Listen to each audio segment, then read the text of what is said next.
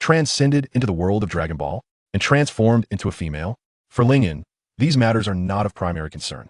The crux lies in having traversed into the future timeline of Dragon Ball, where survival becomes the utmost priority. Chapter 1. The future world of Dragon Ball. Boom, boom. A cacophony of explosions reverberated through the air, engulfing the entire city in flames. Countless souls cried out in agony. This was not the epicenter of war, yet it was far more terrifying, for the devastation was wrought by two androids capable of annihilating the world. Within an underground shelter, Ling grimaced, her teeth clenched, listening to the broadcast detailing the destruction caused by the androids. Her hands formed a tight fist. Having traversed this world for over 2 years, no matter how I evade, I cannot escape the onslaught of the androids. Alas, my current strength is still insufficient. To venture out carelessly would render me hardly stronger than an ordinary person. Lingyan's heart brimmed with reluctance, yet she understood all too well that, at present, she was utterly powerless against the androids. Gazing at the virtual panel displaying a battle power of 64 million, she slumped despondently onto the sofa. 64 million, a figure unfathomable for an Earthling. After all, even the mightiest of Earthlings, bald-headed Krillin, boasted a power level barely exceeding 1 million in his later years. Earthlings, within the realm of Dragon Ball, are not regarded as a formidable race, at least not in terms of martial prowess. Indeed, this is the world of Dragon Ball. Lingyan had long been aware of her transition into the realm of Dragon Ball, and the peculiar twist of becoming a female in a mundane world. Such gender transformation might have been a major concern. However, upon realizing she was situated in the future timeline of Dragon Ball, the issue of gender paled in comparison to matters of life and death. This was the future world of Dragon Ball, a brutal reality where the Z-Fighters had been slain by androids. For over a decade, the androids had rampaged unchecked, leaving countless cities in ruins and inflicting catastrophic losses upon humanity.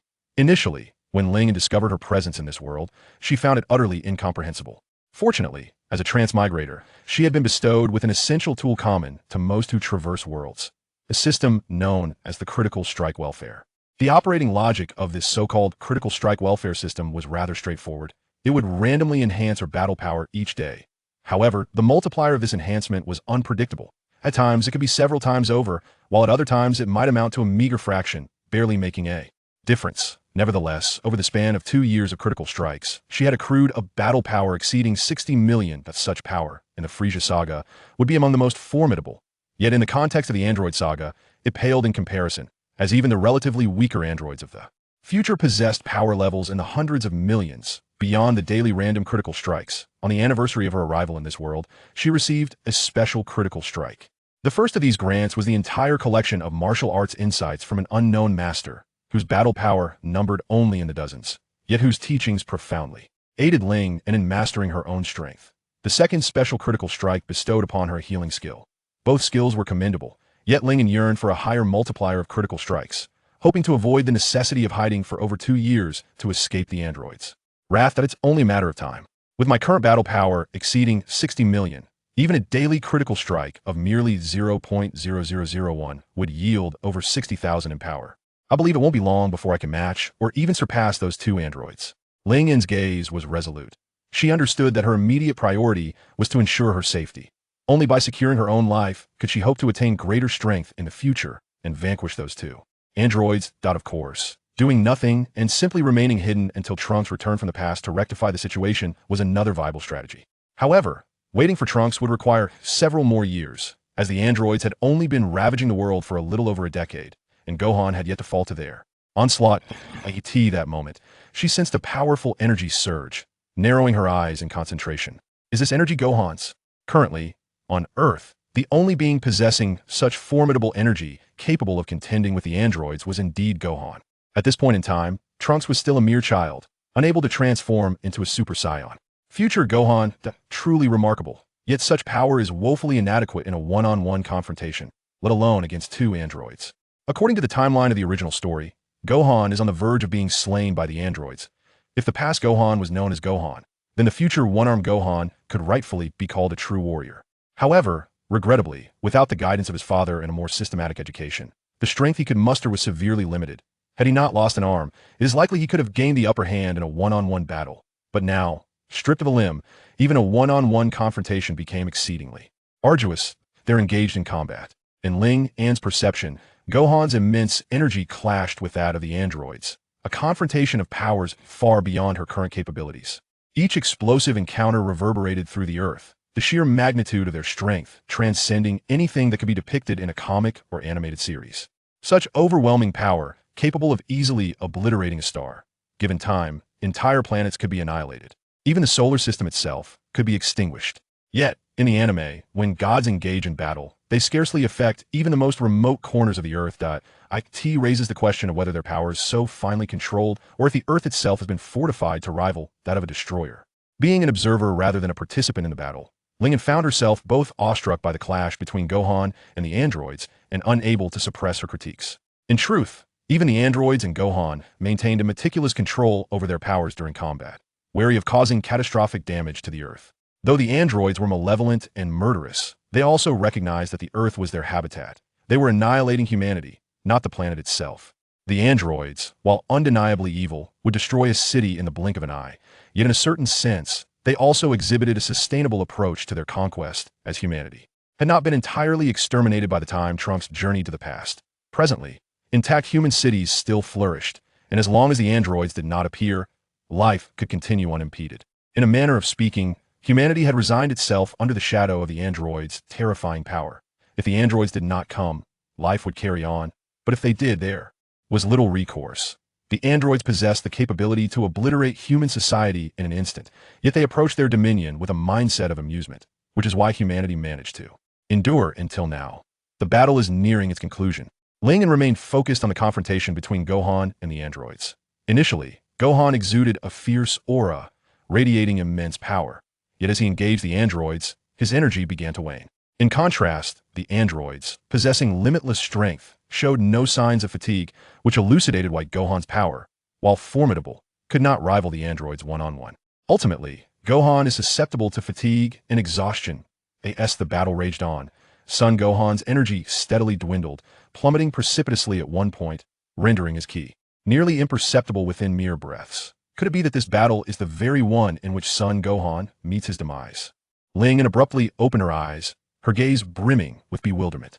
Her recollection of the Dragon Ball saga had grown somewhat hazy over time, yet she retained a general understanding of the plot.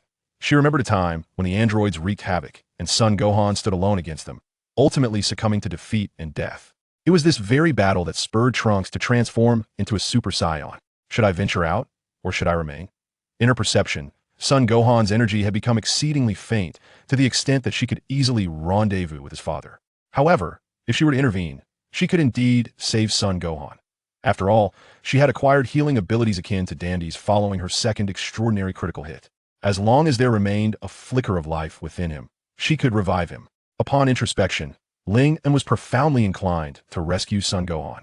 As a fervent fan of Dragon Ball, she felt an overwhelming sympathy for future Gohan, particularly when juxtaposed against the backdrop of Goku's legacy, which only served to accentuate the rarity of his potential. Moreover, having Son Gohan around could provide a certain equilibrium against the androids, preventing their arrogance from escalating further. Yet, she was also apprehensive that should she step outside and be discovered by the androids, confronting them with her current capabilities would be tantamount to courting death. After all, she was not a Saiyan. Had she been one, she could have perhaps employed some unorthodox means to trigger a transformation into a Super Saiyan. With her present battle power of over 60 million, a transformation would catapult her strength to over 3 billion, rendering the androids mere trifles. Alas, she was merely an authentic Earthling, having traversed into this world in physical form. Although she was unclear as to why her physical embodiment had shifted from male to female, she remained undeniably a terrestrial being. Son Gohan's energy is now exceedingly tenuous. If I do not act soon, it will truly be too late.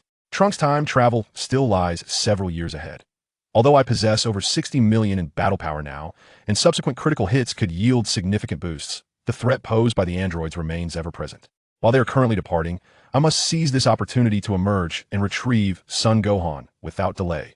Due to the presence of the androids, she could scarcely sense any ki. However, according to the original narrative, these androids would typically vacate after laying waste to the city. The tale also depicted Trunks' emergence following Gohan's demise. After weighing her options, Ling decisively opened the door to the underground chamber and stepped outside.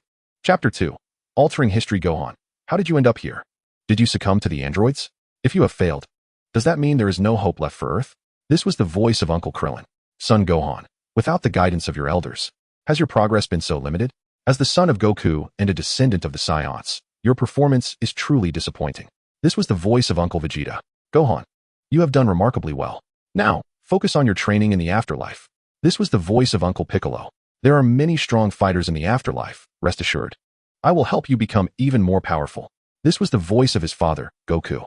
Gohan, Uncle Krillin, Uncle Piccolo, Vegeta, Dad, why? Why can I hear their voices? Could it be that I have already passed away? Is this what death feels like? No, I cannot die. If I perish, Earth will lose its last line of defense against the androids. Can Trunks truly shoulder the responsibility of saving the planet? It fills me with such bitterness. Why am I so weak? If I could only become a little stronger, perhaps I could defeat the androids. Yet, I am utterly exhausted. At this moment, I long to drift into eternal slumber. Father, Uncle Piccolo, perhaps I have always harbored an indifference towards battle. However, for the sake of Earth, for humanity, and in memory of those who have fallen, I have fought with all my might. Am I finally to be liberated? Just as Gohan felt his consciousness sinking deeper, like a leaf swaying in the tempest, on the brink of falling, suddenly, a glimmer of light pierced through the darkness. In the blink of an eye, the light flooded the void surrounding him. Before him stood a girl with golden hair and blue eyes. Gohan, wake up! The androids! In that moment, upon opening his eyes and beholding the golden-haired girl, an evil figure instantly filled his vision, igniting an overwhelming fury within him. With a roar, he unleashed a punch without even transforming into a Super Saiyan. A thunderous boom echoed as the force of his punch sent everything in the room scattering. With a resounding slap, carrying a sweet fragrance, a hand struck Gohan's face. Simultaneously, he heard her melodious voice, laced with irritation. Gohan, have you lost your mind due to the androids? How could you attack without knowing the situation? If I hadn't possessed some strength myself, you might have turned me into a pancake. At that moment, Lingen caught Gohan's fist with one hand, gazing at his bewildered expression, feeling a mix of anger, fear, and relief. Thankfully, Gohan hadn't transformed into a Super Saiyan. Otherwise, with his several hundred million battle power unleashed in a single punch, she would have been utterly defenseless and might have vanished in an instant. If Gohan had truly killed her, it would have been quite the farce. Gohan's normal battle power was merely a few million, as his strength had grown little since Frieza's arrival on Earth, and due to various reasons, he had not trained extensively. A punch with a few million power was easily absorbed by her current strength of over 60 million.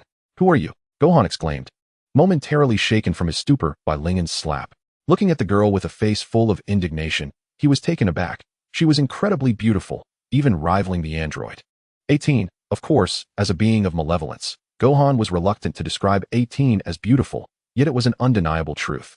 The girl resembled 18 to some extent, sharing similar features like golden hair and blue eyes, yet the differences were quite significant. Did you save me? Gohan stammered, retracting his fist and inquiring hesitantly. Is that even a question? Who else on Earth could have saved you if not me? Lingen shot him an exasperated glance and turned to retrieve the radio lying on the floor. After switching it on, she realized it was broken.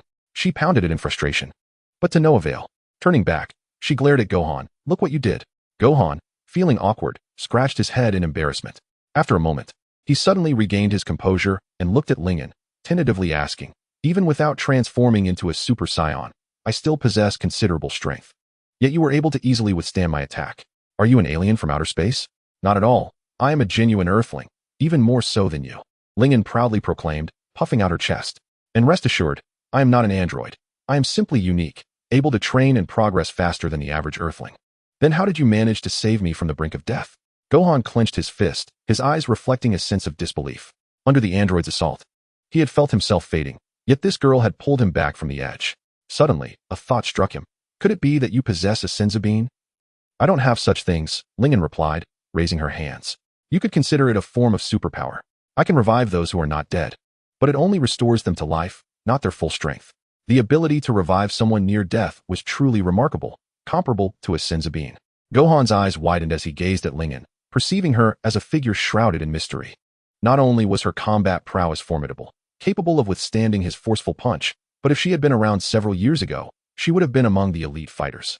Even now, she likely stood as one of Earth's strongest warriors, possessing the extraordinary ability to resurrect others from the brink of death. Moreover, she appeared to possess a certain understanding of science and combat. Otherwise, her seamless acceptance of his words would have been perplexing. She was truly an enigmatic woman. By the way, after coming back from the brink of death, have you noticed an increase in your energy? At that moment, Lingen, with her hands behind her back, approached with a charming expression, causing Gohan to instinctively retreat a couple of steps, flustered. Energy increase. Gohan was taken aback. The next moment, he closed his eyes, carefully sensing the power within himself. After a while, a look of surprise spread across his face. Although my stamina has not fully recovered, I can still sense a rise in my energy. If I regain my strength and transform into a Super Saiyan, perhaps I could defeat an android one-on-one with my current energy. Indeed, Saiyans are a race that seems to cheat death. Reviving from the brink of death results in actual growth, akin to having a cheat code. Lingen observed Gohan's astonished expression with a hint of envy. This is all thanks to your assistance. Gohan, though innocent and romantic, was not as naive as his father. Moreover, Goku was merely pure-hearted, not foolish, except for some exceptions. Having endured Frieza and the androids, Gohan's maturity had grown significantly. He was immensely grateful for Lingen's life-saving intervention. If it weren't for you, I might have already reunited with my father and the others. Thanks to you, I not only returned to life, but also gained even greater strength. Let us forego expressions of gratitude. Rather, focus your formidable abilities on combating the androids. My current strength is insufficient to confront those two malevolent beings. You have faced the androids countless times and rescued humanity on numerous occasions. In a certain sense, I am under your protection. Thus, I urge you to persevere in your efforts. Lingen placed a reassuring hand on Son Gohan's shoulder, her tone resolute. We must decisively eliminate those two wicked androids. Rest assured, I shall do so. Son Gohan's gaze was fierce as he regarded Lingen, solemnly nodding in agreement. Just then, amidst their steadfast exchange, a sudden and comical gurgling sound emanated from Son Gohan's abdomen, shattering the serious atmosphere. His determined expression instantly turned crimson. Here, this is a can of meat.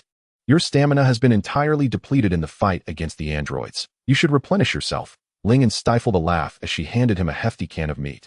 Though embarrassed, Son Gohan accepted it without hesitation, opening the can and devouring its contents voraciously. Lingen observed Son Gohan, who could only eat with one hand due to his injury. Watching his empty arm, she gained a clearer understanding of her healing abilities. No matter how severe the injury, she could mend it, but she could not restore expended energy. Furthermore, any severed body parts could not be regenerated. Thus, losing a head or heart would render her healing skills ineffective.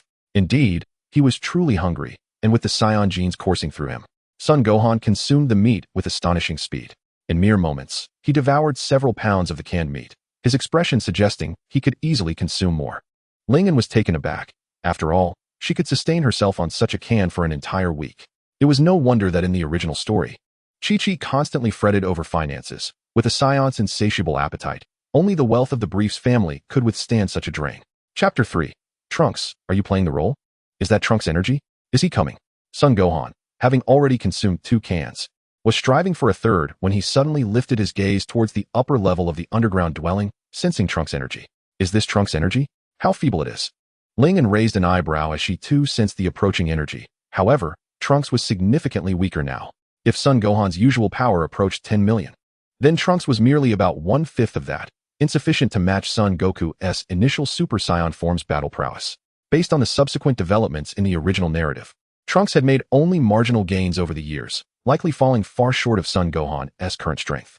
Even when he transformed into a Super Saiyan upon arriving in the main timeline, he likely stood on par with Son Goku, though in actual combat, he might falter due to the vast differences in experience. This is understandable. Son Gohan had endured the Frieza saga and trained alongside Piccolo and Son Goku, both masters of martial arts, thus he had received some training. In contrast, Trunks had only trained sporadically. Most of his time was spent in solitary contemplation, which limited his growth. I should depart now, otherwise, Trunks will grow anxious if he cannot find me, Son Gohan gently said, glancing at the golden-haired girl before him. Miss Lingen, would you like to leave with me? This city has been devastated by the androids, and I have inadvertently caused considerable damage to your home as well. As Son Gohan spoke, he felt a twinge of embarrassment, for Lingen was his savior, yet he had initially attacked her, though he had not inflicted harm.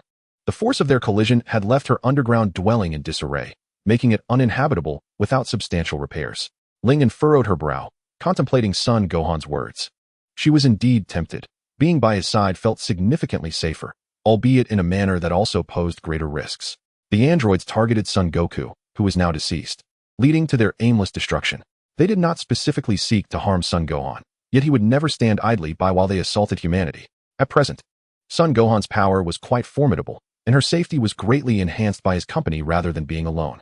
For instance, today, had the androids noticed her, her fate would have been dire, yet how long could she rely on such luck? Staying close to Son Gohan offered the possibility of escape if they were unable to defeat an adversary. Once they weathered this storm and she acquired sufficient strength to confront the androids, she would have no cause for concern. With this thought, she gently nodded, indicating her agreement to accompany him. "I want to impose," Son Gohan replied, waving his hand. He set down the can and addressed Lingen. "In that case, let us proceed. I worry that Trunks may be growing anxious." However, upon hearing Son Gohan's voice, Lingen did not move. Instead, she scrutinized him. In response to his puzzled expression, she spoke softly. "Gohan, do you believe you can face those two androids alone?" "No, even before I lost my arm. Confronting a single android was already a daunting task. Although my strength has increased considerably, I am still limited to one arm. It is unlikely that I could contend with two androids," he replied, his expression tinged with reluctance. As the son of the Earth's savior, Son Goku, how could he accept that he could not protect the planet or its inhabitants? Clenching his remaining fist, he looked at Lingen and asked, "Do you have a plan?" "Indeed, I do," Lingen nodded, extending a finger towards the low ceiling, although she was actually indicating Trunks' position below. "Gohan, it is fundamentally impossible for you to contend with two androids alone, and I am currently unable to assist you in battle. However, Trunks is different. Though his strength is currently weak, do not forget he is also of Saiyan descent. He can transform into a Super Saiyan. While Trunks may be unable to defeat the androids even in that form, he could at least buy you some time. If he can hold one of the androids at bay, you should be capable of eliminating the other with your current power, correct? Are you suggesting that we provoke Trunks into transforming into a Super Saiyan?" Son Gohan's eyes widened as he gazed at Lingen, his pupils trembling slightly. He took a deep breath, contemplating the feasibility of her suggestion. But how could they elicit such a transformation in Trunks? "You should know better than I," Lingen replied with a calm smile. "Is it not said that Saiyans can achieve Super Saiyan transformations through extreme rage?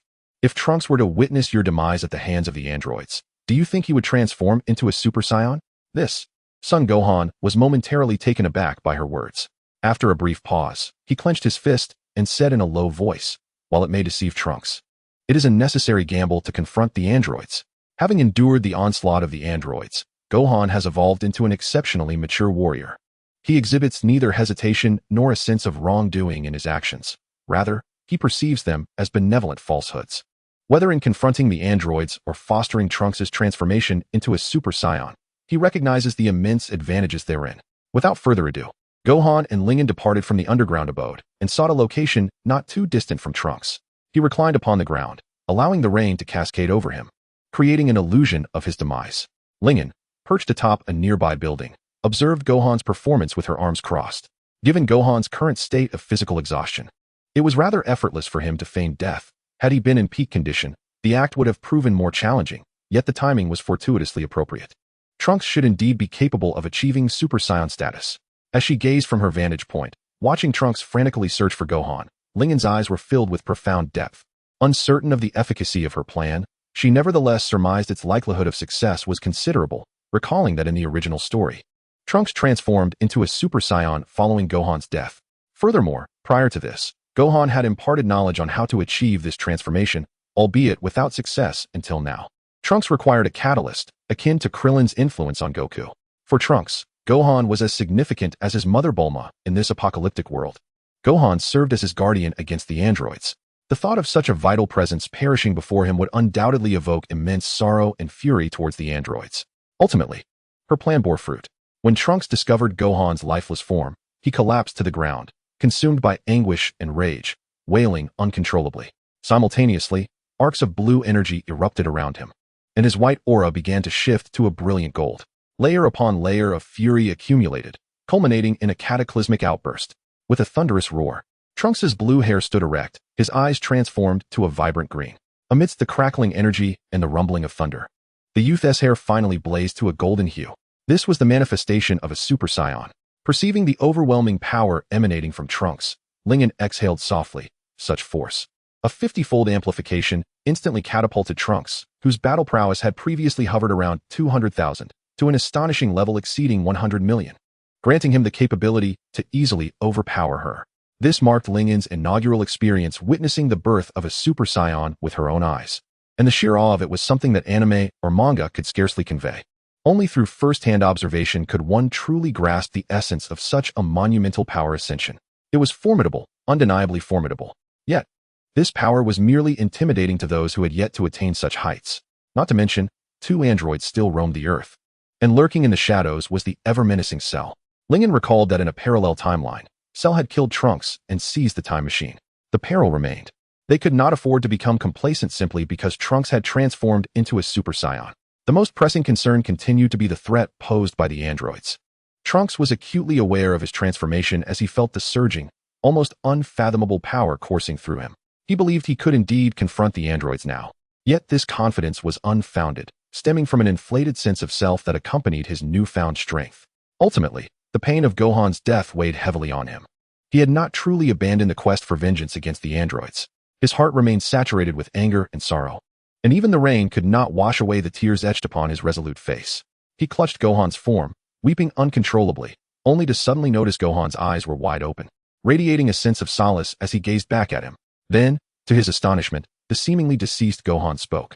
"Trunks, you truly have not disappointed me. You have indeed become a Super Saiyan." Trunks, bewildered, could only respond with a stunned expression. Chapter 4, Bulma. The relentless rain battered the city. Gohan stood up, welcoming the downpour, and flashed a radiant smile at the petrified Trunks. After gently patting Trunks on the shoulder, the latter snapped back to reality, gazing at Gohan with trembling limbs and an incredulous expression. "Gohan, brother, is this a figment of my imagination? It is no illusion. I stand before you, alive. I have not succumbed to death. Trunks, you have done exceptionally well. You have finally transformed into a Super Saiyan." Gohan replied with a warm smile. "Brother Gohan, you are unharmed. This is such a relief. I feared you had truly perished." Trunks wiped the tears from his face, sobbing as he spoke. "Gohan, brother, did you go through all this to inspire my transformation into a Super Saiyan? Are the androids not as formidable as I thought?" Upon hearing this, Gohan's expression turned serious. He sensed Trunks' burgeoning arrogance following his transformation. In light of this, he felt compelled to temper his exuberance. "In a sense, I have experienced death. Were it not for Lingen's assistance, I might have truly perished. The androids remain a terrifying threat." "Lingen's assistance?" Trunks paused, bewildered. "Who is that? If all goes well, it should be her." Gohan intended to elaborate, but at that moment, Lingen gracefully descended beside them. Upon her arrival, Trunks' eyes widened, and after a few breaths, he turned to Gohan, silently questioning who she was. "This is Lingen, the one who rescued me from the brink of death. Without her, I might have actually crossed over to the afterlife." Gohan expressed, gratitude evident in his eyes. "Ah, so that is how it is." While Trunks was curious about Lingen's identity, Gohan had not provided further details, and he refrained from prying. Instead, he bowed deeply to Lingen and solemnly expressed, "Sister Lingen, I thank you for saving Brother Gohan." Trunks' gratitude was genuine, especially after he had profoundly felt the anguish and sorrow of Gohan's supposed death, a heart-wrenching pain that would have been unbearable had it not been for Lingen's intervention. Lingen merely squinted her eyes, waving her hand with a smile. "No need for thanks, as a fellow Earthling. I too am grateful for Gohan's repeated efforts to combat the androids. Moreover, the idea to feign Gohan's death to catalyze your transformation into a Super Saiyan was my suggestion. I hope you harbor no resentment towards me for deceiving you."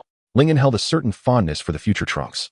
After Gohan's demise, he had faced the androids time and again, even after his own power had dwindled in comparison to Gohan's.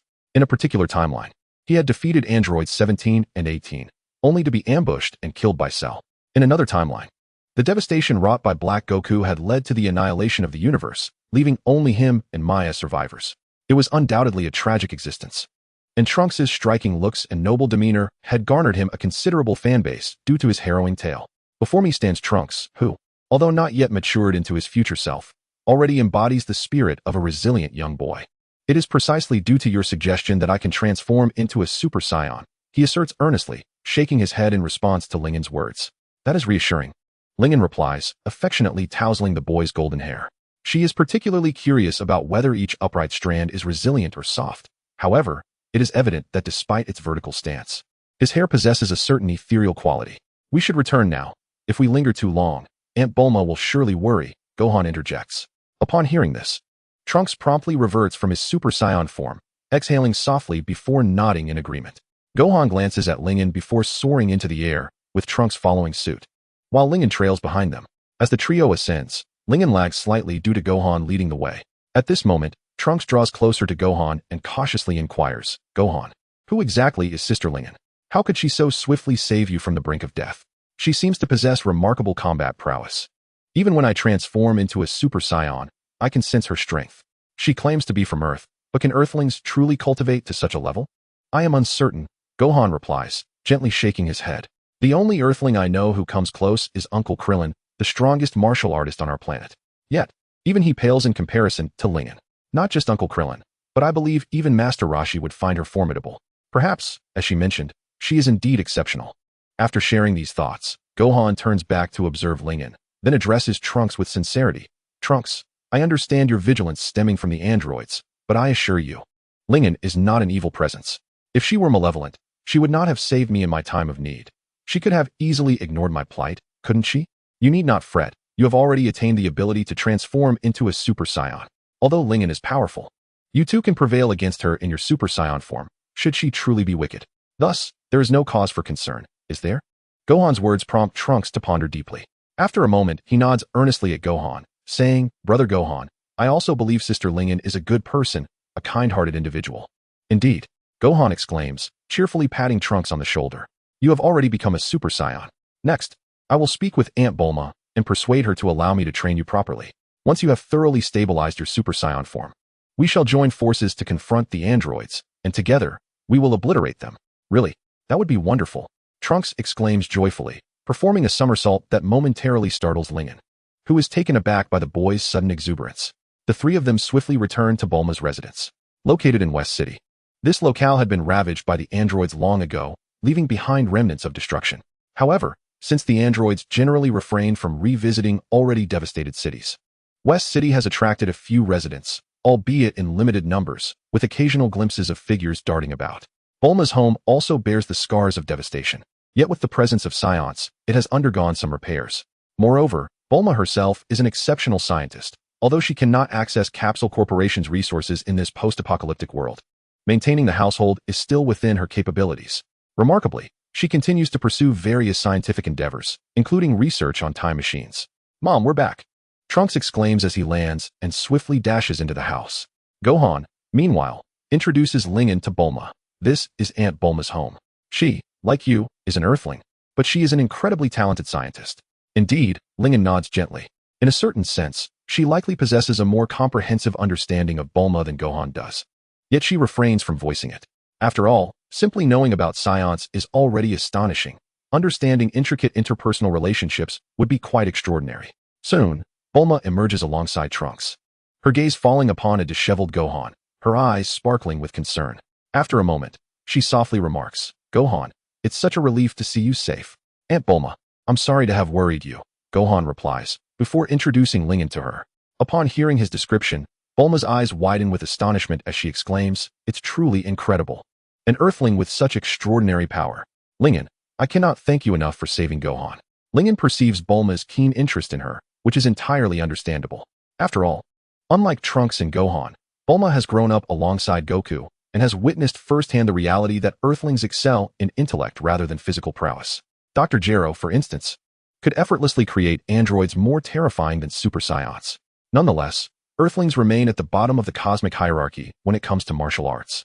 Even Master Roshi, revered as the martial arts master, boasted merely over 100 in combat power.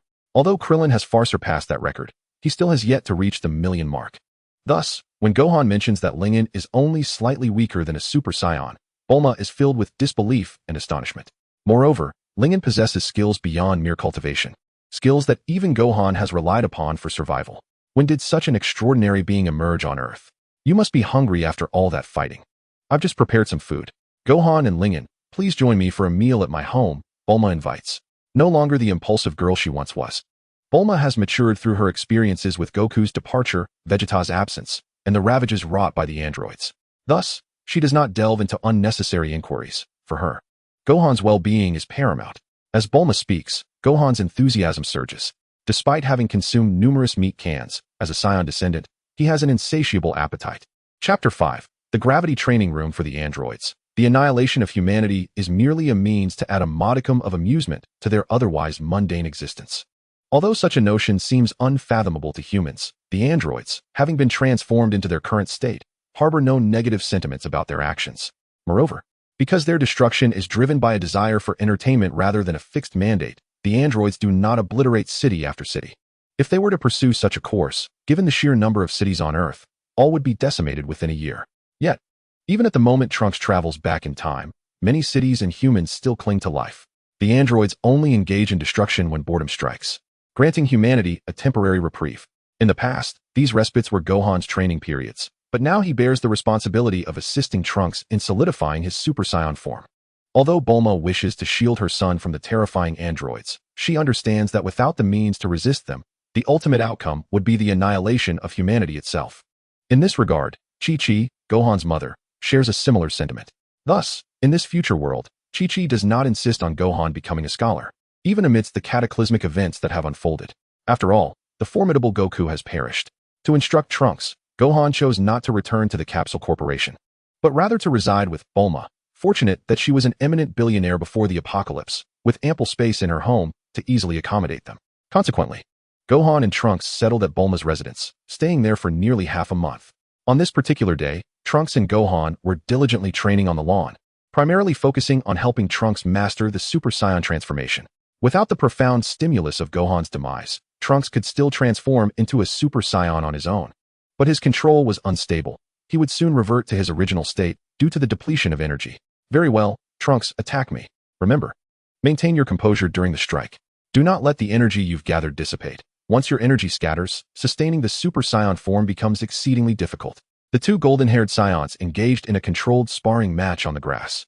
As Gohan faced Trunks' youthful attacks, he adeptly balanced his defense with ongoing instruction.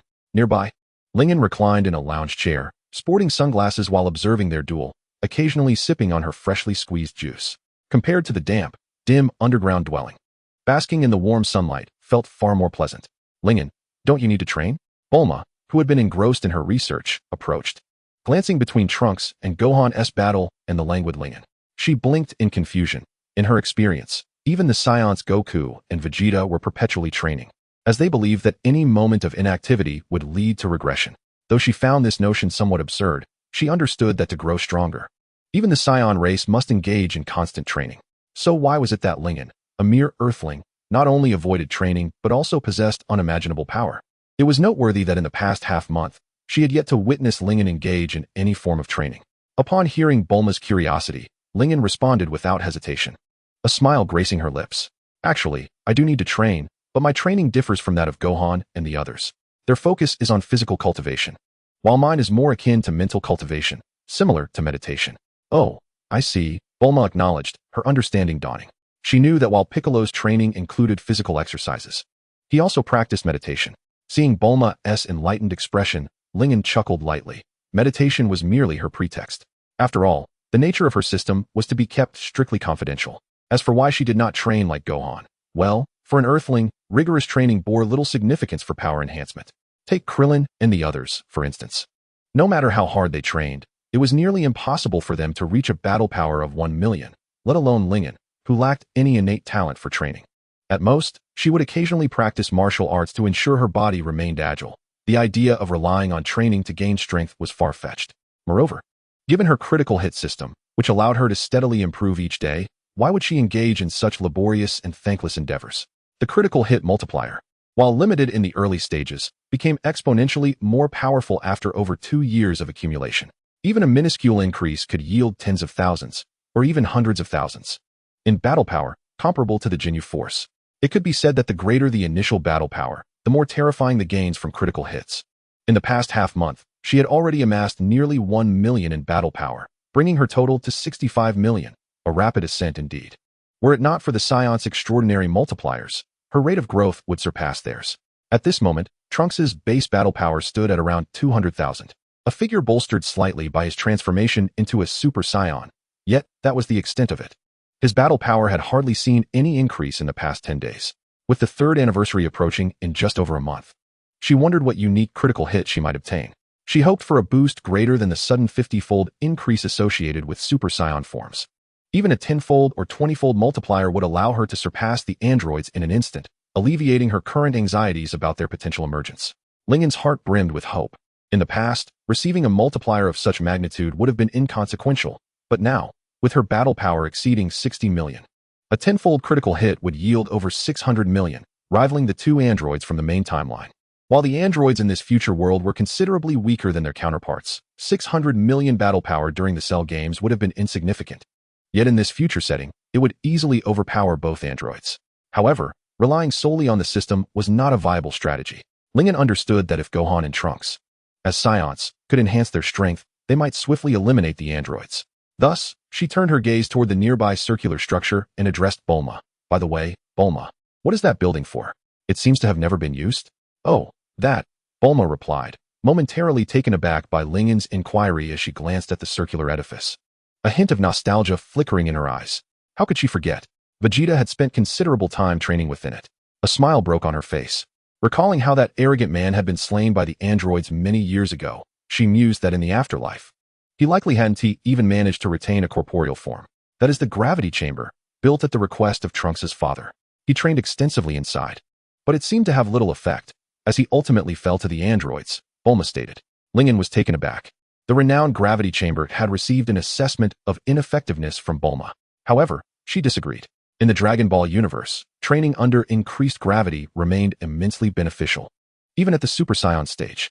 For example, at the beginning of the Buu saga, Vegeta still utilized the gravity chamber for training alongside Trunks. If it were truly ineffective, he would not have persisted. The time chamber of the Earth's Supreme Kai, or Goku's training on King Kai's planet, were both predicated on resisting gravity. Her inquiry to Bulma stemmed from a desire to ascertain whether the gravity chamber still held any utility. While it might not serve her directly, it could significantly benefit Gohan and Trunks.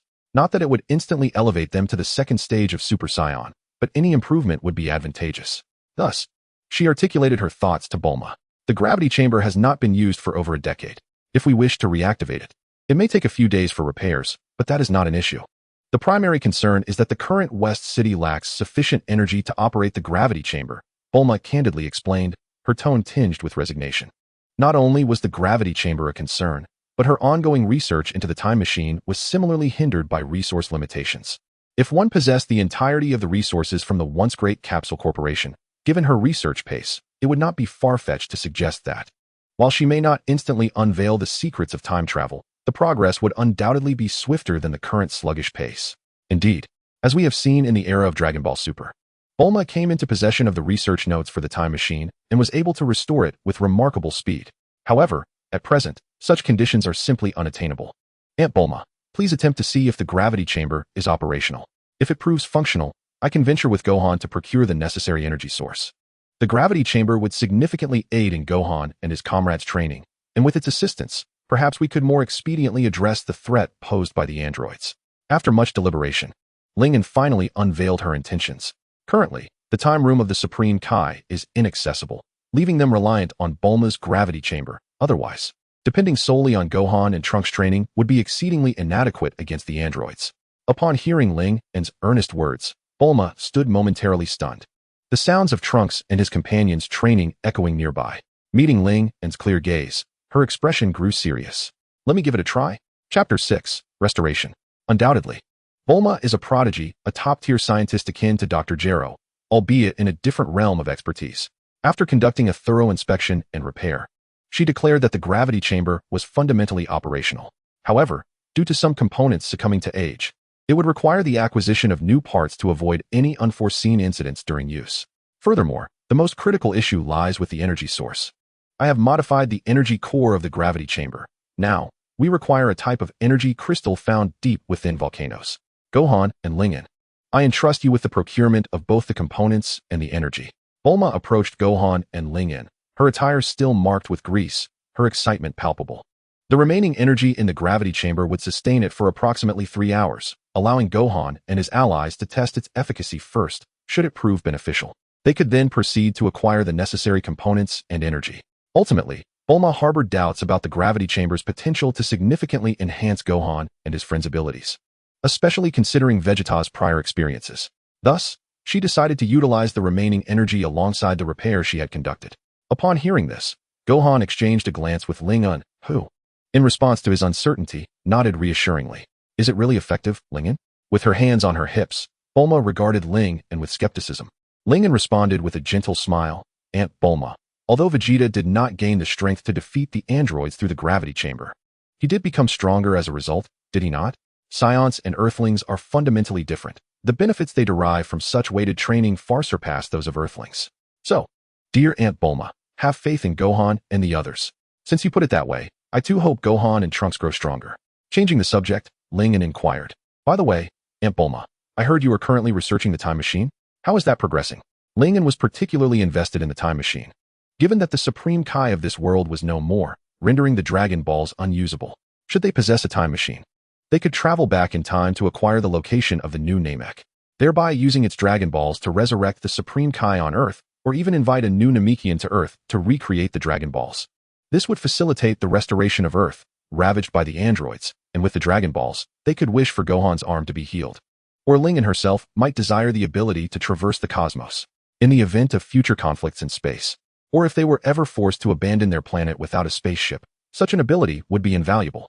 Lingen reflected on the current devastation wrought by the androids. Had she possessed a spaceship and the means to survive in space, she would have already fled.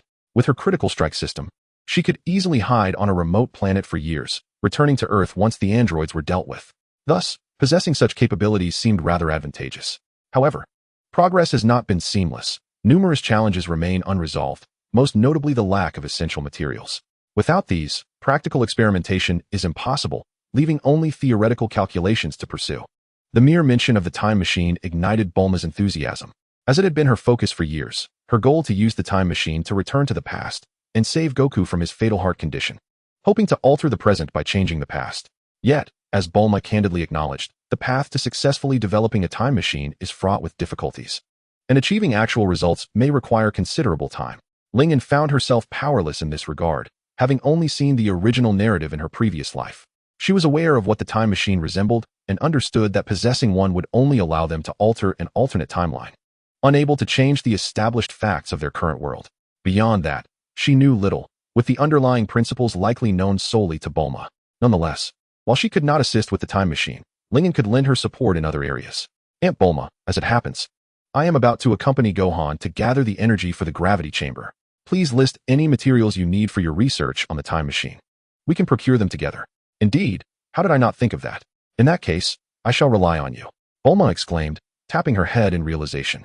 She had been struggling with the various missing components for the time machine, and the threat posed by the androids had hindered her ability to gather resources. Now that Gohan and the others were setting out, it was the perfect opportunity to enlist their aid in procurement. Thank you, Lingen, for the reminder. I will prepare immediately. With that, she dashed into the house, leaving Lingen smiling softly as she gazed at the red light filtering through the window. A sense of joy washed over her, knowing she had the power to alter the course of the narrative. Without her intervention, Gohan would have perished under the android's assault, and Trunks would have struggled in vain for years before ultimately using Bulma's time machine to return to the past and gain the strength to defeat the androids. Yet now, with her involvement, Gohan had survived, and barring any unforeseen events, he would soon acquire the strength necessary to confront the androids. All while Bulma might accelerate her research on the time machine. Everything seemed to be unfolding in a favorable direction. Lingen reclined on a lounge chair, gazing at the sun hanging in the sky, a content smile gracing her face. Gohan, is the gravity chamber truly effective? Upon entering the gravity chamber, Trunks cast a doubtful glance at Gohan. In response, Gohan gently shook his head. I'm not entirely sure, but I trust Ling and judgment. I vaguely recall that during the Frieza saga, my father engaged in gravity training aboard a spaceship en route to Namek. Moreover, Trunks, your father Vegeta also trained in this very gravity chamber, so it should be beneficial. Father trained here as well? Trunks surveyed the gravity chamber with wide eyes, his youthful face betraying a hint of awe. After a moment, he clenched his fists. Then I too shall strive to grow stronger. The androids my father could not defeat, I will vanquish. Trunks, have faith in yourself. You can surely achieve this. I believe Uncle Vegeta will also take solace in your determination. Son Gohan gently patted Trunks on the shoulder before approaching the control panel, where he began to adjust the weight settings as per Bulma's instructions. In that moment, he recalled the words of Lingen, who had previously advised him to confront higher levels of gravity using his own strength rather than transforming into a Super Saiyan. After all, once one becomes a Super Saiyan, the current gravity chamber would prove ineffective, rendering the effort futile. It is only by relying on one's inherent strength that one can truly unleash their inner power. Trunks, are you ready? I will activate the gravity chamber. You must not transform into a Super Saiyan. Instead, you must gradually acclimate to the gravity imposed upon you. This is the path to becoming stronger. Do you understand? I understand, Brother Gohan. Please proceed. Trunks nodded resolutely. As Son Gohan activated the gravity device, both felt a slight pressure weighing down upon them. However, upon exchanging glances, They recognized that this initial pressure was still within their tolerable limits. Thus, they increased the gravity, as the weight pressed down upon them in escalating increments. It wasn't long before they both felt their bodies becoming immensely heavy, making even the simple act of walking a challenge. For an ordinary person, such an environment would instantly crush them into oblivion, yet for the two of them, it was merely a matter of struggling to move. Let us begin. We will start training under this level of gravity. Trunks, commence with the most fundamental exercises. Understood. Beneath the oppressive gravity, Son Gohan and Trunks initiated their training in the gravity chamber. They did not engage in combat, as it was impossible to do so without full adaptation. Instead, they focused on basic training exercises, punching, running, squats, and sit-ups. Given their strength, combined with their Saiyan physiology, they quickly adapted to the increased gravity. Son Gohan gritted his teeth and pushed for further increments. The terrifying weight continued to bear down upon them, yet time and again, they overcame it. When half of the chamber's resources were depleted, Son Gohan decided against further increases, recognizing that any additional weight might be too much for Trunks to endure. The current gravity was already a significant burden for him, and in this state, they commenced their sparring practice. Their punches and kicks transitioned from sluggish beginnings to rapid exchanges. With each strike from Trunks, Son Gohan was increasingly convinced that this gravity training could indeed render them significantly more powerful in a short span of time. He envisioned possessing enough strength to overpower an android, while Trunks, though not yet fully capable of facing them, would be stronger and able to distract the androids longer. In that scenario, they might just have the opportunity to defeat one android and thereby eliminate the threat entirely. At that moment, he suddenly thought of Lingin, her charming smile illuminating his thoughts. Since her arrival, circumstances seemed to be shifting towards a favorable outcome, something he had never dared to imagine before. Thank you, Lingin. Chapter 7. Departure time has always been the most undervalued of commodities. 3 hours passed in the blink of an eye. The doors of the gravity training chamber slowly opened, and a disheveled Son Gohan and Trunks stepped out, greeted by Lingin's welcoming presence. How effective was the gravity chamber? Have you both grown stronger? Lingin inquired, her curiosity piqued. Although she had seen numerous instances of gravity training in the original story, she remained uncertain of its real-world efficacy. Thus, it was only natural for her to seek the insights of those who had genuinely experienced it. Upon hearing her question, the two exchanged glances and nodded at Lingin, smiling as they replied, "The results are truly remarkable. Both Trunks and I can feel significant progress. If only we could utilize it for 3 days, 30 days, or even 3 months, I might be able to defeat both androids." Is that so? That is wonderful news. At that moment, Bulma rushed in from outside, having just overheard Son Gohan's words. A joyful surprise illuminated her face, though it was accompanied by a hint of regret.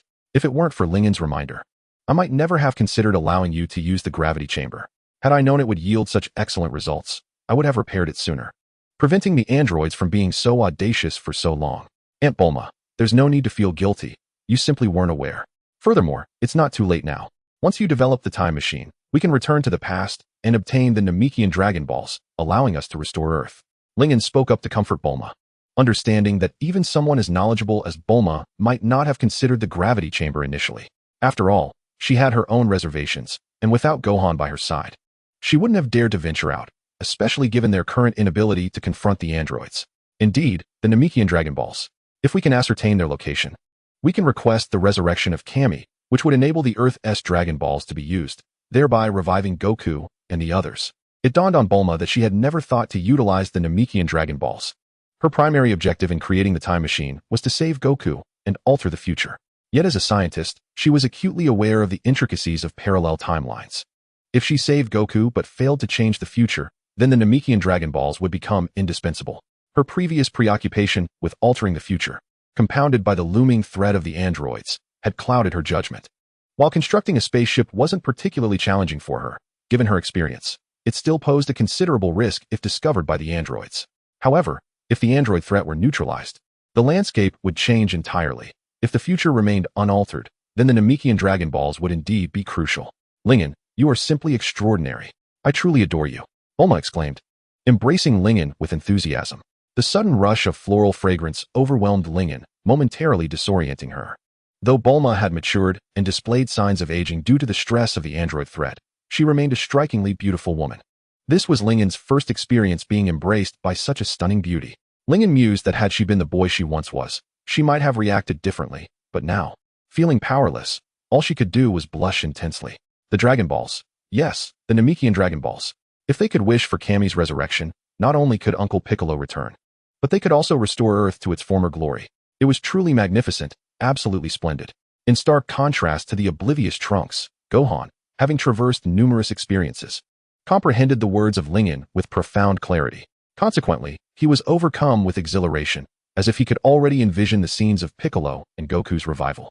Aunt Bulma, I believe it is time for us to take action. We should gather the materials for the gravity chamber post-haste. The sooner Gohan and the others grow stronger, the sooner they can vanquish the androids. By that time, you can devote yourself entirely to the creation of the time machine.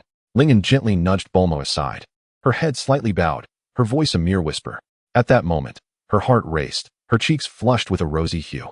This sight elicited a chuckle from Bulma, who mistook Lingyan's demeanor for shyness, unaware that the sweet and demure girl before her had, over 2 years prior, been an energetic boy capable of singing, dancing, and playing basketball, and had now found herself in the embrace of a mature woman for the first time. Bulma, believing Lingyan to be bashful, remained oblivious to the fact that the girl was experiencing certain psychological responses typical of boys, albeit merely psychological, as her physiology had since transformed. All right, Gohan, gather your things and set off. Be swift in your return, and remember, safety is paramount. Avoid the androids whenever possible, and proceed with utmost caution. Gohan, now that we have a glimmer of hope, do not allow it to be extinguished halfway. I understand, Aunt Bulma. Gohan nodded solemnly. Whether it was the hope of defeating the androids or the prospect of using the Dragon Balls on Namek to make a wish, he felt invigorated, acutely aware that now was not the time for a direct confrontation with the androids.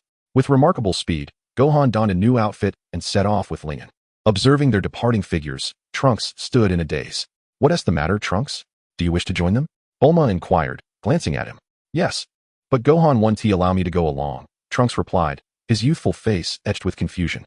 Mom, why won't Gohan let me accompany them? Lingyan can go. And if I transform into a Super Saiyan, my strength surpasses hers by far. Dear child, Bulma gently patted Trunks' head, offering a reassuring smile. Do not overthink it. Gohan's decision is not based on strength. Regardless, this journey may encounter androids, and by keeping you here, Gohan wishes to preserve a spark of hope. Should they face peril, you will remain safe. At your current strength, you cannot contend with the androids. Should you encounter them, you might find yourself overwhelmed. As for Lingyan, her presence has significantly altered our circumstances. She is a person of strong will and thoughtful ideas, capable of aiding Gohan at this stage. Moreover, Lingyan possesses the ability to revive those on the brink of death. Should they indeed confront the androids and falter, she could save Gohan, could she not? Seeing Trunks gradually grasping the situation, Bulma smiled and continued, So, Trunks, do not dwell on this matter. Unlike your arrogant father, you are gentle, kind, and strong. Do not forsake these admirable traits lightly, understand? Yes, I understand, Mom. Trunks nodded earnestly. Lingyan's decision to accompany Gohan, a choice deemed perilous by Bulma and the others, stemmed from self-preservation. After all, the androids were unpredictable. Gohan might encounter them, and remaining at Bulma's home did not guarantee safety, given the vastness of Earth. In such circumstances, following Gohan, who could stand against the androids, seemed prudent. If they did indeed encounter the androids, she could allow Gohan to engage them while she sought refuge. And as Bulma suggested, once the androids departed, she could return to rescue Gohan. If, however, she failed to reach him in time, then they would have no choice but to endure until either she or Trunks possessed the strength to defeat the androids. At which point they could resume their original plan to utilize the Dragon Balls to restore everyone. As the two scoured the surrounding cities, humanity's society lay in disarray under the onslaught of the androids. While currency retained some value, the order and normalcy it once held had dissipated, leading to a barter system. Fortunately, they were untroubled by such issues. The surrounding cities had been ravaged by the androids, and the number of survivors was scant. Many establishments were abandoned, rendering the acquisition of necessary materials relatively uncomplicated. Simply find and take what was needed. However, it was not without its challenges. These cities had suffered devastation for over a decade, and without human maintenance, many items had deteriorated or decayed. Lacking expertise in this field, they could only rely on their basic judgment to ascertain which items remained usable. As they flew over the ruins of city after city, Lingyan felt a heavy weight in her heart. Having traversed into the Dragon Ball world for over 2 years, she had rarely ventured beyond her underground shelter except for necessary supplies. Thus, her perception of the androids largely stemmed from the original narrative. Yet, witnessing the devastation with her own eyes revealed the terrifying impact the androids had wrought upon the world. Countless lives lost, cities obliterated, and humanity's very existence hanging by a thread. Chapter 8. The early arrival of Cell. After several days of searching through a dozen nearby cities, they finally gathered all the materials required for the gravity chamber and the time machine. Upon returning these materials to Bulma's home, they intended to continue their quest for the energy supply needed for the gravity chamber. At last, I have surpassed 70 million in battle power, Lingen exclaimed, elated yet puzzled by the sudden surge.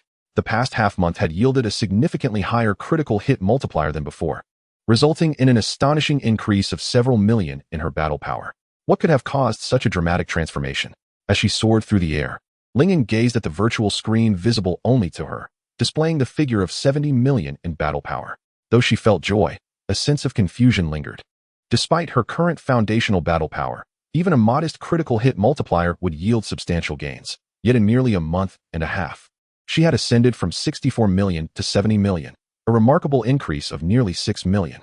This seemed almost unbelievable, especially considering she had once achieved a critical hit of nearly 2 million, a rarity in her previous experience. What could possibly account for the heightened critical hit multipliers? Lingen reflected on her recent encounters, realizing that her connection with Gohan appeared to coincide with this newfound critical hit potential. Had her interactions with him altered the narrative and the fates of the characters, resulting in this unprecedented multiplier? Lingen, ever the curious soul, longed to uncover the reason behind this phenomenon. Yet the critical hit benefit system bore no semblance of intelligence, delivering its multipliers daily without fail. Thus, she resolved to continue her observations in hopes of eventually unveiling the truth. Suddenly, amidst their flight toward a nearby volcano, a violent explosion erupted from the western city, halting them in their tracks. Gohan's expression hardened as he focused on the source of the blast. Is that the androids? No, I can sense a powerful energy. This is no mere android. Could it be Cell? Lingen also sensed the formidable energy, her brow slightly furrowing as thoughts of the ultimate android, Cell, crossed her mind. In the future world, apart from androids 17 and 18, the only being possessing such power was Cell. Yet, she was puzzled. Had Cell emerged so soon? After a moment's reflection, she deemed it rather normal, considering that every timeline harbors subtle differences. For instance, the strength of androids in the main timeline surpasses that of their counterparts in the future timeline. Thus, it was plausible for Cell to materialize at this juncture. Perhaps this timeline was not the one where Black Goku later appeared, but rather the one where Trunks was ambushed by Cell, allowing for the possibility of Cell lurking at this moment. Lingen contemplated silently, acknowledging that these were merely her conjectures. So, upon hearing Lingen's words, Son Gohan asked in astonishment, Lingen, do you know who wields that energy? If I am not mistaken, it is likely Cell, who is also an android created by Dr. Gero. However, unlike those two androids, Cell is a uniquely formidable entity. Lingen shared her knowledge of Cell with Son Gohan, who, upon absorbing her words, felt a surge of dread. He had not anticipated the existence of such a terrifying android in this world. If Cell were to absorb the other two androids, the entire Earth would be plunged into peril. Lingen, since we have encountered this threat, I believe we should strike while Cell's power is still limited. What do you think? Son Gohan clenched his fists, eager to act. Yet he refrained from doing so directly in Lingen's presence, seeking her opinion instead. Your intentions are commendable, but you may not be a match for Cell at this moment. Lingen gently shook her head. Although the Cell from the future was not exceedingly powerful, after all, if he were significantly stronger than androids 17 and 18, he would have targeted them already. He was by no means weak. A particular Cell from another timeline had returned to the past, absorbing countless individuals before defeating a fused Piccolo, who, at that time, was capable of contending with Android 17. This exemplified Cell's terrifying nature. It is essential to note that, although Cell's ability to gain strength through absorption has its limits, it is still a threshold that Son Gohan cannot presently surpass. At this moment, the extent of Cell's human absorption remained unknown. Despite the devastation wrought upon humanity by the androids, it would not be too difficult for Cell to absorb a few individuals. In response to Lingen's hesitance, Son Gohan spoke gravely. Lingen, I understand your concerns, but as you stated, Cell is inherently more threatening than those two androids. If we allow him to roam unchecked, it could lead to dire consequences. His reluctance to absorb the other two indicates that he has yet to reach their level of power. Given my strength, I should be capable of handling this situation. Moreover, as a warrior, how can one retreat from a potentially stronger adversary? Throughout the years, I have faced far more powerful androids without ever opting for escape. Thus, I believe I should confront Cell directly. Very well, then go forth. Lingen gazed at Son Gohan, realizing that the most significant difference between them lay in the fact that she was merely an ordinary individual with some strength, while Son Gohan was a true warrior, a powerful fighter who had battled androids for many years. Reflecting on Son Gohan's eventual transformation into a mere shadow of his former self in the main timeline filled her with a sense of melancholy. However, if the situation became untenable, retreating swiftly was imperative. They must avoid a deadly confrontation with Cell. Should the commotion attract the other two androids, it could prove perilous. Their plan was already in motion, and there would undoubtedly be opportunities to eliminate them all in due course. I understand. Son Gohan nodded resolutely before unleashing his energy and soaring toward the site of the explosion. Lingen followed closely behind, seeking refuge in a nearby location just as they neared the center of the explosion. She recognized her own inadequacies. Even the nascent Cell was far more powerful than she. As they hovered above the city, Son Gohan soon spotted a grotesque green figure wreaking havoc among the resistance fighters below. The creature appeared hideously malformed, yet its power was staggering, as the bullets from the resistance rained down upon it without effect. Just as Cell prepared to strike at the resistance fighters, it suddenly sensed a terrifying force approaching. Startled, it swiftly evaded, catching sight of Son Gohan. Upon recognizing him, Cell's expression shifted to one of shock. Son Gohan, you are alive. You know me? Son Gohan replied, equally astonished that Cell recognized him. However, recalling what Lingen had said, that Dr. Gero, the creator of the androids, was well acquainted with the Z fighters, made Cell's recognition less surprising. Cell did not respond to Son Gohan's inquiry. Instead, a dark expression enveloped its face. It had presumed Son Gohan perished at the hands of the androids, and sensing the energy emanating from him, it realized he had grown even more powerful, placing Cell at a significant disadvantage. Cell harbored a deep-seated apprehension towards Son Gohan, which was precisely why it had dared to unleash chaos among humans only after believing Gohan was dead. Its aim was to absorb more humans to gain strength, ultimately enabling it to defeat the other two androids and become the ultimate android. It had chosen a city already ravaged by the androids to avoid drawing attention, but it had never calculated that Son Gohan would still be alive. Now, the situation was dire for Cell. Newly born and with a limited number of absorbed humans, its strength remained inadequate to confront Son Gohan, putting it in a precarious position. Thus, after a moment's contemplation, Cell spoke. Son Gohan, your true enemies are androids 17 and 18. I bear you no grudge. Should you engage me in battle, and the androids discover our confrontation, they will not spare you. Let us part ways amicably, shall we? Humph, Cell, your words imply that you are not connected to the androids at all. I will not spare those wicked beings. And neither will I let you, an equally malevolent entity, escape. Son Gohan extended his remaining hand, pointing at Cell with icy resolve. Based on your actions today, I have ample reason to eliminate you. You know my name and my connection to the androids? Cell narrowed its eyes, taken aback by Son Gohan's knowledge. Although it was unclear how Gohan had acquired such information, Cell understood that it could not leave without engaging in battle. While it might not be a match for Son Gohan, what if it could defeat him and absorb his power? It would gain an advantage sufficient to conquer the other two androids. The thought ignited a glimmer of excitement within Cell. Very well, then let me witness your strength. Son Goku's son, Son Gohan. Sharu's long tail lashed about, shattering the hard concrete ground to dust. With this declaration, he and Son Wukong vanished from the sight of the rebels. Boom, boom, boom. Combat was imminent. Chapter 9, Victory. The arrival of Son Wukong disrupted Sharu's meticulously crafted plans. Initially, Sharu intended to absorb a sufficient number of humans to gain power surpassing that of the two androids, ultimately becoming the epitome of perfection capable of obliterating not only the solar system, but the entire galaxy. At that moment, he would reign as the strongest being in the universe. However, Son Wukong had not perished. He had witnessed Sharu's actions against humanity, leaving no room for deception. Under such circumstances, combat was unavoidable. Son Wukong, are you not going to transform into a Super Saiyan? Do you truly believe you can oppose me with your current strength? Son Wukong and Sharu stood opposed in midair, the fierce winds rustling Wukong's garments, yet their forms remained unperturbed. Hearing Sharu's taunts, a cold smirk emerged on Wukong's resolute face. Sharu, it appears you are eager to experience the extent of my power, perhaps even to meet your demise by it. Ha ha. Son Wukong, I concede your strength is indeed formidable, but to truly vanquish me, your current might is insufficient. Show me the power of a Super Saiyan. Sharu commanded, fully aware of Wukong's capabilities, having battled both him and the androids numerous times. In terms of raw strength, he currently fell short of Wukong's might. Yet he reminded himself that Wukong was limited to one hand.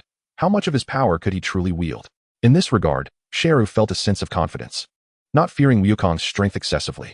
Though he was reluctantly drawn into battle with Wukong, it also presented an opportunity to gauge the disparity between himself and the androids.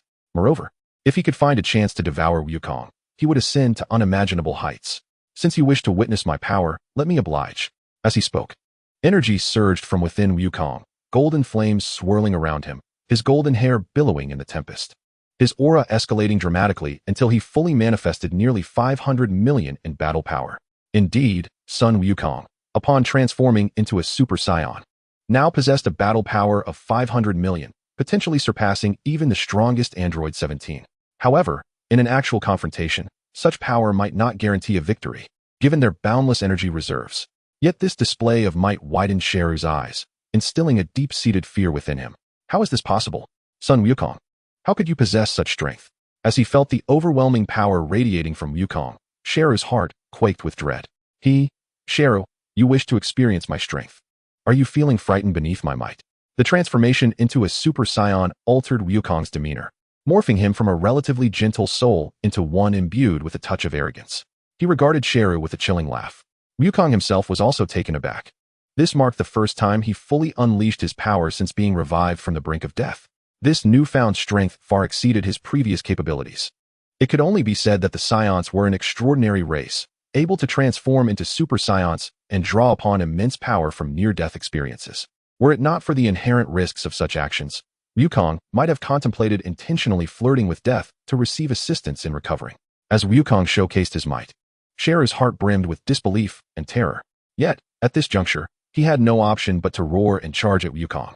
Faced with Sheru's assault, Wukong did not remain passive. Instead, he clenched his fist with his one available hand, channeling formidable energy and striking violently at Sheru. Boom! It sounded like thunder from above. As the two clashed, Sheru was left staggered by Wukong's overwhelming strength, which felt even more terrifying than that of the two androids. Why was this happening? How could Wukong's power have surged so dramatically in such a short span? While Sheru marveled at Wukong's might, Wukong found Sheru to be considerably weaker than anticipated. Indeed, weak. Although Sheru had been described as a fearsome entity by Ling, it was also noted that Sheru's terrifying strength hinged upon the absorption of the two androids. And at present, he had hardly absorbed an adequate number of ordinary humans. In this context, even the comparatively weaker Android 18 would surpass Sheru. This was fortuitous. Wukong could eliminate such a significant threat before it could manifest further dangers.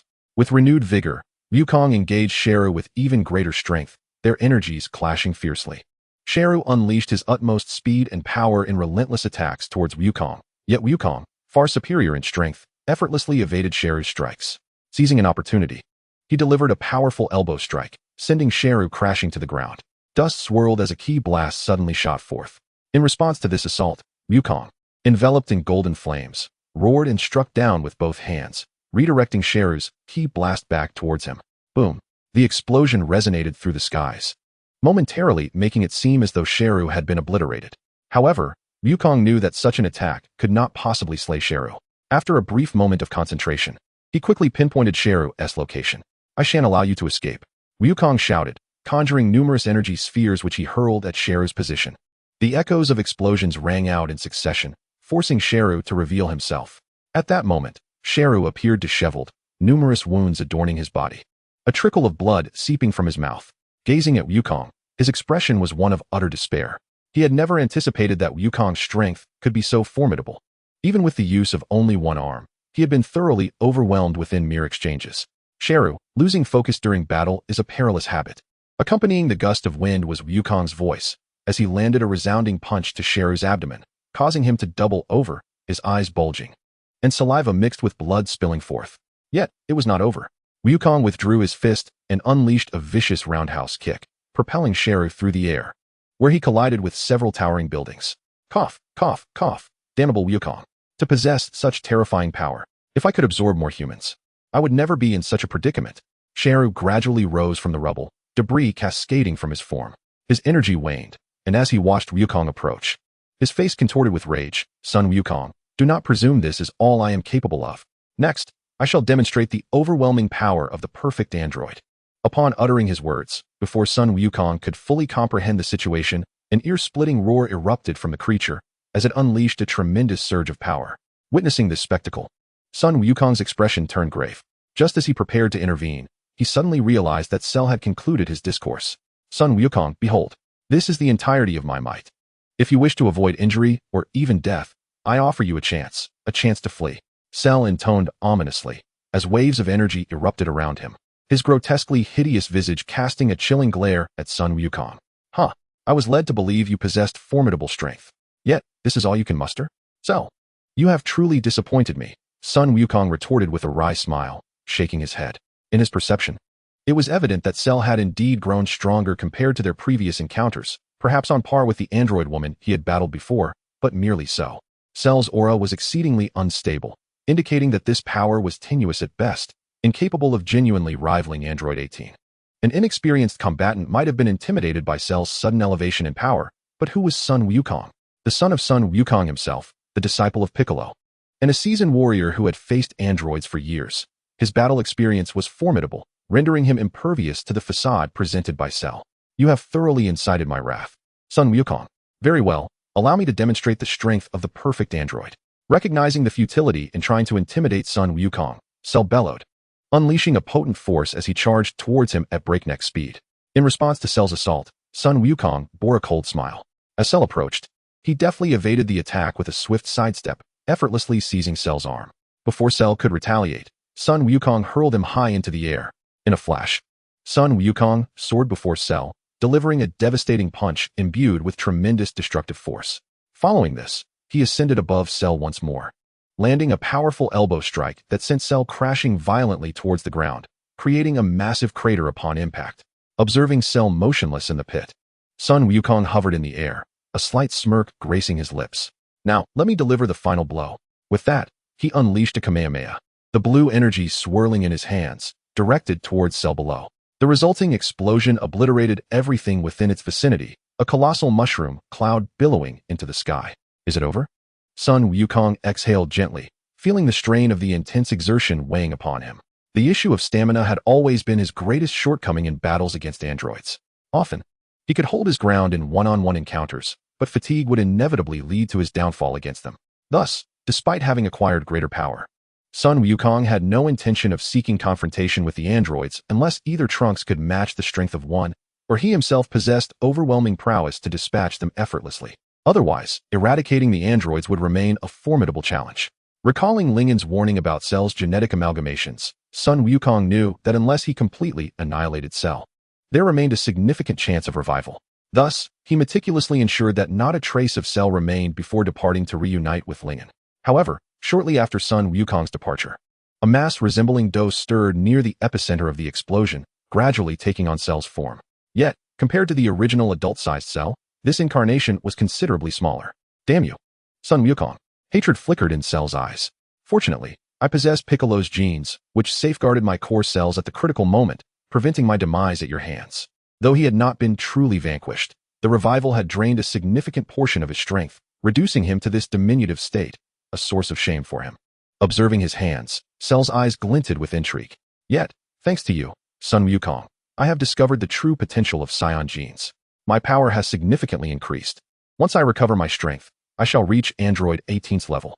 Humph, once I absorb a few humans, I will possess power surpassing that of Androids 17 and 18. Upon becoming the perfect Cell, I shall easily dispose of you, Sun Wukong. Just wait. The humiliation you have inflicted upon me today will be repaid in full. With this thought, Cell couldn't help but burst into laughter. Yet, just as he reveled in his triumph, a Kamehameha surged towards his head, catching him unawares and distorting his form entirely. How could this be? Sun Wukong, you're still here. Struggling against the devastating force of the Kamehameha, Cell roared in disbelief. Realizing that Sun Wukong had reappeared nearby, and it was indeed he who had unleashed the energy wave. Huh, Cell, you truly feigned death. Thankfully, Lingen's warning prevented your escape. Now, go and meet your end. With these words, Sun Wukong conjured another Kamehameha, hurling it towards Cell's position. The ensuing explosion obliterated Cell's form entirely, unable to withstand the overwhelming force. Sun Wukong. Cell's cries echoed, a testament to his cunning, but at last, he had been vanquished. Lingen materialized at Sun Wukong's side, surveying the devastation with a sigh of relief. Having read the original tale, she understood Cell well, knowing that to ensure his defeat, he must be completely obliterated. Otherwise, resurrection would be a looming threat. Thus, she had advised Sun Wukong to remain vigilant against Cell, and her foresight proved prescient. Yet, under Lingen's guidance, Cell had ultimately been extinguished, rendering any revival impossible. Fortunately, we dealt with Cell while his power was still manageable. Had he absorbed the androids, he could have possessed the strength to suppress Super Saiyan 2 Sun Wukong. If it weren't for Sun Wukong's unwavering resolve, we might not have triumphed, Lingen mused inwardly. Sun Wukong nodded in agreement, shaken by the realization that Cell could have revived. He had thoroughly searched for any signs of Cell's presence and would not have suspected a ploy had he not feigned departure. Lingen, let us depart. We need to collect the materials for Aunt Bulma, and this fierce battle may have drawn the attention of the androids. Given my current state, confronting 2 androids would be perilous. Maintaining the Super Saiyan form placed considerable strain on Sun Wukong, who had not undergone the deeper training imparted by his father. He could easily enter this state, yet sustaining it proved challenging. Thus, he could only employ the Super Saiyan form during combat. Unlike the timeline where Sun Wukong trained him to unlock his potential, enabling Sun Wukong to remain in Super Saiyan form even while eating or sleeping. It can be said that prior to the main timeline's confrontation with the androids, Goku and his son had already mastered the ability to maintain their Super Saiyan forms at will. Lingen nodded thoughtfully upon hearing this, and subsequently accompanied Gohan to a nearby volcano to gather the energy crystals necessary for the operation of the gravity chamber. Enveloped in their formidable auras, the two were able to disregard the volcano's intense heat for a brief period. However, such resilience was essential, for they found themselves in a future ravaged by androids. And Bulma lacked both the time and resources to provide them with protective suits. With their combined might, they could effortlessly obliterate the volcano, or even the entire Earth. Yet they remained vulnerable to the searing temperatures of the volcano and the cataclysmic forces unleashed during a planetary explosion. They took turns, one enduring the heat until unable to continue, at which point the other would step in. Under such circumstances, they managed to collect enough energy crystals in just a few hours. Without delay, they hastened back to Bulma's residence. Aunt Bulma, here are the energy crystals you mentioned. We have gathered them for you. Please check if they meet your standards. Gohan tossed the storage capsule onto the ground, and in the next moment, a multitude of energy crystals cascaded forth. Bulma picked up one, scrutinizing it closely. After a brief examination, she began to inspect the crystals scattered across the ground. And after a while, she smiled and remarked, "These energy crystals are quite impressive. With these, we can sustain the gravity chamber's operation for at least a month. I will store them in the energy vault right away. Gohan and Trunks, you can begin your training in the gravity chamber thereafter." "Thank you, Aunt Bulma." Gohan replied with a beaming smile. The previous 3 hours spent in the gravity chamber had made him realize that without his father and Piccolo's guidance, this was the best avenue for them to gain greater strength. The thought of becoming more powerful through training in the gravity chamber, ultimately eliminating the android threat, made Gohan smile even more radiant. "All right, you two go ahead and have your meal. I can handle things here." Bulma, am brimming with vitality. With a flick of her shoulders, Bulma gathered the energy crystals and made her way to the gravity chamber. Gohan and Lingen exchanged a glance and smiled before entering Bulma's home. Upon their arrival, Trunks rushed to greet them. The three then settled down for a meal. Bulma's cooking was delightful, and with the ingredients Gohan and Lingen had conveniently gathered, the feast was quite sumptuous. So much so that even Lingen, who had a modest appetite, indulged heartily. Lingen had grown particularly fond of such warm meals. The adage "you don't know what you have until it's gone" rang true for her. After traversing into the Dragon Ball world, she had taken great care to avoid detection by the androids, even preparing pre-cooked meals to minimize the need for fire. As a result, she had become exceedingly cautious in her approach to sustenance. No matter how delicious the rations, they eventually lost their appeal, leading her to subsist on minimal meals, just enough to meet her basic activity needs, as she could continually gain combat strength without rigorous training. Thus, her appetite had diminished further, and she found herself yearning for warm, hearty dishes. Therefore, setting aside everything else, it became imperative that the malevolent androids be vanquished to ensure she could continue to savor such comforting meals. Bulma worked swiftly. Having already replaced the outdated or non-functional components of the gravity chamber with new materials, she only needed to replenish the energy. Before long, she announced that the gravity chamber was ready for use. Gohan and Trunks eagerly finished their meals and promptly dashed to the gravity chamber to commence their training. "These two are truly in a hurry," Bulma mused, shaking her head in exasperation yet refraining from intervening. Though she harbored reservations about Trunks confronting the fearsome androids, she understood all too well that, aside from Gohan and Trunks, no one else on Earth could contend with them. Thus, despite her reluctance, Bulma ultimately chose to grant them freedom, buoyed by the hope of overcoming the androids. Otherwise, she would never have been able to so easily let go. Observing the gravity chamber, now aglow with energy, Lingen first downed a large bottle of water and sighed contentedly before addressing Bulma. "Aunt Bulma, Gohan and the others are racing against time for the future of Earth and humanity. With their current determination, I believe they will soon be able to eliminate the androids. And at that time, peace will return to the Earth. Let us hope so, Bulma replied with a faint smile, her eyes glimmering with a hint of hope. Chapter 11. An awkward question. With the gravity chamber restored by Bulma, Trunks and Gohan plunged headlong into their training, dedicating nearly all their time to it. Save for the basic necessities of life, this rigorous training placed considerable strain on their bodies, yet in these extraordinary times, such effort was indispensable for the complete eradication of the androids. Moreover, with Lingen present, any injuries could be swiftly healed, allowing them to train even more diligently. Bulma, observing their determination, felt both pride and concern, yet she ultimately chose not to impose restrictions. As time flew by, nearly half a month passed in the blink of an eye, during which the androids launched 2 attacks, destroying 2 cities. Each time, Gohan refrained from intervening. In truth, his involvement would have made little difference. Particularly during his earlier struggles, he found that each encounter either resulted in the city's destruction or his own defeat, leading to the same grim outcome. His efforts could merely buy the civilians a fleeting chance to escape, but could not alter the harsh reality of the androids' devastation. Consequently, in the face of the androids' onslaught, Gohan channeled his fury into his training. With each passing day of relentless practice, both he and Trunks saw their combat prowess steadily escalate. Although Gohan had not fully assimilated the martial arts teachings of Goku and Piccolo, years of battle and training had led him to discover a method of training that suited him well.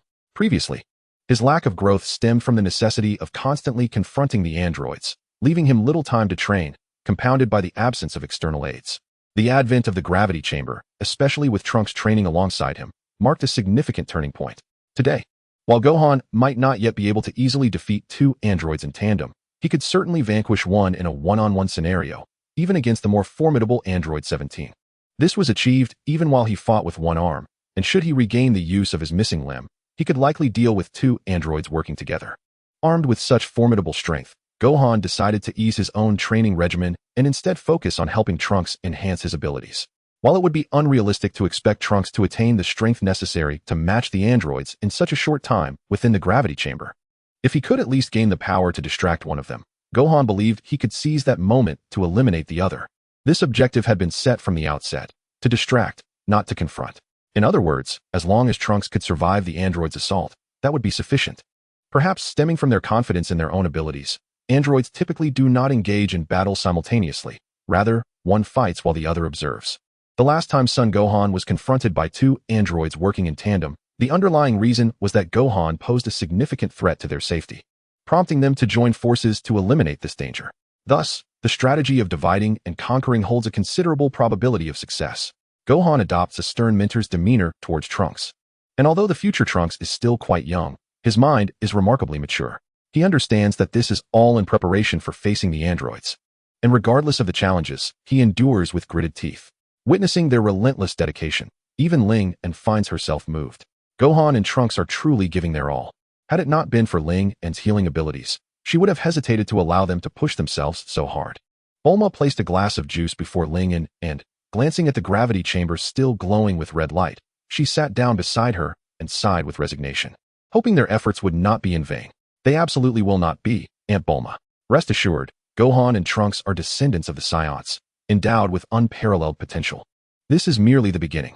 No one knows better than she what it means to be a Saiyan. As she articulated, even with Gohan possessing the strength to contend with the androids, he has merely taken his first step on the path to Super Saiyan. After all, he has yet to reach the second tier of Super Saiyan 1, let alone the subsequent forms of Super Saiyan 2, Super Saiyan 3, and Super Saiyan God. It remains uncertain whether, in this world, Saiyans achieve Super Saiyan 4 or Super Saiyan God. Theoretically, both paths should be attainable, for it is inconceivable that the journey ends at 3, with only one road available. Lingen sipped her juice, silently pondering. Let us hope so. Bulma nodded gently.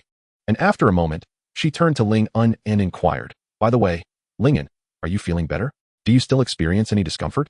Cough, cough. I'm much better now. Lingen nearly choked upon hearing Bulma's concern. She had never anticipated that even someone wielding such formidable power would feel unwell due to their physiological cycle. However, it is not surprising considering even someone as powerful as Goku succumbed to heart disease. Bulma's murmured words elicited a bittersweet smile from Lingen. To be honest, she herself was baffled as to why her physiological cycle brought discomfort, and this unease was not merely physical, but psychological as well. After all, she had once been a boy, one who did not experience such cycles. The most troubling aspect was that her healing abilities only applied to injuries, offering no substantial relief for her own ailments, much like the way the Senzu beans could not cure Goku's heart condition. As someone who had once been male, now she not only had to endure this ordeal but also experienced physical pain, which was the most distressing part. Despite possessing such immense power, Ling sometimes wondered if her strength had inadvertently intensified certain aspects of her being, causing her body to still react adversely. It is as though certain ailments become more pronounced the stronger one becomes, rather than being alleviated by physical prowess. Perhaps only this explanation could clarify why, despite their capability to obliterate the earth effortlessly, they still suffered during their physiological cycles. Over the course of more than 2 years, Ling had transitioned from her initial discomfort regarding her transformation into a girl to a state of acceptance.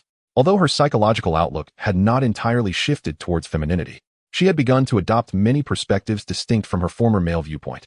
Nonetheless, every time her cycle arrived, she found herself nostalgic for her days as a boy. Fortunately, while there was discomfort, it was not debilitating. During battles, it might pose some hindrance, but in her daily life, it was largely manageable. Throughout this period of unease, Ling did not forget to assess her combat power multiplier. She felt her previous observations had been validated. Her combat power multiplier had significantly increased since she began accompanying Gohan, contrasting her solitary endeavors.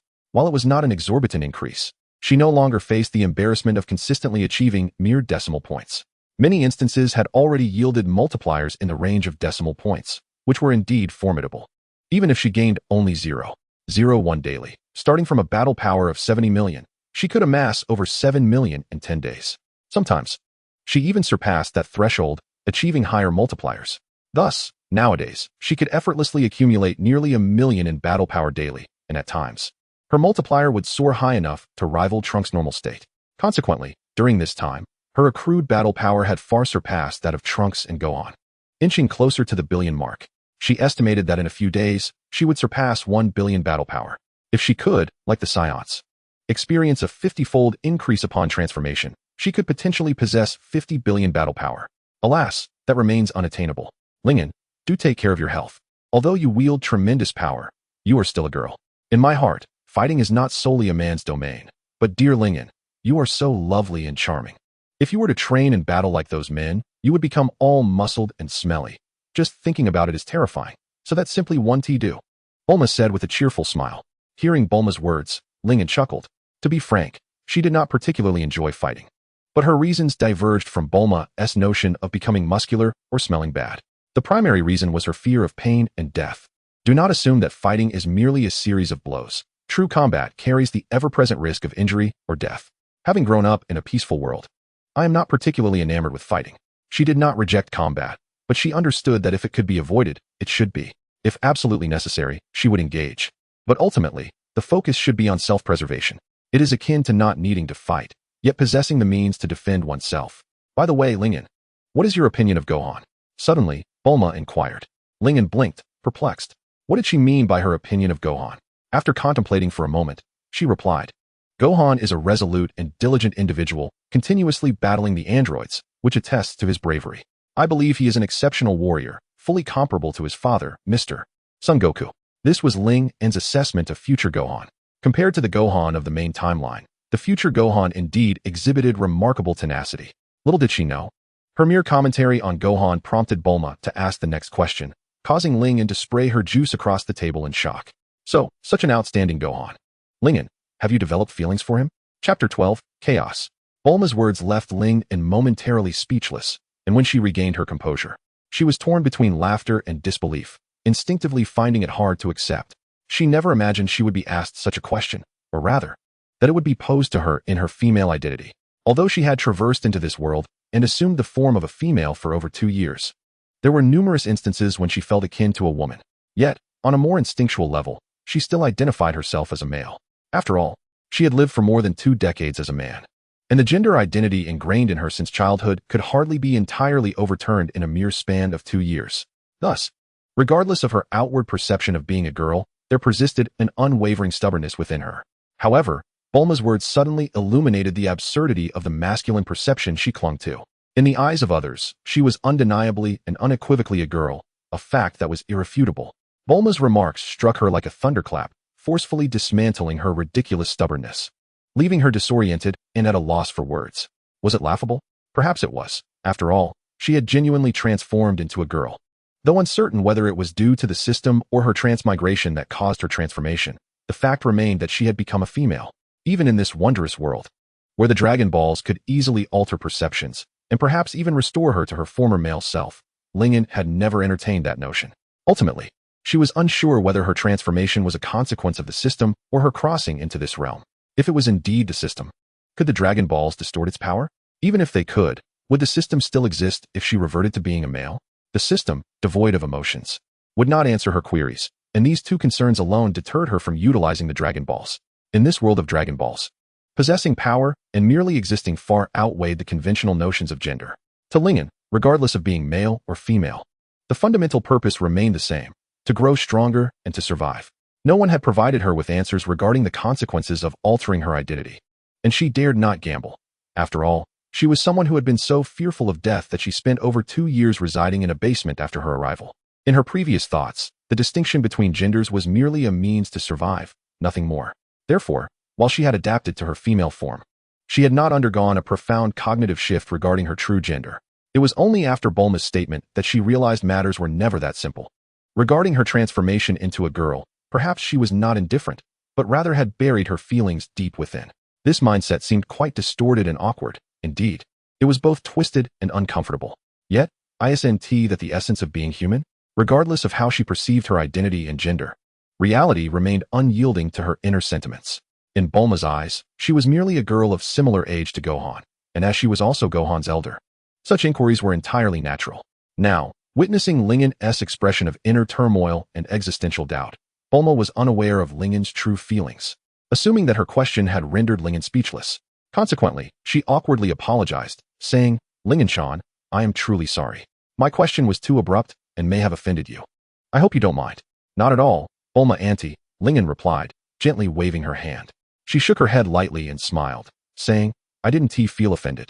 I just never imagined someone would ask me that one day. Is that so?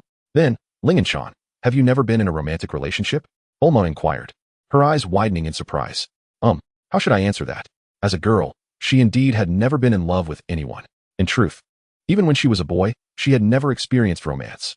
Many of her peers had married and started families after graduation, while she remained solitary. Reflecting on it, it felt rather disheartening, yet she could respond to Bulma's question. "Actually, I have not. Bulma auntie, for me, dating isn't a necessity. Being alone is quite fine too." This was the honest truth. Even when she was a boy, although she had once yearned for sweet romance, she had lacked the motivation to pursue anyone actively. If she had felt that way as a boy, it was even less conceivable now as a girl.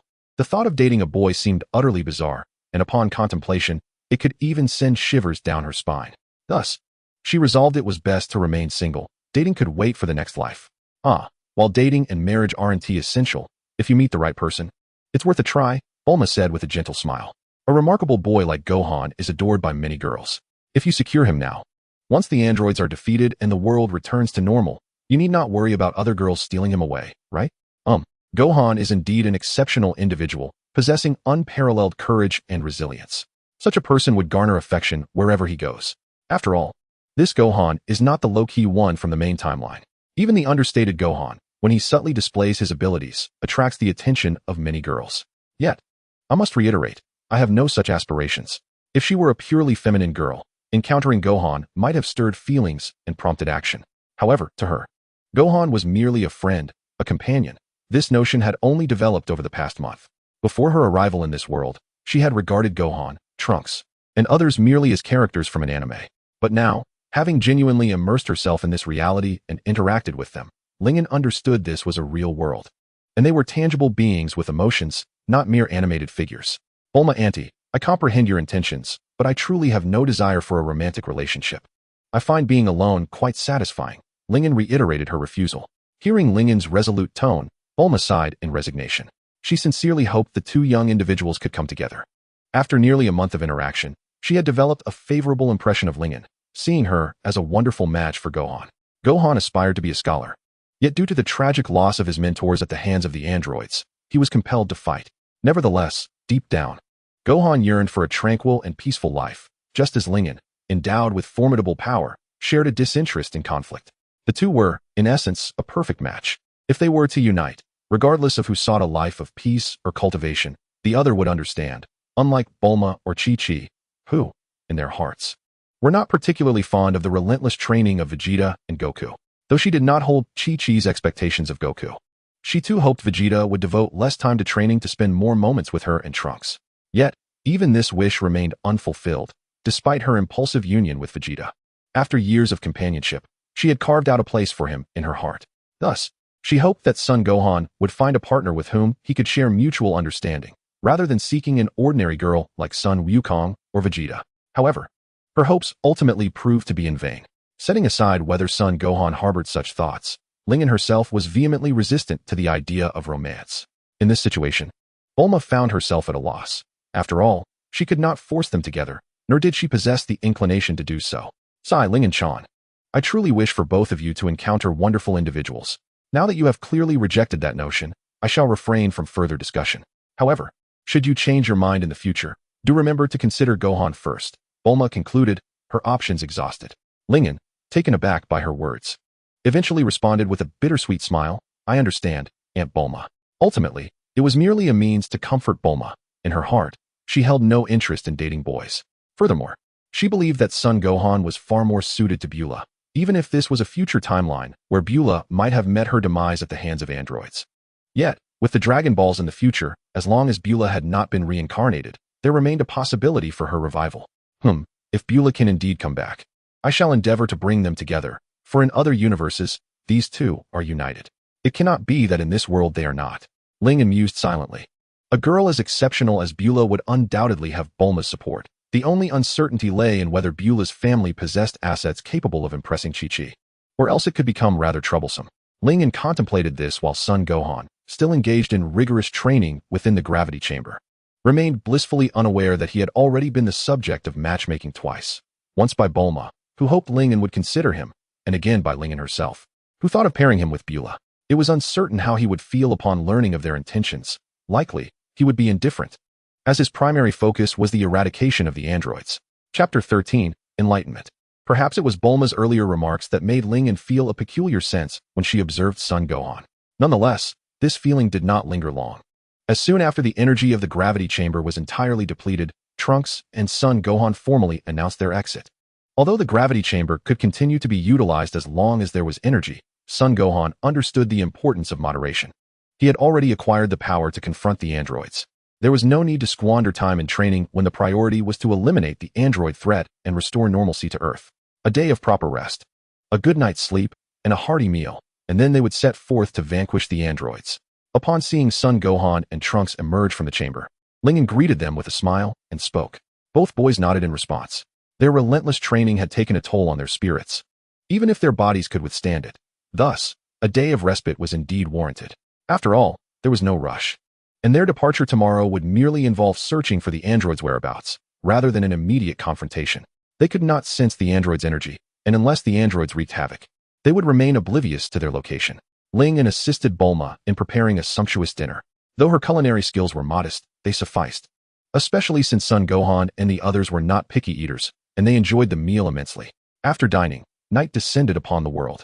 Earth appeared exceptionally tranquil under the veil of darkness. Due to the androids' rampage, even the most pristine cities dared not indulge in nighttime revelry, fearing the androids' gaze. Thus, the bustling night scenes of yesteryear had become a rarity. Absent the alluring neon lights, the stars shone with remarkable brilliance. Lingen ascended to the rooftop, where she found Trunks reclining and gazing at the stars, while Son Gohan stood nearby like a sentinel. She inquired, "Aren't you two going to sleep? Or perhaps you find it difficult to do so?" "I'm merely unwinding with Trunks. After all, we are to face the androids tomorrow, a pivotal battle. And it is Trunks' first true confrontation with them. He feels some pressure and needs to relax a bit," Son Gohan replied softly. "It's my fault." Trunks interjected before Ling and could formulate a response. "Though I fear the androids, I am, after all, Vegeta's son. I do not place much weight on fear itself. My concern lies in whether my strength will be adequate to assist Gohan. If my shortcomings lead to failure in our mission to eliminate the androids, what then?" Now it made sense to Ling and Trunks bore a burden of pressure that was hard to evade. Fear was one thing, but the dread of failing the mission loomed larger. In this endeavor, Trunks was an essential ally, and while Gohan was the main force, without Trunks' support, Gohan would struggle against the combined might of the two androids. Thus, Trunks' role was pivotal. He could not afford to merely be a bystander, as the weight of saving Earth rested upon his small shoulders. Should he falter and cause the mission to fail, he might never forgive himself. Reflecting on this, Ling felt a wave of sympathy. This was the Trunks of a post-apocalyptic world. Different realities ultimately yield different individuals. Both Son Gohan and Trunks were worlds apart from their counterparts in the main timeline. The Trunks of the primary timeline, with both parents alive and a privileged upbringing, grew up in an environment of indulgence, rendering him more of a pampered child than a warrior, as evidenced by his actions during the World Martial Arts Tournament with Son Goten. In contrast, the Trunks of this world, despite his young age, displayed remarkable maturity. Though he felt pressure in the face of the androids, it stemmed less from fear than from his worry about his ability to shoulder the responsibility of saving Earth and humanity.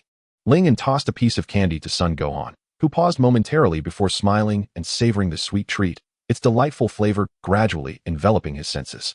Ling approached Trunks and remarked, "Trunks, though you may be young, you have undeniably matured, perhaps even more so than your father." "My father?"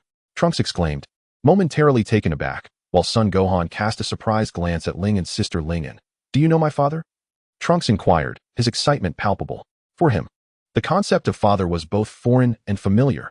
Foreign, because his father had been slain by the androids before he could form memories, and familiar, as Son Gohan often spoke of Vegeta and Goku. Consequently, Trunks had begun to construct an image of his father in his mind, one akin to Gohan's father, Goku, a towering figure who valiantly confronted the androids for the sake of Earth and humanity, ultimately meeting his demise. Yet now, Ling claimed that he was even more mature than his father, leaving Trunks puzzled. Could it be that the father he envisioned differed from the reality? "I have not met your father, but I do possess some knowledge of him." Ling gently shook her head. Trunks was not fully aware of Vegeta's true nature. Bulma, consumed by sorrow, seldom mentioned him, and Gohan, in an effort to spare Bulma and Trunks' feelings, refrained from elucidating Vegeta's character to Trunks. Ling believed that while it was acceptable to conceal certain truths from Trunks, it was not inappropriate to clarify Vegeta's nature to him. After all, should they succeed in vanquishing the androids, there was a strong possibility that Vegeta could be resurrected. It would be prudent to prepare Trunks for the eventuality of meeting his father, so that he would not be disillusioned upon their reunion. Trunks had previously endured the bitter disappointment of his fantasies about Vegeta being shattered in the original narrative, but later, due to Vegeta's actions, he regained faith in his father. In the future world, Vegeta, having not faced Majin Buu, might possess a more malevolent temperament. In such circumstances, rather than keeping Trunks in the dark, it would be more beneficial to equip him with the necessary knowledge. Through Ling N's descriptions, Trunks came to recognize a father vastly different from his previous constructs. He had never envisioned his father as an evil Saiyan intent on annihilating humanity. Despite eventual improvements in his character, his disposition remained erratic and prideful. Ling believed that Vegeta's true temperance would not manifest until after the Buu saga, and perhaps even in Dragon Ball Super. He would act against the god of destruction for Bulma's sake. However, prior to that, he would disregard the lives of Earthlings for the sake of a battle with Goku, and willingly succumb to the control of Babidi, the wizard. While Vegeta's arrogance was still palpable, he had begun to grasp the concepts of love and protection. Nevertheless, it must be noted that the Vegeta of the main timeline had already undergone significant transformation by the time of Buu. While the Vegeta of this world had yet to experience such growth, his arrogance and pride remained defining traits. Additionally, the Vegeta that existed before his demise was a mystery to Ling, particularly regarding his existence in the afterlife. The Prince of the Saiyans. Vegeta, while not entirely a figure of shattered perceptions, was indeed a far cry from the hero Trunks had imagined. In the past, he had believed his father to be a champion against the androids, unaware that Vegeta's past actions had, in certain contexts, been more nefarious than those of the androids themselves. Gohan, does my father truly resemble the person Ling described? Trunks still harbored some lingering fantasies and sought validation from Gohan. Faced with Trunks' piercing gaze, Gohan fell silent for a moment before softly responding. "Trunks, although your father has committed many malevolent acts, he fought valiantly against the androids when they emerged. Much like Uncle Piccolo and Uncle Krillin. I hope you can understand that." Gohan was uncertain as to why Ling had chosen to disclose such information about Vegeta to Trunks, but since it had been said, he would not refute it. He subtly praised Vegeta nonetheless. "Trunks, I understand that your admiration for Vegeta runs deep, making it difficult to accept him as such a person. Wouldn't you want to seek the truth for yourself? Once we defeat the androids, we will have time to search for the Dragon Balls, which could resurrect those whom the androids have slain. At present, you possess strength that surpasses your father's. If you and Gohan work together to eradicate the androids, all of this can be realized." As Trunks gradually succumbed to contemplation, Ling's smile faded, her expression growing serious. Moreover, Trunks, you have already attained the ability to transform into a Super Saiyan, a feat your father once yearned for. Would you not wish to showcase your accomplishments to him?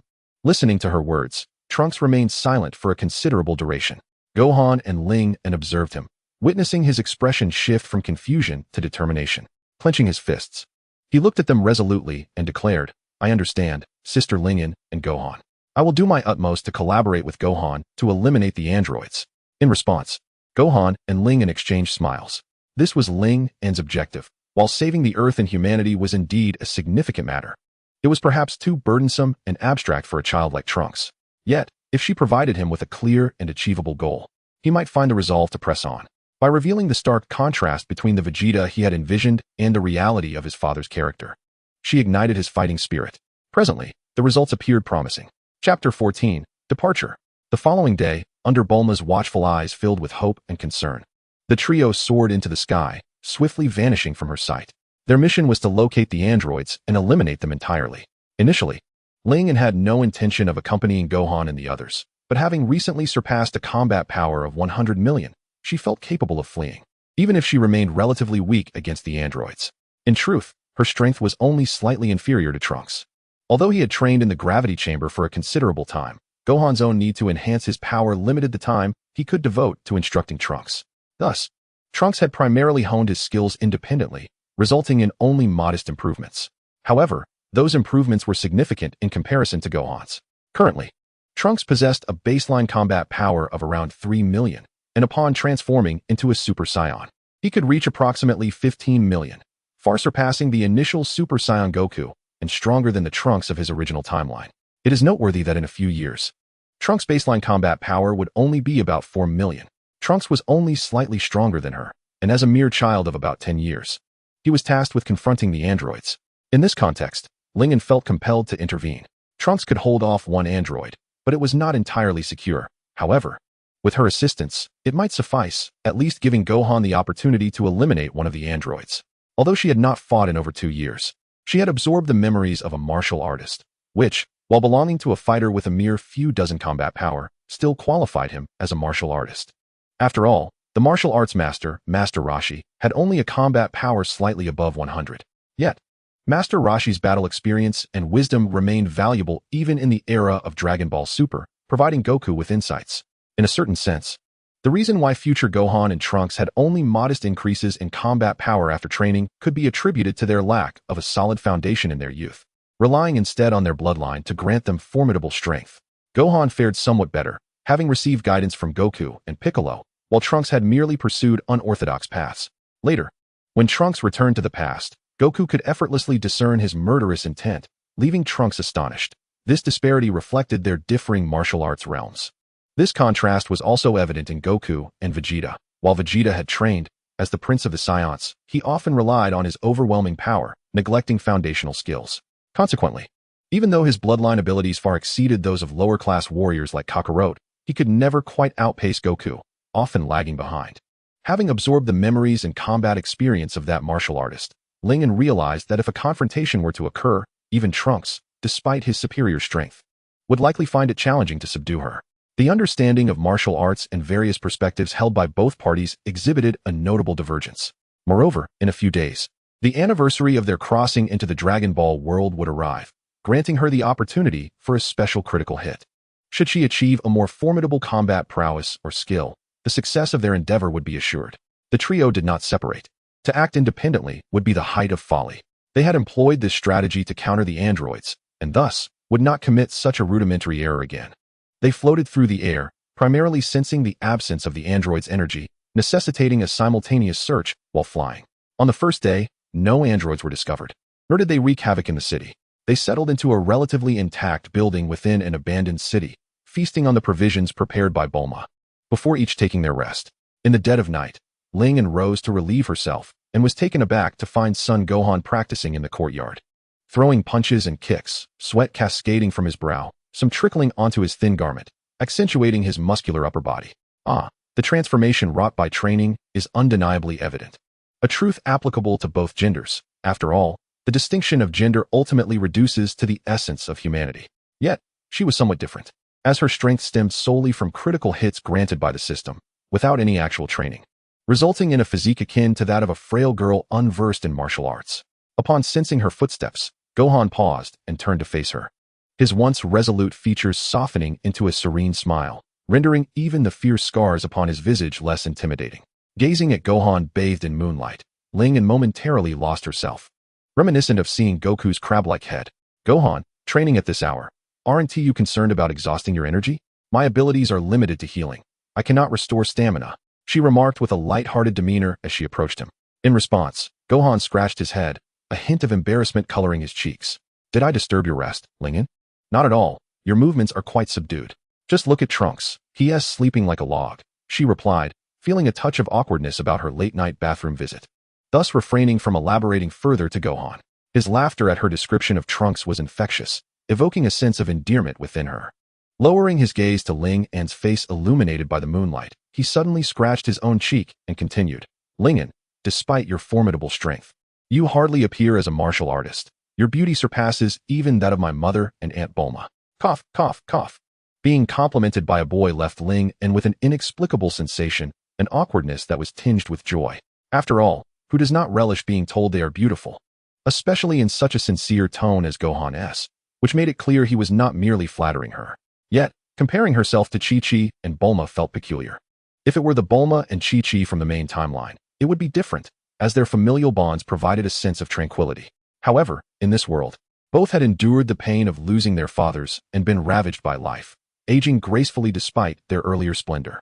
Perhaps, in Gohan's heart, his mother and Bulma were, indeed, beautiful. Ling An could accept being complimented as surpassing Chi-Chi and Bulma, but it was her straightforward nature that prevented her from viewing Gohan's words as mere boyish candor. A girl aspiring for strength would likely not desire to hear that she resembles a non-martial artist. Gohan, in order to confront the androids, rest is essential. Do not strain yourself unduly. Only with a clear mind can you face them effectively, Ling An advised earnestly. Gohan nodded gently. Rest assured, I understand the balance. I want to engage in high-intensity training. I merely wish to stretch my limbs since I haven't trained at all today while searching for the androids. This way, I can ensure my body remains ready for action. All right then, continue your practice. Ling An acquiesced, feeling an urge to excuse herself for a moment. As she turned to leave, Gohan suddenly called out to her, prompting her to glance back in confusion.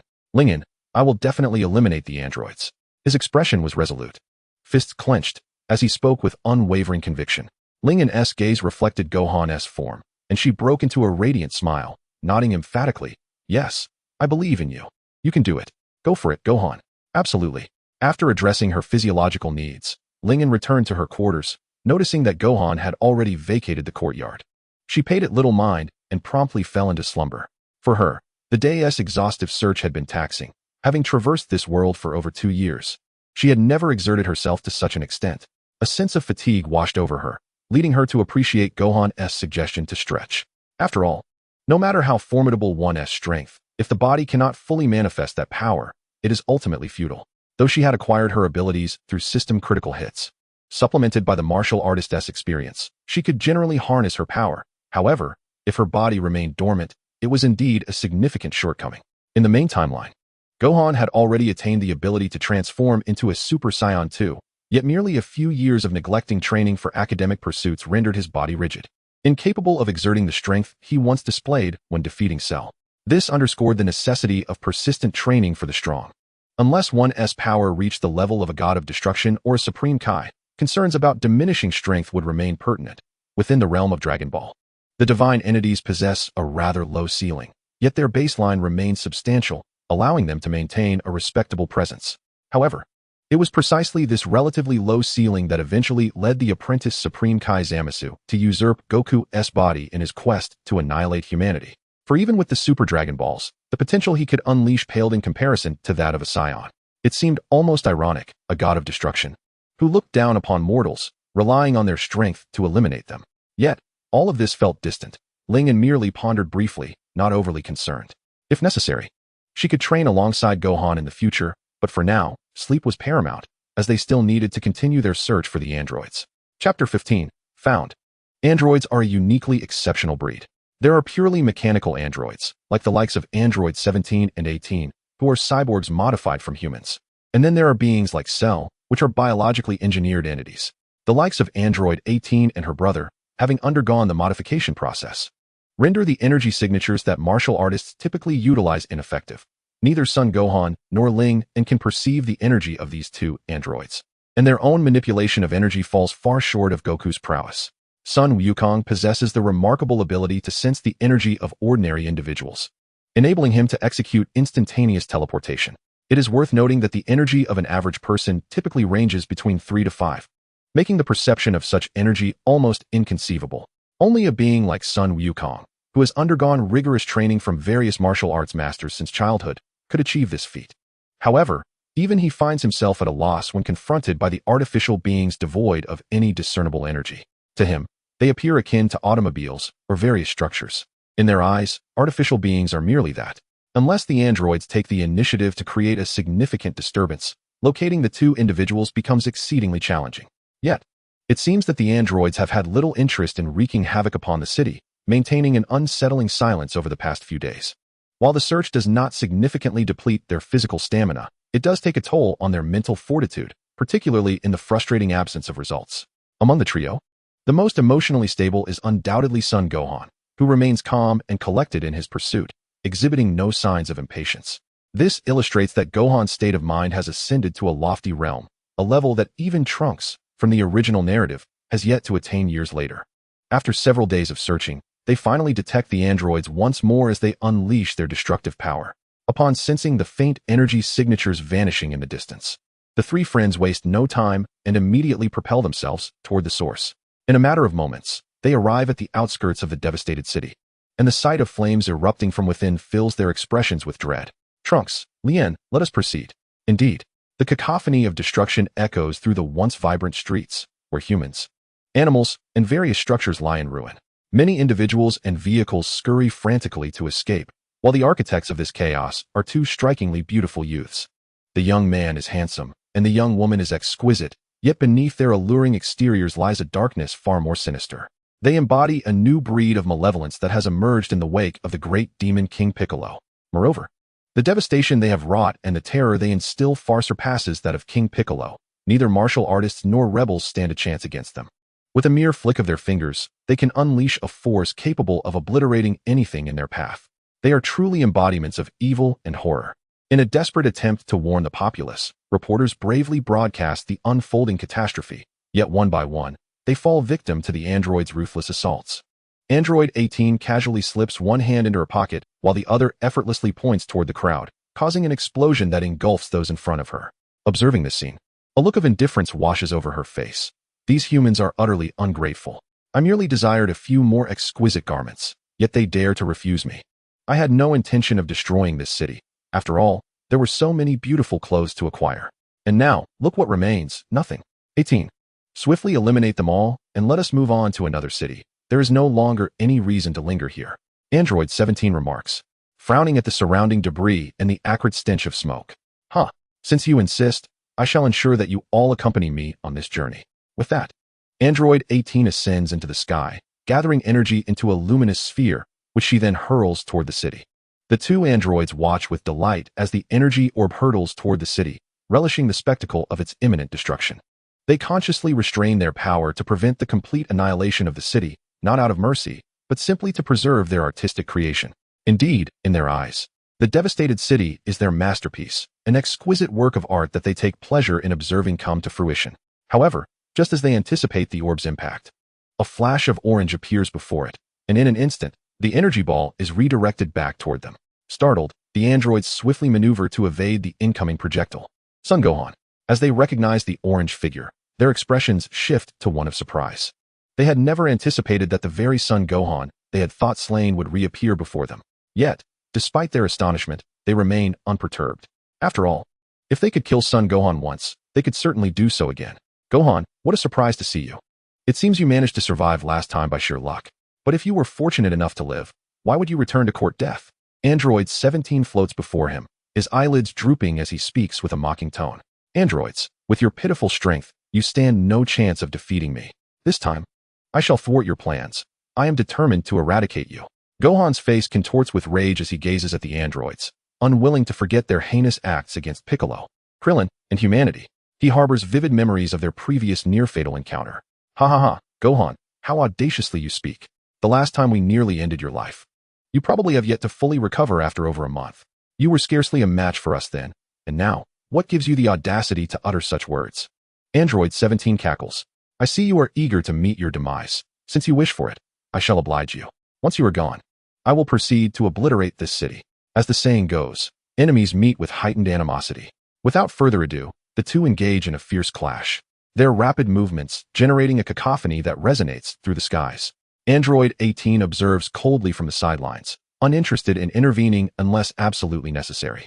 To them, it seems that Android 17 is more than capable of dispatching Gohan. In the androids' minds, Gohan is easily subdued, a belief rooted in his intentional display of weakness. Combat is not merely a reckless charge. Strategy plays a crucial role. Though Gohan's current power exceeds that of the androids, he must carefully consider how to engage, as a single blow may not suffice to vanquish them. The battle between Gohan and Android 17 erupts with intensity from the outset. Android 17 appears uninterested in playing games. Instead, he seeks a swift resolution, unleashing a barrage of techniques and energy blasts. For an ordinary person, such reckless expenditure would drain their energy quickly, but for these androids, their boundless energy allows them to unleash their might without restraint, as long as they remain within their limits. As Android 17 unleashes his relentless assault, Gohan narrowly evades time and again. Unlike the androids, Gohan, feigning weakness, refrains from unleashing his full power, both to maintain the facade and conserve his strength. Their battle escalates from the city to the skies, scattering clouds as they clash, while buildings crumble under the weight of their unleashed energy, leaving deep craters in their wake. 17, what are you doing? How much longer can a wounded Gohan endure? Finish him swiftly. I have plans to purchase new clothing in the next city. At this moment, Android 18 suddenly shouted out, my affairs are none of your concern. This is my battle rhythm. Android 17 coldly retorted, while Gohan seized this opportune moment to deliver a powerful punch straight to 17's face. In an instant, 17 was sent flying, yet he quickly regained his composure, wiping the blood from the corner of his mouth with a steady hand. His narrow eyes glinted with a cold light as he fixed his gaze on Gohan. Gohan, you have thoroughly provoked my wrath. I have resolved to annihilate you now. If you possess such capability, why waste breath? Just come at me. Gohan replied with a chilling smile, feeling the surging power within him. You insufferable brat, you seek death. Enraged by Gohan's disdain and provocation, Android 17 charged at him with incredible speed, and once again, the two engaged in a fierce confrontation that shook the very heavens. Though Gohan's displayed strength fell short of Android 17's, it was merely by a hair's breadth, preventing 17 from inflicting substantial harm upon him. This infuriated the android further. Despite being assured of victory, given his boundless energy capable of exhausting Gohan, he found it difficult to accept that he must deplete Gohan to secure his triumph. Meanwhile, Android 18 grew increasingly impatient. Calculating the time, she noted that the battle between Android 17 and Gohan had endured for several minutes, and she had no desire to linger any longer, otherwise, they would reach the next city by nightfall. Thus, she resolved to intervene and assist 17 in eliminating Gohan. However, as she prepared to act, an unexpected force erupted from behind her, causing her to stagger. Turning to face the anxious Trunks, a flash of anger crossed the beautiful features of Android 18. You little brat, you've ruined my newly purchased outfit. You will pay for this. Chapter 16, The Battle. Android 18 was incredulous at Trunks' audacity to intervene. It was utterly unexpected. Yet, she had no time to ponder further. With a roar, she launched herself at Trunks. Maintaining a serious demeanor, Trunks swiftly evaded her assault. Yet, Android 18 was remarkably swift. Realizing he could not escape, Trunks shouted and transformed into a Super Saiyan, utilizing his newfound power to narrowly evade her strike. Little brat, you can transform too? Android 18 remarked in surprise, regarding Trunks with newfound respect. They had witnessed the might of Super Saiyans through Gohan multiple times. Although they had consistently overwhelmed Gohan in past battles, they had also borne witness to his growth. If it were merely Gohan, they might not have been overly concerned, but now with an additional potential threat in Trunks, the stakes had escalated significantly. If this young boy were to reach Gohan's level of power, they could very well find themselves on the receiving end of a fatal counterattack. With this thought, a glimmer of murderous intent flickered in Android 18's eyes. Any threat must be eradicated without hesitation. Without a moment's pause, Android 18 charged towards Trunks at lightning speed. Trunks, aware of the disparity in their power, evaded her blows, recalling his mission to hold off Android 18, allowing Gohan the chance to defeat Android 17. He glanced at Gohan, still locked in combat, took a deep breath, and focused intently on countering Android 18's relentless attacks. The clash of their four bodies reverberated through the air, accompanied by explosive sounds and shockwaves. Trunks employed various tactics to divert Android 18's ferocity, quickly creating a distance between them and Gohan. Observing this, Gohan's gaze sharpened as he fought 17. You better comply and face me, little brat. If I am in a good mood, I might spare your life. But if you continue to flee, once your stamina is exhausted, I shall surely eliminate you. Android 18's exquisite face darkened with frustration as she chased the elusive Trunks. If it were a direct confrontation, she could have defeated him effortlessly. However, since he refused to engage her head-on and instead taunted her with energy blasts, she felt an overwhelming desire to tear him apart. Unfazed by Android 18's threats, Trunks focused intently, sweat trickling down his brow. The gap in strength between them was vast. To Android 18, he was merely a mouse toying with her, and as the mouse, Trunks had to remain vigilant, for a single misstep could lead to his capture. As he narrowly evaded her attacks, the ground beneath them was left pockmarked by her explosive energy blasts. Each time, he escaped by the skin of his teeth, presenting a formidable test of endurance. Gradually, he began to feel the strain. On several occasions, he barely dodged Android 18's strikes, with her concentrated energy blasts grazing his skin and tearing his clothing. Finally, as Android 18 unleashed a flurry of energy blasts, Trunks, momentarily dazed, failed to evade them. Several blasts struck him squarely in the back, the overwhelming force sending him crashing to the ground. Gritting his teeth against the excruciating pain, Trunks had no time to hesitate. Sensing the wind of an approaching attack, he quickly rolled to the side, crossing his arms to withstand Android 18's onslaught. The sheer ferocity of her power erupted against his arms, sending him spiraling backward once more. Humph, little brat, do not think that your peculiar transformation can stand against me. Your actions are but a dance with death. Today, I shall teach you the distinction between what should and should not be done. Android 18 extended her hand, unleashing a powerful energy wave towards Trunks. Faced with such an assault, Trunks' expression shifted dramatically. Without a moment's hesitation, he formed a defensive stance, his hands positioned in a flower-like formation at his waist. In an instant, a blue energy blast surged forth from his palms. This was the Kamehameha wave he had learned from Gohan, his most formidable technique thus far. However, when his Kamehameha collided with Android 18's energy wave, it barely held its ground for a heartbeat before being overwhelmed, collapsing under the pressure. Little brat, this is the consequence of provoking me. You may rest assured in your demise. As she observed the unfolding scene, a smirk curled at the corners of Android 18's lips, her power intensifying once more. She amplified her energy wave, propelling it towards Trunks at an astonishing speed. I will not concede, Trunks roared, veins bulging in his neck as an immense power erupted from within him. In that moment, his Kamehameha swelled, pushing back against Android 18's assault. Yet, upon witnessing this, Android 18 merely smiled faintly, applying further pressure with her right hand, her energy wave swelling even larger. Two individuals clashed with the formidable power within them. Yet it was abundantly clear that Trunks was significantly outmatched by Android 18 in terms of both strength and stamina. In a matter of mere seconds, Android 18's energy wave had reduced Trunks' Kamehameha to a mere flicker close to his body. Under the immense pressure exerted by her strength, Trunks found himself sliding backward until he collided with a mountainside, which, rather than providing support, only exacerbated his plight. The moment his back met the rock face, his energy waned, and the Kamehameha in his hands could no longer withstand Android 18's onslaught. Just then, a burst of energy suddenly shot in from a distance, striking Android 18 squarely. Caught completely off guard, she was propelled several meters away. Seizing this moment, Trunks rallied his spirits, shouted defiantly, and pushed the waning Kamehameha skyward.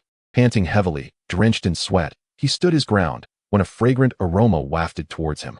As he looked up, he beheld the figure of Lingen. Trunks, how are you holding up? Can you still fight? Lingen inquired, placing her hand on him, healing his myriad wounds. Yes, I can manage, Trunks replied with a subtle nod. Who are you? At this moment, Android 18 had returned, her brow furrowed as she scrutinized Lingen, seemingly racking her brain for a memory of her, but failing to identify her. Who am I? Heh, I am merely the one who will defeat and annihilate you, Lingen responded, her gaze fixed on Android 18. It was her first time witnessing Android 18 in person, her beauty and demeanor truly befitting the title of the first goddess of Dragon Ball, possessing an allure that surpassed her own by a margin. However, compared to the Android 18 from the main timeline, this version exuded a more ruthless and sinister presence. Beauty, in her eyes, was rendered somewhat inconsequential. Lingen delivered her taunt with a bright smile, leaving Trunks momentarily stunned. Unable to fathom where she found the audacity to utter such words, fearing that it would only incite Android 18's wrath further. Despite engaging in battle, Trunks dared not provoke her, apprehensive that such provocations could escalate their already dire circumstances. As it turned out, Trunks' initial concerns were well-founded. Upon hearing Lingen's provocative remarks, Android 18's fury ignited instantly. No one had dared speak to her in such a manner since her inception. Those who had were long gone to the underworld. Now, she sought to send Lingen there as well. Very well, you have succeeded in enraging me. Her eyes seemed to blaze with fury as she bellowed. And in the next instant, a multitude of energy blasts surged toward Lingen and Trunks' location. In the face of such an assault, Lingen swiftly seized Trunks and soared above the barrage of energy blasts. Boom! Countless energy blasts obliterated a vast expanse of land, even causing the very earth to tremble beneath the force of the onslaught. Lingen released Trunks, commanding, Trunks, split up and attack. Understood. The duo then launched themselves toward Android 18 from different angles. Despite their combined efforts, Android 18 remained unfazed, adeptly countering their diverse assaults with remarkable speed. In midair, they transformed into mere phantoms, each punch and kick resonating like thunderclaps, the sheer force of their confrontation echoing through the skies. The tremendous noise reached the ears of Android 17 and Gohan, who were positioned some distance away. Facing Gohan, Android 17 sneered, "Gohan, do you truly believe you can rely on that little brat to oppose Android 18? His power pales in comparison to hers. Rest assured, I shall ensure that both you and that child reunite in the afterlife." Huh, Android, are you not aware that today marks your demise? Sensing Lingen's energy, Gohan felt reassured, retorting with a cold laugh as he unleashed the power lying dormant within him. With this explosive force, he delivered a powerful kick to Android 18. How is this possible? Upon feeling Gohan's unparalleled might, Android 18's expression shifted dramatically, utterly bewildered by the sudden surge of strength emanating from him. Overwhelmed by this newfound power, she lost control and was sent flying backwards. Chapter 17, I have arrived. Gohan pressed the advantage, relentlessly assaulting the now vulnerable Android 17, whose body became akin to a punching bag, absorbing Gohan's formidable strength. Bang, bang, bang. Gohan transformed into a relentless force of nature, pouring every ounce of his energy into his strikes against Android 17, each blow fueled by his rage and resentment towards the androids for the lives they had extinguished. With each punch, it felt as though he was avenging those who had fallen to their merciless hands. In a mere few minutes, Gohan unleashed thousands of punches, culminating in a mighty shout as he clasped his hands together and struck down upon Android 17 with great force. The latter's body was sent crashing to the ground like a meteor. With a resounding crash, Android 17 created a massive crater upon impact, embedding himself firmly into the earth. Damn that Gohan, he spat as he extricated himself from the ground, utterly disheveled, blood trickling from his lips. He glanced at Gohan, only to see a wave of blue energy racing toward him. Android, perish. With a furious shout, Gohan unleashed a singular energy wave that engulfed the unsuspecting Android 17, creating a colossal mushroom cloud in the wake of the explosive blast. As Gohan descended from the sky, he gazed at the now vanished Android 17, panting heavily, a smile breaking across his face. Dad, Uncle Piccolo, I did it. I finally eliminated the androids. Yet, one remained. Gohan lifted his gaze toward the area where energy erupted, where Trunks and Lingen continued their battle against Android 18. In that fleeting moment, his expression hardened, and he propelled himself skyward. Meanwhile, Android 18 faced Trunks and Lingen's combined assault with remarkable composure, still unaware that her companion had been vanquished by Gohan. Fueled by rage, she aimed to eliminate the duo. But despite their joint efforts, she remained unyielding. However, she was confident that as time passed, victory would inevitably tilt in her favor. After all, she possessed boundless energy. No matter how formidable Trunks and Lingen might be, she was certain she could outlast them. Moreover, the disparity in their strengths was substantial. They had to expend every ounce of energy and focus just to contend with her attacks, leaving Trunks in a particularly dire state. Though Lingen fared better, Trunks was fatigued from his earlier encounters with Android 18, and his lack of combat experience rendered each evasion perilous. More than once, had it not been for Lingen's support or guidance, he might have fallen to the android's lethal grasp. This high-intensity battle proved overwhelmingly taxing for him, beads of sweat trickling down his forehead, gradually blurring his vision. At last, he could no longer keep pace with Android 18. With a single, thunderous punch, she sent him hurtling several meters away. Had it not been for Ling and timely intervention, Android 18 would undoubtedly have pursued her victory to eliminate him. However, the force of her blow had rendered him incapacitated, and as he lay clutching his abdomen on the ground, His golden hair faded away. Android 18 coldly scoffed. I shall first deal with that woman before returning to handle you, little brat. To her, her animosity was directed more towards Ling than anyone else. Although it was their first encounter, Ling Yin's audacity to disdain her was unforgivable. She had eliminated all who dared to challenge her. And now it was Ling Yin's turn to meet the same fate as those who underestimated her. Faced with Android 18's onslaught, Ling Yin did not hesitate to flee. In this moment, her strength was insufficient. With Trunks incapacitated, she found herself ill-equipped to confront Android 18 alone. Yet, how could she hope to outrun someone of such formidable prowess? Within moments, Android 18 had caught up, and upon seeing Ling Yin's terrified expression, a sinister smile crept across her face. Why have you stopped running? She taunted. Taking a deep breath, Ling Yin assumed a fighting stance against Android 18. It was a desperate gamble. She silently vowed that should she ever find herself in such a predicament again, hiding would be the wiser choice. However, that was a concern for another time. Her immediate priority was to survive the onslaught of Android 18's attacks. Thoughts of Gohan and whether he had managed to defeat Android 17 flickered through her mind, but before she could dwell on them further, Android 18 was upon her. In an instant, before Ling Yin could react, Android 18 swung her fist, imbued with terrifying power. Left with no option, Ling Yin crossed her arms in a futile attempt to brace for the impact. A wave of excruciating pain erupted through her limbs. She swore she had never experienced such agony in her 2 lifetimes. The sheer intensity of the pain brought tears to her eyes. In that moment, Ling Yin realized the folly of her previous fantasies about battle. Combat was not merely an exhilarating experience. It came with the inevitable reality of facing immensely powerful foes and enduring their merciless assaults. She had never considered herself a warrior. She had never participated in street fights. This was her first battle, and her inaugural opponent was a creature of unfathomable terror. All notions of vengeance and bloodshed seemed trivial now. Ling Yin understood that for someone like her, the romanticism of battle was a mere illusion. In reality, when confronted with such ferocity, tears would flow, and thoughts of mortality would pale in comparison to the sheer pain that was unbearable for any ordinary person. In that moment, she thought of Gohan. She could not comprehend how he had persevered through such trials, facing the terror of androids time and again, teetering on the brink of death with each confrontation. He had lost limbs and even faced the specter of death, yet he never surrendered, continually battling against the androids. Previously, she had merely regarded Gohan as an impressive figure, distinct from the Goku of her original timeline. Yet now, she truly grasped why he was hailed as a genuine warrior. With newfound clarity, Ling Yin hastily activated her healing abilities to mend her severely injured arm. Though the pain subsided, tears continued to stream uncontrollably down her cheeks. Nevertheless, she could not afford to dwell on her suffering. Surviving Android 18's assault was of paramount importance. Thus, despite the immense pressure weighing down on her and her awareness of her own limitations, she fought back fiercely, evading Android 18's attacks and seizing opportunities to retaliate, albeit only minimally. Yet, such efforts were merely a drop in the ocean. Android 18's strength far surpassed her own, and this time, there was no playful cat-and-mouse game. Her intent was clear, to send Ling into the afterlife. Each of her strikes was executed with lethal intent.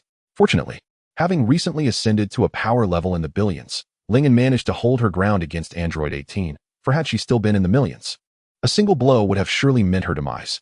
Yet, despite this, her situation remained perilous. The most pressing danger was her rapidly depleting stamina.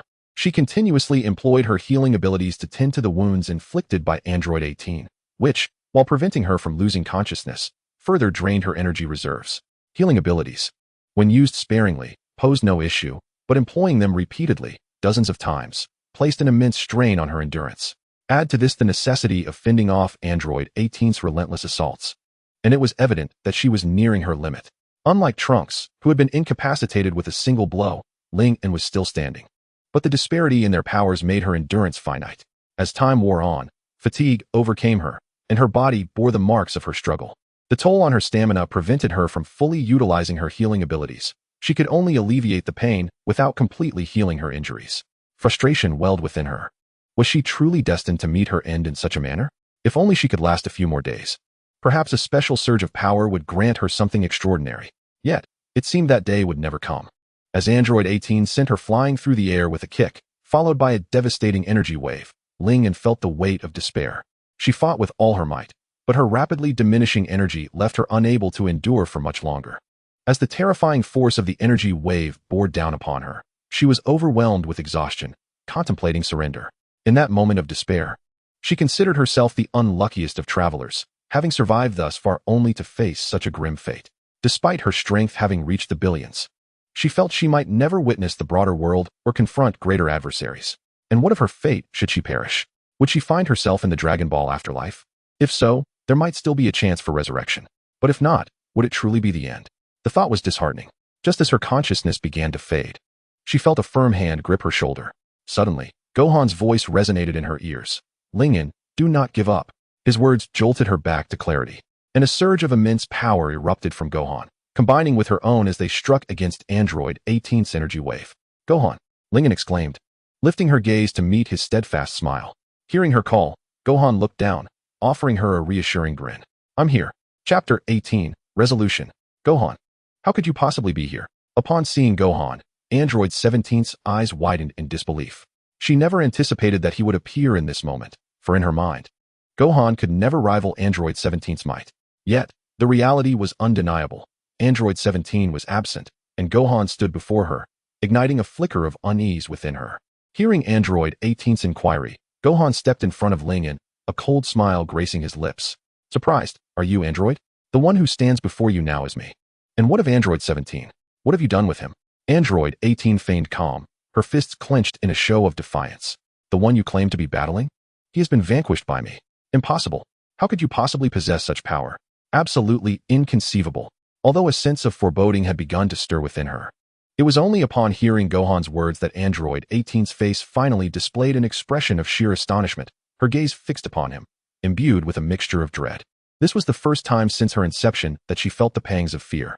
Thus, the moment this emotion surged within her, she wasted no time in turning away and soaring into the distance, unable to linger any longer.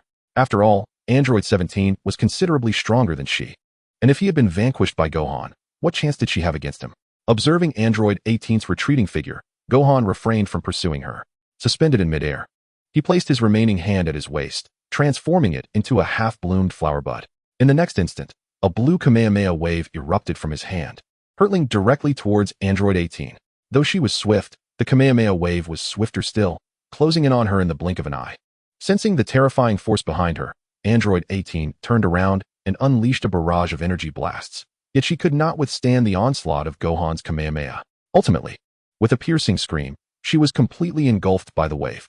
Gohan exhaled softly as he gazed into the distance, turning to face Lingyan with an expression brimming with uncontainable joy. "Lingyan, we have triumphed. The androids have finally been eradicated. Indeed, we have prevailed." Lingyan smiled gently, her body relaxing entirely in that moment.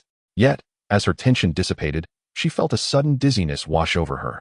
She had overexerted herself, and now, completely devoid of strength, she could no longer maintain her flight, plummeting towards the ground. Witnessing this, Gohan hurriedly caught Lingyan in his arms. "Lingyan, are you all right?" he asked anxiously. "Cough, I'm fine. Just a bit fatigued," Lingyan responded, momentarily losing her vision before seeing Gohan's worried face.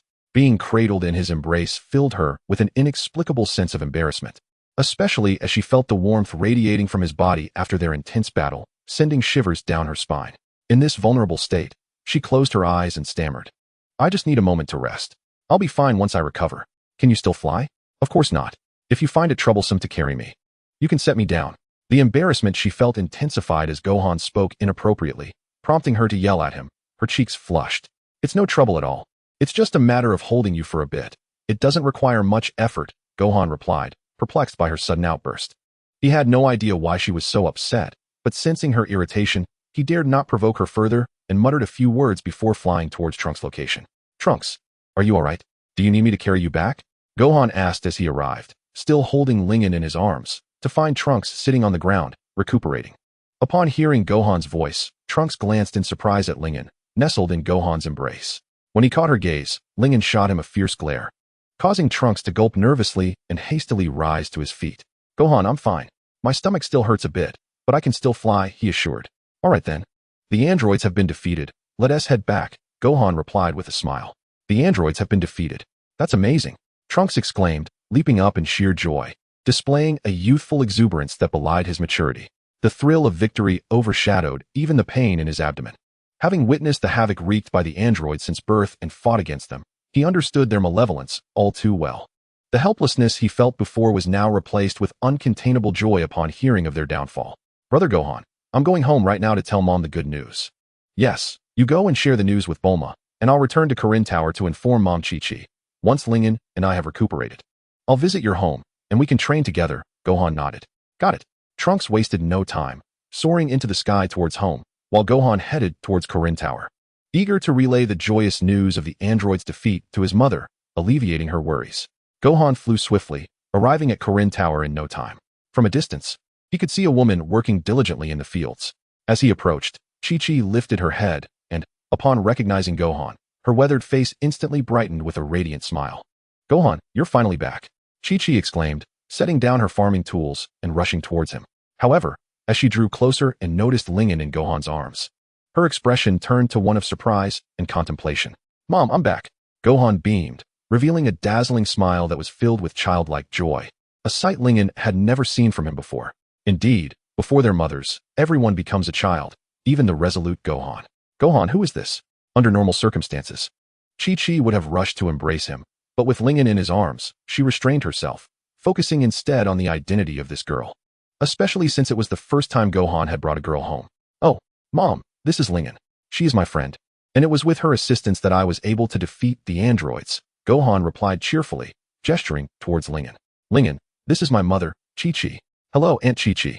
Lingen managed to say weakly, feeling utterly drained, compounded by Chi-Chi's formidable reputation, especially under her piercing gaze. Just a friend, is it? Chi-Chi scrutinized Gohan and Lingen before suddenly realizing the gravity of Gohan's words. Gohan, did you just say the androids have been defeated? Yes, Mom. The androids have been vanquished. The Earth is safe now. Our next step is to locate New Namek, and with the Dragon Balls there, we can resurrect Kami and Uncle Piccolo. Perhaps even Dad can return. Really? That is wonderful. Chi-Chi gasped, her hands covering her mouth, tears of joy welling up in her eyes, especially at the prospect of Goku's potential revival. Mom, Lingen is weakened from battling the androids, so I'm taking her inside to rest, Gohan said as he led Lingen towards the house. Of course. You both rest. I'll prepare some food right away, Chi-Chi exclaimed, rushing off to the kitchen. Upon witnessing this scene, Sun Wukong couldn't help but smile with delight. He gently carried Lingen to a bedroom, carefully laying her down on the bed. As she slipped from his embrace, Lingen exhaled a sigh of relief. Lingen, please rest here for a while. I shall not disturb you. Once your mother has prepared the food, I will come to call you, Sun Wukong said, his gaze lingering on her. All right. Lingen replied with a gentle nod, subsequently lying down and closing her eyes. In a mere moment, she succumbed to a deep slumber. Observing this, Sun Wukong smiled softly and exited the room. As he stepped outside, Chi-Chi appeared by his side like a specter. Her heart ached as she glanced at her son's lost arm, but she quickly turned to Sun Wukong and whispered, Wukong, are you truly just friends with that Lingen? What else could it be, mother? Why do you ask such things? Sun Wukong replied, momentarily bewildered, scratching his head in confusion. Oh dear, you're just as dense as your father, Chi-Chi exclaimed, exasperated as she tapped his hand. Don't you share that kind of relationship with her? What kind of relationship? Sun Wukong's confusion deepened. A relationship that leads to marriage, you silly boy. Chi-Chi suddenly raised her voice. Marriage? Sun Wukong blinked, and in an instant, his cheeks flushed crimson as he waved his remaining arm. Mother, please do not jump to conclusions. Lingen and I are indeed just friends. Chapter 19. A good child. In contrast to the robust physiology of the Saiyans, the physical constitution of Earthlings is considerably weaker. After all, the Saiyans are a formidable race capable of becoming even more powerful after near-death experiences. Consequently, a Saiyan might only require a brief period of rest to recover from exhaustion. Whereas Lingen had slept an entire day. Though she eventually regained her ability to move, her body was still sore all over. In this context, she encountered a special benefit on her 3rd anniversary. Each special benefit necessitated her to complete a full Earth year, regardless of her location. Thus, utilizing a time machine for temporal jumps would not grant her another opportunity for a special critical strike. However, if she spent 2 years in the hyperbolic time chamber, even if only 2 days passed outside, she would have genuinely experienced 2 years, allowing her to obtain 2 special critical strikes. Lingen eagerly rubbed her hands together and commanded the system to activate the special critical strike. When she beheld the result, she couldn't help but gasp, a look of shock and elation gracing her face. The system panel boldly displayed normal battle power 20-fold enhancement card. Indeed, with this card, she could elevate her current base power by 20 times. Presently, with a strength just over 100 million, Using the enhancement card would propel her power to over 2 billion. Over 2 billion in strength. If I encounter an android one day later, wouldn't it be like slaughtering a chicken? Lingen murmured, inwardly lamenting the missed opportunity.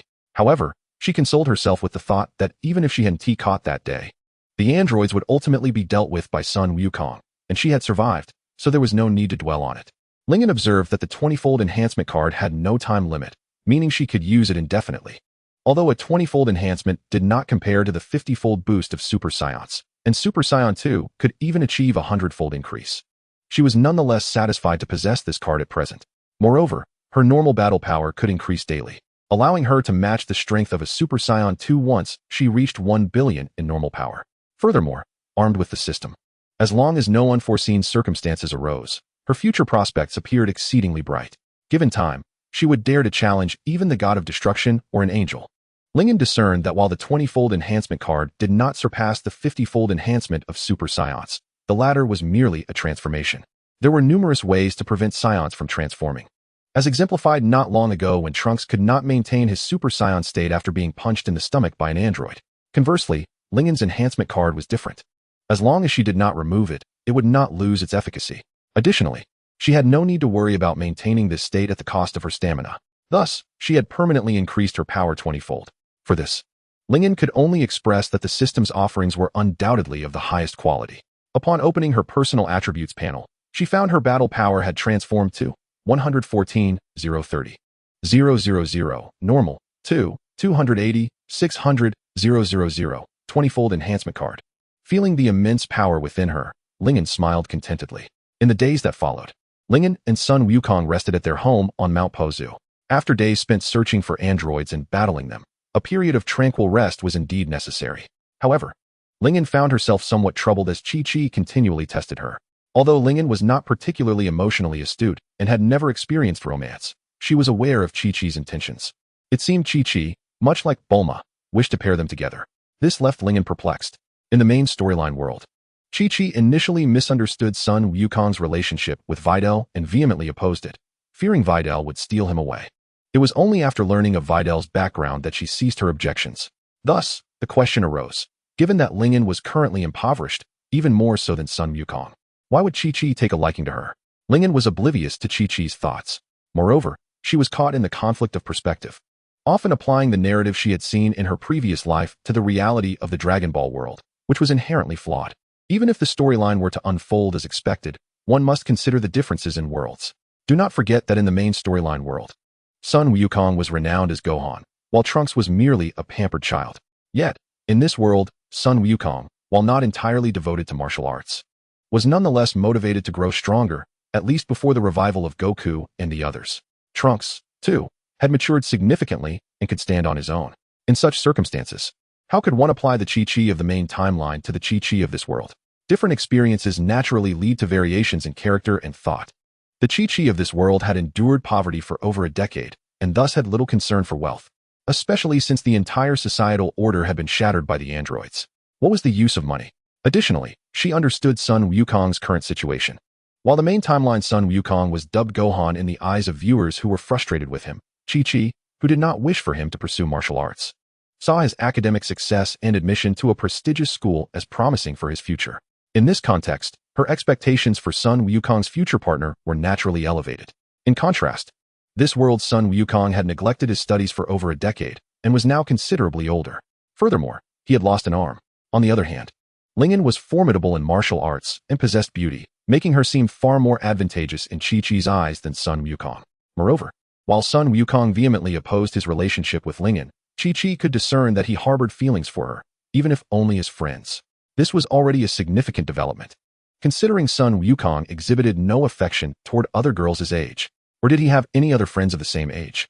Upon contemplating the utter emotional ineptitude of both Son Gohan and his father, Son Goku, one realizes the improbability of Gohan taking the initiative in matters of the heart. In such circumstances, Chi-Chi naturally sought to approach Ling and instead. However, despite numerous attempts, Lingen remained impervious to her efforts, which left Chi-Chi feeling quite vexed and powerless. If Gohan harbored some semblance of affection for Lingen, it was evident that Lingen felt nothing in return. Could it be that she truly does not harbor any feelings for my Gohan?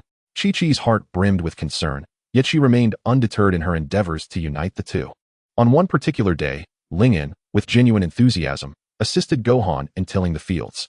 As a child raised in the city, she found great fascination in such activities, eagerly scattering seeds into every freshly dug hole before covering them with soil and watering them. In her previous life, despite her interest in gardening, she would never have engaged in such labor. It was indeed exhausting, and while experiencing it was one thing, actually planting crops was quite another. However, now she was a formidable martial artist, and bending down to plant seeds required little exertion. Through their combined efforts, they managed to cultivate a substantial area in just half a day. Compared to the vast expanse of Bunzo Mountain, this plot was insignificant, but to be fair, Bunzo Mountain was primarily tended by Gohan's family, and planting more would yield no additional consumers. Thus, they merely cleared a few patches for the sake of variety in their harvest. Once their task was completed, Chi-Chi brought out some freshly prepared juice. They both drank heartily, the icy beverage refreshing their spirits immensely. "Thank you, Aunt Chi-Chi," Ling said politely as she returned the cup, expressing her gratitude. "Oh, there's no need for thanks. It was but a trifling matter. If anyone should be grateful, it is I for your assistance in helping Gohan with the farming," Chi-Chi exclaimed, a nostalgic smile gracing her lips. "You remind me of Goku. We used to toil together, planting fields side by side. It's hard to believe he has been gone for nearly 20 years now, and Gohan has grown so much." A wave of melancholy washed over Chi-Chi as she spoke. "Rest assured, Aunt Chi-Chi, we have entrusted Bulma with the creation of a time machine. Once it is completed, we can travel back and alter history. If possible, that would be ideal. If not, at least we will know where the new Namek is located, which would enable us to use its Dragon Balls to restore Earth, and in turn, bring Gohan's father back to life," Ling reassured her from the side. "One can only hope. It has been over a decade now. I wonder if Goku has been reincarnated. If he has, it may be impossible for him to return," Chi-Chi replied, still tinged with worry. "Aunt Chi-Chi, consider this. In the past decade, with the androids ravaging Earth, who would be willing to bear children in such perilous times? Would anyone want to bring a child into a world rife with danger? Even if there were some willing, the chances of them being Gohan's father are quite slim," Ling remarked, fully aware that beings like Goku and Piccolo, upon reaching the afterlife, had neither reincarnated nor lost their physical forms, allowing them to continue their training. Given the passage of time, Goku must have attained at least Super Saiyan 2, yet she could not disclose such knowledge, as it would seem peculiar for her to be more informed than even Bulma and Gohan. Nonetheless, her comforting words held a grain of truth. After the android's onslaught, how many would dare to procreate? Survival was paramount, let alone the safety of a newborn. Hearing this, Chi-Chi felt somewhat consoled, her heart swelling with satisfaction as she regarded Ling. "You truly are a wonderful child," she chuckled, her eyes sparkling with approval. However, Ling suddenly felt she ought not to have offered such comforting words. Due to Chi-Chi's influence, Ling soon beckoned son Gohan to train at Bulma's place. As while they could practice at Bunzo Mountain, it lacked the gravity training chamber. Although the androids had been vanquished, Gohan was still eager to grow stronger, and thus readily agreed to the journey to West City. After bidding farewell to Trunks, the two departed with Chi-Chi towards their destination. As they flew, they observed numerous remnants of urban decay, with humanity continuing to tread cautiously through the ruins. The ordinary populace remained blissfully unaware that the terrifying androids had been eradicated. They lived in constant trepidation. In light of this situation, Ling and Gohan felt powerless. They could not simply approach people to declare that the android threat had been eliminated. It would be a cumbersome task, and perhaps it would take several months without any sightings of the androids for humanity to gradually accept the truth. Thus, they refrained from intervening further. While soaring through the sky, Ling turned to Gohan and suddenly asked, "Have you ever considered maintaining your Super Saiyan form indefinitely?" "Maintain my Super Saiyan form indefinitely?" Gohan was taken aback, puzzled by Ling's unexpected proposition. Seeing his bewilderment, Ling continued, "Although I do not fully grasp what it means to be a Super Saiyan, I have observed you in Trunks, and it seems that sustaining this state requires immense physical and mental exertion, does it not?" "Indeed," Gohan replied, his expression turning serious. He was no simpleton. On the contrary, he was quite astute, a scholar in the main timeline. In this moment, he sensed Ling was broaching a profound topic. Ling elaborated, "Each individual's body has its limits, which can vary at different stages of life. For instance, a regular person may initially manage only 10 push-ups, but through years of training, they could eventually reach 50 or even 100. This illustrates that human limits are not absolute, but can be continuously surpassed. If maintaining the Super Saiyan state is a burden for you, why not strive to transcend that burden, allowing your body to adapt to this form gradually? Once your body can effortlessly sustain the Super Saiyan state, Wouldn't it enable you to unleash even greater power in battle? In truth, the method Ling and described had been imparted to Gohan by Goku in the original narrative. However, in this future timeline, Goku had passed away long before he could share such wisdom. Given that Goku had once taught this, it surely held merit. Moreover, Ling and's insights were valid. The various states of a person significantly influenced their combat efficacy. For example, if Gohan's arm were whole, with his current strength, he could easily defeat even two androids working in tandem. Yet, the loss of an arm hindered his ability to unleash his full potential. Goku in the main timeline had faced a similar predicament. Despite being poised to defeat the androids, he succumbed to defeat due to his heart condition. It is not merely a matter of how much combat power one possesses. That alone does not guarantee effectiveness. However, employing various strategies to minimize losses and maximizing one's power is indeed feasible. Encouraging Gohan to maintain his Super Saiyan form is certainly one such strategy. Lingen's desire to assist Son Gohan in enhancing his strength is largely motivated by the need to provide a layer of insurance for their journey into the past. After all, although every timeline originates from the same source, the divergent branches exhibit varying manifestations. In this world, for instance, Cell emerged much earlier than in other timelines. No one can guarantee that the past will unfold in the same manner as depicted in the original narrative. Under such circumstances, it is paramount for Son Gohan to elevate his power as much as possible. Lingen's words plunged Son Gohan into deep contemplation, causing him to momentarily halt in midair, while Lingen remained by his side, observing him intently. After a brief interval, Lingen sensed a formidable energy surging forth from within Son Gohan. In the next moment, a golden aura enveloped him, marking his transformation into a Super Saiyan. However, at that moment, Son Gohan's Super Saiyan form was quite tumultuous, and Lingen could even hear the rhythmic fluctuations of power swirling around him. Lingen, I have transformed into a Super Saiyan. What should I do next? Is this all there is? Though Son Gohan grasped the essence of Lingen's advice, his understanding was still somewhat superficial, prompting him to inquire further. Gohan, can you draw the excess energy back into your body? Is that within your capability? Lingen mused, appraising Son Gohan thoughtfully. After a moment of consideration, she spoke again. I will give it a try. Son Gohan exhaled gently, closing his eyes to attune himself to the energy surrounding him.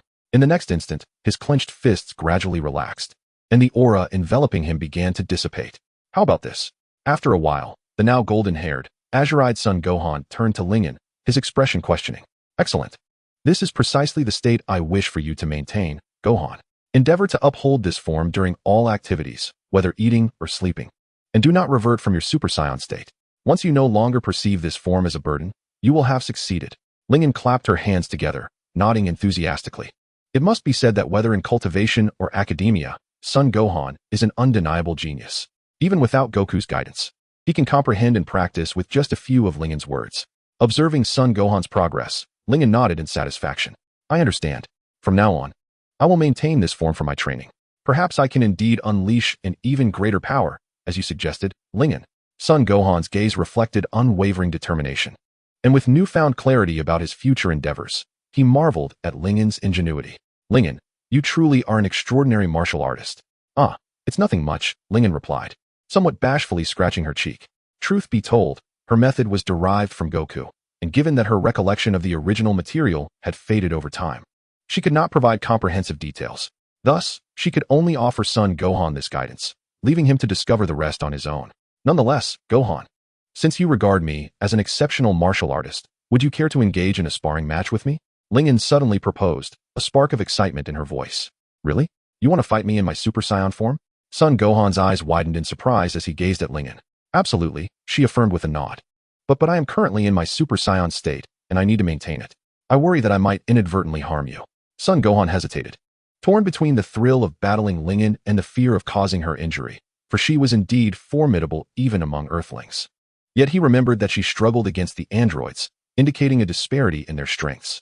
However, Lingen waved her hand dismissively, smiling reassuringly. Gohan, you need not worry. I have recently made a breakthrough. Even if you unleash your full power, I have ways to cope. Really? That is truly astonishing.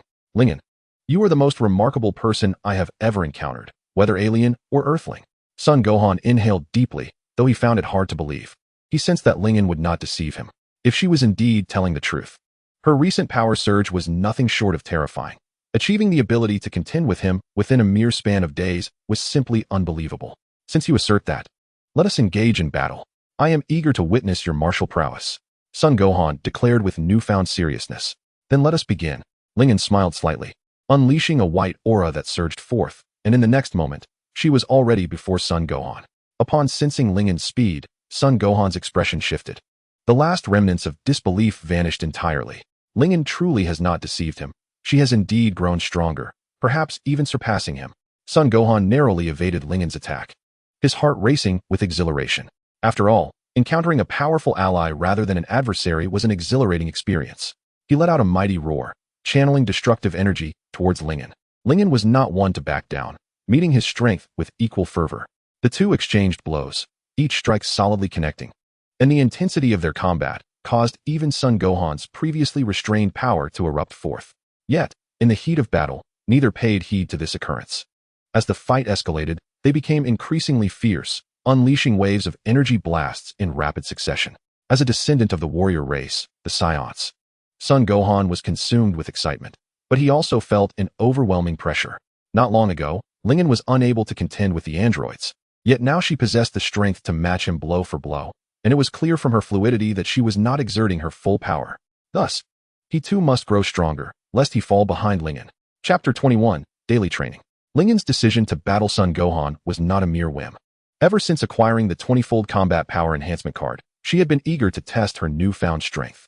However, previously, with Chi-Chi keeping a watchful eye at Capsule Corp, she refrained from expressing her desire to fight, as Chi-Chi, though not opposed to Son Gohan's training, was not particularly supportive either. To avoid creating discomfort for Chi-Chi, Lingen suppressed her urge to test her abilities until she finally left Capsule Corp, at which point she proposed the sparring match. Battling Son Gohan revealed to Lingen the extent of her current power. After obtaining the power enhancement card, she had experienced several days of explosive growth, and now her combat power exceeded 20 billion, far surpassing Son Gohan. Thus, she only needed to utilize a little over 1/5 of her strength to engage in a stalemate with him. The exhilarating combat was invigorating, even for Lingen, who typically shunned fighting, let alone for the half-Saiyan Son Gohan. After their bout concluded, they descended to the ground to rest, with Son Gohan lying on the grass, panting heavily. This is simply unbelievable. Lingen, you have managed to attain such prodigious power in such a short time. It seems I cannot afford to slack off. I must train diligently to ensure I do not fall behind you. Sun Wukong sat up, gazing at Lingen beside him. Clenching his fists with unwavering determination, he spoke resolutely. Upon hearing this, Lingen offered a gentle smile and replied, Gohan, your talent is exceedingly formidable.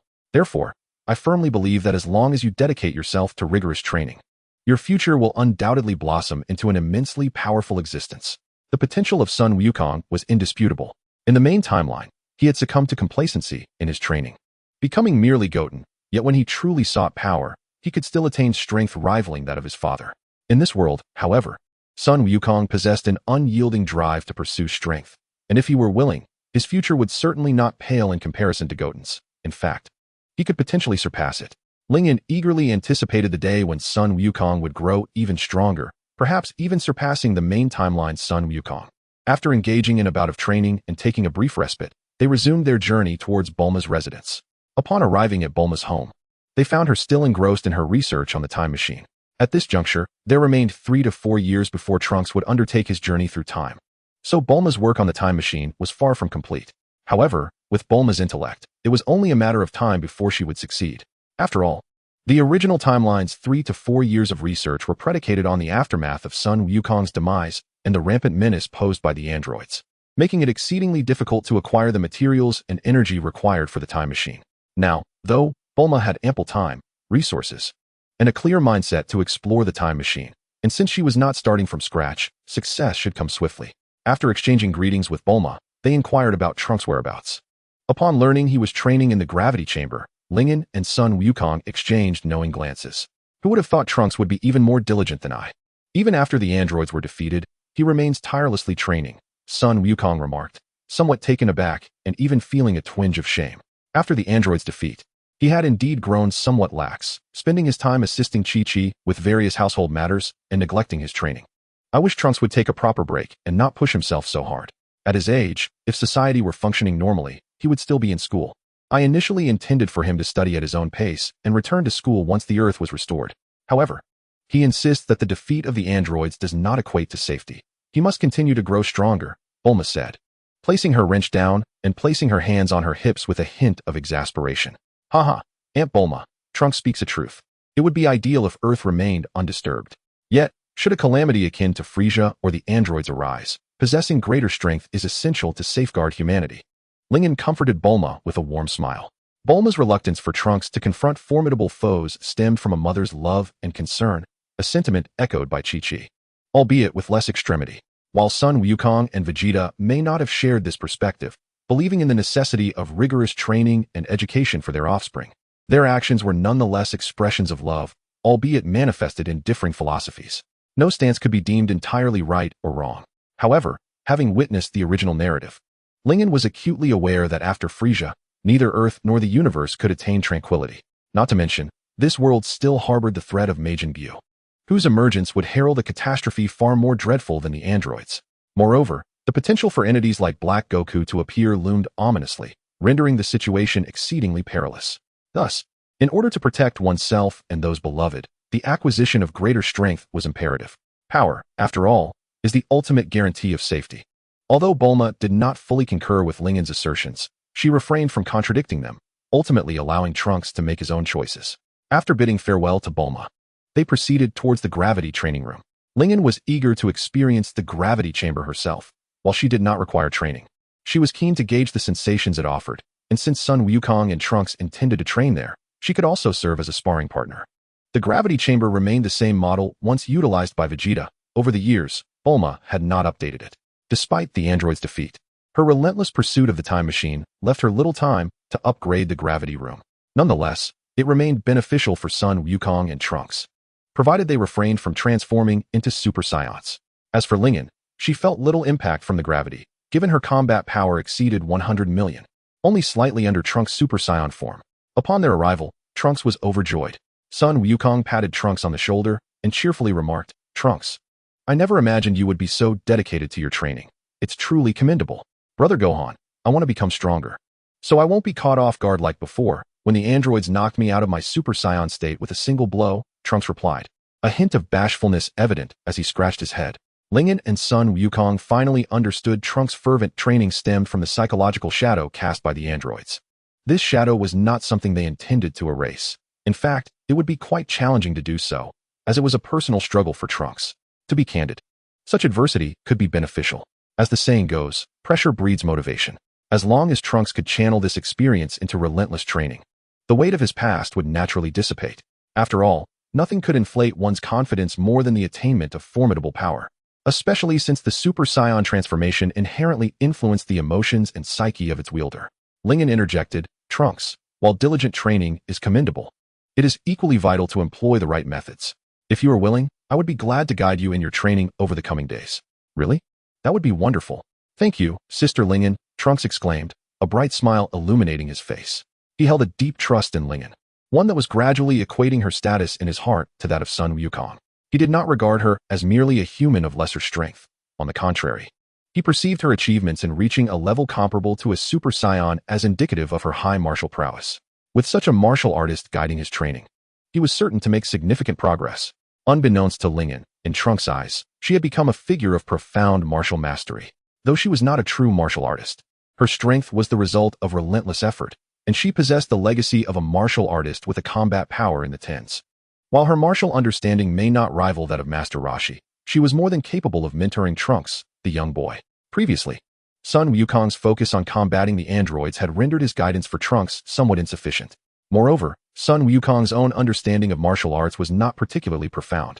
In such a context, Trunks could only be deemed a novice, often encountering various issues in his techniques, comparable to insufficient effort, a lack of focus, and an inability to concentrate. These fundamental issues prompted Lingen to prescribe the right remedy. Rather than demanding Trunks embark on an advanced training regimen, she chose to return to the basics, guiding him step by step through a comprehensive review. Frankly, this process was quite arduous, perhaps even more challenging than instructing a novice. A newcomer is akin to a blank canvas, ready to absorb any splashes of ink, whereas Trunks, possessing an innate battle power in the millions, had already developed certain dependencies. Thus, to rectify these dependencies, diligent effort was imperative. Fortunately, Trunks was willing to cooperate, persevering through any hardship, which led to his remarkable progress. His transformation was evident on a daily basis. During this period, Gohan was also engaged in his training, predominantly within the gravity chamber. Occasionally, he would release his Super Saiyan form to undergo pressure training, but more often, he maintained his Super Saiyan state, gradually acclimating to it. Initially, Trunks was perplexed by Gohan's decision to remain in Super Saiyan form, but upon learning the reasoning behind it, he too began to adopt this approach. Chapter 22, Education. Time in training is imperceptible, and before one realizes, for months have swiftly passed. Throughout these months, Lingen accompanied Trunks and Gohan in their training endeavors. Thanks to systematic training and the assistance of the gravity chamber, the duo experienced astonishing enhancements. Gohan's progress was remarkable. He had effectively mastered the Super Saiyan form. And with his base battle power reaching a staggering 100 million, his Super Saiyan form granted him a combat power of 5 billion. Such advancement surpassed even that of Goku and others in the main timeline, who had spent an entire year in the hyperbolic time chamber to reach similar heights. While the gravity in the time chamber was less intense than that of the gravity training room, it is crucial to remember that the conditions within the time chamber were exceedingly harsh. The time chamber could not be sustained indefinitely. Thus, both parties trained under relatively comparable circumstances, with Gohan's growth evidently more rapid. This was only to be expected, as Gohan had battled androids for many years. Although his combat power had not seen significant increases during those years, a strong foundation had been established. Once he focused his mind on training, rapid progress was entirely plausible. Future Trunks mirrored this, having trained alongside Vegeta within the time chamber, resulting in a power surpassing that of Vegeta himself. While Trunks' growth, although swift, did not match Gohan's. He had still made significant strides, with his base battle power now around 30 million. Upon transforming into a Super Saiyan, he could achieve a combat power of 1.5 billion, easily overwhelming the androids that once wreaked havoc on Earth, even surpassing the timeline Cell, who had absorbed Android 17. However, their rate of growth could not compare to Lingen's. In terms of training, she significantly lagged behind Gohan and Trunks, having gained merely a little over 1,000 in battle power from her own efforts after nearly 4 months. Yes, not 1,000, but just over 1,000.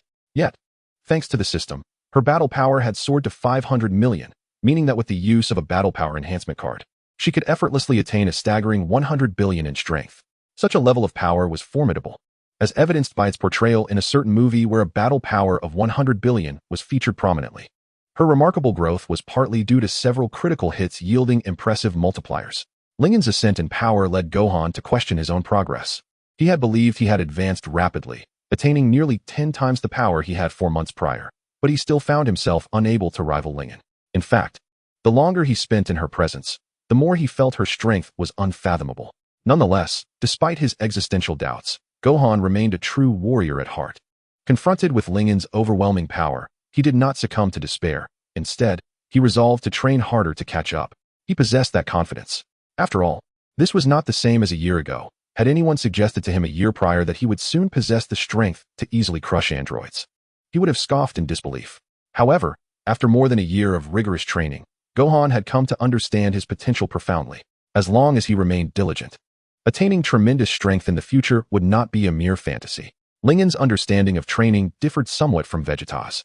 To Vegeta, relentless toil and effort were the keys to acquiring great strength, and while this notion held merit, it primarily suited a warrior of his temperament. In contrast, Lingen believed that balance was the most appropriate approach to training. In fact, Goku, who inherited the teachings of the Turtle School, also embodied this principle. When faced with Cell's threat in the original narrative, Goku did not compel Gohan to train incessantly. Thus, every fortnight, Lingen would take Gohan and Trunks outside to relax, whether it be through leisure activities, fishing, or shopping, ensuring they could completely unwind before returning to their training. Of course, they could not become entirely lax. Should they do so, Goku from the main timeline would surely be summoned to spur them into action again. Maintaining a balance between relaxation and diligence is essential in all aspects of life. On this particular day, Lingen once again led Gohan and Trunks away from Bulma's residence, preparing for a day of well-deserved relaxation. "Sister Lingen, where shall we go to unwind this time?" Trunks inquired, his curiosity piqued as they soared through the sky. Initially, Gohan and Trunks had been perplexed by the concept of taking a break every 2 weeks, but after several attempts, they gradually began to appreciate Lingen's thoughtful intentions, recognizing the benefits it brought to their training, and thus, their enthusiasm grew. Upon hearing Trunks' question, Lingen replied with a bright smile, "Today, we shall be heroes. Engaging in noble deeds. Engaging in noble deeds." Trunks and Gohan exchanged bewildered glances, unsure of what Lingen meant. "Hee hee, you shall soon find out," Lingen teased. Each time they took a break, she sought to introduce something novel, avoiding repetitive activities that could become burdensome rather than relaxing. Although Lingen primarily instructed Trunks, many times she merely guided him, allowing him to train independently. In this capacity, she had ample time to contemplate where to take them next for a refreshing experience. With anticipation, Trunks and Gohan followed Lingen in flight. Before long, the trio arrived in a relatively bustling city, which was evidently untouched by the androids' devastation. Over the past few months, as the androids had vanished, humanity had begun to restore some semblance of order, though only in those cities that had not suffered their wrath. Many others remained desolate and deserted. A few months had not been sufficient for the populace to fully grasp that the androids were truly gone. But at least they no longer lived in constant fear. The three descended upon a tall building, observing the throngs of people within the city, each face carrying a hint of urgency. Trunks, puzzled, inquired, "Sister Lingen, you mentioned we would be heroes today, yet you brought us here. Does this mean that this city is in some form of danger?" "Indeed." Lingen cast a look of admiration at Trunks. Since the annihilation of the androids, although humanity remained oblivious to their absence, the passage of a few months had led them to gradually acclimatize to a world without these formidable beings. Yet, the lingering aftermath of the androids' rampage did not dissipate with their departure. Following the assassination of the king and the governing bodies by the androids, most cities descended into a state of self-preservation, and amidst this chaos, those with nefarious intentions emerged to wreak havoc. Approximately 2 months prior, a group identifying themselves as the Savior's Brigade began seizing weapons from the resistance, launching their assaults across numerous cities in this region, resulting in countless fatalities. Reports indicated that this faction was advancing towards our city and was expected to arrive today. Listening to Lingen's words, Trunks was instantly consumed by fury. These despicable fiends. In the face of the android threat, even if humanity cannot unite as one, we must not turn against each other. To exploit this opportunity for malevolence is utterly vile. At that moment, a flicker of confusion crossed Trunks' eyes. Is this truly the humanity that I and Gohan fought so desperately to protect? Trunks, regain your composure. If Trunks' earlier outburst stemmed solely from righteous indignation, his subsequent statement caused Gohan's expression to shift dramatically. He placed a hand firmly on Trunks' shoulder, speaking with utmost seriousness. Trunks, you must not entertain such thoughts. Humanity is an intricate tapestry, comprising both malevolence and virtue, and a multitude of ordinary individuals. Not every soul is tainted by wickedness. Do you understand? Indeed, Trunks, Lingen interjected calmly. The reason I have brought you out to be a hero is to help you comprehend the true essence of the humanity we strive to protect from the androids. Humanity, as she explained, is an exceptionally complex existence. Even though they remain unaware of the androids' demise, merely a few months of absence can lead to fragmentation within a once unified populace. When the opportunity for wrongdoing arises, the latent malevolence within some individuals can no longer be contained. Yet, as Gohan articulated, for every malevolent being, there exists a counterpart who embodies goodness, much like you and Gohan. Do you truly believe that you and Gohan are not human? No, certainly not. Trunks quickly shook his head. Although he and Gohan were of Saiyan descent, they were born and raised on Earth, sharing no distinctions with the Earthlings apart from their bloodline. Under such circumstances, how could they possibly be anything but Earthlings? Trunks took a deep breath, casting a contemplative gaze at the city below. Before addressing Gohan and Lingen, Gohan, Lingen, I comprehend what you both are saying. I realize now that my earlier thoughts were overly extreme. Trunks, you must grasp that regardless of how formidable your power may be, it is imperative to view matters from the perspective of ordinary individuals. You must never adopt the lofty demeanor of a strong man, Lingen stated with profound seriousness. Observing Trunks nod in understanding, a smile graced her face. This was the very purpose of bringing Trunks along. Unlike the future Trunks depicted in the original tale, this Trunks had not endured significant hardships. Though mature for his age, he was still relatively inexperienced compared to adults, necessitating guidance to prevent him from straying onto a misguided path. Chapter 23. The Significance of Education. 1. While Trunks' character might not necessarily lead him to become the type of person Lingen feared, she remained wary of any slight possibility. Her concern for Trunks exceeded mere acknowledgement of his importance in the original narrative. After over a year of companionship, she regarded him as her own brother. Who would wish for their brother to turn to darkness? Lingen did not fear that Trunks would become malevolent, but she was apprehensive that he might overlook the value of ordinary lives due to a lack of clarity in his thoughts. Trunks was merely a child in his early teens, and his view of the world remained naive. Without Lingen's guidance today, if he were to witness the actions of the Savior's Brigade in the future, coupled with his current demeanor, he might indeed begin to disregard humanity due to its inherent flaws. Ling had never deemed humanity irredeemable. After all, she was once an ordinary, humble individual herself. An ordinary person lacks the capacity for evil, and it is unjust to bear the burdens of humanity's shortcomings on behalf of malevolent individuals. While evildoers must be eradicated, good individuals and the ordinary populace should not be dragged down alongside them. This encapsulates Ling's perspective on humanity. She had not distanced herself from ordinary people simply because she had acquired formidable power, embodying the principle of not imposing upon others what one does not desire for oneself. Meanwhile, Gohan cast a grateful glance at Lin, viewing Trunks as a beloved sibling. However, he had never contemplated Trunks' psychological state. Had it not been for Ling's guidance today, he would have remained oblivious to Trunks' potential for extreme thoughts on certain matters. By the way, as the saying goes, heroes must remain incognito. Therefore, I have prepared a set of heroic gear for you. Please take a look and see if you find it satisfactory. I personally crafted it.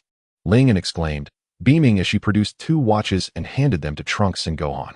The two received the watches with puzzlement, questioning the significance of these timepieces as heroic equipment. Gohan, press the red button in the center of the watch. Ling cheerfully instructed. Without hesitation, Gohan complied. Pressing the red button, and in an instant, a layer of green attire enveloped him, complemented by a black bodysuit, along with a helmet and a red cape. Those familiar with Dragon Ball would recognize this as Gohan's Saiyan superhero costume from the main timeline.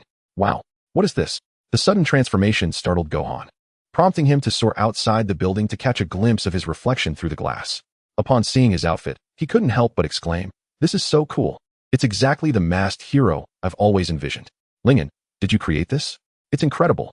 Yes, I sewed the clothes. But the design and final assembly were the work of Bulma. For her, crafting such an automatic transformation device was no challenge. She was quite intrigued, and managed to complete it in under half a day. While Ling and sewing skills were slower, having previously worked in garment production, she had never designed and created an entire outfit from scratch. As a result, her progress was somewhat halting. She had intended to take both of them out as heroes last month, but the outfit was not yet complete, leading to the delay.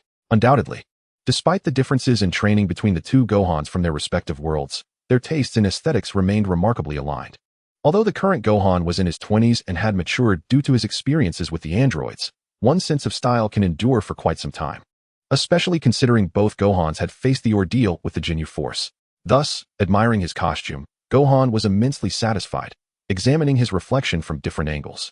Ahem, Lingen, is it possible for me to not wear that outfit? Trunks, however, held a markedly different opinion. Observing Gohan reveling in his attire, Trunks' lips twitched in disbelief. He could not fathom what was appealing about the green and black ensemble, particularly the helmet, which he found utterly hideous. Oh, Trunks, do you not like it? How unfortunate it is. I spent nearly a month crafting this for you, Trunks, believing you would appreciate it. If you do not like it, please return it to me. I would not wish to impose upon you. Upon hearing Lingen's words, a semblance of sorrow crossed her delicate features as she extended her fair hand, yearning to reclaim the watch from Trunks. Observing her heartbroken expression stirred something within Trunks. At that moment, he felt as though he had erred gravely, his heart laden with guilt and remorse. Glancing at Gohan, who was performing an array of peculiar movements before the glass, Trunks reluctantly retracted his hand. Gritting his teeth, he addressed Lingen. No, it's not that, Sister Lingen. I merely feel that this ensemble hinders my performance. However, since it is your kind gesture, I shall wear it. That is splendid. Quickly don it, for I personally stitched it, and I am certain you will come to love it, Lingen exclaimed, her demeanor shifting instantaneously as a radiant smile illuminated her face, urging Trunks to adorn the Saiyan masked hero outfit. Observing Trunks' hesitant yet obliging motions, Lingen secretly chuckled to herself.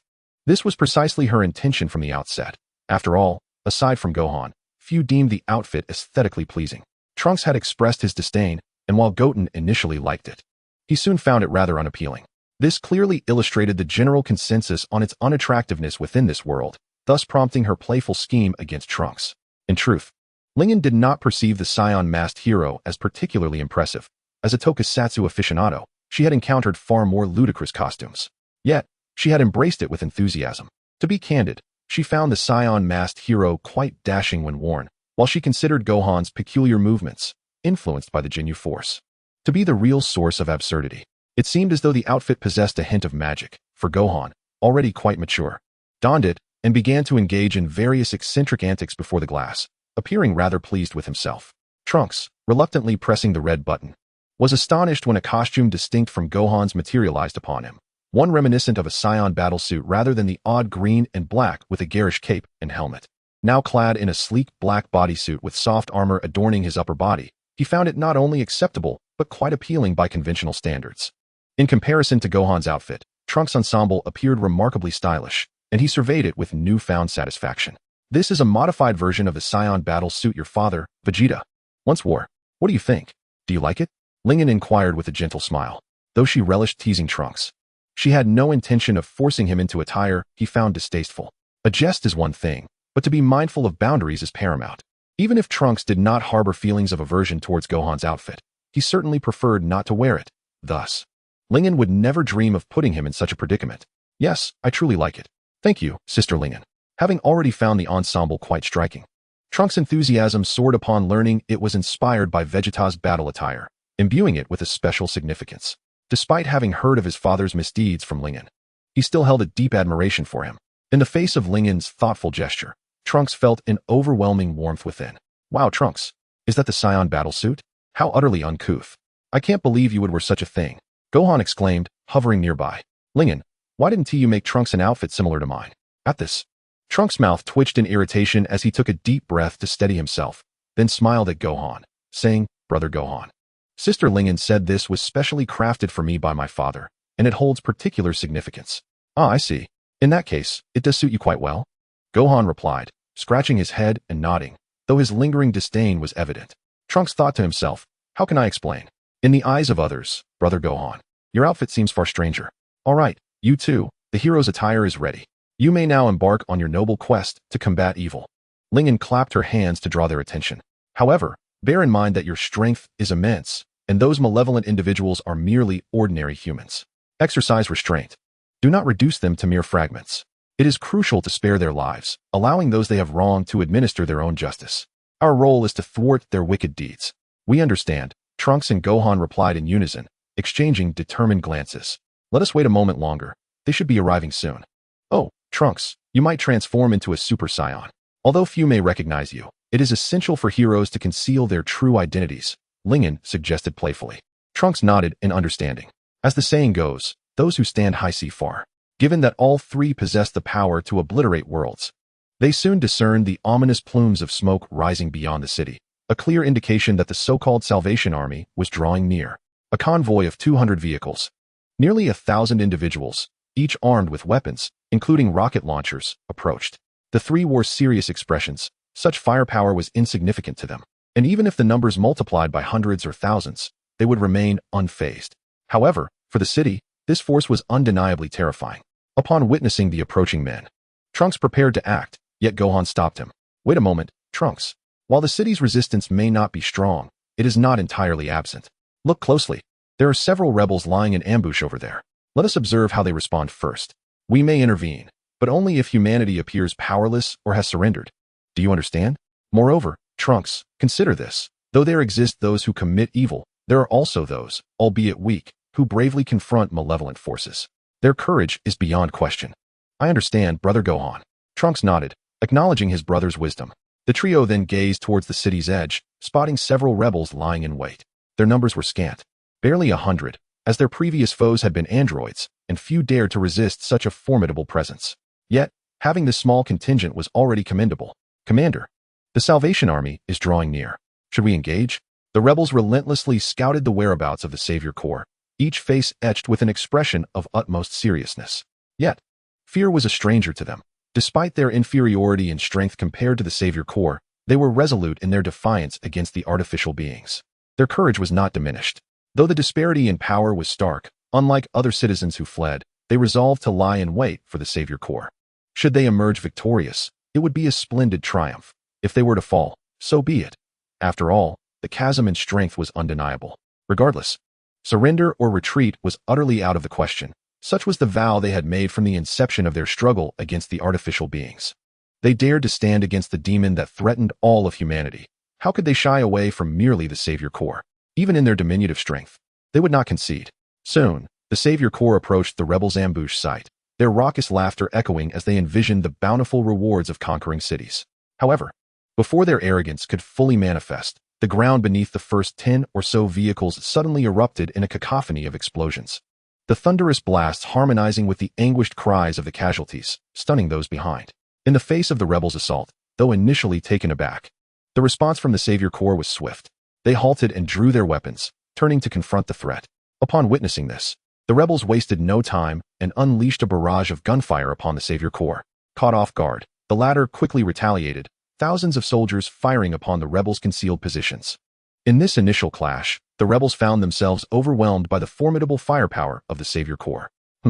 I did not expect there to be anyone bold enough to oppose the Savior Corps. Those who dare to attack us shall taste the wrath of our retaliation. A burly man, adorned with sunglasses, barked orders, and with a single command, a group of his men armed with rocket launchers unleashed a volley of missiles. The ensuing explosions sent several rebels flying. This was the fate that awaited those who dared to defy the Savior Corps.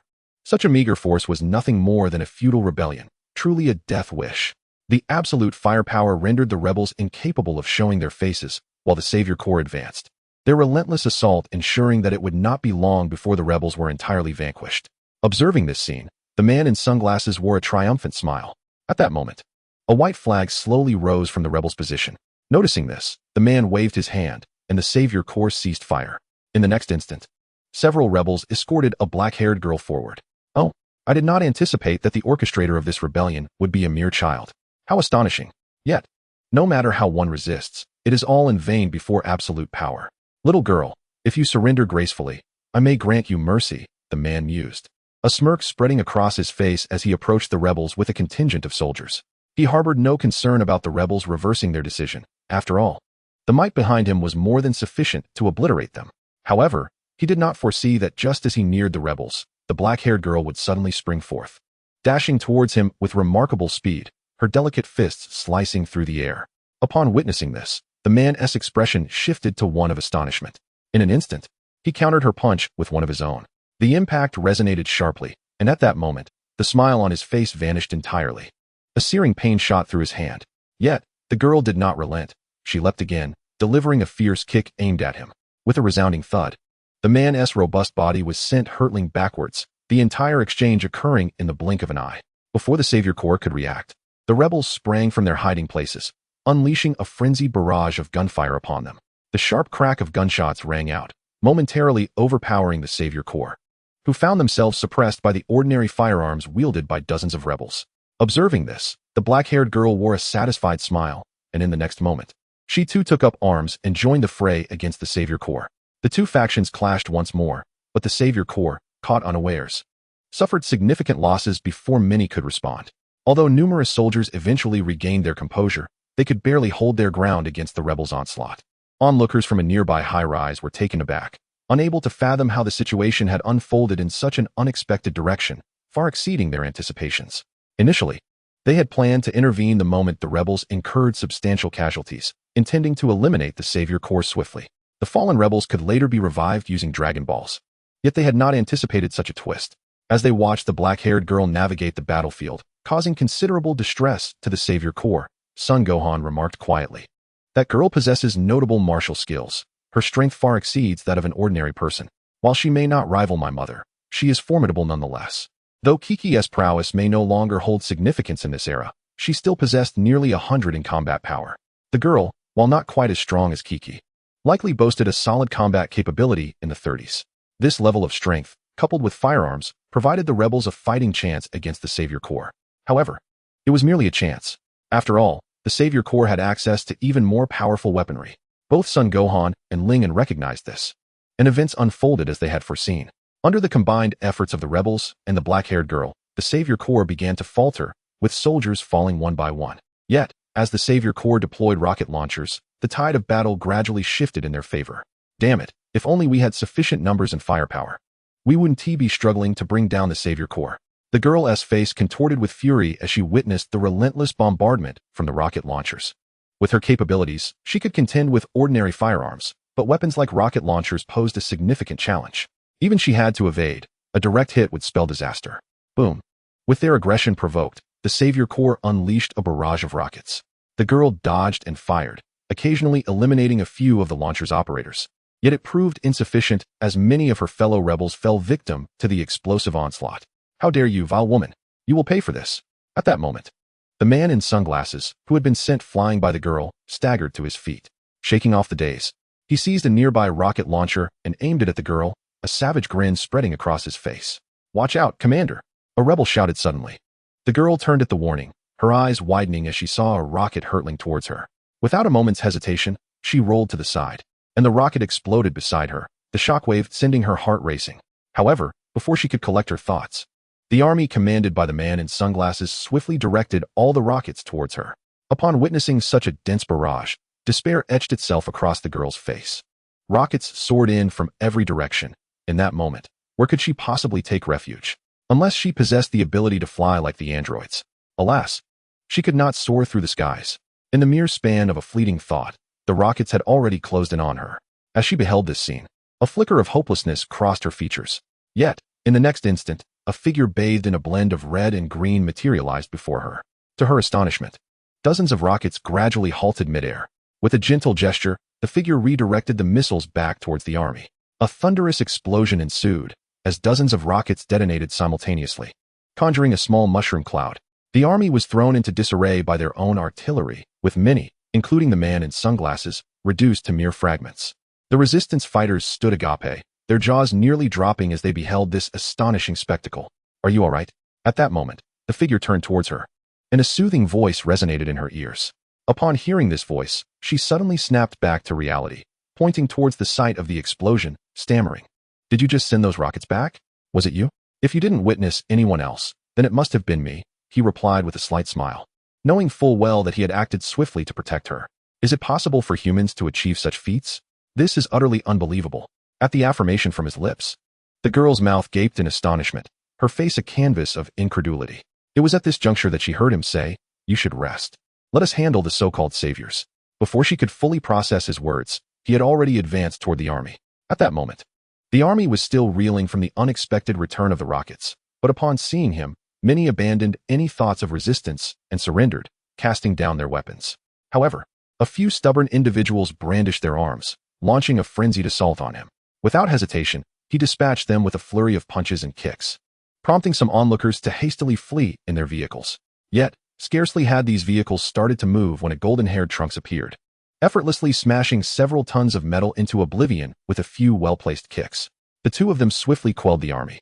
The resistance fighters stared wide-eyed, their faces painted with disbelief. They could hardly fathom the existence of such formidable humans, suddenly realizing that even the androids they had once dreaded were likely no match for these two. Within mere minutes, the nearly 1,000-strong army was vanquished by Gohan and Trunks, a task that seemed as effortless to them as quenching one's thirst. They hadn't even broken a sweat before it was all over, but that hardly mattered. After all, today marked a bi-weekly respite for them, rendering warm-ups irrelevant. The notion that humans could possess such immense power was simply astounding. Even the androids they had feared were not nearly as formidable, were they? Could they truly be human? Capable of flight and endowed with such strength, it was utterly unfathomable. It had been over 6 months since the androids last appeared. Could they have been annihilated by these very warriors? The resistance fighters could hardly conceal their excitement, particularly as they witnessed the ease with which Gohan and Trunks dispatched the saviors. They were elated, some even jumping for joy, and simultaneously astonished by the strength of Gohan and Trunks.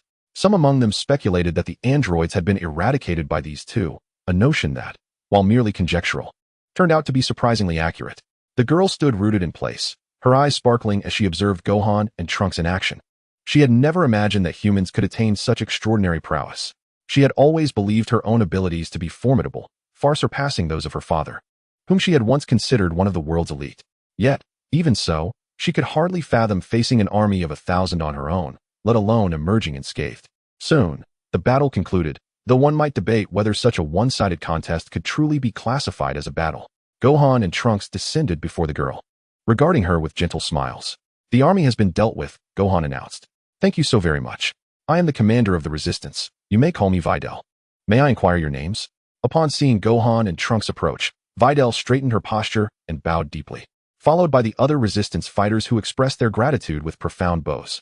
"How should we be addressed?" Gohan and Trunks exchanged puzzled glances, momentarily stumped by the question. As they had been brought here on a whim by Lenin to play the role of heroes, they hadn't given any thought to a name, and now found themselves at a loss. "You may call them the Saiyan masked heroes," a gentle, melodic voice chimed in. Videl looked up to see Lenin, and her expression shifted to one of alarm. You're an android?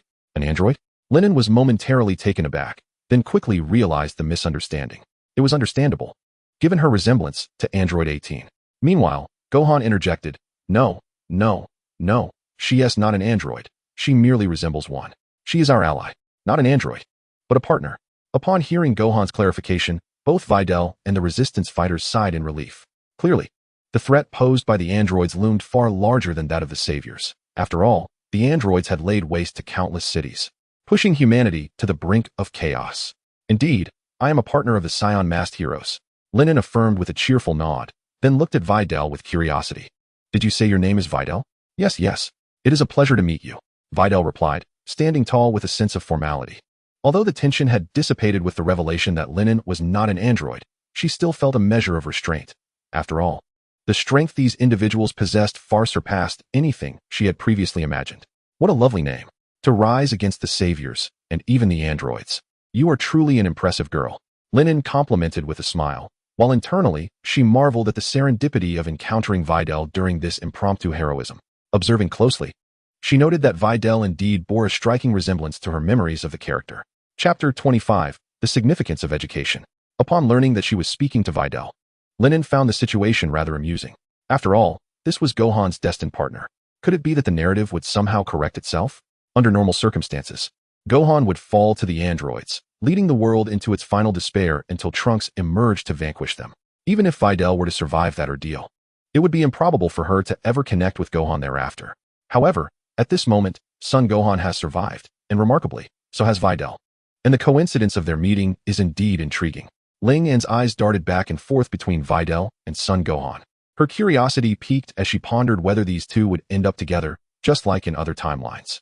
Thank you for your compliment.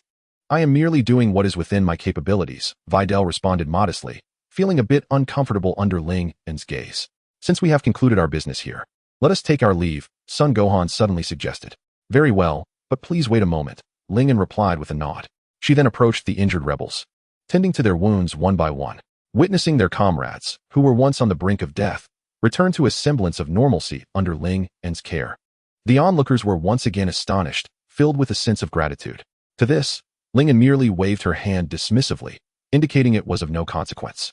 Indeed, this was true. These individuals should not have been injured or faced death, as the three of them possessed the ability to protect them. Yet, they had only intervened after some sacrifices had been made by the rebels. In such circumstances, healing them hardly seemed noteworthy.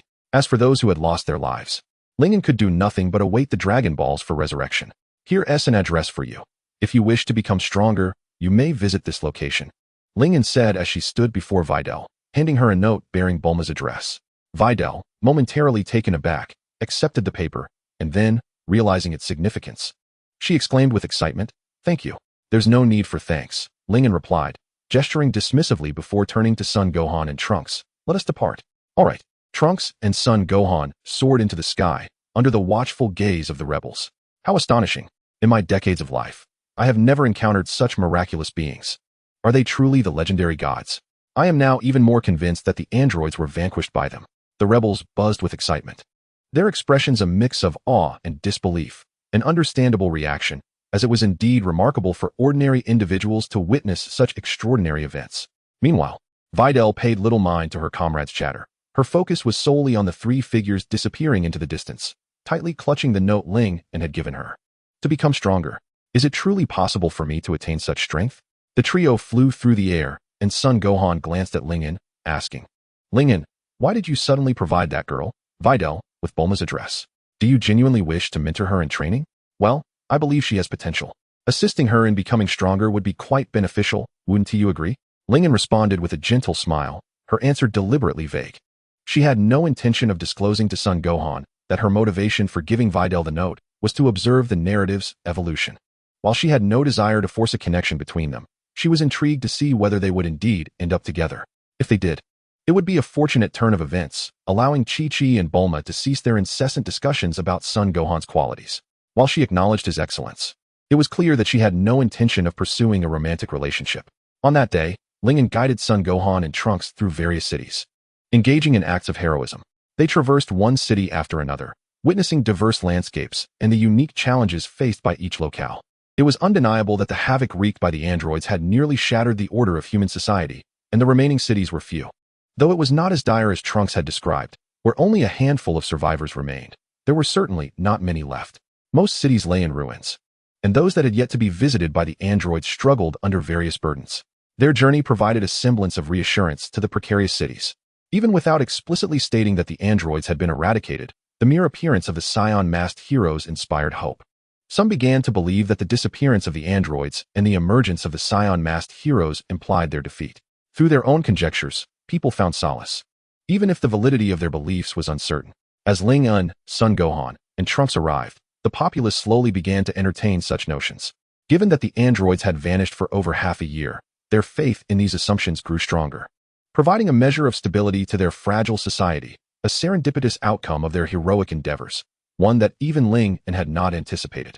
For humanity, their fears were alleviated, while for Trunks and Son Gohan, it was a novel experience, particularly for Trunks, as he delved deeper into human society. He gained a more profound understanding of the human race. Ling was confident that unless Trunks suffered a severe mishap, he would not stray from the path of righteousness. Unlike Zamasu, although they had not paused for rest, their journey was not particularly strenuous, and upon returning home, they resumed their training the next day.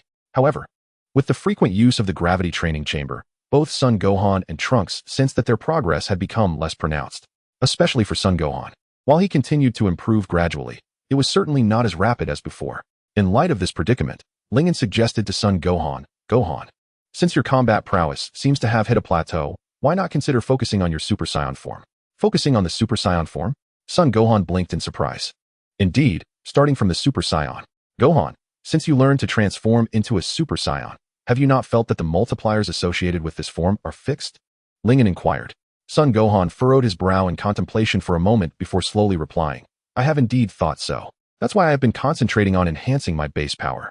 If my base power is 1, then a 50-fold increase results in 50. If it is 10, I can achieve 500. What you suggest about starting from the Super Saiyan implies that I could achieve more than a 50-fold increase without altering my base power. Precisely. Since you have encountered a bottleneck in enhancing your base strength, why not attempt to amplify the power of your Super Saiyan form?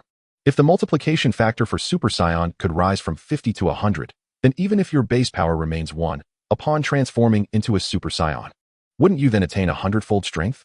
Ling nodded gently. Son Gohan was no fool. He quickly grasped the concept. The reason he had not considered this approach earlier was simply due to being too close to the situation. He realized that without traversing a particular path, one must forge their own way, which inevitably involves stumbling blocks. While increasing his base power was the optimal strategy, given his current limitations, exploring alternative routes to enhance his strength was certainly worth considering. At this juncture, Ling suddenly turned her gaze to Son Gohan and asked, Gohan, do you recall when I advised you to maintain your Super Saiyan state in your daily life? In the present day, you have undoubtedly mastered the state of a Super Saiyan, have you not? Of course. Upon mentioning this, Gohan's spirits soared, and he nodded with a hint of pride, proclaiming, although it was initially challenging, after months of training, I can now effortlessly attain the Super Saiyan state and maintain it for extended periods without concern for fatigue or energy depletion. If we were to label your and Trunks' current transformations as Super Saiyan 1, then you are now in the state of a Super Saiyan at full power. In this state, you can unleash nearly the full extent of Super Saiyan power without worrying about the immense drain on stamina and energy. Transitioning from Super Saiyan 1 at full power to the next realm can be termed Super Saiyan 2. Super Saiyan 1 at full power, Super Saiyan 2. Gohan murmured to himself repeatedly, his excitement evident as he turned to Ling and asked, is there truly a higher level of Super Saiyan beyond this? Indeed, Gohan, Ling replied. You can approach this from that angle. Since your battle power has reached a plateau, there's no need to dwell on it for now. Instead, focus on the Super Saiyan state and see if you can grow stronger within it. I understand, Ling. I will strive for it, Gohan affirmed, clenching his fists and nodding earnestly at Ling. Observing Gohan's confident demeanor, Ling felt that attaining Super Saiyan 2 would likely not be a simple feat after all. Progressing further from the full power of Super Saiyan 1 is inherently challenging. Both Vegeta and Trunks have diverged from this path. However, it is not beyond the realm of possibility, especially since Gohan has nearly reached the full potential of Super Saiyan 1. The concept of Super Saiyan 1 at full power does not equate to the pinnacle of Super Saiyan. Indeed, the second and third stages of Super Saiyan 1 can yield power increases exceeding 50 times. Yet both involve sacrificing certain aspects to gain strength, akin to Goku's Kaioken. Super Saiyan 1 at full power signifies a complete mastery of the transformation, and only with such mastery can one ascend to Super Saiyan 2. Regardless, in an environment where battle power can surge by dozens or even hundreds of times instantaneously, it is naturally advantageous for one's base battle power to be as robust as possible. For instance, Ling possesses a card that amplifies her battle power by 20 times. Yet due to her already formidable base strength, even after such an enhancement, she remains more powerful than Gohan, who has a 50-fold increase. However, Gohan is not Ling. He lacks a system that allows for daily power boosts. To grow stronger, he must engage in relentless training, which does not guarantee continual increases in battle power, hence the existence of the term bottleneck. In light of the limitations on regular battle power growth, exploring the path towards Super Saiyan 2 is indeed a viable strategy. Moreover, the Super Saiyan state does provide certain benefits to one's base battle power. If one were to liken an individual to a reservoir, the Super Saiyan transformation can expand this reservoir 50-fold, increasing its capacity correspondingly. When the Super Saiyan state is relinquished, the reservoir will revert to its original size and volume, yet it has been stretched beyond its previous limits, making further expansion less daunting. A 50-fold power increase will continue to influence every facet of the body, facilitating enhancements to base battle power. If one can break through to Super Saiyan, achieving a 100-fold enhancement to their base power, that feedback will result in a rapid augmentation of base battle power. Thus, upon learning of the existence of Super Saiyan forms beyond the initial transformation, Gohan eagerly committed himself to training. For him, this endeavor was not merely about becoming stronger. It was also a means to catch up with Ling. Should he manage to attain Super Saiyan 2, he would finally be on par with her, which fueled Gohan's determination. However, reaching Super Saiyan 2 is not a task to be taken lightly. Ling speculated that by the time Bulma completed the time machine, Gohan might still not achieve Super Saiyan 2. While Gohan delved into the intricacies of Super Saiyan 2, a visitor arrived at Bulma's home, the weary and determined Biddy. In her quest for strength, she had bid farewell to her companions and journeyed here. Ling kept her promise and, after informing Bulma, took Biddy under her wing at Bulma's residence. After a day of rest, she began instructing Biddy in the art of combat. Biddy's prowess was commendable, her battle power, while modest by the standards of the Dragon Ball saga, would have marked her as an elite foe in the earlier chapters. However, she was only able to harness a fraction of her potential, as her understanding of ki was still rather rudimentary. In peacetime, such strength might have allowed her to join a martial arts school, like the Turtle School, to learn techniques for utilizing ki. But the onslaught of the androids left her with no such opportunities. Currently, Biddy's strength surpassed that of the timeline's version of herself, who had just begun to learn how to fly, yet this version of Biddy could not even muster a ki blast. Thus, Lingen's first lesson for Biddy focused on the manipulation of ki. Biddy's innate talent was exceptionally high among ordinary individuals in the main timeline. She had swiftly learned to sense ki and fly under Gohan's tutelage. This world's Biddy, with greater strength and a basic understanding of ki, quickly grasped its application. To Biddy, the realization of ki as a wondrous entity was astonishing. Despite having previously used ki to enhance her strength and speed, she had never contemplated that it could enable her to fly like the androids or unleash ki blasts with power surpassing that of rockets. Within a few short days, she became completely enraptured by her training. Chapter 26. The time machine is complete. Lingen had initially intended for Biddy and Gohan to meet, hoping they might spark a romantic connection. However, the unfolding events remained beyond her control, seemingly orchestrated by her own efforts. Gohan, upon hearing about Super Saiyan 2, immersed himself in training day and night, eager to reach this new level. As for Biddy, after 20 years of life, she discovered for the first time that she possessed such formidable power, albeit unaware of how to wield it until now. Like a sponge, she eagerly absorbed various martial arts knowledge. Biddy had successfully learned the instant transmission technique and the Kamehameha wave. While her battle power may not have drastically changed, she was confident that she could easily defeat her former self now. It could be said that under Lingen's guidance, she had opened the door to a new world. In this context, how could she possibly entertain the notion of igniting romantic sparks with anyone? For her, training was paramount. Furthermore, she had come to recognize her own shortcomings. Having witnessed the clash between Gohan and Trunks, the sheer intensity of their ki during battle sent shivers down her spine. She understood that while her power was impressive by ordinary standards, it paled in comparison to Gohan and the others. Biddy had previously asked Lingen whether she had any chance of reaching the levels of Trunks and Gohan. Lingen candidly informed her that there was no possibility, elucidating the vast gulf between their powers. When Biddy learned that her battle power was still below 100, while the weakest Trunks possessed a battle power of over 1 billion, she felt dizzy, unable to fathom such overwhelming strength. So Lingen, Have the androids truly been defeated by you all? Upon hearing the disparity between herself and Trunks, Biddy Lee did not succumb to despair. After all, the gap was so vast that the very notion of despair felt futile, merely leaving her with a sense of unreality. In that moment, her thoughts drifted to the speculations of her comrades in the resistance regarding the annihilation of the androids. And recalling that the androids had not made an appearance for over 6 months, she inquired with hopeful anticipation. Indeed, the androids had been vanquished by Gohan over half a year ago. Ling nodded, acknowledging that there was little to conceal. If there existed a way to swiftly convince all surviving humans that the androids had been eradicated, she would be more than willing to facilitate such a belief. Though it was evident that this task would not be easily accomplished. However, Biddy Lee, aware of Ling's formidable strength alongside Gohan, harbored no doubts. With a slight bend at her waist and fists clenched, a radiant smile illuminated her face. This is wonderful. The androids have finally been defeated. Truly, such terrifying beings could only be vanquished by powerful warriors like you. Focus on your training, Ling advised. While it may be nearly impossible for you to reach the levels of Gohan and Trunks, or even a fraction of their power, as an Earthling, achieving a battle power in the range of 100,000 to 1 million is still within the realm of possibility. Such strength would place you among the elite in the universe. Although Biddy Lee had transcended despair, a trace of disappointment lingered. Observing this, Lingen offered her reassurance. Biddy Lee, it is essential to recognize that you are already a prodigy. Most martial arts talents in this universe are akin to you. Your situation is quite normal. In contrast, Gohan and Trunks belong to an extraordinary category. Lingen spoke the truth. In the world of Dragon Ball, the disparity in power levels was exceedingly pronounced. Beings as formidable as Goku and Vegeta could ascend to godly realms, while the weaker Saiyans from the beginning of the narrative, with mere battle powers in the thousands, could serve Frieza in conquering countless planets. It is noteworthy that although Frieza's final form possessed a power exceeding 100 million, he typically tapped into only a fraction of that, merely a few 100,000, to dominate the galaxy.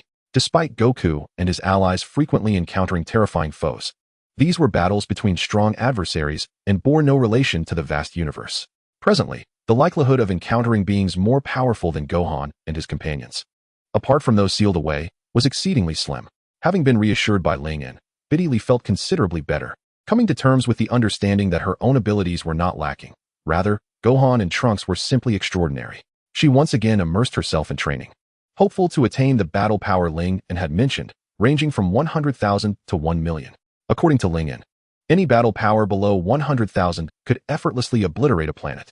While she had no intention of destroying a planet, possessing such strength was undeniably appealing. Lingen held a favorable view of Biddy Lee's potential. Her talents were not insignificant.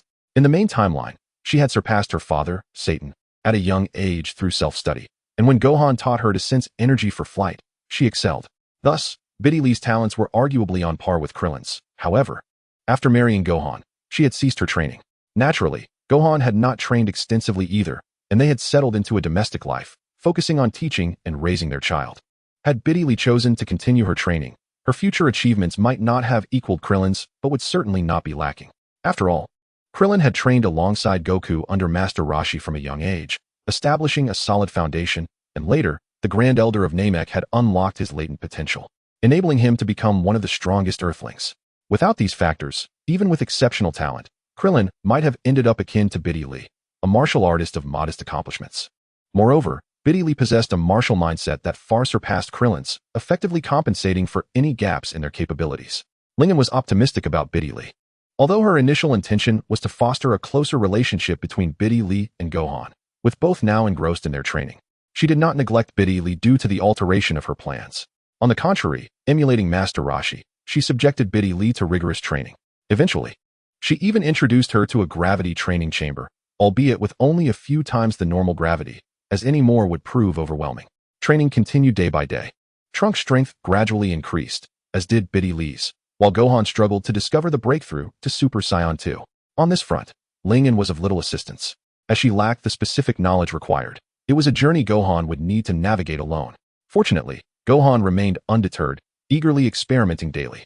Despite the limited growth in power resulting from his research into Super Saiyan 2, he was making strides in mastering his own abilities and was on the verge of a breakthrough.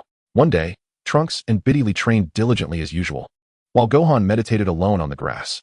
Lingen lounged in a chair, basking lazily in the autumn sun, which was growing cooler by the day. Amidst their respective activities, Bulma suddenly burst out joyfully, seeking out Ling-In, her excitement palpable. Ling-In-chan, I've finally succeeded. The time machine is ready. Really? That's wonderful, Aunt Bulma. Ling-In exclaimed, springing up from her chair, her heart racing with excitement. The success of the time machine meant they could return to the past to utilize the Dragon Balls. As a fervent Dragon Ball enthusiast, Ling-In was deeply intrigued by the prospect of participating in the original narrative or witnessing the events firsthand. Upon overhearing their conversation, Gohan opened his eyes from his meditation, swiftly joining them. With a gentle smile, he said, "Congratulations, Aunt Bulma. I never imagined you would truly create the time machine. Come. Let me show you the time machine I've built." Bulma beckoned, leading the two towards the back of the house. After a brief moment, they arrived before the time machine. Upon seeing it, a smile spread across Ling-In's face. Indeed, it closely resembled her imagination of a time machine. Bulma had conceptualized and sketched the design long ago, but various constraints had delayed its construction. Thus, what Ling-In beheld was nearly identical to the time machine depicted in the original series. "Tada! This is the time machine I've developed. With it, we can traverse time. Just sit inside, and we can travel back to the past to acquire the coordinates for new Namek using the Dragon Balls," Bulma declared, her hands on her hips, pride radiating from her. Gohan inquired, "Aunt Bulma, is the time machine ready for use right now?" He felt a sense of urgency, as he yearned to restore Earth to its former state. Coughing lightly, Bulma pondered for a moment before stating, "I need a few days for debugging, and in the meantime, I must appropriately set the time for our journey. The emergence of the new Namek occurs slightly over 6 months after our return to Earth, and it needs to be configured before Piccolo's demise. This is my first attempt at using the time machine, a maiden voyage, and I sincerely hope there will be no errors. You need not worry about safety. My primary concern lies with potential temporal discrepancies. Therefore, allow me these few days to fine-tune everything, and once it is ready for use, I shall inform you." Bulma elucidated, and Ling-In and Gohan nodded in understanding. Chapter 27. Traversing Time and Space. Bulma worked diligently, and within a few days, she had successfully fine-tuned the time machine. Of course, the term success warrants a degree of skepticism. For this endeavor, time travel was an entirely new venture for Bulma. While she could ensure that the journey would be safe for the passengers, the actual functionality of the time machine remained an enigma. After all, confirming its efficacy was a challenging prospect, fraught with uncertainty. Among those present, only Ling-In held an unwavering confidence in Bulma's creation. After all, in the original timeline, Bulma had managed to construct the time machine under circumstances far more daunting than the current ones. With the threat of androids now dissipated, and with a plethora of materials gathered by Gohan and Ling-In, it could be said that this time machine, although visually akin to Ling-In's recollections, possessed superior components that far surpassed its predecessor. This machine was a product of meticulous craftsmanship, while the original was more of a haphazard assembly. Given that the previous contraption had not faltered, Ling-In felt reassured about the current one. Is this truly the time machine that teacher Ling-In spoke of a few days ago? It is nothing short of remarkable that such a fantastical invention could be brought to life. On the lawn of Bulma's residence, Ling-In and a few others gazed in awe at the time machine, while beside her, Videl was filled with astonishment. For her, the experiences of the past few weeks had been beyond her wildest imaginings over the past 20 years. Here, she had not only witnessed the terrifying power inherent within the human body, which she found astonishing enough, but now a time machine capable of traversing the fabric of time had been fabricated. Truly, it was a wondrous phenomenon. "Gohan, let us set forth." Ling-In beckoned to Gohan as they approached the time machine. Upon entering, due to the singular seat and limited space, they found themselves squeezed together. Ling-In felt at ease, yet Gohan appeared somewhat anxious. Observing Gohan's awkwardness, with limbs unsure of where to rest, Ling-In paused momentarily before a soft smile spread across her face. It dawned on her that she often forgot that she and Gohan were of different genders. Her casual proximity might indeed create a degree of discomfort for him. In response, she shifted slightly away, maintaining closeness yet alleviating the tension, and upon hearing Gohan's gentle exhale, a playful impulse surged within her. Leaning closer, she teasingly remarked, "Gohan, you seem rather tense. Is being near me uncomfortable for you?" "And no, not at all," Gohan stammered. As the weather grew cooler, both donned autumn attire. Yet despite the barrier of clothing, the confined space kept them close. The faint scent of Ling-In lingered in the air, making Gohan acutely aware of his rapid heartbeat, a sensation he had never experienced in over 2 decades of life. "Is that truly the case? Then I shall move a little closer," Ling-In said with a playful grin, inching towards him. Unbeknownst to her, she found Gohan's reaction exceedingly amusing, igniting her playful spirit. Gohan, typically serious and mature, especially considering his experiences in the future timeline, was now caught in a rare moment of embarrassment, a sight Lingyan had never witnessed in their long acquaintance. The situation was simply too entertaining for her to resist. However, just as she leaned in closer, a sudden hand landed on her shoulder, accompanied by Gohan's somewhat hurried voice. "Lingyan, we should be departing." Lingyan glanced up, her gaze locking onto Gohan's eyes, and for an instant, she was taken aback. His slightly flushed cheeks made even the scars on his face appear endearing. Not wishing to tease him further, she smiled softly and nodded in agreement. Following Bulma's instructions, they pressed the corresponding buttons, and in the next moment, the time machine began to ascend gradually, while they looked out through the protective shield at Bulma, Trunks, and Videl standing on the lawn. "Bulma, Trunks, Videl, we will return shortly. Farewell," Lingyan called out. "Safe travels," Trunks replied. "Sister Lingyan, brother Gohan, goodbye," Videl chimed in. While Bulma cautioned, "You two must prioritize your safety." Under the watchful eyes of Bulma and the others, the time machine rose to a significant height before vanishing from sight. Witnessing this, Bulma clenched her fist lightly. "Excellent. At least there were no issues at the outset. I hope everything goes smoothly." And they returned safely with the location of the new Namek. She then resolved to refurbish the abandoned spaceship, preparing for their imminent departure upon their return. "Trunks, I have a task for you. Help your mother gather these materials." "Of course, Mom," Trunks affirmed. Squeezed together in the time machine, Lingyan and Gohan soared back to the past. At this juncture, neither Gohan nor Bulma could ascertain whether returning to the past would alter the future. Yet they did not place all their hopes on the notion of altering destiny. In truth, their primary focus remained on the Dragon Balls and the whereabouts of the new Namek. They had already reconciled with the reality that even if they altered the past, the future might remain unchanged, despite their inner desire for the past to impact the future. Yet Lingyan was acutely aware that changing the past could never alter the future that had already unfolded. Any alterations made in the original timeline would merely create a parallel universe. Nevertheless, the past and future were intrinsically linked, and thus, by returning to the past to locate the Dragon Balls, they could uncover the location of the new Namek. With that knowledge, restoring Earth to its former state was not an impossibility. The two of them awaited the arrival of the time machine in silence. Time passed, and suddenly, the time machine flickered, revealing a vast expanse of azure sky. "We've arrived, though I am uncertain of the exact time." Lingyan and Gohan exited the time machine, stowing it away. Gohan then retrieved the dragon radar, but upon activating it, a grimace crossed his face. "What is happening? Why does the dragon radar show no readings? Have we arrived at the wrong time? Did Piccolo fall to the androids?" It cannot be. Bulma's settings should have been prior to Piccolo's demise. Due to a few years of research being absent, Bulma's time machine, while capable of traversing through time and space, can only approximate a specific point in time, lacking precision down to the year, month, and day. Nevertheless, she has managed to set it within a temporal range. However, the absence of the Dragon Ball radar signal now renders Gohan somewhat incredulous. If Piccolo has indeed perished at the hands of the androids, would their efforts this time be in vain? How could Gohan, who has awaited this moment for so long, come to terms with that? Just as he was engulfed in turmoil, he suddenly heard Lingyan's voice and hurriedly inquired, "Lingyan, what has transpired?" Lingyan was about to elaborate when, out of the blue, a formidable energy erupted, instantly sensed by them.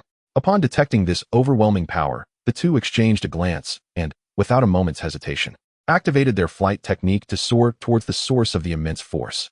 Could it be Vegeta and Trunks? How could this be? What timeline is this? As they drew near the location of the energy explosion, Gohan's face registered astonishment. There stood Vegeta and Trunks, along with Krillin and a green figure. It was Cell. At that moment, Lingyan narrowed her eyes and remarked, noting the situation not far ahead, "As I suspected. Cell, his energy is indeed remarkably similar. Yet his appearance is strikingly different." Gohan gazed intently and recognized that this Cell bore some resemblance to the one he had previously vanquished, but the differences were profound. The former Cell had been grotesque, while this one, despite having a significant portion of his body blown off, still exuded a certain handsomeness. Yet, regardless of an organism's exterior, its energy remains unchanged. However, upon sensing Cell's energy, Gohan's expression shifted slightly. The energy of this Cell was far more potent than the one he had encountered before. This version of Cell was astonishingly strong. Could this be the complete form of Cell that Lingyan had previously mentioned? Indeed, Lingyan confirmed with a gentle nod. Gohan inhaled deeply, his expression a mixture of distress and relief. While he could sense that this Cell's energy was slightly weaker than his own, in a direct confrontation, he might not stand a chance, especially considering he was missing an arm. Reflecting on the Cell from his own timeline, he felt fortunate to have eliminated that foe early on. Otherwise, he would have been hard-pressed to deal with him. What on earth is the situation in this timeline? Cell has absorbed 2 androids to achieve his complete form, and Vegeta has not been slain by the androids. In fact, his fighting prowess far exceeds Gohan's memories of him. And what of Trunks? Lingen, should we intervene? Gohan asked, perplexed. Just as he pondered, Vegeta and the now rejuvenated Cell clashed once more. However, against the complete form of Cell, Vegeta was utterly outmatched, being mercilessly beaten. Observing this, Gohan turned to Lingen and queried, "Let us observe for now. It is our first encounter with the complete form of Cell, and perhaps we can glean some insights from his battle with Vegeta." Lingen gently shook her head in response to Gohan's inquiry, to which he nodded in understanding. However, given the current circumstances, it was evident that Vegeta stood no chance against Cell. Gohan's eyes narrowed as he spoke gravely. Presently, Gohan's power surpassed that of the complete form of Cell by a slight margin, allowing him to discern the disparity in strength between the two. Although this world's Vegeta was vastly stronger than the one he recalled, contending with Cell was virtually impossible. As events unfolded as Gohan had anticipated, Cell, now fully engaged, completely overwhelmed Vegeta, treating him like a mere punching bag.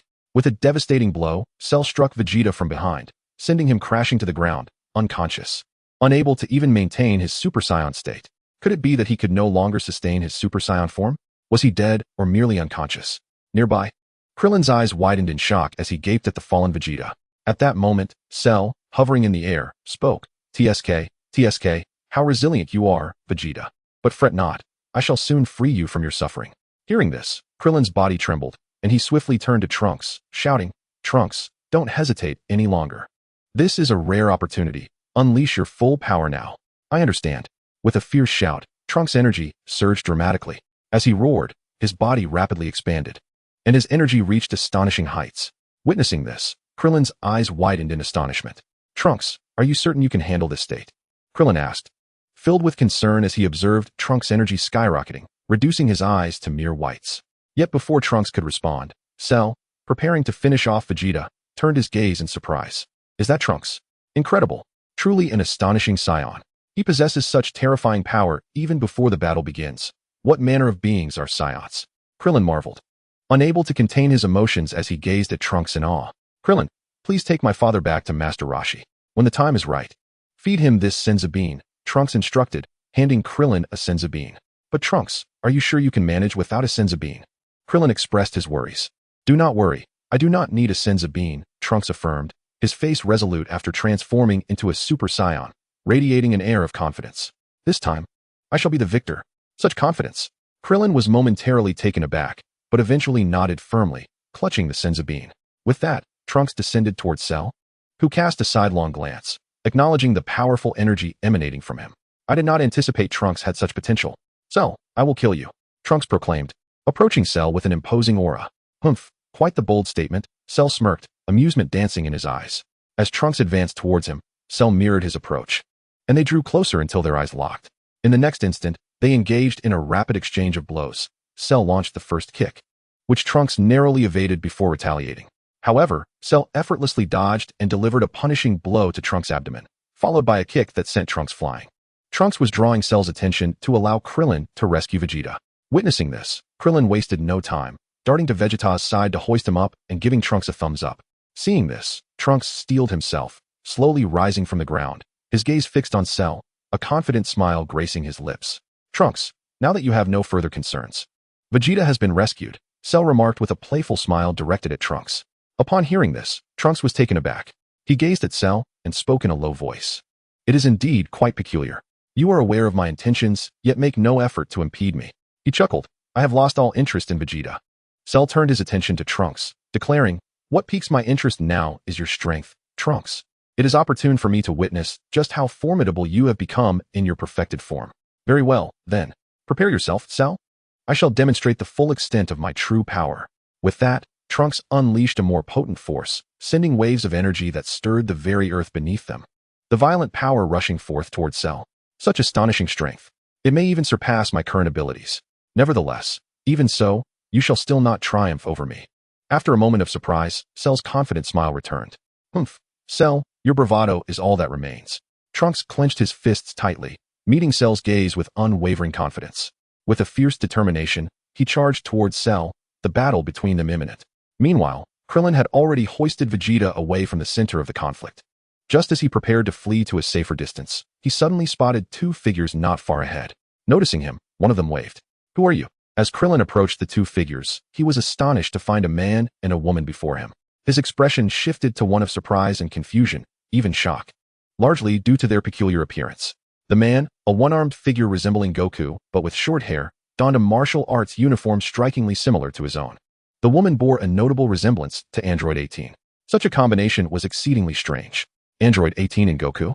Yet upon closer inspection, they were not entirely alike. The similarity was fleeting. Uncle Krillin, long time no see. In contrast to Krillin's bewilderment, Gohan's face lit up with a nostalgic smile. He had missed Krillin dearly, for their bond transcended mere uncle and nephew. They had once fought side by side on Namek. You call me uncle? Who on earth are you? Krillin blinked, utterly perplexed. Uncle Krillin, I am Gohan, son Gohan. The scarred face of Gohan broke into a radiant smile. Wait. Krillin's eyes widened in disbelief as he stared at Gohan, pointing a trembling finger at him. You say you are Gohan? Yes, Uncle Krillin. But when did Gohan grow up so much? I remember Gohan was training with Goku in the hyperbolic time chamber. Krillin felt his mind clouded, reeling from Gohan's revelation, struggling to accept his words. However, he soon regained his composure and scrutinized Gohan's features, which bore a striking resemblance to Goku. He then spoke, Gohan. If you claim to be Gohan, could it be that you and Trunks hail from a future world as well? Trunks? At this, Gohan paused, glancing at Trunks' battling cell. After a moment, a smile of understanding crossed his face. Perhaps your interpretation is correct, but I believe Trunks and I come from different futures. In my world, Trunks has not yet matured to this extent. Indeed, time is truly remarkable. Futures can diverge. Krillin mused, then asked, Gohan, did you return to the past to alter the future, much like Trunks? Yet Trunks mentioned that seems unfeasible. I initially harbored such intentions, but upon seeing Trunks, I realized that a past already set in motion cannot be altered. Gohan, true to his scholarly nature, understood the impossibility of changing what had already transpired upon learning Trunks was from the future. My purpose for returning is primarily to locate the Namekian Dragon Balls in this timeline. By doing so, I can acquire the Dragon Balls in my world to resurrect Uncle Piccolo, thus allowing everyone in the future to be revived, Gohan elucidated. So, you mean to say that the androids in your world have been vanquished by you? Krillin gazed at Gohan in astonishment. After receiving a nod, he exclaimed, That is truly remarkable, Gohan. Yet it seems your world is entirely different from Trunks. I heard that in his world, you were killed by the androids. In Trunks' world, I was slain by the androids. Gohan's expression shifted to one of shock, but he soon turned to Lingen. Upon seeing her bright smile, he too smiled faintly. He knew that these changes were all due to Lingen. Had she not appeared, perhaps his world would mirror that of Trunks, who was currently battling Cell. Chapter 29, The Astonished Vegeta. By the way, Gohan, who is this young lady? Krillin inquired curiously, glancing at Lingen, whose presence he did not recall. Despite her striking resemblance to Android 18, one with short hair, the other with long. This is my friend, Lingen. It is with her assistance that I was able to defeat the androids, Gohan replied, turning to Lingen with a smile as he addressed Krillin. Wait. Krillin's eyes widened again. Is that so? Could it be that Miss Lingen is a Saiyan as well? Krillin was astounded. According to Gohan, Lingen must possess tremendous power. In truth, throughout his training, the most powerful female he had encountered was Android 18. Despite the emergence of a stronger being like Cell, he had not forgotten the might of those two androids, beings that even Super Saiyans could not contend with. Super Saiyans, in his mind, were already incomprehensibly powerful. Mr. Krillin, you have misjudged. I am a pure Earthling, not the Saiyan you presume me to be. Lingen smiled at Krillin from beside Gohan. An Earthling? Can an Earthling possess strength surpassing that of the androids? Krillin found it hard to believe. The Saiyans derive their power from their lineage, while the androids rely on technology. For a mere Earthling to attain such strength seems impossible. In a sense, Mr. Krillin, you have already transcended the limitations of Earthlings. As for me, I have my own means of becoming stronger. I see. Krillin nodded in understanding. Lingen had articulated the truth clearly. The innate potential of Earthlings could not yield extraordinary strength. However, just as Saiyans and androids acquire their power through external forces or bloodlines, Earthlings can also attain strength through such means. Lingen was no exception, though Krillin wisely refrained from inquiring further about the source of her power. After all, such matters are not easily divulged. In a certain sense, Krillin has also benefited from external forces. During his time on Namek, he received potential enhancement from the Grand Elder, enabling him to surpass the limits of Earthlings time and again. Although he may not match the power of Saiyans or androids today, he remains an undeniable force on Earth. In the later stages of the original story, Yamcha remarked that Krillin was the strongest human, and one could assert the same at this juncture. Nearby, Gohan felt a flicker of understanding as he pondered why Ling had advanced so rapidly. It was evident that prior to the defeat of the androids, her strength was inferior even to that of the newly transformed Super Saiyan Trunks. Yet, following the demise of the androids, her power surged astonishingly, now surpassing even his own capabilities. The most disheartening aspect for him was that his strength was the result of relentless training. Whereas Lingen seemed to have scarcely trained at all, it dawned on him that she, too, possessed her own source of power. Upon hearing these thoughts, Gohan did not feel disheartened or envious. Rather, it ignited within him a fervent desire to grow stronger, aspiring to one day match or even surpass Ling and Krillin. Please set Vegeta down. I will ask Lingen to assist him in recovering, Gohan said, gesturing towards Vegeta, whom Krillin was carrying. Miss Lingen possesses such abilities? Krillin asked, casting a surprised glance at Ling and before gently placing Vegeta on the ground. He turned to Lingen. In that case, we can save this Senzu bean. I appreciate your help, Miss Lingen. It is but a minor task, Lingen replied, waving her hand dismissively. She then crouched down and placed her hand on Vegeta's body. A radiant glow enveloped them, and after a brief moment, the previously unconscious Vegeta slowly opened his eyes. Upon awakening, Vegeta sat up abruptly, but soon the fatigue washed over him, causing his brow to furrow. He lifted his gaze and met Krillin's eyes. Is there something wrong with the Senzu bean you gave me?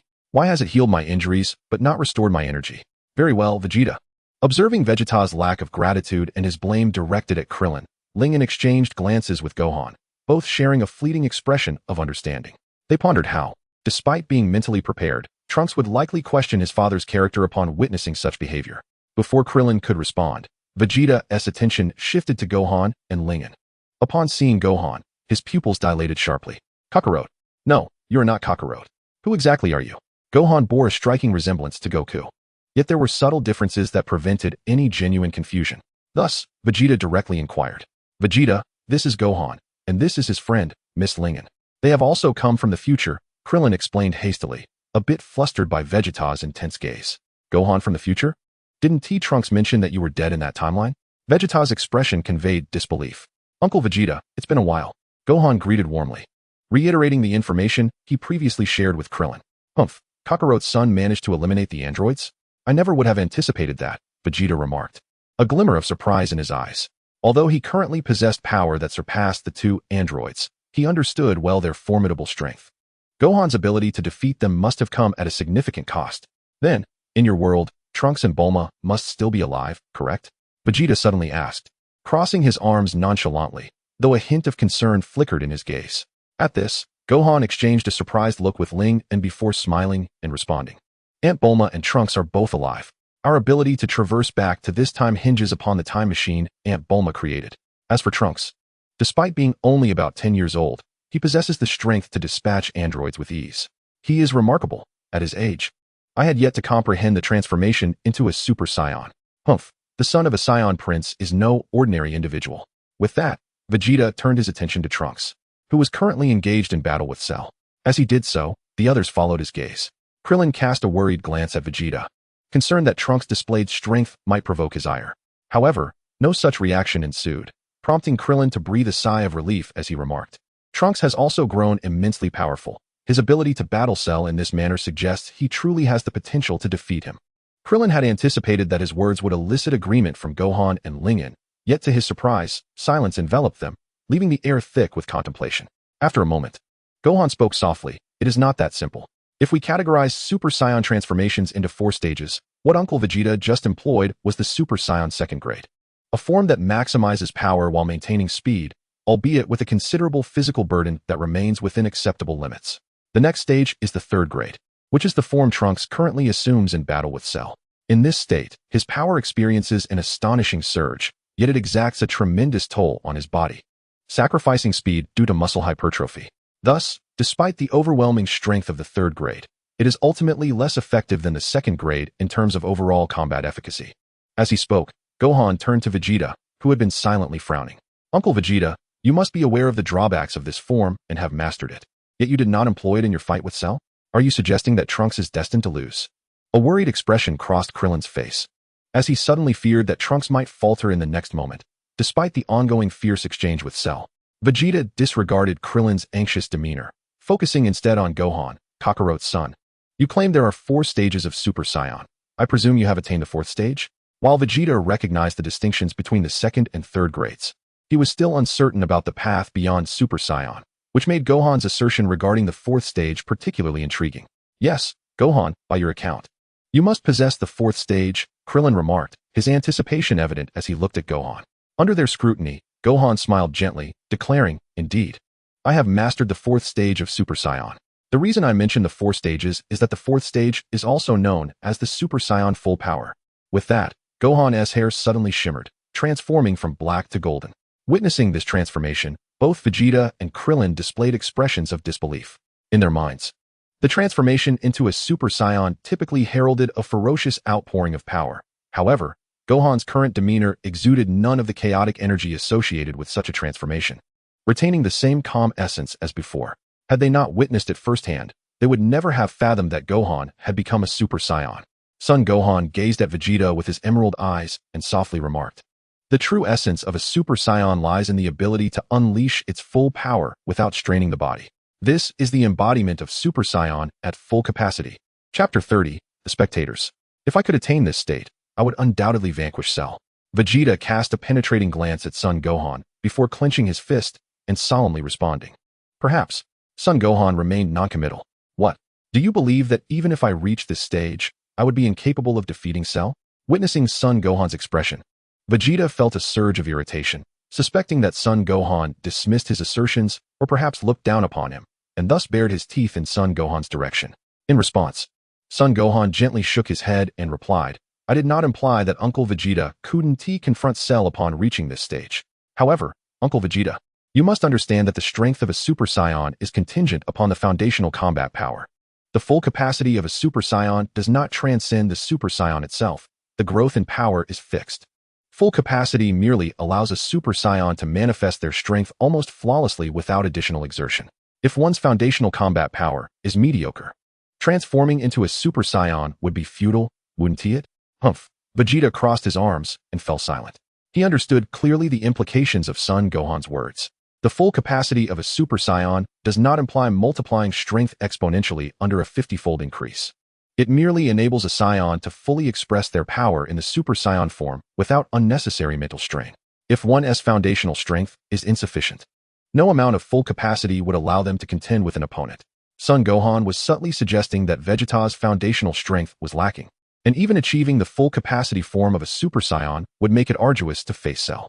Are you saying that even if you reach full capacity as a Super Saiyan, you would still struggle against Cell? Krillin inquired with concern. Initially, after hearing Son Gohan's description of the Super Saiyan, he felt confident, believing that Cell was not that formidable. After all, Trunks had managed to hold his ground against Cell in his third form, so logically, the fourth form should be even more powerful. However, according to Son Gohan, the full capacity of a Super Saiyan did not significantly differ in terms of power increase from a regular Super Saiyan. It might even be weaker than the second or third forms in terms of power augmentation. Yet, overall, the full capacity was undeniably more potent, as it allowed for the nearly perfect utilization of a Super Saiyan's power. One form is leaking energy, while the other can express its power almost perfectly. As long as the latter can endure the former's attacks, once the former's energy is depleted, the latter could easily overpower it. Krillin thought that a Super Saiyan seemed sufficient to deal with Cell, but now it appeared that even a full-capacity Super Saiyan might still find it challenging to confront him. In response to Krillin's inquiry, Son Gohan's gaze deepened as he looked towards Trunks, who was increasingly at a disadvantage in battle. And he then spoke, even if I were to achieve full capacity as a Super Saiyan, defeating Cell would remain a formidable task. If both my arms were intact, I might possess a glimmer of hope to defeat Cell, but that would merely be a possibility. To utterly annihilate him, given my current strength, it is nearly impossible. At this juncture, Son Gohan turned his gaze toward Lingyan, knowing that if anyone present could potentially eliminate Cell, it would likely be Lingyan. However, that too was merely a possibility. After witnessing Cell in his complete form, Lingyan had informed him that Cell had maximized the genetic potential of both Saiyans and Namekians. If he could not be entirely eradicated, there existed the risk of him evolving further. Simply damaging Cell's body would not significantly affect him, and if not completely destroyed, it could facilitate Cell's further evolution. It must be said that he was indeed a remarkably vexing adversary. Is there a difference between defeating Cell and annihilating him? Or why is it impossible to eliminate Cell? Krillin scratched his head, a look of confusion crossing his face. Cell had fused numerous genetic traits, including those of Namekians and Saiyans. If he could not be completely eradicated, he might resurrect, and gain even greater power. To obliterate him in one strike would necessitate a power that wholly surpassed his own, capable of complete destruction. Thus, defeating Cell may not be overly difficult, but annihilating him. Given our current strength, I can only say, it is not so simple, Son Gohan replied, shaking his head softly. Gohan's words rendered Krillin and Vegeta utterly silent. They had not anticipated Cell to be such a formidable creature, particularly Vegeta, who had initially believed that possessing power greater than Cell's would suffice for his elimination. Yet, it seemed clear that even if one were stronger than Cell, as long as the strength was limited, one could merely defeat him but not annihilate him. The reality was that they were not only struggling to match Cell's strength, but even finding it difficult to compare. Trunks had exhibited power that appeared to surpass Cell's. Yet combat was not merely a contest of energy. Comprehensive qualities determined the outcome of battle. Cell is truly a monster, Krillin muttered absent-mindedly, casting a glance at Vegeta, whose actions had afforded Cell the opportunity to assume such a form. However, under Vegeta's piercing gaze, he laughed awkwardly and turned away. The group fell into silence, their attention fixed upon the battle unfolding between Trunks and Cell. As time progressed, their clash intensified. Yet even Krillin noticed that Trunks was increasingly unable to keep pace with Cell's speed, with each of his attacks effortlessly evaded by Cell. Humph. After training with me for so long, you still employ such juvenile tactics, Vegeta coldly scoffed, clearly dissatisfied. Ling, Son Gohan, and the others exchanged glances before returning their focus to the duel between Cell and Trunks. Damn it, why can't I even touch him? In the midst of battle, Trunks gritted his teeth and ferociously charged at Cell, believing that with his current strength, he could obliterate Cell. This had initially been a source of pride for him, as he feared hurting Vegeta's pride. However, reality unveiled its cruelty. Events did not unfold as he envisioned, but rather in stark opposition to his expectations. Instead of effortlessly dispatching Cell, he found his burdens growing heavier with each passing moment, leading him to feel increasingly powerless and despondent. What is happening? Why can't I hit him at all? Trunks thought, looking down at Cell from midair, drenched in sweat and gasping for breath. His sharp eyes fixed on Cell, filled with confusion and uncertainty, while his face was etched with frustration. Humph, Trunks, you are truly naive. Do you still not comprehend? Cell stood on the ground, lifting his gaze to meet Trunks in the sky, and said nonchalantly, you claim to wish to showcase true power, yet if this transformation merely amplifies your strength, what does it matter? As he spoke, his words echoed in Trunks' ears, and in the next instant, Cell's body began to swell dramatically before Trunks' astonished gaze, while simultaneously, Cell's aura surged violently. In the blink of an eye, Cell's energy escalated to a terrifying level. At that moment, he looked at Trunks with a sinister grin. Do you see, Trunks? This transformation is nothing extraordinary. Even I can achieve it with ease. In the distance, upon witnessing the transformation of Cell, Krillin's eyes widened in astonishment, his entire being trembling violently. He extended his hand. Incredulity etched across his face as he exclaimed, Gohan, you were right. This transformation is truly terrifying. In that instant, Cell's aura reached an even more dreadful level. Trunks' transformation is utterly incapable of contending with Cell. Humph. Vegeta, standing nearby with his arms crossed, disdainfully turned his head. However, a flicker of concern could be discerned in the depths of his eyes. Gohan, since you have attained full power as a Super Saiyan, you should be able to match Cell, right? Even if you cannot annihilate him, at the very least, you must rescue Trunks, Krillin urged anxiously, his gaze fixed on Gohan. He had previously noticed that Trunks' speed could not keep pace with Cell, and at this moment, it was evident that Trunks stood no chance against such a formidable foe. After all, if Cell could possess that erroneous yet potent form, Trunks' advantages had been rendered non-existent. If this continued, Trunks might suffer the same fate as Vegeta, or worse. After all, Vegeta had both him and Trunks to assist, whereas Trunks now faced the terrifying adversary alone. Fear not, Uncle Krillin. If necessary, I shall intervene, Gohan reassured, casting a glance at Vegeta, whose ears were perked yet wore an impassive expression. A quiet smile graced Gohan's lips as he clenched his fists and turned his gaze toward the distant Cell, a hint of battle fervor igniting within him. I wish to witness just how formidable the perfect Cell truly is. In the future, I managed to defeat Cell once. Even if I cannot obliterate him this time, perhaps I can still conquer him. In the future, you defeated Cell as well? Krillin inquired, astonished. Yes, but that was in his base form, weaker than the androids. It was during that battle that I realized Cell had the ability to resurrect. Gohan nodded gently. I see. Then I leave it to you, Gohan. Before Trunks' astonished gaze, Cell's form gradually reverted from its inflated state back to its original appearance. He regarded Trunks with a cold snort, stating, You fool. Transforming merely to augment your power is a futile endeavor. At Cell's words, Trunks fell into a prolonged silence, gritting his teeth, his face etched with reluctance. I should have realized it. With my father's intellect, he would have undoubtedly conceived this transformation as well. Yet, he refrained from doing so because he understood that such a transformation serves no purpose. Cell is right. I am indeed a fool. In this moment, Trunks, lacking systematic training, laid bare his shallow combat awareness. He sighed softly, subsequently releasing his Super Saiyan form and slowly descending before Cell. At present, I have no chance of victory. I will die, Trunks murmured, his gaze lowered. Understanding is the first step, Cell remarked, a smirk curling upon his lips as he extended his hand toward Trunks. You and Vegeta have greatly disappointed me. I had anticipated a worthy battle. Before you perish, I have one final question for you. Although you and Vegeta have been vanquished by me, I am curious. How did you manage to achieve such rapid power enhancement in such a brief span of time? Confronted by Cell's inquiry, Trunks remained silent. Do you prefer to remain mute? If so, then Cell continued, extending his hand further. However, before he could complete his sentence, both he and Trunks turned their gazes toward a singular direction, where an overwhelming aura suddenly surged forth. In an instant, its owner had arrived before them, seizing Cell's hand with a powerful grip. Cell turned abruptly to face the newcomer, and upon recognizing their visage, astonishment flooded his expression. Son Goku. No, you are not Goku. You are his son Gohan. The individual who had intervened was none other than Gohan. Unaware of the original plot, he did not know that Cell had not intended to strike Trunks. As he witnessed Cell extend his hand to eliminate Trunks, Gohan acted decisively. Gohan. Hearing Cell's words, Trunks looked toward Gohan. Upon seeing the familiar figure etched in his memory, he stood frozen in disbelief. Gohan, how can this be possible? Trunks shook his head vigorously, glancing back at Gohan. Yet, as he beheld that unmistakably familiar silhouette, his mouth fell agape, words escaping him, and tears blurred his vision. He could scarcely fathom that after so many years, he could once again behold this resolute figure. He had no time to ponder why Gohan had appeared. He merely stared, motionless, at Gohan. Outside the sacred world of the Kais, Piccolo, who had been anxiously contemplating Trunks' fate, suddenly widened his eyes in disbelief, exclaiming, Gohan. How is this possible? Gohan.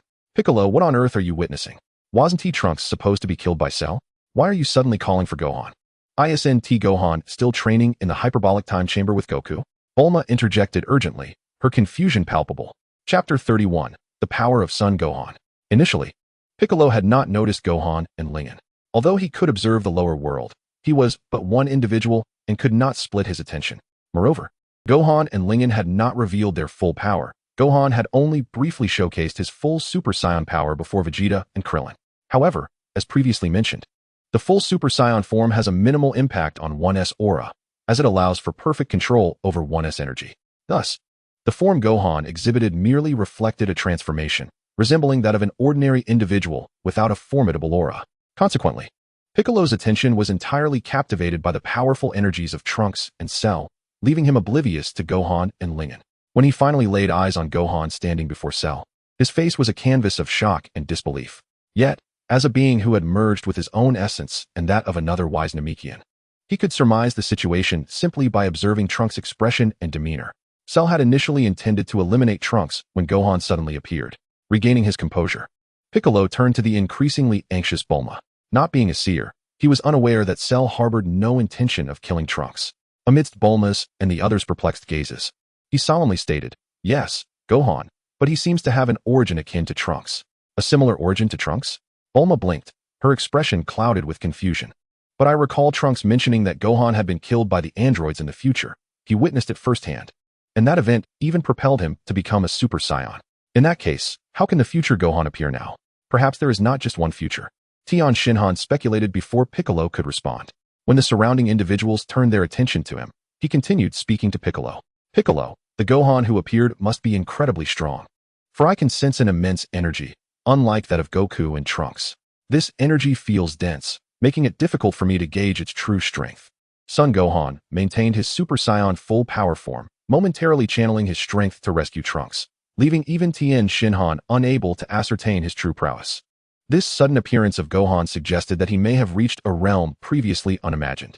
Piccolo remarked softly, his eyes shimmering with inscrutable hues. A new dimension. Does Gohan possess the ability to vanquish Cell? Bulma exclaimed, her excitement palpable. It remains uncertain. Perhaps only through battle will we discover the truth. Shaking his head, Piccolo crossed his arms and gazed down at the earth, his silence signaling to the others that they should not disturb him. After all, they were relying on Piccolo for a live broadcast. Below, Cell stared at Son Gohan in astonishment, utterly unprepared for the encounter, particularly upon noticing Gohan's severed arm. He realized that this Gohan hailed from the future. Unlike the others who were shocked by the death of future Gohan, Cell had some understanding of the concept of alternate timelines. After all, his own arrival in this world stemmed from the elimination of Trunks. Yet, in this reality, Trunks still existed, indicating that the timeline he inhabited diverged from that of Trunks. Thus, he was more readily able to accept the notion of alternate realities than others. How intriguing! I never expected 3 individuals from different timelines to appear in this world. Yet, I am still curious. Gohan, how did you defeat the androids in your timeline? By all accounts, you should lack the capability to eliminate both androids. Though Cell could sense Gohan's power, a formidable force that rivaled his own, he was unconcerned, firmly believing himself to be the strongest. What truly piqued his curiosity was how Gohan had triumphed over the androids and grown to this extent. Considering that in both his own and Trunks' timelines, Gohan had been slain by them. Cell, I not only eradicated the androids, but in my timeline, I also dealt with you as well. Gohan did not respond to Cell's inquiry. Instead, he fixed a cold gaze upon him. A sardonic smile creeping across his face as he threatened, "Are you prepared to meet your demise?" Ha! I never would have imagined that the version of me from your world was vanquished by you. Cell laughed heartily, unfazed by Gohan's threat. His arms crossed, and a smirk playing at the corners of his mouth. It seems you must be quite powerful. I truly wish to experience it firsthand. Then you better not regret it, Gohan replied coolly before turning to Trunks and instructing, "Trunks, you should leave this place." Yes. Though a torrent of thoughts swirled in his mind, Trunks did not hesitate, taking off into the distance at Gohan's command. Cell and Gohan paid little mind to Trunks' departure, instead locking eyes in a tense standoff, the very air crackling with electricity as their gazes clashed. After a moment, Cell proclaimed, "Gohan, I recall you possess those sins of beans. Correct? If so, why not consume one to restore your severed arm before we engage in battle? I can extend you this opportunity." "Oh, are you not concerned that I might consume a sins of bean, restoring myself to my peak condition, and subsequently annihilate you with greater power?" Gohan raised an eyebrow, surprised at Cell's proposition. Surely, Cell must comprehend that his own capabilities were hindered by his severed arm. Hee. Cell chuckled, confidence radiating from his demeanor. "Even if you return to your optimal state, you will still stand no chance against me, for I am the strongest and most perfect being. Is that so?" Gohan replied enigmatically, his brow furrowing slightly. "Then allow me to demonstrate what power surpasses yours looks like. Even with one arm, I will defeat you." With that, Gohan launched a powerful punch toward Cell. Prepared, Cell was taken aback by the force of Gohan's strike, but quickly evaded by bending backward. However, before he could counterattack, Gohan's onslaught continued unabated. The battle escalated into a fierce clash, their combat devoid of energy blasts or key attacks, relying solely on the raw power of their fists and feet. Yet, the collision of their tremendous forces sent tremors through the earth, as if it might shatter under the weight of their might at any moment. They were two entities so powerful that they could effortlessly obliterate an entire solar system. The sounds generated by their strikes were louder than thunder, and their speeds defied comprehension, making it exceedingly difficult for even Krillin to track their movements. So this is Cell's true strength. He was merely toying with me earlier. Trunks, now reunited with Vegeta and the others, observed the fierce struggle between Gohan and Cell. His expression grim, especially when recalling his earlier overconfidence in defeating Cell. He felt a deep sense of shame, unable to fathom what might have happened had Cell displayed such power before. Watching Gohan fiercely engage with Cell, his eyes shimmered with curiosity. What has this Gohan experienced to attain such formidable strength? TCH, is this the might of Super Saiyan full power? I will undoubtedly reach it in the shortest time possible. Vegeta recognized that Gohan's strength stemmed from his foundational combat power. Otherwise, even transforming into a Super Saiyan would not enable him to contend with Cell. Yet, this detail was of little concern to him, as foundational combat power was the easiest aspect to enhance. Prior to entering the hyperbolic time chamber, he had barely managed to contend with a single android, even though his foundational power had already surpassed that of Frieza upon his arrival on Earth. Nevertheless, he was still unable to defeat the androids. However, after training in the time chamber, his foundational strength had significantly increased, allowing him to easily defeat the androids, even absorbing one of Cell's powers. Rather than focusing on how to enhance foundational strength, he was far more intrigued by Gohan's display of Super Saiyan full power. With his extensive battle experience, Vegeta could discern that this represented the true path of a Super Saiyan, a form capable of fully unleashing the Saiyans' power without the severe physical burdens that plagued the previous Super Saiyan form. The latter, while also granting a 50-fold power increase. often left its user unable to maintain the transformation under extreme exertion. In contrast, Super Saiyan Full Power seemed free from such limitations. Super Saiyan and Super Saiyan Full Power. The former resembled a newly acquired skill, while the latter had become instinctual. Trunks, pay close attention to Gohan's battle. That is the true power of a Super Saiyan. You will eventually return to your own timeline, and while you may currently possess the strength to easily handle the androids, do not forget that your world also harbors Cell. Should any unforeseen circumstance arise, allowing Cell to absorb 2 androids, your current strength would be insufficient, given that noble blood of Prince Vegeta flows through your veins. You must not repeat the mistakes of today. Vegeta's expression was stern as he regarded Trunks. I understand.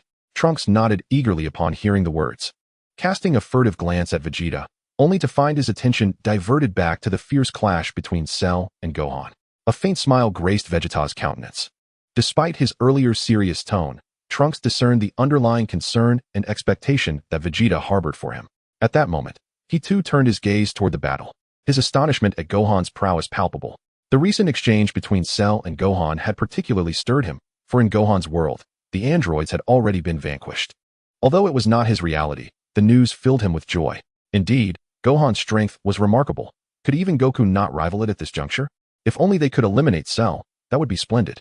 Trunks watched the fight with eager anticipation.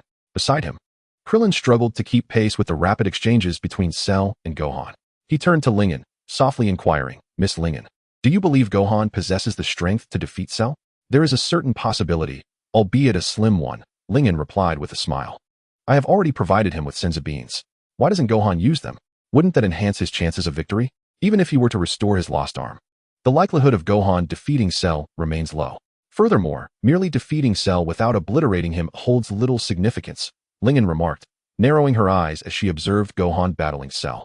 Gohan's current approach did not aim for Cell's complete destruction. Such an outcome was simply impractical. Chapter 32. The battle between Cell and Gohan. To say that Gohan, at this moment, or even Lingen herself, who possessed nearly double Cell's strength, could guarantee his defeat would be a miscalculation.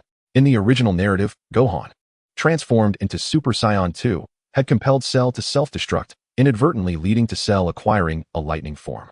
Although this outcome stemmed from Gohan's earlier recklessness, it nonetheless underscored Cell's potential for revival. After resurrecting, the lightning-imbued Cell would possess strength surpassing that of the freshly transformed Super Saiyan 2 Gohan, compounded by Gohan's earlier exhaustion from the prolonged struggle. To vanquish Cell, one would either need to eradicate him with overwhelming power, as in the future timeline, or obliterate the core cells of his brain. Yet herein lies the dilemma. What magnitude of power is requisite to annihilate Cell's core cells? It is crucial to note that even the force of Cell's self-destruction failed to obliterate these core cells. Thus, Lingen, despite possessing the ability to overpower Cell, refrained from intervening. She and Gohan had devised a strategy from the outset to stabilize Cell first, then, as in the original narrative, utilize the time chamber during Cell's preparation for the Cell games to train. With 2 years of rigorous training, Gohan might even surpass to Super Saiyan 2. At the very least, they could employ the original narrative's methods to stimulate Gohan of this world into achieving Super Saiyan 2. Hence, numerous strategies existed to defeat Cell without risking unnecessary confrontation. Should they engage prematurely and fail to eliminate Cell, it might inadvertently lead to the emergence of the lightning form, complicating matters considerably. Having knowledge of the original plot, Lingen conveyed pertinent information to Gohan. However, given that many years had elapsed since she last engaged with the Dragon Ball narrative, she was vaguely aware of the Cell games, but could not recall the specifics of the battle between Cell and Trunks. Consequently, she did not inform Gohan of Cell's eventual sparing of Trunks, which resulted in Gohan intervening when he perceived Trunks in peril. Nevertheless, this was merely a minor miscalculation. Even if Gohan did intervene, it would not amount to much, as his current strength was still insufficient to contemplate defeating Cell. Following Cell's absorption of Saiyan cells, particularly those of Vegeta, his character had inevitably evolved. Vegeta's intense confidence and rage had propelled Cell into his perfect form. Hence, upon witnessing Gohan's formidable power, Cell would not be struck with fear, but rather an insatiable desire and admiration for strength. This was evident from the original narrative, where Cell allowed Trunks to train further to attain greater power. In this altered reality, facing the mighty Gohan, Cell exhibited no trepidation, fully confident in his own potential for supremacy. The amalgamation of numerous powerful cells had bestowed upon Cell a tremendous level of aptitude and intuition, enabling him to feel himself growing stronger amidst the skirmish with Gohan. This transformation invigorated him, as he mused, indeed, only through battling the strong can I ascend to even greater heights. As Cell parried Gohan's strikes, he inwardly reflected on how distinctly he perceived his own evolving strength. Initially, he had been slightly inferior to Gohan, but now he found himself nearly matching his prowess, a realization that filled him with elation. After a fierce exchange, the two combatants momentarily disengaged, eyeing each other warily. Cell, arms crossed, addressed Gohan in a grave tone. Gohan, you should consume the Senzu Bean. I am eager to witness the full extent of your power. You must understand that in your current condition, not only is it improbable for you to eliminate me, but even to best me would be exceedingly difficult. I am keenly anticipating a contest with your complete self, for only then can I truly enhance my strength. Cell was acutely aware that Gohan was not at his optimal state. He understood that once Gohan restored his arm, the tides of battle could shift in Gohan's favor. Yet, he harbored no apprehensions. He was confident that Gohan lacked the capacity to extinguish his life. It was precisely this realization that fueled his desire to witness the full might of Gohan. As long as he continued to battle Gohan, he could assuredly grow even stronger. In contrast to Cell's anticipation, Gohan was inwardly alarmed. Clearly, Cell's performance had exceeded his expectations. Although he had come to recognize Cell's terrifying capabilities through Lingen's insights, having previously defeated Cell led him to underestimate the threat. However, through their current skirmish, he realized that this perfect form of Cell was an entirely different adversary from the grotesque creature he had vanquished before. The perfected Cell epitomized the essence of the androids, and Gohan could distinctly sense Cell's continuous growth in battle. Although this enhancement occurred at a gradual pace, it was nonetheless astonishing. Thus, when confronted with Cell's provocation, Gohan remained unfazed. After a deep breath to center himself, he unleashed a powerful shout, charging at Cell once more. In response, Cell met him head-on without a trace of fear. In an instant, they were again embroiled in combat. This time, neither held back. They unleashed their full might, transcending mere physical strikes to employ a myriad of energy blasts. Waves of potent energy clashed in midair, with a single strike capable of obliterating the Earth itself. In the face of such a monumental battle, Vegeta, Trunks, and Piccolo were captivated, their eyes glued to the spectacle. Observing the clash of titans served as a form of training for them, as they gleaned insights into the mastery of energy manipulation, thereby fostering their own growth. Particularly for Vegeta and Trunks, they were deeply invested in witnessing Gohan's full-powered Super Saiyan form. With a clear goal in sight, they realized that with effort, they could achieve it, avoiding the previous convoluted paths of Super Saiyan phases 2 and 3. Regarding this form, they were filled with envy, as the battle between Son Gohan and Cell had persisted for quite some time. Yet Son Gohan still possessed the vitality to contend with Cell. Such a scenario was unimaginable for them, especially for Trunks, who could distinctly feel the drain on his stamina when he transformed into Super Saiyan at its third stage. He realized that he could not sustain a prolonged fight against Cell. Although he had chosen to withdraw, he was acutely aware that if the battle continued, his endurance would soon wane. Presently, Son Gohan's full power form enlightened both him and his father, revealing the true pinnacle that a Super Saiyan must strive to attain. This was the epitome of the Super Saiyan. If Lingen were to learn of their thoughts, she would undoubtedly applaud their sentiments. In a certain sense, the full-power Super Saiyan form is indeed the ideal state, surpassing even the Super Saiyan 2 in various aspects. While Super Saiyan 2 offers more formidable strength, it also reverts to the initial, energy-draining frenzy of the Super Saiyan state. As for Super Saiyan 3, it is even more pronounced, as Goku himself described. Super Saiyan 3 is merely a form that leaks energy. Therefore, in Lingen's view, the true path of the Super Saiyan lies in the relentless enhancement of one's foundational combat power, engaging in battle with the full-power Super Saiyan state. While Super Saiyan the second and the third may amplify strength, they are ultimately aberrations. The true way to power lies in self-improvement. Transformations are mere shortcuts. Although this is acknowledged in theory, the practicality of using such forms remains, even for Lingen, who herself utilizes combat enhancement cards. However, her combat enhancement cards surpass even the full power of a Super Saiyan, as they are not merely energy-consuming transformations. That is a different matter altogether. The onlookers focused intently on the clash between Cell and Son Gohan, while Krillin, feeling helpless, sat to the side, increasingly perceiving himself as a mere burden. Not only was he unable to participate in the battle alongside these warriors, but even as a spectator, he felt utterly out of place. He cast a glance at Lingen, pondering what it was that allowed her to possess strength surpassing even that of the androids. If only he could discover a similar method, he would not feel so powerless. especially when recalling the moment Android 18 was absorbed by Cell and his own helplessness during that ordeal, which made him clench his fists resolutely. I must become stronger. At this moment, Krillin had yet to be dulled by the comforts of a gentle life. Having faced Frieza and the androids, he felt a sense of inadequacy. Yet he had not surrendered completely like Yamcha. He still harbored a determination to grow more powerful, particularly upon learning that Ling, as a human, could wield strength greater than that of the androids. He felt a renewed motivation. Even if hope seemed rather bleak, he yearned to uncover the path to becoming stronger.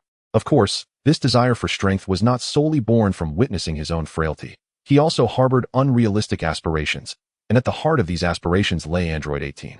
Initially, when Krillin heard Trunks' description of the androids, fear filled his heart. However, as he delved deeper into understanding, he discovered a stark contrast between the androids of this world and Trunks' portrayal of malevolent beings. Although they sought to eliminate Goku, their aims did not extend to the destruction of the world, especially with Android 18, whose kiss lingered in Krillin's thoughts. Why have Cell and Gohan stopped? Krillin suddenly exclaimed. Though he could not fully grasp the intricacies of their battle, he was quick to notice their cessation, springing to his feet with curiosity directed skyward. No one answered his inquiry, for they were not Piccolo, capable of hearing the dialogue between Gohan and Cell from such a distance. Thus, they too were intrigued as to why Cell and Gohan had halted, as neither appeared fatigued, nor had a victor emerged. Among those present, only Ling stroked her smooth chin, her expression contemplative. Chapter 33, The Agreement of Cell's Game. Gohan. Do you truly not wish to use a Senzu Bean to restore your body? If this continues, you will undoubtedly be unable to match my strength. Cell once again urged Gohan to consume a Senzu Bean, genuinely wishing to experience the full extent of Gohan's prowess at his peak. However, in response to Cell's entreaty, Gohan replied nonchalantly, I already possess a sufficient understanding of your power. Even if I were to consume a Senzu Bean and restore my arm, defeating you would still prove quite challenging. I must say, Cell, you are indeed a monster. Ha, I appreciate your compliment. Cell laughed heartily, relishing Gohan's assessment. After a moment of mirth, Cell continued, Gohan, if you assert that even with your arm restored you cannot defeat me, then I shall grant you the opportunity to overcome me. What do you say? Surprised by Cell's proposition, Gohan was taken aback, not only by Cell's eagerness to be defeated, but also by the notion of an opportunity. Thus, he inquired, I certainly aspire to defeat you. Please elucidate what this opportunity entails. Previously, Vegeta and Trunks were able to attain such realms in a remarkably brief period. This indicates that you, Gohan, can do the same. Provided you employ that method to acquire even greater strength, you would then be capable of defeating me, Cell replied with a grin. Although Gohan was uncertain about Cell's reference to obtaining power in a short time, he expressed his skepticism. Cell, I am already stronger than you at this moment. If I were to grow even more powerful, would you not fear that I might truly eliminate you? If you possess such capability, I would welcome it. Cell responded with a smile. However, his words were not to be taken literally. He was merely expressing confidence in his own strength. First and foremost, his fusion with Saiyan cells ensured his combative nature. Furthermore, his recent encounter with Gohan had made him realize that only by battling stronger opponents could he himself grow stronger. Therefore, he was entirely unconcerned about Gohan's potential ascendance. The stronger his adversaries became, the stronger he would as well. This was his confidence as an ultimate android, bolstered by the pride of possessing Saiyan cells. Had Cell been privy to the original narrative, understanding the true nature of the Saiyans and the existence of forms beyond Super Saiyan, he would likely not have been so reckless. I grant you 10 days, after which I shall host a so-called world's strongest martial arts tournament, akin to those held by your kind in the past. You are welcome to challenge me then. Of course, attendance is not mandatory. However, I will eliminate all humans on Earth if you choose not to come. The decision is yours. Upon hearing this, Gohan remained silent. Cell regarded him without uttering another word, merely offering a faint smile before utilizing the instant transmission technique to depart into the distance. Moments later, as Cell vanished from sight, Vegeta and Krillin approached Gohan, with Krillin anxiously asking, Gohan, what just transpired? Why did Cell leave? Are you unable to contend with him? Cell in his complete form is indeed formidable. Son Gohan nodded, glancing at the individuals who had approached him, particularly Trunks, to whom he offered a gentle smile before speaking. With my current strength, it's not merely a matter of eradicating him. Even defeating him poses a significant challenge. However, Cell has mentioned organizing an event akin to the World Martial Arts Tournament. As time progressed, Son Gohan conveyed the details of Cell's remarks to Vegeta and the others. Upon hearing this, Vegeta crossed his arms and scoffed, 10 days. If I step into that chamber again, I will undoubtedly emerge capable of annihilating Cell. It's astonishing that Cell has allotted you time for training. Krillin murmured in disbelief, then turned to Son Gohan with a question. Gohan, do you have access to the hyperbolic time chamber in your world? No. After Uncle Krillin was slain by the androids, I never returned to the lookout, Son Gohan replied, shaking his head. To be so formidable without even using the time chamber. Gohan, you truly are remarkable, Krillin exclaimed, his eyes widening in astonishment. Vegeta and Trunks shared his surprise, as their own powers had been augmented through the use of the time chamber. That is splendid. Now that you possess the strength to contend with Cell, once you enter the time chamber, I believe you will acquire even greater power. We must not delay. Let us proceed to the lookout. Krillin clapped his hands in exhilaration. It won't be necessary for Kakarot's son to deal with Cell. I alone am sufficient, Vegeta remarked dismissively. Ignoring Vegeta's comment, Son Gohan approached Trunks, patting him on the shoulder with a cheerful grin. Trunks, you've grown so much. Your strength just now was impressive. Brother Gohan, Trunks replied, his eyes glistening with emotion.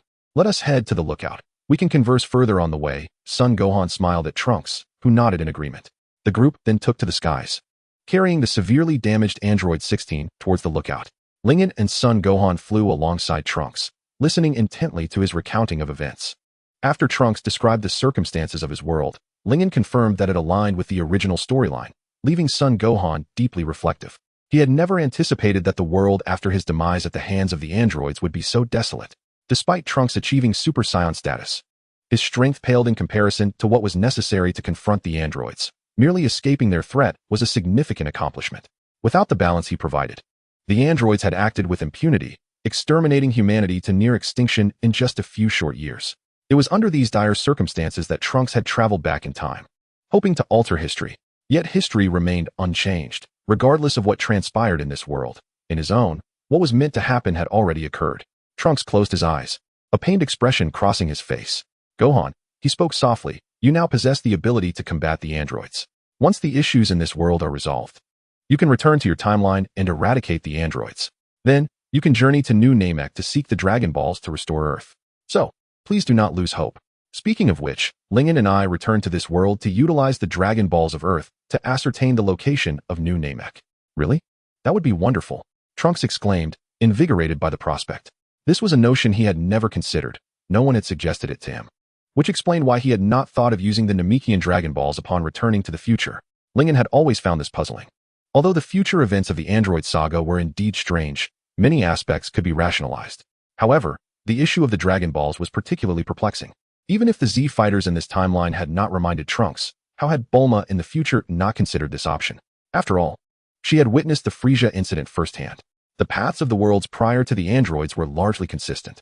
Yet, it was clear that upon returning to the future, Trunks had not contemplated using the Namekian Dragon Balls to restore Earth's Dragon Balls. While it was understandable that he had no time to construct a spaceship during the androids' rampage, once Trunks had eliminated the androids and peace was restored, Bulma had still not thought of this solution, which was quite strange. Just as Trunks was reveling in this newfound hope, Krillin interjected softly, Gohan, you mentioned using Earth's Dragon Balls to locate New Namek. But it seems Piccolo has fused with the Guardian, which means the Earth Dragon Balls can no longer be used. What? Uncle Piccolo has merged with the Guardian? Upon hearing this news, Son Gohan's eyes widened in disbelief. Why yes, Krillin nodded weakly. It appears the time machine has encountered a malfunction. Son Gohan's expression darkened, his anxiety mounting. Must we resort to using the time machine again to travel back even further? But Bulma said the remaining energy can only be used once more. If we go back too far, we won't be able to return to the future. Brother Gohan, why not use the energy from my time machine? Trunks suggested at that moment. If our time machines are similar, then you only have enough energy for one return trip as well. Son Gohan shook his head, declining Trunks' offer. It's all right, Trunks. If need be, we can return and have Aunt Bulma replenish the energy before heading back, and with the data we gather, I'm sure she can modify the time machine accordingly. Lingen, having listened to their conversation, was somewhat exasperated. She had not anticipated that a time machine created years earlier would exhibit such flaws. It was evident that research of this nature required time to mature, especially when creating something from scratch. However, unlike Son Gohan, she remained calm, for having read the original storyline. She understood that there were other avenues to ascertain the location of New Namek beyond relying solely on the Earth Dragon Balls. Gohan, it doesn't have to be so complicated, she said. Don't you remember? Trunks' presence in this world indicates that your father, Mr. Goku, must not have succumbed to heart disease. Your father is acquainted with King Kai. If we can ask King Kai to locate New Namek, we will then know its whereabouts. Of course. How could I have overlooked that? Lingen, thank you so much. Son Gohan was visibly excited, having witnessed Lingen's insightful nature on multiple occasions. He did not dwell on where she had acquired this knowledge. Chapter 34. Lingen is quite remarkable. Some matters remain elusive without guidance.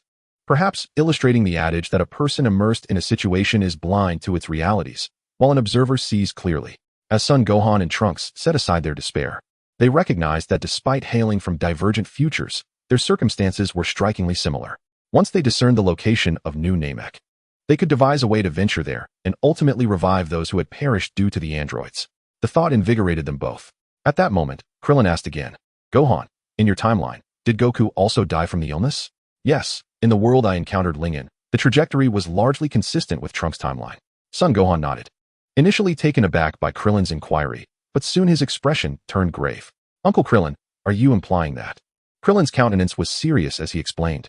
The Dragon Balls cannot revive those who have died of natural causes. Goku passed away due to illness, which means it is highly likely that the Dragon Balls cannot bring him back. Is there truly no other way? Gohan was well aware of the limitations of the Dragon Balls, yet he felt a pang of reluctance. Reviving Goku was not just his desire, but also his mother Chi-Chi's wish. However, when faced with Gohan's question, Krillin shook his head. I'm uncertain. Perhaps we should consult Piccolo.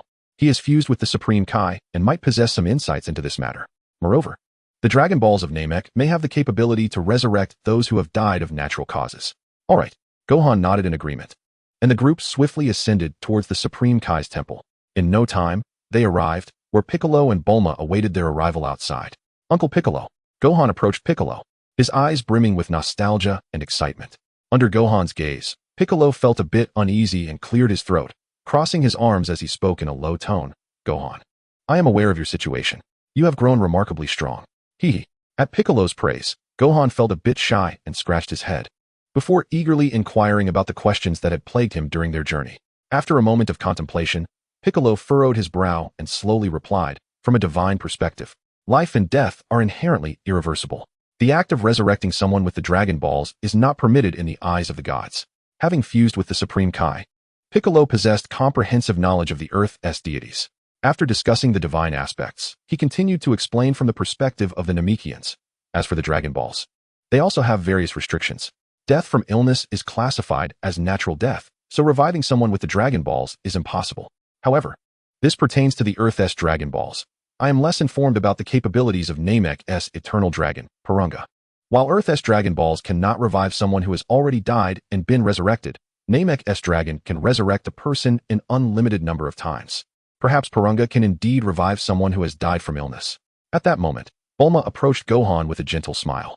Let us hope so. Gohan clenched his fists, his face reflecting a glimmer of hope.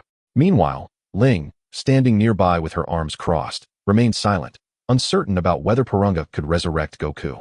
As the original narrative provided little information on Namek's Dragon Balls and was fraught with contradictions. After all, this was a real world, and perhaps it differed from the original story. Moreover, if Namek's Dragon Balls truly could not revive someone who died naturally, perhaps they could seek the Elder Namekian's assistance to enhance Purunga's abilities. Ling recalled that initially, Purunga could resurrect only one person at a time, but following upgrades from the Elder, he had gained the ability to resurrect multiple individuals simultaneously, akin to Earth's Dragon. Coupled with Din's subsequent enhancements to Earth's Dragon Balls, it was evident that the powers of the Dragon Balls were not fixed, but rather contingent upon the abilities of their creator. As long as the creator was sufficiently powerful, crafting an even more formidable Dragon Ball would be a trivial task. Bulma, Goku and the others have only just entered the hyperbolic time chamber, and they won't emerge until tomorrow. You should take number 16 back to Capsule Corp for now. His strength is considerable, and repairing him will be an asset, Krillin suddenly suggested to Bulma. All right. Bulma nodded without further inquiry, promptly tossing out a capsule and flying away with number 16. As Bulma departed, Vegeta turned to leave as well, but before taking off, he suddenly addressed Gohan. Listen, kid. When Kakarot exits the time chamber tomorrow, I want to be the first one to enter. Do you understand? Ahem, I got it. Don't worry, Uncle Vegeta.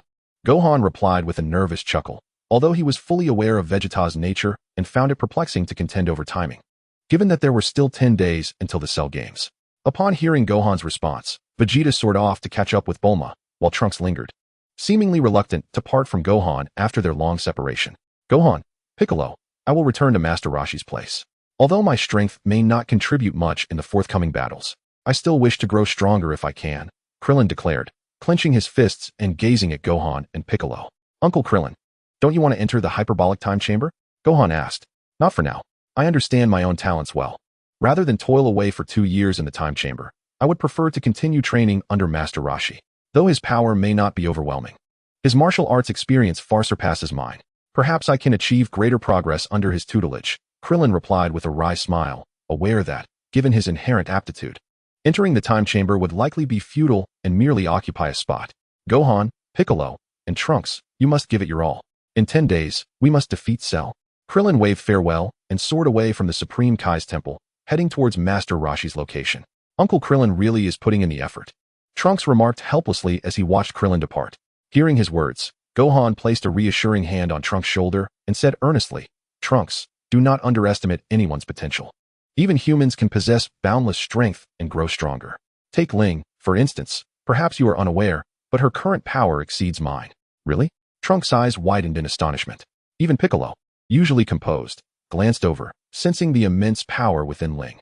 Yet, just as Gohan surpassed Piccolo's perception, so too did Ling surpass theirs, leaving Piccolo with only a vague sense of their strength. Gohan's might was evident. Even in his current state, with one arm severed, he could contend with Cell. If he were to regain his arm, he would undoubtedly overpower Cell. Yet, even so, the notion that he could not compare to Ling was astonishing. Feeling the astonished gazes of those around her, Ling offered a faint smile and remarked, My strength is merely adequate. You need not pay too much attention to it. Merely adequate? The others exchanged incredulous glances, their lips twitching.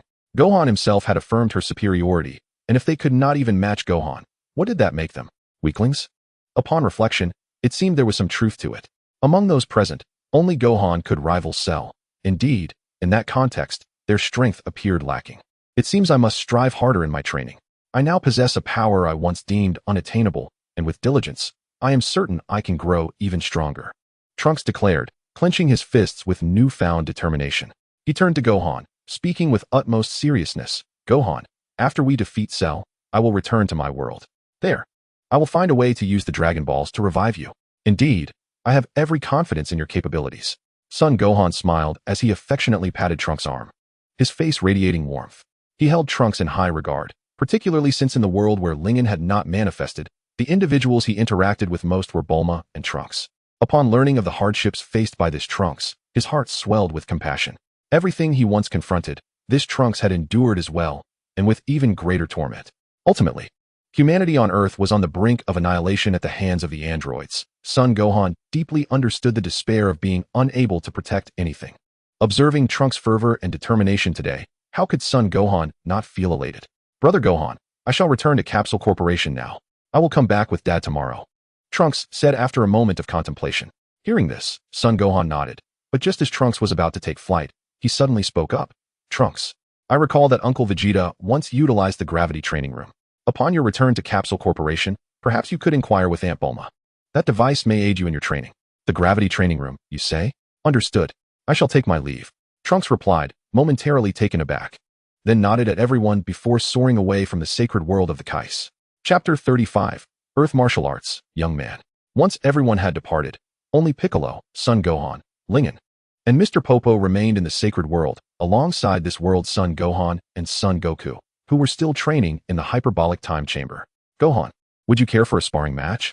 Although I am already aware that your strength is on par with Cell, I still wish to engage you in battle personally, Piccolo said, stepping forward to stand before Son Gohan, who was of a stature mirroring his own. Uncle Piccolo, Son Gohan responded, slightly taken aback by Piccolo's earnest expression. He nodded, his demeanor turning serious. It has indeed been a while since we last sparred. I too am eager to experience your current strength. Then let us commence, Piccolo declared, and in an instant, both warriors ascended into the sky, their formidable powers colliding under the watchful eyes of Lingen and Mr. Popo. Mr. Popo, I wonder if there is a place to rest in the sacred world. I seek a moment of respite, Lingen remarked. While one could not say she was entirely disinterested in combat, her enthusiasm was decidedly muted. In many respects, she identified as a recluse, while she was capable of fighting. Much like her previous encounters with the androids, she would only do so when absolutely necessary, rather than embracing battle as a way of life like the Saiyans. Sometimes, she found herself pondering the protagonists from the novels she had read in her past life, who traversed into the Dragon Ball universe only to engage in endless battles, seemingly without exhaustion. Did they truly not grow weary? Lingen could appreciate the thrill of battle and once dreamed of clashing with the strong. Yet it did not imply she relished in the incessant cycle of conflict. Were she required to undergo ceaseless battles to grow stronger, she might inevitably tread that path. Yet at present, she was evolving without such struggles. Thus, she questioned the need for combat and training. If one could amass wealth effortlessly, why toil away in labor? Occasionally experiencing life was one thing, but to exhaust oneself with a 9-to-5 grind seemed utterly foolish. Consequently, while Lingen occasionally desired to engage in combat to stretch her abilities, she primarily approached life with a mindset of preferring comfort. Mr. Popo, having heard her, guided Lingen to a resting chamber before departing to observe Son Gohan and Piccolo's duel. Watching Mr. Popo's retreating figure, Lingen pondered thoughtfully. Mr. Popo was indeed an enigmatic presence, despite his average strength. It was primarily due to the current inflation of power levels among Dragon Ball characters. In fact, before Raditz arrived on Earth, Mr. Popo was the most powerful being on the planet, surpassing even the Kais. In a sense, he was akin to an angel relative to a god of destruction. Moreover, according to certain narratives, Mr. Popo seemed to possess skills akin to the Ultra Instinct technique, though it was clear that he did not master that technique, as even gods of destruction struggled to achieve complete control over it. Lingen speculated that Mr. Popo's martial arts, resembling Ultra Instinct, were skills acquired after reaching a certain pinnacle in martial arts mastery, somewhat akin to the Turtle Hermit, skills attainable only after achieving a certain level of martial prowess. Even if they could not rival Ultra Instinct, they still afforded an unprecedented level of control over body and power. Thus, it was evident that Earth's martial arts were truly remarkable, despite the limitations of human lineage. This very constraint propelled Earth's inhabitants to become leaders in the study of martial arts within the universe, similar to the Turtle Hermit and Mr. Popo's techniques that echoed the essence of Ultra Instinct, or even the sealing techniques capable of subduing gods.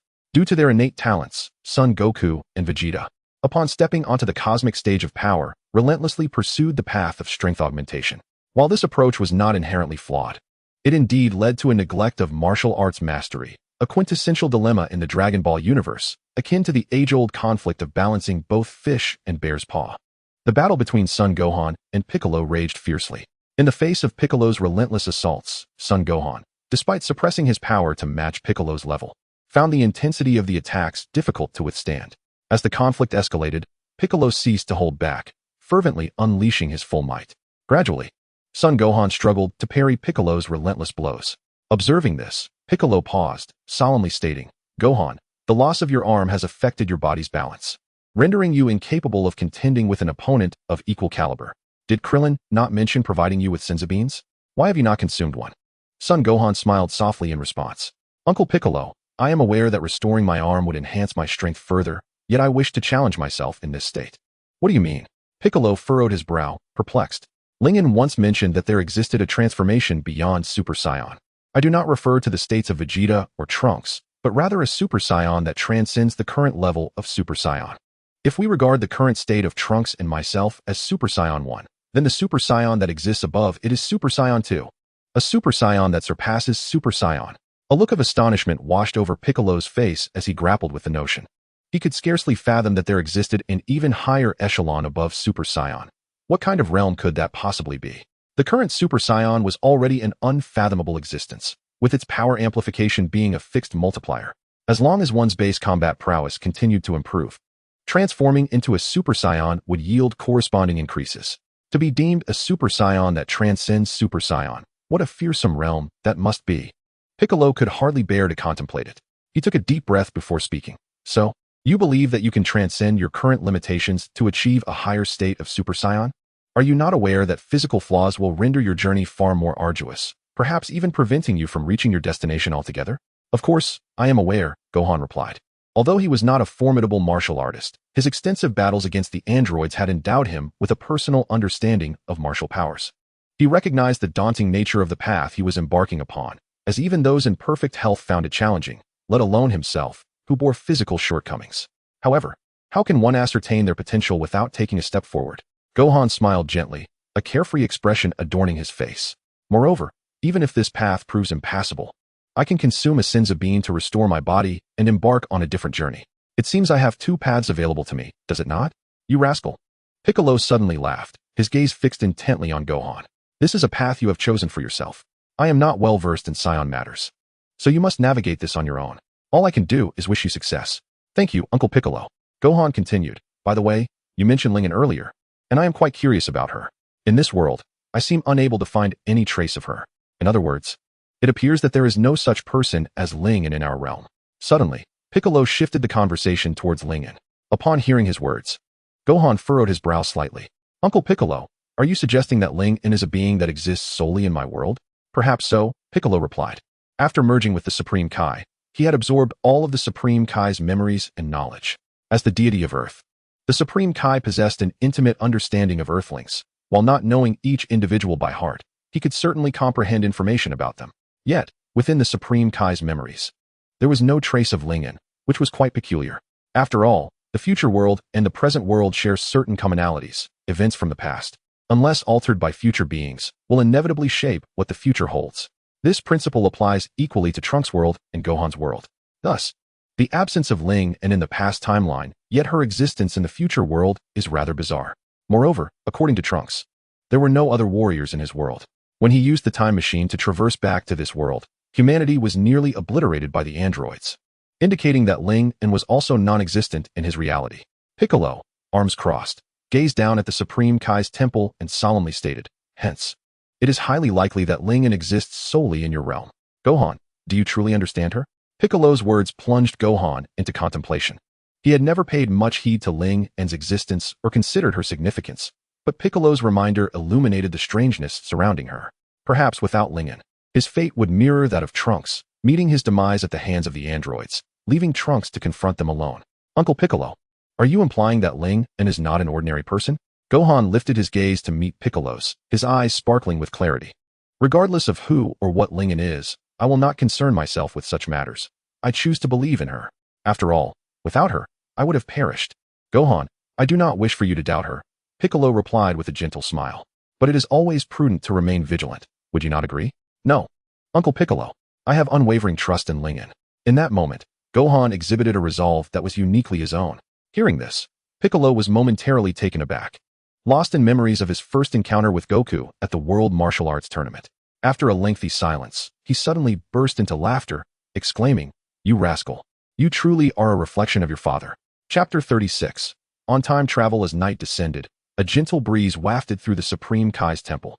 Logically, given the temple's lofty position, one would expect the winds to be fierce. However, this was not a cause for concern. Although the Supreme Kai's combat prowess was lacking, he possessed remarkable powers that enabled him to shield the temple from strong winds, rendering it impervious to the elements. Human flying vessels, like Bulmas, were permitted to ascend only because the Supreme Kai consented to it. From the temple's elevated vantage point, one could observe numerous cities below. The technological advancement of humanity in the Dragon Ball universe was remarkable, as the nighttime glow of each city radiated a vibrant prosperity. Gohan and Lingen stood at the edge of the Supreme Kai's temple, gazing down at the bustling cities. A flicker of brilliance passed through Gohan's eyes before he turned to Lingen and inquired, "Lingen, do you think it is truly right for us to intervene in the affairs of this world?" "Ah," Lingen replied, momentarily taken aback by Gohan's question, which prompted her to ponder deeply. "Is it truly right to interfere in this world? From a divine perspective, it would certainly seem unwise, as evidenced by the god of destruction's intent to annihilate the time machine and Trunks. But can a deity wholly represent the rules of existence? Even the lowly ant strives to survive. If humanity is granted the opportunity to alter its destiny, why should it not seize that chance? If the gods truly believe that changing the established trajectory of the world is erroneous, that the emergence of new parallel dimensions is a mistake, then why not have blocked this path from the very beginning? As for the existence of the so-called Kaioshin and the Time Patrol, Lingen was uncertain. Yet, even if they did exist, it merely indicates that there are management entities and personnel. It does not preclude humanity from taking action. Lingen suddenly recalled the adage, "The Tao has 50, the universe has 49, one is removed." The presence of such a variable suggests that the cosmos is granting humanity this opportunity. Of course, to speak bluntly, the notions of what is feasible or just, in Lingen's view, are mere trivialities. The fluctuations of time and the proliferation of parallel worlds may indeed pose challenges for the deities, as they complicate management. But for humans, whose lifespans span mere decades or centuries, what does it matter? Deities, after all, have attained their status through their own might and uniqueness, wielding the power to shape the universe. Thus, Is it not only natural that they possess the strength to dictate their own fate? Lingen acknowledged that her thoughts were somewhat rebellious, yet she remained unperturbed. As a self-proclaimed introvert, if her ideas weren't a tad outrageous, she would feel she was betraying her essence. Of course, she could not express such sentiments to Gohan, who had only encountered the likes of the Supreme Kai and perhaps the Kaioshin. He was unaware of the higher powers such as the God of Destruction or the Kaioshin, so she needed to convey her perspective in a manner he could grasp. She began, "Gohan, what prompted you to ask this question? Do you believe that intervening in another world is inherently wrong?" "It is not entirely inaccurate." Son Gohan shook his head, a look of inner turmoil etched upon his face. Deep within, he yearned to aid the denizens of this world in vanquishing Cell, yet another thought flickered in the recesses of his mind, a notion that seemed to whisper, "Our intervention may usher in unforeseen variables for this realm." Thus, he pondered, should we truly intervene in this world? Today, I had a conversation with Uncle Piccolo, where I gleaned another piece of information. The Cell in this world actually hails from a future world, and in that future, he had even slain Trunks. At this revelation, a spark of fury ignited in Son Gohan's eyes, his fists clenched tightly.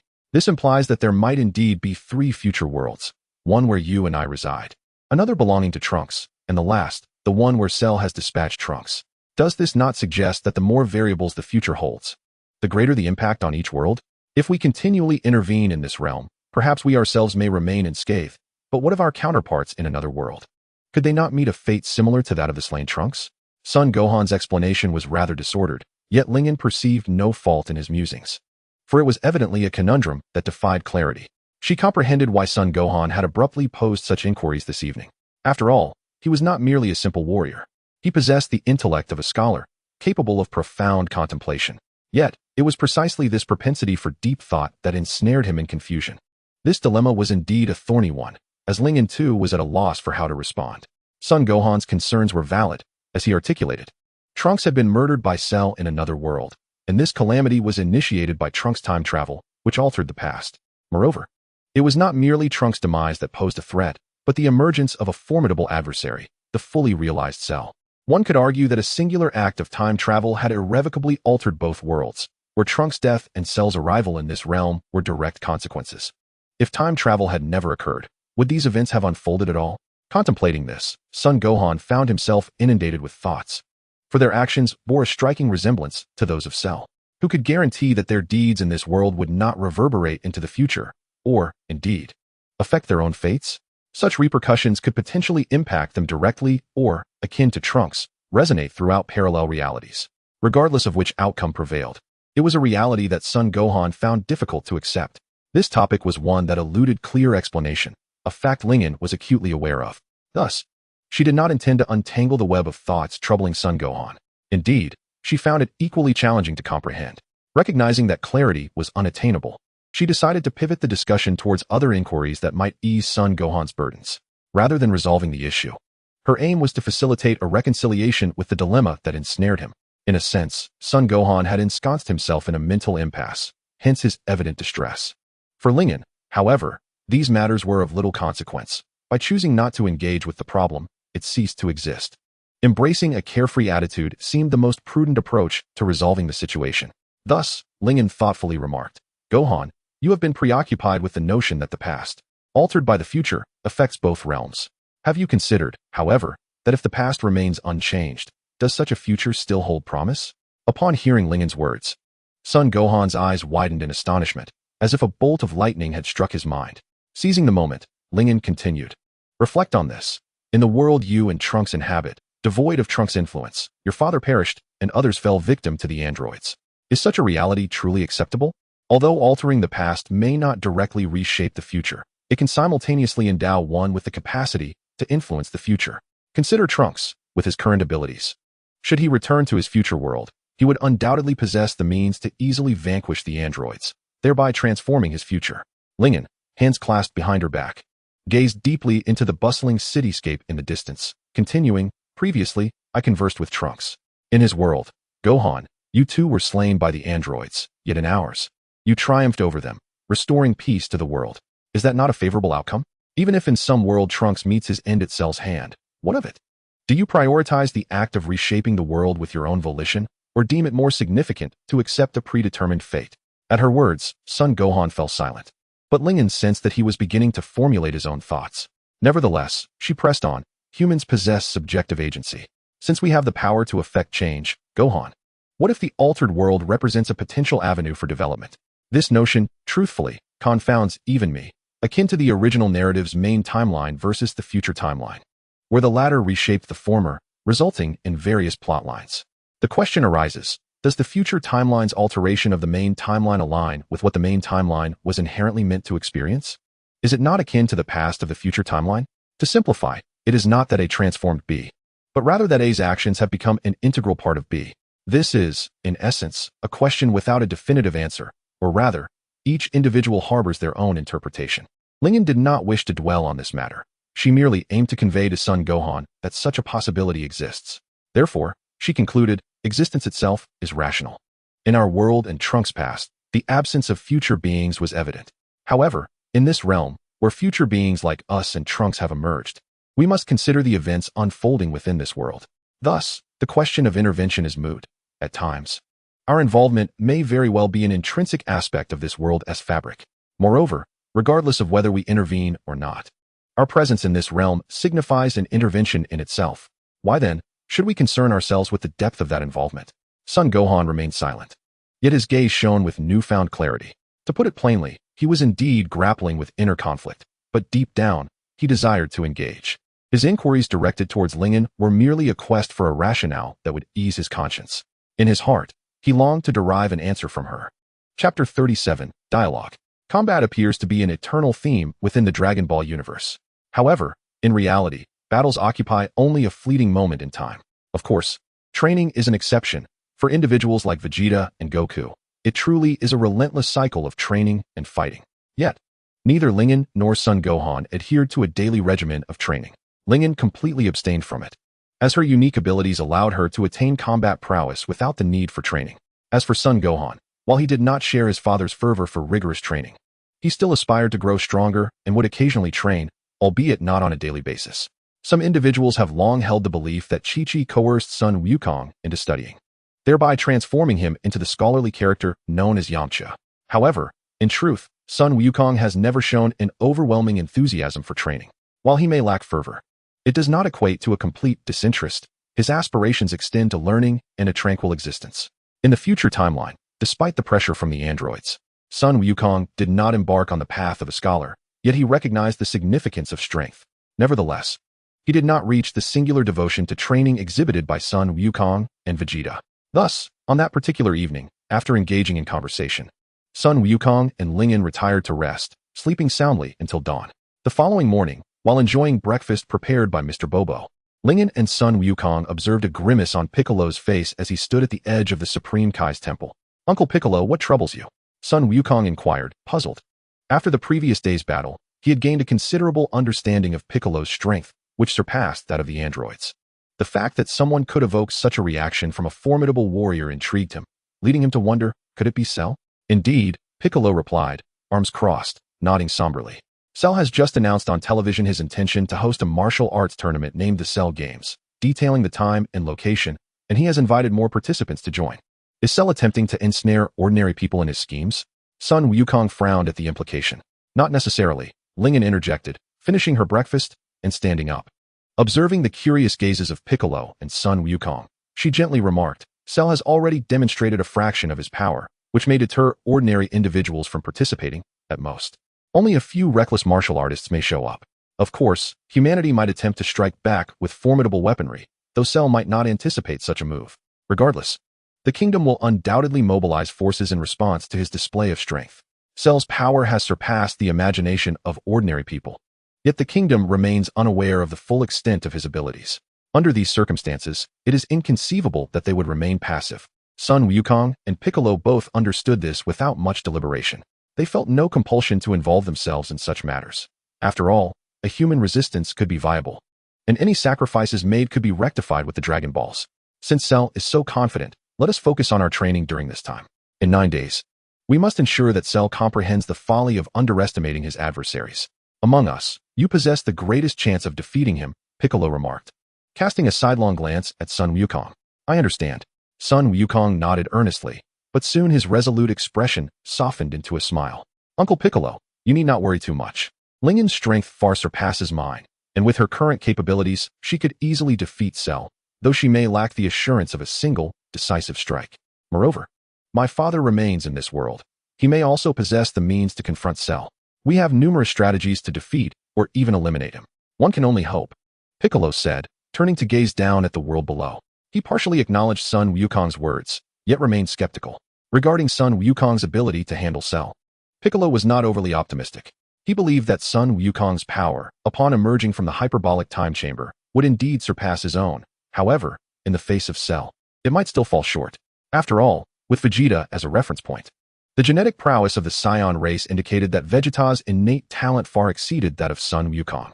Even though Sun Wukong had ventured down the path of Super Saiyan before Vegeta, his advantages were likely limited. As for Lingen, despite Sun Wukong's endorsement, Piccolo harbored reservations about this enigmatic figure. The fact that she was close to Sun Wukong did not alleviate his concerns. For someone who had absorbed the memories of a Supreme Kai, she remained an enigma.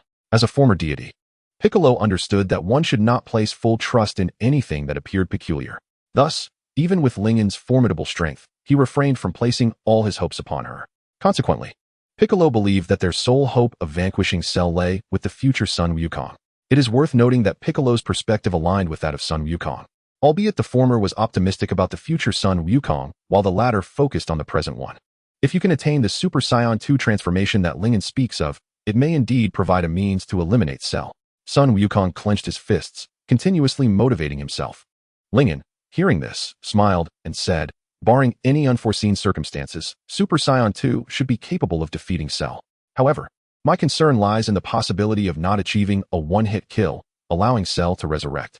In that case, even a recently attained Super Saiyan may struggle to eliminate him. Thus, Wukong, you will need to exert yourself further. Super Saiyan 2 offers a 100-fold increase in power. Yet Lingen has already attained such strength.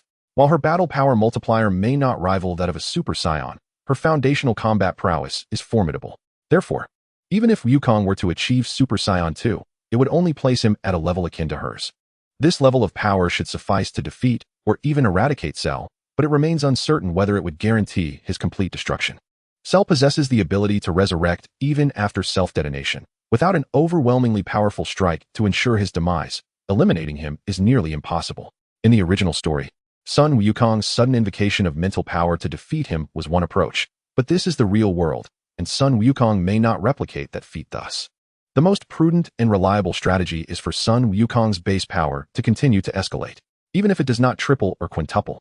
A mere doubling of his current power could lead to a battle strength of 400 times upon achieving Super Saiyan 2. With such a magnitude of power, Cell, no matter how formidable, would find it impossible to withstand. Of course, all of this hinges on Sun Wukong's ability to attain Super Saiyan 2, otherwise, he would be left to grapple with his base power. However, both Lingen and Sun Wukong understood that relying solely on base power would likely prove more challenging than achieving the Super Saiyan 2 transformation. I will strive even harder, Sun Wukong declared earnestly, looking intently at Lingen. If the time comes when I cannot confront Cell, and others cannot resolve the situation either, my last hope will rest with you. In response, Lingen waved her hand dismissively.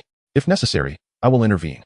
However, Wukong, you must also endeavor to confront your foes. Believe in your potential. When it awakens, it will command the attention of all. Lingen was not merely offering words of comfort. Those familiar with the original tale knew that both Sun Wukong and Trunks, despite lacking the Saiyan warrior's aggressive genes, possessed innate talents far surpassing pure-blooded Saiyans. Years after transforming into Yamcha, Sun Wukong could still harness his own power to achieve a beastly form comparable to the realm of gods. It is noteworthy that both Vegeta and Sun Wukong had to train for many years and receive assistance from the Angel Whis to attain the godly realm.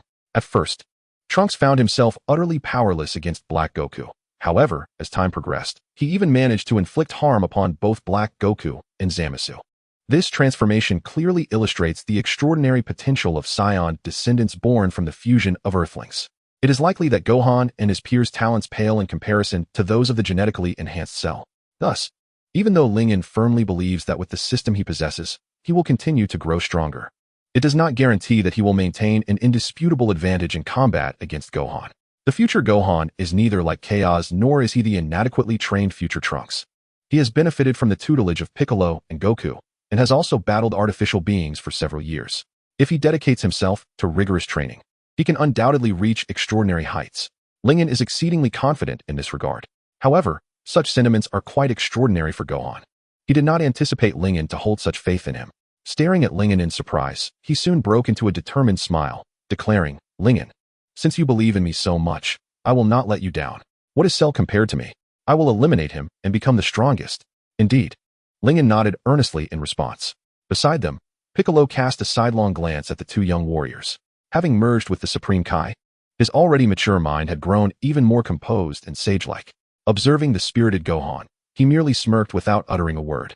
Time swiftly passed, and with less than a few hours remaining until Goku and his son completed their training in the hyperbolic time chamber, Vegeta and Trunks had already arrived at the Supreme Kai's realm. Once everyone had gathered, they stood before the chamber, awaiting the conclusion of Goku and Goten's training. Chapter 38. Farewell, Goku. The group waited for Goku and his son to finish their training. With time still left, Vegeta grew increasingly impatient. Noticing this, Trunks turned to Mr. Popo to inquire about the time. Mr. Popo replied, "There are still 3 hours until a full day has passed." As each second ticked by, Vegeta's impatience grew. His naturally fiery temperament, exacerbated by the looming threat of Cell, made him yearn to be in the hyperbolic time chamber every day to train and ultimately obliterate Cell. As the Prince of the Saiyans, he would not forget the transgressions Cell had committed against him. Even after a whole day, they might not emerge. It seems their greed knows no bounds. As they are about to exceed the time limit, Vegeta remarked, crossing his arms. Piccolo, overhearing this, spoke up. "There's no need to rush.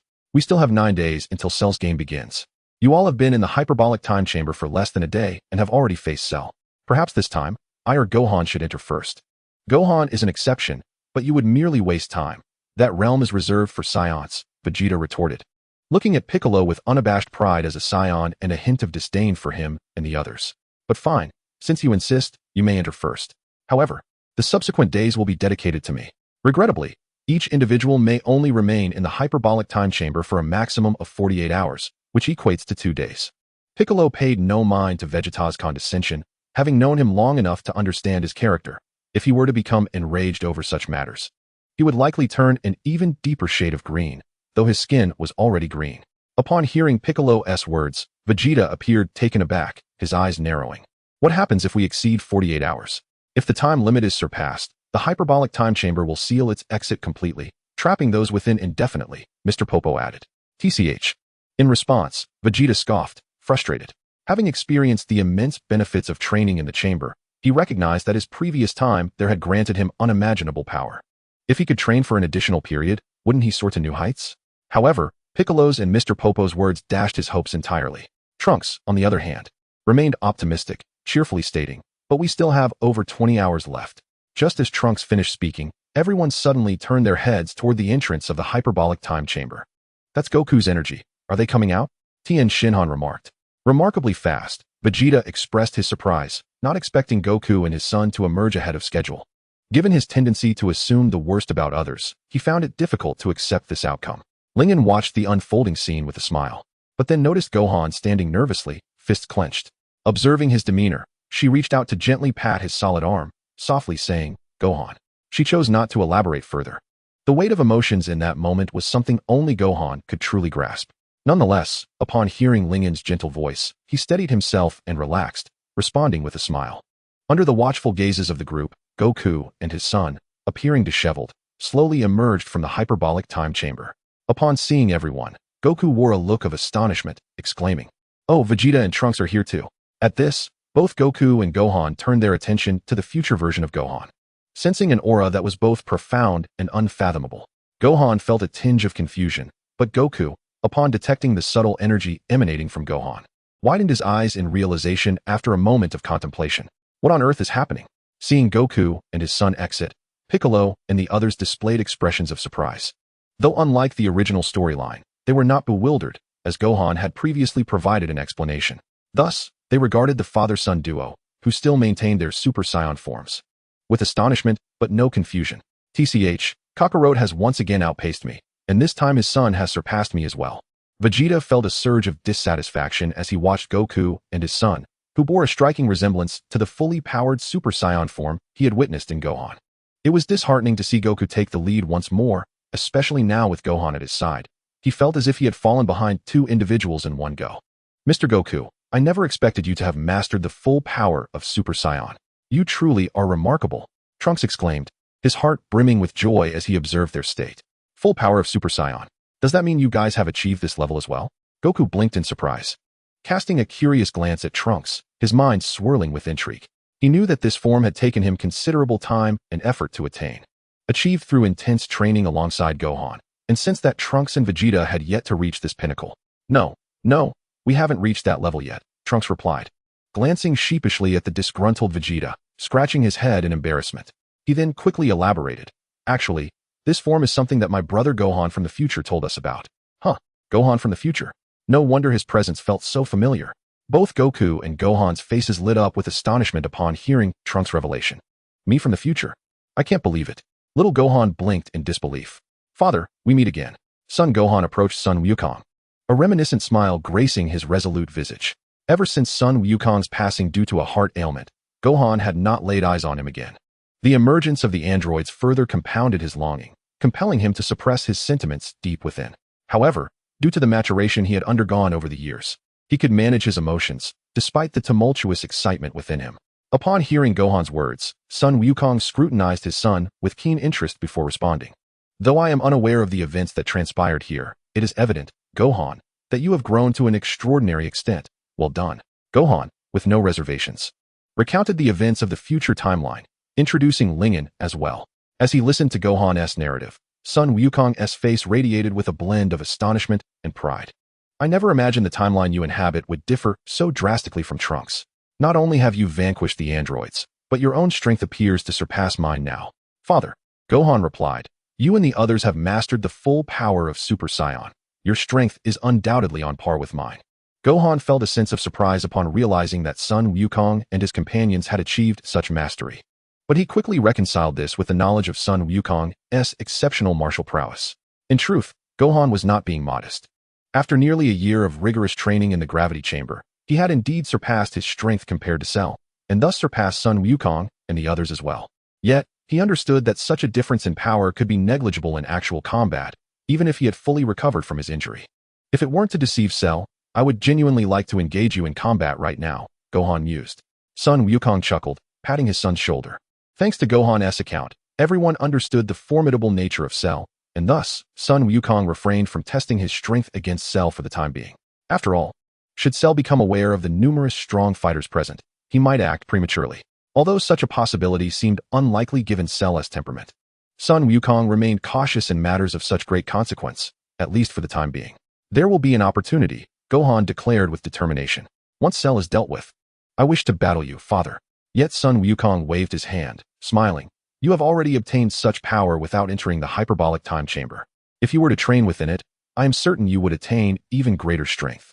At that point, I may not stand a chance against you. As he spoke, Son Wukong grew increasingly animated. I initially thought confronting Cell would be exceedingly difficult, but if you truly can achieve the Super Saiyan 2 form you mentioned, perhaps you could indeed eradicate Cell. So Gohan, I'm counting on you. And of course, you in this world, you must also strive to excel. Son Wukong affectionately ruffled Gohan's hair, his expression light and cheerful. He had placed his hopes on the Gohan of this timeline, understanding that he could not fully tap into his own potential at this moment, as his body could no longer bear such strain. But Gohan was different. He possessed a potential that caught Son Wukong's attention. Yet, these thoughts remained merely aspirations, mere hopes.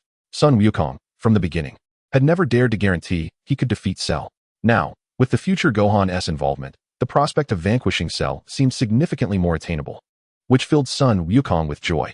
I understand. I will. The young Gohan glanced at his future self and nodded resolutely.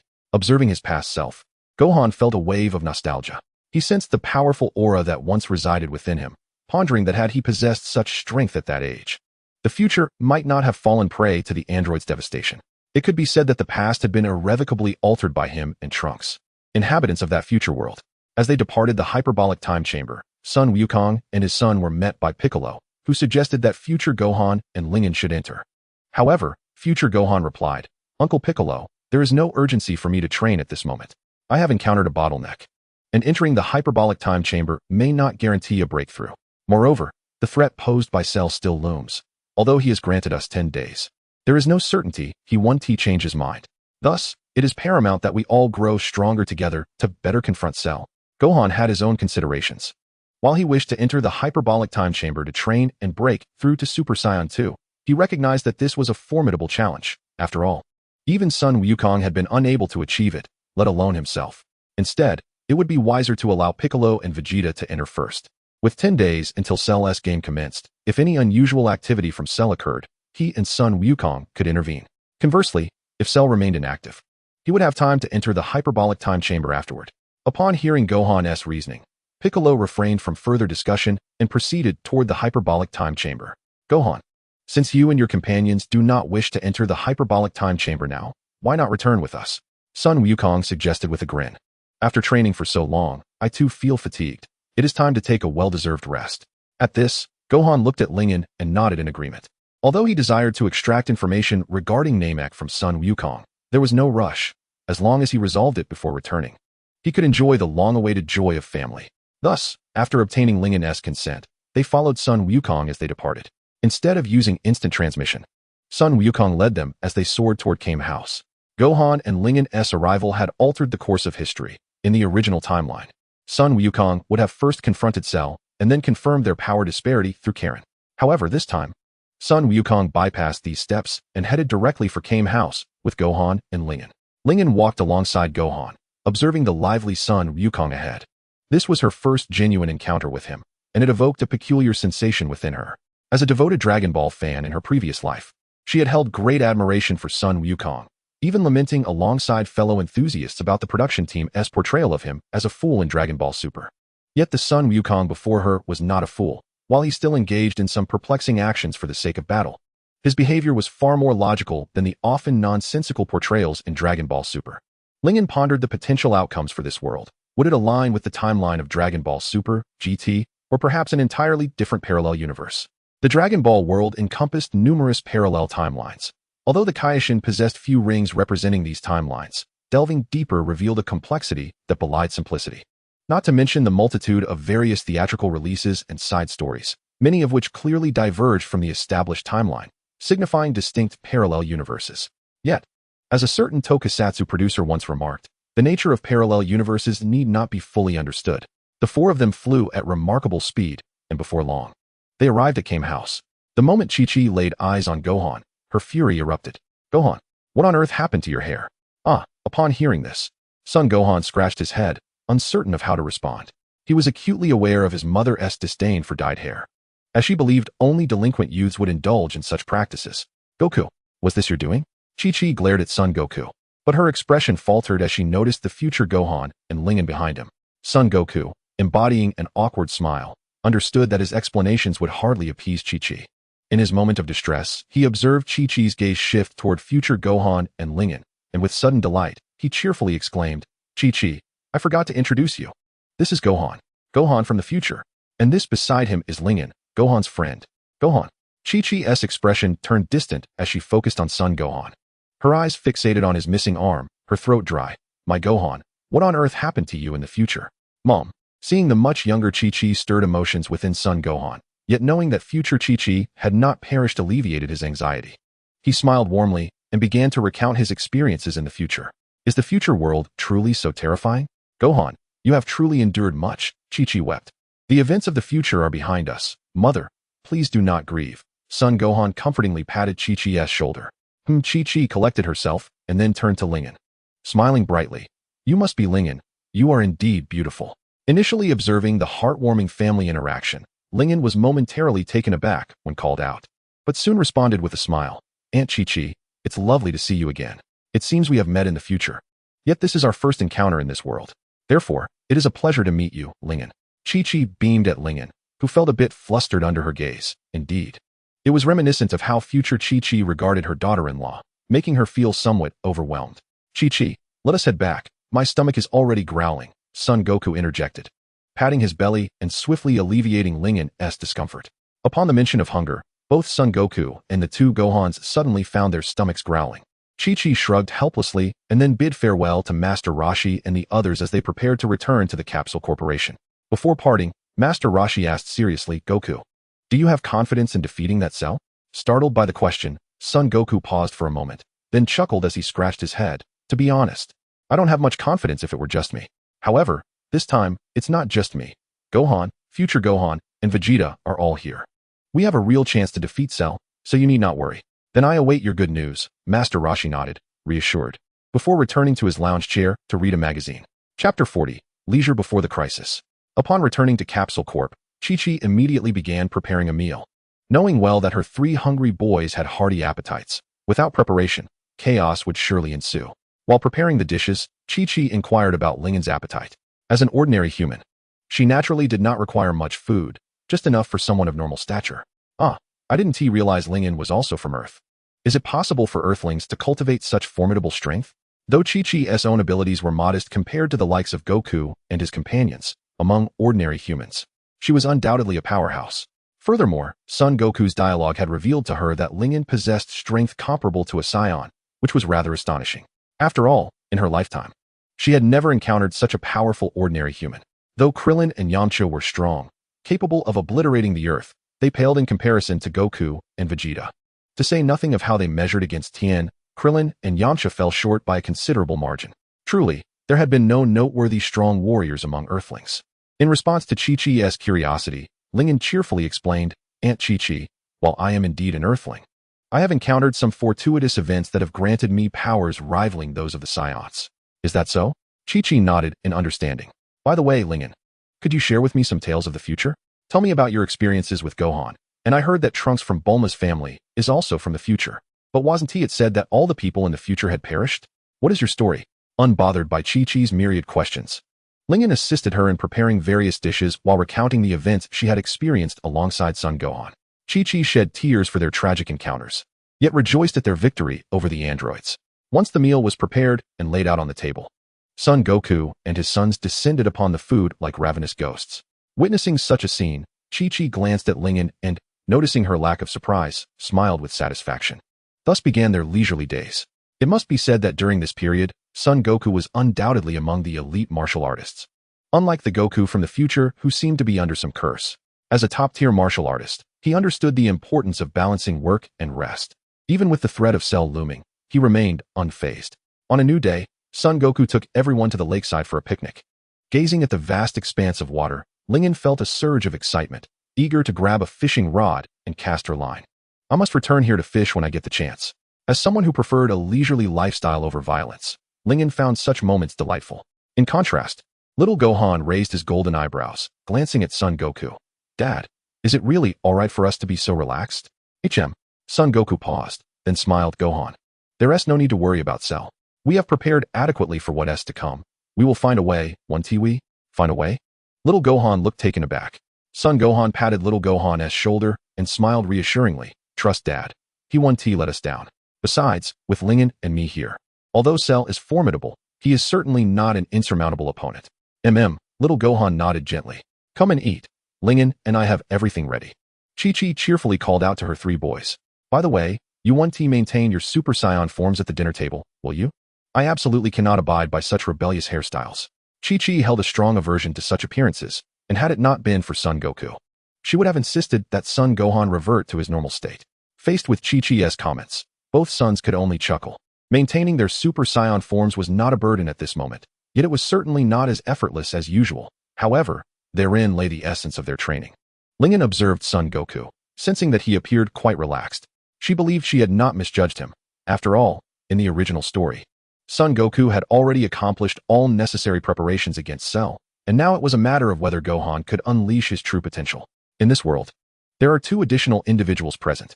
While we shall refrain from discussing her for now, the emergence of future Gohan has certainly alleviated some of Goku's anxiety. After all, a single Gohan possesses the potential to defeat Cell. Having 2 Gohans would undoubtedly increase their chances of success. Furthermore, future Gohan has endured prolonged periods of life and death struggles, making him a martial artist whose practical combat experience rivals that of Goku. Moreover, future Gohan has yet to enter the hyperbolic time chamber, leaving him with ample room for growth. In such circumstances, how could Goku possibly feel overly anxious? Perhaps at this moment, Ling-En's optimism pales in comparison to Goku's. After all, she has read the original story and is aware that Cell can resurrect himself through his core after self-detonation, becoming even more formidable upon revival. This knowledge is precisely why she refrains from striking Cell. If a single blow is not guaranteed to obliterate him, the situation becomes perilous. Nevertheless, Ling harbors only a modicum of concern. At this stage, Cell does not pose a significant threat. After all, she possesses a unique advantage, a golden finger, if you will. As long as she enters the hyperbolic time chamber, she will have hundreds of opportunities to unleash devastating attacks.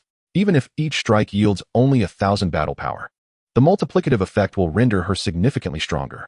That said, Lingen has no intention of intervening unless absolutely necessary.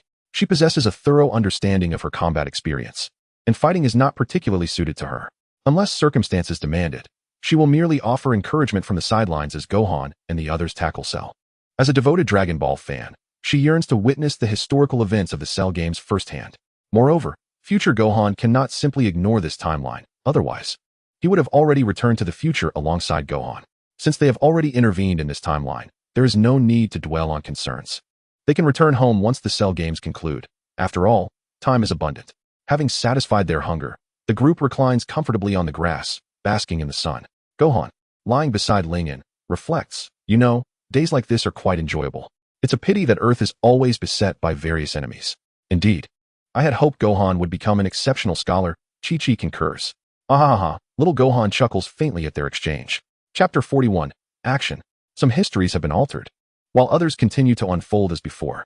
The kingdom of humanity was caught off guard by Cell's sudden appearance, but swiftly organized a formidable counterattack, confidently broadcasting their efforts worldwide. Those fools are simply courting death. Upon hearing the announcement from the vehicle's radio, Goku's expression darkened considerably. It's begun. Gohan's demeanor was equally grave, though he did not share Goku's disdain for humanity's perceived foolishness.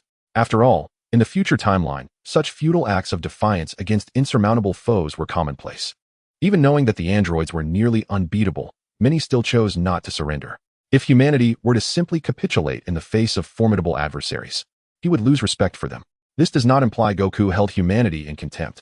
He merely viewed such actions as reckless. Indeed, at first, the broadcast displayed confidence, claiming that Cell had been neutralized under their overwhelming firepower. However, it was not long before static interrupted the transmission, clearly indicating that the human forces had been effortlessly dispatched by Cell. Damn it! Goku slammed his hand against the steering wheel. Under that level of firepower, Cell seems utterly unscathed. It's terrifying, little Gohan murmured. Ling and Gohan exchanged glances before turning to Goku. Piccolo should have emerged from the hyperbolic time chamber by now. You two should head home. I will go find him, Goku declared, preparing to exit the vehicle.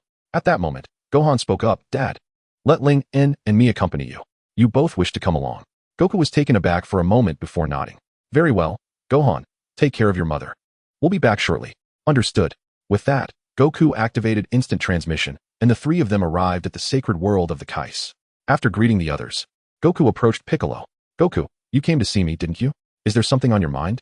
Piccolo crossed his arms, immediately discerning Goku's intention. Piccolo, let me ask you this. Is it still possible for you and the Supreme Kai to separate? Lingen raised an eyebrow at this, realizing that Goku could no longer sit idly by after hearing of Cell's massacre of humanity.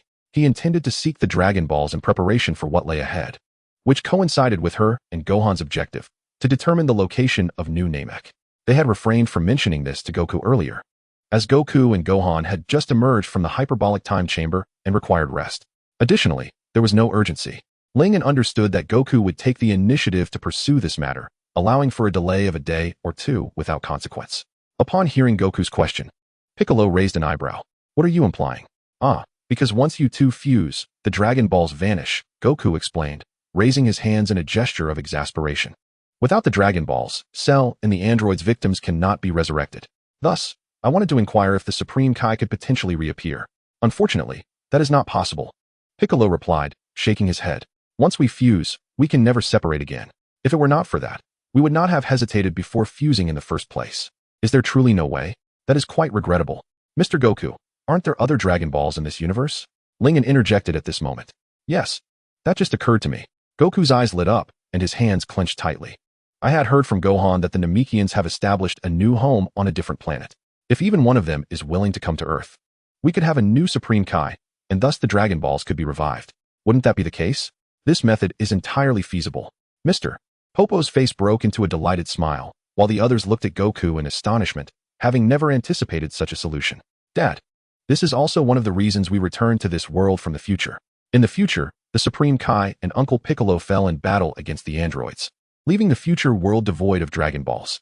Thus, Even if I defeated the androids in Cell in the future, the world would still not return to its state prior to the android's rampage. Gohan stepped forward, hope shining in his eyes as he looked at Goku. Therefore, we wish to learn the coordinates of New Namek, so that we may use its Dragon Balls to resurrect the Supreme Kai and Uncle Piccolo, thus restoring the Dragon Balls on Earth. In this way, everyone could be revived. Ah, I see. Goku nodded in realization. It seems I must make an effort to locate New Namek. The question is, how will you search for it? The universe is vast. And you have no idea where they are, Piccolo pointed out. Ha ha ha, no need to worry. I simply need to detect a key similar to yours, Piccolo. Don't forget, I can instant transmission. Goku proclaimed with unwavering confidence, extending his finger to begin his search. Ling initially intended to remind Sun Wukong that such an endeavor was futile. After all, the universe is vast beyond comprehension. If several years hence, Sun Wukong were to achieve Super Saiyan 3 or even Super Saiyan God, he might traverse countless star systems in search of Namek. However, the present Sun Wukong, lacking a definitive direction or location, would be akin to a headless fly in his quest to locate the energy signature of the Namekians. Nonetheless, since Sun Wukong had already embarked on this journey, Lingen chose not to interrupt him, reasoning that it would be prudent to wait until he was unable to find it. The onlookers held their breath, eagerly awaiting Sun Wukong's results.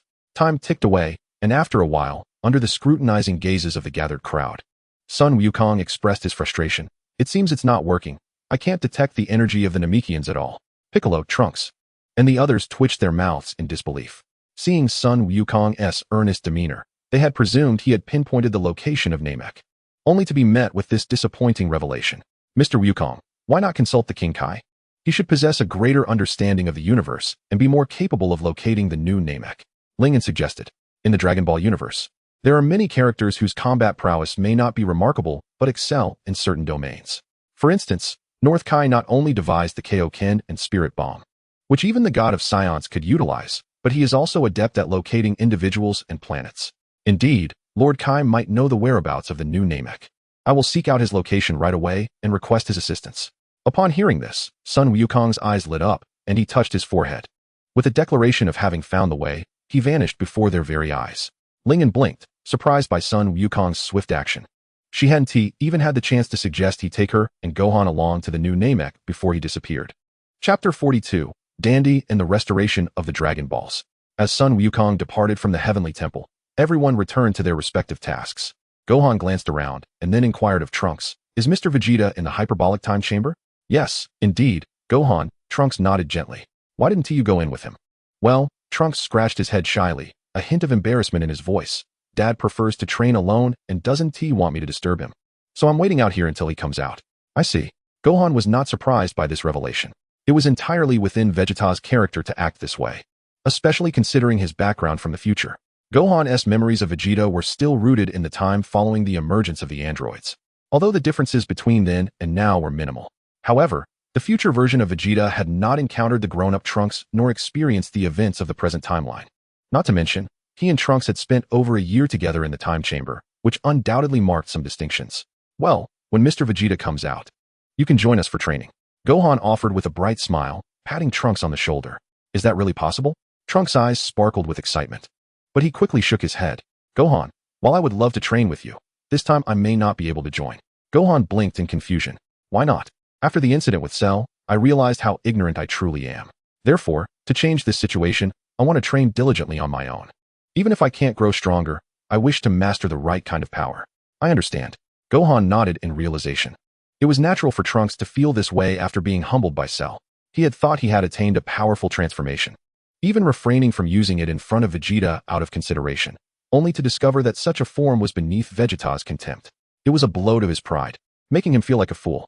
In such circumstances, it was only reasonable for him to seek change, wanting to grow independently this time. "Focus on your training. I believe you will become even more powerful." Gohan encouraged Trunks with a reassuring smile. Just as the two were about to continue their conversation, Lingen suddenly interjected. "Sun Wukong is back." With that announcement, Sun Wukong appeared before them, accompanied by a diminutive Namekian. "Is that Dandy?" Piccolo exclaimed, his eyes widening in surprise at the sight of the Namekian besides Sun Wukong. Gohan's eyes also grew wide. "Dandy, it's been such a long time." "Wait a moment, I'll go fetch Krillin and this timeline's go on." After uttering this, Sun Wukong vanished once more. Dandy blinked his eyes and then turned to the towering Gohan, a look of astonishment crossing his face. "Your energy, you are Gohan?" But why do you, huh? It's been a while, Dandy, Gohan said, ruffling his hair with a smile. I never expected we would meet again. Allow me to introduce myself. I am Gohan from another timeline, and in that world, I too have encountered Namek and battled Frieza. Another timeline? That's quite remarkable, Dandy murmured, visibly astonished. Dandy, it seems that Sun Wukong intends for you to become the new deity of Earth, Piccolo stated coolly, crossing his arms. Yes, indeed. Although Piccolo appeared nonchalant, or perhaps just expressionless, he still intimidated Dandy. The Namekian nodded timidly in response to Piccolo. As the deity of Earth, will you be able to control the Dragon Balls? I can absolutely do that, Dandy replied with unshakable confidence. Hello, Dandy. I am a friend of Gohan S. You may call me Lingen. I would like to inquire how long it would take for you to recreate the Dragon Balls. Lingen interjected. Although she had watched the Dragon Ball series and read the manga in her past life, it had been quite some time, and she could only remember certain pivotal events, having forgotten the specifics regarding Dandy's timeline for creating the Dragon Balls. Hello, Lingen. It's a pleasure to meet you. Upon hearing that she was a friend of Gohan S., Dandy smiled and confidently replied to Lingen's question. If I were to recreate a complete set of Dragon Balls, it would take approximately 100 days. 100 days. Just as Sun Wukong, along with Gohan and Krillin, arrived and overheard Dandy's words, a look of surprise crossed his face. It takes that long. Yes, it does. However, if we are merely restoring the previously used Dragon Balls on Earth, I believe that can be done immediately, Dandy proclaimed, clenching his fists in excitement. Is that true? That would be wonderful. Krillin, who had just arrived, wasted no time in reminiscing with Dandy before his face lit up with joy upon hearing the news. Dandy, will the Dragon Balls you restore have the same powers as the Namekian ones, allowing for 3 wishes? Yes, Dandy nodded affirmatively. Then could we restore the lives of many individuals at once? For instance, those who were slain by Cell? Piccolo inquired. If that is the case, the Dragon Balls would need to be imbued with that power from the beginning, Dandy explained, extending his hands as he continued. However, if one were to wish for such a thing, we could likely only grant 2 wishes. 2 wishes are sufficient. Piccolo nodded. Then let it be decided, Bobo. Please bring forth the model of the dragon. Of course, replied Bobo. As Bobo retrieved the model of the dragon from the Dragon Balls, Dandy began to chant an incantation under the watchful gaze of the gathered crowd. A wondrous power surged from within him, channeling into the dragon model. Before long, the model erupted in a brilliant radiance, and in the next moment, the light coalesced and shot skyward, transforming into 7 streaks of luminescence darting in various directions. All right, the Dragon Balls have been restored. By gathering the 7 Dragon Balls, we can summon the dragon to grant our wishes, Dandy announced to the assembly. Is that all? Son Goku inquired, leaning slightly to examine the dragon model. If so, let us go find Bulma for the dragon radar and gather the 7 Dragon Balls. Chapter 43. Entering the Hyperbolic Time Chamber. With the Dragon Balls restored, Dandy assumed the role of the new Supreme Kai of Earth. Son Goku set off to Bulma's residence to utilize the dragon radar to reunite the scattered Dragon Balls. However, before his departure, Lingen managed to obtain the coordinates of the new Namek from him. These coordinates were relayed to him through King Kai. As Goku himself was not well versed in such locational specifics, merely being able to articulate the cardinal directions sufficed. With this coordinate in hand, upon our return to the future, we could utilize Aunt Bulma's spaceship to journey to our Namek in that timeline. Son Gohan clenched his fist in excitement and turned to Dandy, smiling. Dandy, perhaps before long, I will be able to meet the grown-up version of you. I hope you will still recognize me then. Rest assured, Gohan. Regardless of how you may change, as long as your essence remains constant, I will always be able to recognize you. I believe that my future self will aid you as well, Dandy asserted with a serious expression. Indeed, I believe so too. Gohan and Dandy exchanged smiles. As Son Goku left the Supreme Kai's temple to search for the Dragon Balls, Gohan and Ling remained behind, preparing to enter the hyperbolic time chamber once Vegeta had finished his training. During this waiting period, Gohan engaged in a series of sparring matches with Trunks. Eventually, Vegeta emerged from the hyperbolic time chamber. Father's power has grown even more formidable, Trunks murmured, observing the stern-faced Vegeta. Indeed, such strength is nearly on par with Gohan's. Lingen concurred, though in truth, there remained a considerable gap. Nonetheless, it was fitting to flatter Vegeta in Trunks' presence. Almost on par with brother Gohan. Even with such power, he still falls short of Gohan? Trunks exclaimed, eyes wide in disbelief. Coughing slightly, Gohan, noticing Vegeta's approach, urgently signaled to Ling and then said, Trunks, do not heed Ling's words. She merely lacks familiarity with Mr. Vegeta, and in reality, Uncle Vegeta's strength is not inferior to mine. The debate of strength between Vegeta and Gohan was moot. Ling's observations held merit.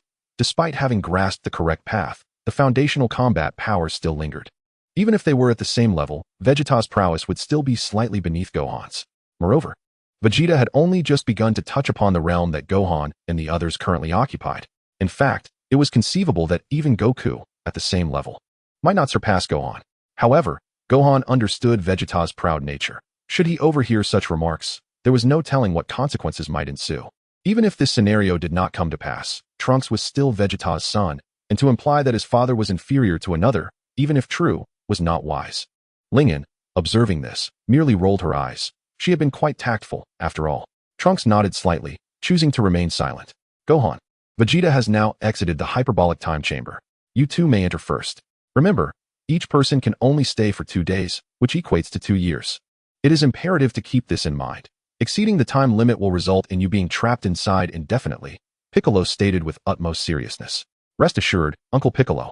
Lingyan and I will remember, Gohan replied, nodding. Then off you go. Lingyan, let us proceed, Gohan turned to say. All right. Lingyan nodded enthusiastically.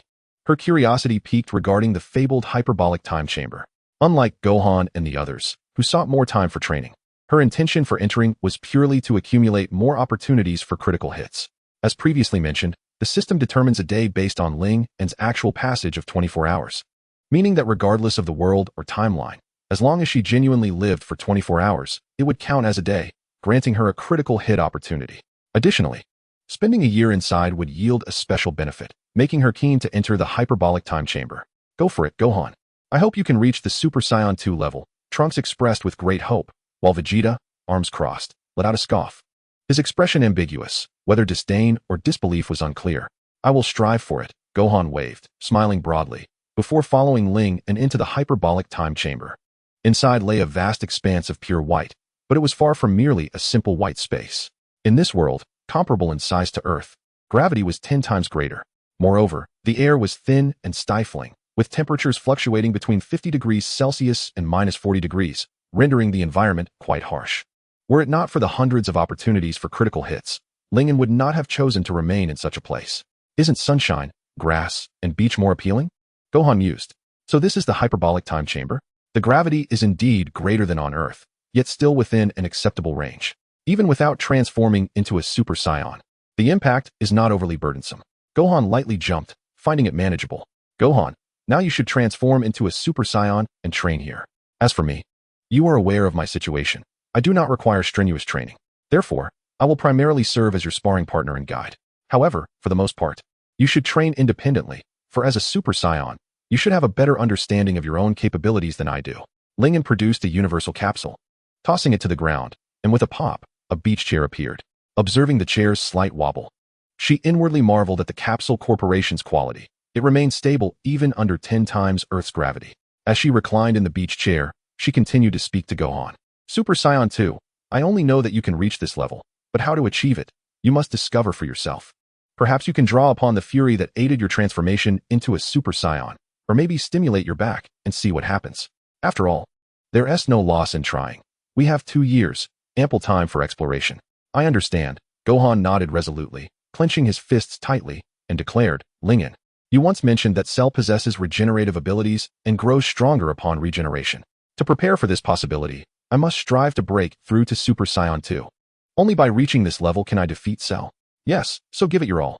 Despite having her own safety net, Lingyan still hopes that Son Gohan can transcend to Super Saiyan 2, allowing her to continue her leisurely pursuits rather than engaging in the brutalities of battle.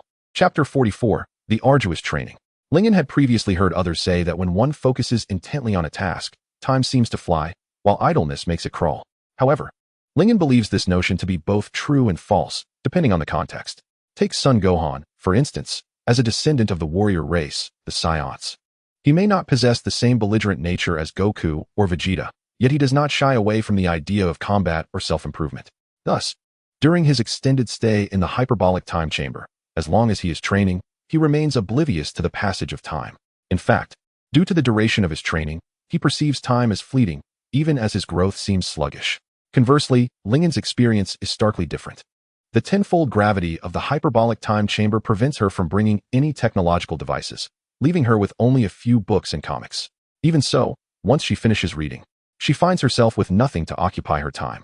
This, she must admit, is an exceedingly uncomfortable experience. Consequently, even in idleness, each day feels interminably long for her, creating a stark contrast with Gohan's experience in the same environment. She yearns for Gohan to achieve Super Saiyan 2 swiftly so they can escape this dreadful place. Yet his progress remains stagnant. What exactly is the realm of Super Saiyan 2? Even having read the original work, Lingen cannot comprehend its essence. She is neither a Saiyan nor a competent martial artist, and thus cannot offer Gohan much in terms of experience. All she can do is serve as his sparring partner. Entering the third month of their time in the hyperbolic time chamber, through rigorous training, she has acquired significantly greater strength. Previously, she feared the formidable forms that Cell might assume upon his resurrection. However, with her current power, even if Cell were to exceed his portrayal in the original work, she could still assert dominance. Nevertheless, she refrains from suggesting they leave just yet, knowing that Gohan has set his sights on achieving Super Saiyan 2. Abandoning this goal before their time is up would not foster Gohan's growth. As a devoted fan of the original series, Lingen harbors strong opinions about Gohan's portrayal, especially in regard to his reliance on others, and she does not wish for him to become a version of himself who neglects his own potential. Moreover, the future timeline may face threats from Black Goku and Zamasu, and if Gohan fails to develop his strength, she may be left to confront these challenges alone. If anything were to summon the Omni King, the situation would be even more dire. Thus, nurturing Gohan's abilities is crucial for their future timeline. Even if they find a way to resurrect Goku and Vegeta upon returning, it is imperative that Gohan does not regress into a version of himself that relies on others. Ultimately, her boredom does not amount to anything catastrophic, and she is not so fragile as to succumb to despair. Gohan, let's take a break. It won't hurt to eat before you continue training. It is now the fourth month within the hyperbolic time chamber, and Lingen calls to Gohan, who is floating above. Upon hearing her, he swiftly appears before her. During their meal, the typically ravenous Gohan suddenly sets down his chopsticks, a look of bewilderment on his face. Lingen, surprised, is about to speak when Gohan suddenly asks, Lingen, do you think I lack the capability? What do you mean? Lingen furrows her brow at his words. I seem to lack the ability to break through to Super Saiyan 2. No matter how hard I train these past months, I cannot find the key. It feels like I am merely spinning my wheels. Gohan expresses his frustration, scratching his head. And Lingen, you must be bored every day? Having to accompany me without any training. I feel quite guilty about that. Are you saying you feel inadequate? Or are you considering my feelings? Lingen's heart stirs slightly. She had not anticipated Gohan would voice such thoughts. Over the course of these 4 months, he has evidently been attuned to her discomfort. In response to her inquiry, Gohan hesitates. Perhaps it is a bit of both. However, compared to the elusive goal of Super Saiyan 2, I hope your happiness is paramount. Lingen opens her mouth, momentarily at a loss for words. After a moment, she shakes her head and smiles. I am merely bored here, not unhappy. Your training, Gohan, is far more important than my feelings.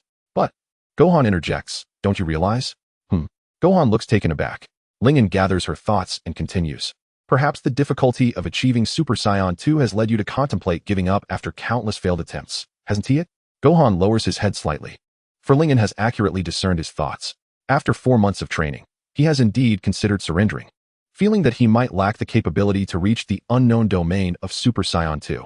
Gohan, perhaps you believe that in this timeline, Goku and the others are still present. You might think that if even Goku and Vegeta cannot achieve Super Saiyan 2, then how could you possibly succeed? Lingen analyzes Gohan's psyche. But have you considered that in our timeline, after Vegeta and the others were slain by the androids, you were left standing alone? Did you ever entertain thoughts of evasion then? From being weak to growing strong enough to challenge an android, you relied on your own exploration. So why do you doubt your own abilities? You must believe in yourself, Gohan. Your potential rivals that of Goku and the others, perhaps even surpasses it. Gohan listens to Lingen's words in silence for a long while.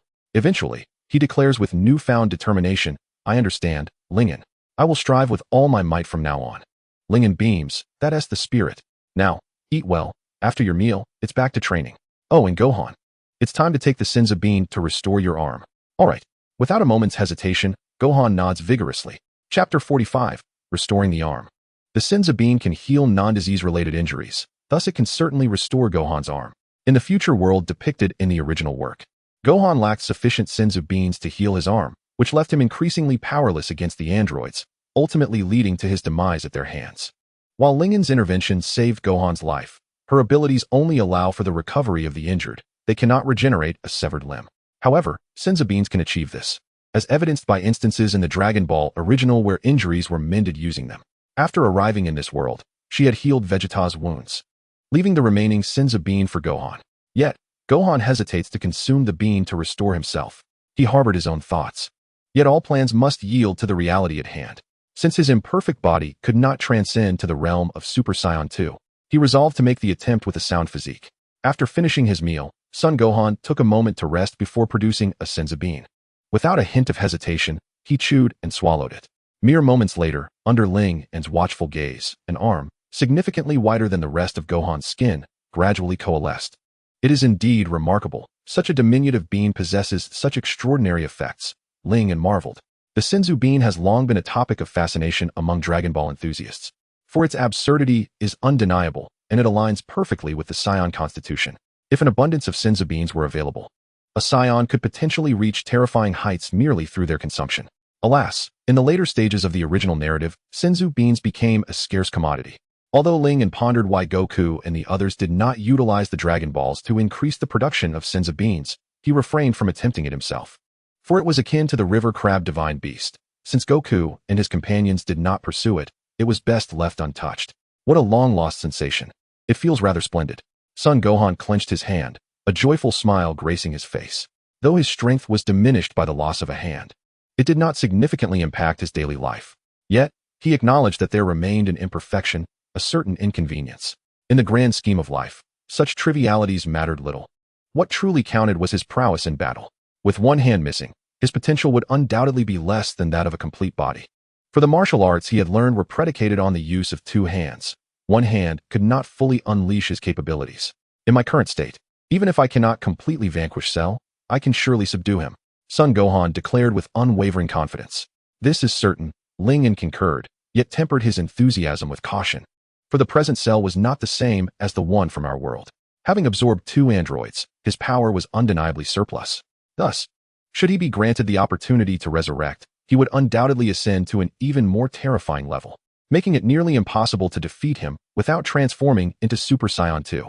In truth, Ling En did not mention that, in a certain sense. Cell's self-detonation and subsequent resurrection had already elevated his power to that of Super Saiyan 2. After all, he could be referred to as Lightning Cell. And lightning was one of the distinctive markers of Super Saiyan 2. It could be said that Cell fell victim to the narrative's contrivance, or rather, that Son Gohan's last-minute surge of power had saved them. Otherwise, they would likely have shared Goku's fate. However, discussing such matters bore no significance. For once he transcended to Super Saiyan 2, he would undoubtedly be able to contend with Cell. Moreover, given Cell's current state and the knowledge that he could resurrect after self-detonation, it was imperative to obliterate him with the absolute power of Super Saiyan 2, preventing any chance of revival.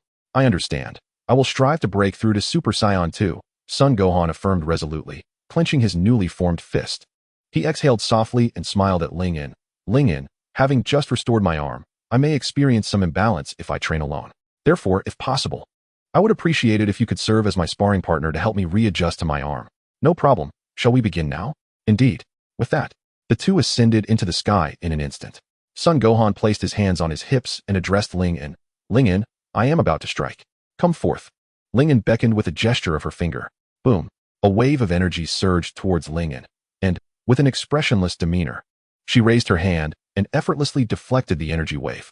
Gohan, you should transform into your Super Saiyan form. Your base state will yield minimal results. The disparity between Gohan's base strength and Ling En's was several magnitudes apart, rendering their confrontation akin to a battle between an ant and an elephant. Even the mightiest ant could not contend with an elephant. In response, Son Gohan nodded, and in the next moment, his hair seemed to be set ablaze, transforming into a golden hue, while his eyes became a striking green. With a 50-fold enhancement, he possessed strength surpassing Ling En's base form. Faced with such a situation, Ling En merely augmented her strength slightly to engage in combat with the full power of Super Saiyan Gohan. The two became streaks of white and yellow light, colliding with one another, their tremendous might resonating throughout the hyperbolic time chamber. Yet, even with the power to obliterate the earth, they could not shake the very foundation of the chamber itself. It was a testament to the divine craftsmanship behind its creation. The Earth's Supreme Kai, responsible for constructing such a magnificent sanctuary, might not possess immense power themselves, yet their expertise in this regard was likely unparalleled compared to many Kais. Of course, this should not belittle the Kais. For instance, North Kai could also devise formidable techniques, such as the Kaioken and Spirit Bomb. It merely illustrates that each excels in their own domain. As they were not on Earth, and given the undeniable strength of the hyperbolic time chamber, both individuals unleashed their powers without reservation. Waves of potent energy clashed between them, and as the battle intensified, so too did the ferocity. With his arm restored, Son Gohan unleashed the full might of Super Saiyan, compounded by his already formidable base power. Even Goku and Vegeta at this moment would likely struggle against such a Gohan. However, Lingen faced no such dilemma. In terms of foundational battle power, her strength had long since reached the level of Super Saiyan 2, and she was even more powerful than the average Super Saiyan 2. Therefore, in the face of Gohan's formidable strength, Lingen adeptly countered every strike he delivered, occasionally retaliating to help Gohan recognize areas in need of defense and improvement. Thus, through their continuous sparring, Gohan grew increasingly familiar with his newly restored arm. Chapter 46. Waiting. 1 month. 2 months. 3 months. 3 months had passed since Son Gohan consumed the Sins of Being and restored his arm. At this point, they had spent half a year in the hyperbolic time chamber, with less than a year and a half remaining. Throughout this 6-month period, Son Gohan had yet to discover the opportunity to break through to Super Saiyan 2, remaining only capable of sustaining his full power at Super Saiyan 1. Though there had been no advancement in transformation, his base combat power had indeed seen significant growth. However, no matter how much he advanced, without breaking through to Super Saiyan 2, he would always fall short of overwhelming Cell. Son Gohan persevered in his efforts, yet found himself at an impasse. He attempted to harness his anger to ascend to Super Saiyan 2, drawing upon the painful memories of the past, which incited his fury on numerous occasions. Yet, every time he sought to push further, he found himself unable to advance. In fact, with each surge of anger, the efficacy of this approach diminished. In a sense, he had become desensitized. Previously, recalling the atrocities wrought by the androids would ignite his rage, but now he could easily calm himself. This was undeniably a perplexing predicament. In a certain light, Son Gohan's state was comprehensible. After all, the crisis posed by the androids in the future had been resolved, and a bright future awaited him. With such expectations, coupled with the understanding that this world was but a transient experience for them, how could he truly summon the fury necessary to transcend to Super Saiyan 2? Since the path of anger proved futile, Lingen encouraged Sun Wukong to experiment with the S-cells to see if a breakthrough could be achieved.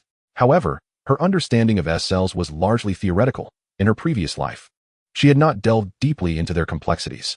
Consequently, Sun Wukong found himself as lost as a fly in a fog, utterly perplexed about how to utilize the S-cells for a breakthrough. This left them at an impasse. While a methodical approach to training could potentially lead to a transformation into Super Saiyan 2, the duration required for such an endeavor remained uncertain. Lingen pondered this thoughtfully. In the original narrative, after the Cell Games concluded, both Goku and Vegeta ascended to the level of Super Saiyan 2, with Goku even advancing further to Super Saiyan 3. Thus, a conventional training regimen could indeed yield results. Yet, the crux of the matter was time. Tomorrow heralded a special annual reward, and Lingen hoped it would aid Sun Wukong in his journey. Observing Sun Wukong diligently training in the sky, Lingen contemplated silently. As days turned into weeks, yet another year passed, and tomorrow would grant the special rewards for a full year of system sign-ins. Lingen eagerly anticipated this, for such rewards sometimes yielded extraordinary benefits. The most recent boon had enhanced her combat abilities, allowing her to surpass the typical strength of a Super Saiyan 2. With her constant power growth, reaching Super Saiyan 3 in the future seemed plausible. The healing skills she had previously acquired were invaluable, effectively granting her multiple lives.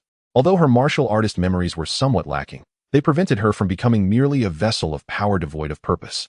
Thus, most of the special rewards she could obtain were undoubtedly useful, albeit to varying degrees. Ideally, Lingen wished to acquire the might of a destroyer god, an angel, or even the Omni King, which would render Sun Wukong's concerns about foes like Cell or Majin Buu irrelevant. She could simply carry him to victory. Regrettably, while such possibilities might exist, they were likely exceedingly rare, and Lingen remained uncertain of the system's true limitations. Lingen retrieved the sustenance prepared by the Kaishins. The food, though not particularly appetizing, sufficed for their training needs, and both she and Sun Wukong were unfazed by its blandness, recognizing it as part of their growth. Lingen had grown accustomed to consuming unpalatable fare during her time hiding in the basement of the future timeline. It was a misconception to believe that her indulgence in canned meat came after rescuing Sun Wukong. That was a luxury afforded only once her strength had improved. Initially, merely having enough to eat was a significant achievement, let alone enjoying meat. Both had endured hardships, and even now that life had returned to a semblance of normalcy, she found it easy to accept unsavory meals. Wukong, how was your training today? Any progress? This daily inquiry was more a formality than an expression of ignorance regarding Sun Wukong's advancements. After all, her prowess far surpassed his, making it easy for her to discern his improvements, especially with the aid of the system.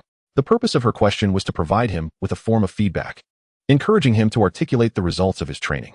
This led to a collaborative review, allowing them to identify areas of progress worth maintaining and issues needing refinement. Alone, Sun Wukong might replay the day as training in his mind, but such solitary reflection often left gaps. A joint discussion yielded far superior outcomes.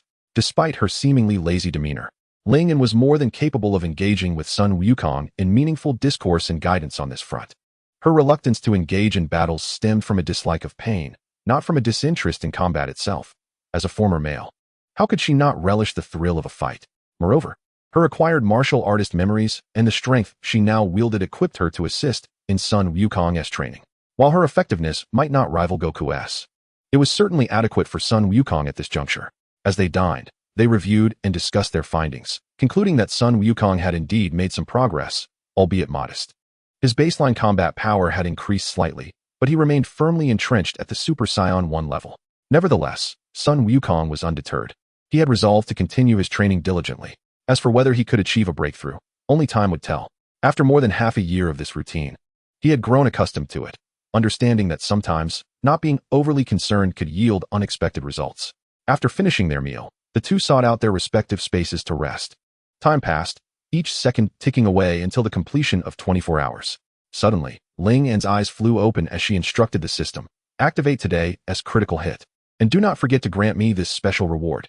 Chapter 47, New Skills, Virtual Constructs. Upon gazing at this year's special critical hit reward, Ling fell into contemplation. This skill, difficult to encapsulate in mere words, essentially allowed her to construct a virtual world for others, ensnaring them in its depths. This ability, while formidable, had its limitations.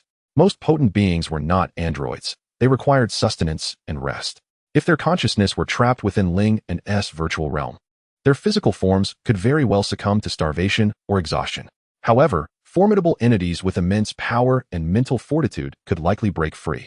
Moreover, beings of a higher dimensionality, akin to deities, could effortlessly escape such constructs, regardless of their actual strength. Even the Kaishins of Earth would likely resist Ling's attempts to ensnare them, let alone the likes of the Supreme Kai or Destroyers. Those with overwhelming strength could not be confined, while those weaker would not necessitate confinement. A single flurry of attacks would suffice to vanquish them. In this light, such a skill appeared to be of little utility to Ling at present. But was it truly devoid of value? Ling believed that in this world, nothing was inherently useless. Rather, it was a matter of context. Just because a skill may not be applicable in combat does not imply it lacks merit. After all, aside from warriors, there exists the vital role of support. Ling mused, contemplating the potential applications of this skill, until her thoughts gradually lulled her to sleep. It was not until she heard Sun Wukong's training sounds that she slowly opened her eyes. Awakening from her slumber, she felt invigorated. Indeed, engaging her mind in thoughtful reflection had proven remarkably restorative. Watching Sun Wukong train, a sudden realization struck her. While the virtual construct might seem useless in typical combat scenarios, it could be incredibly beneficial for training. From her martial artist memories, she recalled that many practitioners in this world favored meditation as a means of honing their skills. Meditation is not merely about closing one's eyes and resting. The essence lies in the act of contemplation that follows. Some martial artists harness their internal energies during meditation, continually familiarizing themselves with their innate power, while others replay past battles in their minds or envision new confrontations. Regardless of the method, meditation ultimately relies on one's imagination, lacking the capacity for true authenticity. However, Ling is distinct with the power of virtual construction. She can create a realm within an individual's mind that is indistinguishable from reality itself. Is this not akin to a super-evolved form of meditation? What does Gohan currently lack? He is in desperate need of the rage that would propel him to transcend into Super Saiyan 2. At this moment, neither he nor his companion has discovered any other effective means to achieve this transformation, leaving them reliant upon anger. Yet, Gohan has attempted to harness this fury countless times. To no avail. This failure stems from his mere recollection of past memories, which renders it difficult to fully ignite his rage. In light of this, the idea of employing virtual construction to allow Gohan to relive his past experiences, perhaps even endure greater suffering, raises the question, can he truly break through? It is worth exploring, but Ling must first seek Gohan's consent. it would be unwise to force him into a painful recollection, as that would merely reopen old wounds. Moreover, this is not a simple recollection. The virtual construction serves as a vivid yet authentic world for Gohan to navigate once more.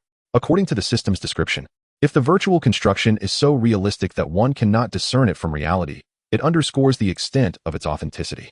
Should Gohan inadvertently become trapped in this virtual realm, even though Lingen can terminate the experience at will, there remains the risk of damaging Gohan's psyche. Upon hearing Lingen's exposition, Gohan fell into deep contemplation. After a moment, he lifted his gaze and inquired, "Lingen, do you trust me?" Lingen was momentarily taken aback, but quickly regained her composure, smiling as she replied, "Gohan, I absolutely believe in you. Some sentiments are understood without the need for words." Gohan harbored doubts about whether he could become ensnared in the virtual world. After all, according to Lingen, it is a realm more tangible than the real world, despite being fabricated. Yet, if Lingen were to affirm her belief in him, he would carry that conviction forward to navigate the trials of the virtual world. "Then, Lingen, I entrust this to you." Gohan inhaled deeply, determination etched upon his face. "Ready to embark on this journey? Let us begin." Lingen gently initiated the process, and in an instant, Gohan found himself lying on the ground. This time, she did not fully construct a new virtual world. Her familiarity with the technique was still developing, so she guided Gohan's memories, allowing his past experiences to manifest in a virtual reality. In this simulated environment, the clarity of his memories became obscured as Gohan relived the moment of his father's demise, the arrival of the androids, and the deaths of Piccolo and Krillin. Time and again, he transformed into a Super Saiyan out of rage, battling the androids relentlessly, each time witnessing humanity's destruction at their hands. Such emotions intertwined: helplessness, frustration, and fury. In this moment, Gohan had wholly accepted the virtual world as his reality. He trained ardently, fought against the androids, yet felt powerless with each encounter. "If only I possessed power akin to that of the androids, or even surpassed it," Gohan roared, pouring his energy into his training. He sensed his own progression, believing himself to be stronger than his father, Goku, yet it was still insufficient. Far from it. The androids were overwhelmingly powerful, not only in combat prowess, but also in their seemingly endless energy, instilling fear within him. Even with comparable strength, he could not contend with them, let alone defeat them. What should he do? What course of action remains? Time and again, he faced defeat, teetering on the precipice of life and death. No matter how hard he tried, he could not overcome the androids, much less vanquish them. He felt an intense sense of bitterness, compounded by an insurmountable sense of impotence. The androids were terrifying, becoming an indelible shadow within him. Having adversaries is not frightening. What is truly terrifying is the realization that no matter how many times one confronts an enemy, victory remains elusive and endless despair. In the midst of this turmoil, time flowed swiftly, and Trunks, under Bulma's nurturing care, began to grow. He started teaching Trunks the ways of training within this virtual yet profoundly real world. Compared to the might of the androids, Gohan found himself utterly outmatched. He yearned to grow stronger, yet his progress remained agonizingly slow. Despite his relentless efforts, he could barely match the android's power. The Super Saiyan form, once awe-inspiring, now seemed inadequate in the face of their overwhelming strength. The androids possessed a power that transcended that of ordinary Super Saiyans. Gohan could sense his own development, yet he was acutely aware that such growth was painstakingly gradual. Achieving a level of strength capable of contending with the two androids appeared nearly impossible. In this dire situation, he turned his gaze towards Trunks. If possible, he preferred not to place Trunks in harm's way, hoping to resolve the android threat independently, much like his father had done against the Saiyan invasion and Frieza's menace. Yet, the reality remained. He was but one man against insurmountable odds. In this era, the margin for error was alarmingly slim. Should he falter, the world might find itself devoid of any hope against the androids. Thus, with Trunks' own willingness, he opted to train him. Should Trunks successfully ascend to Super Saiyan, even if Gohan were to sacrifice himself, he would rest assured that someone could stand against the androids' tyranny. During the training of Trunks, the androids continued their onslaught against humanity, and Gohan fought valiantly to intervene, yet he never succeeded in truly thwarting them. The androids were overwhelmingly powerful, instilling a sense of despair. In his quest to combat them, Gohan lost an arm, further diminishing his already inadequate strength against the androids. A pall hung over everyone, seemingly impossible to dispel. However, just as he was on the brink of death from an android assault, Lingen appeared like a beacon of light, not only healing his wounds, but also aiding Trunks in achieving Super Saiyan. Everything seemed to be progressing positively. But is it truly so? This is not a past reality, but rather a virtual world in which Gohan is immersed. Given that the initial premise is to incite Gohan's anger, it is improbable that everything would unfold so smoothly. The true agony for Gohan is just beginning. Within the virtual realm, following his encounter with Lingen, Gohan and Trunks embarked on the path of gravity training, spending their days together and considering Lingen an invaluable ally.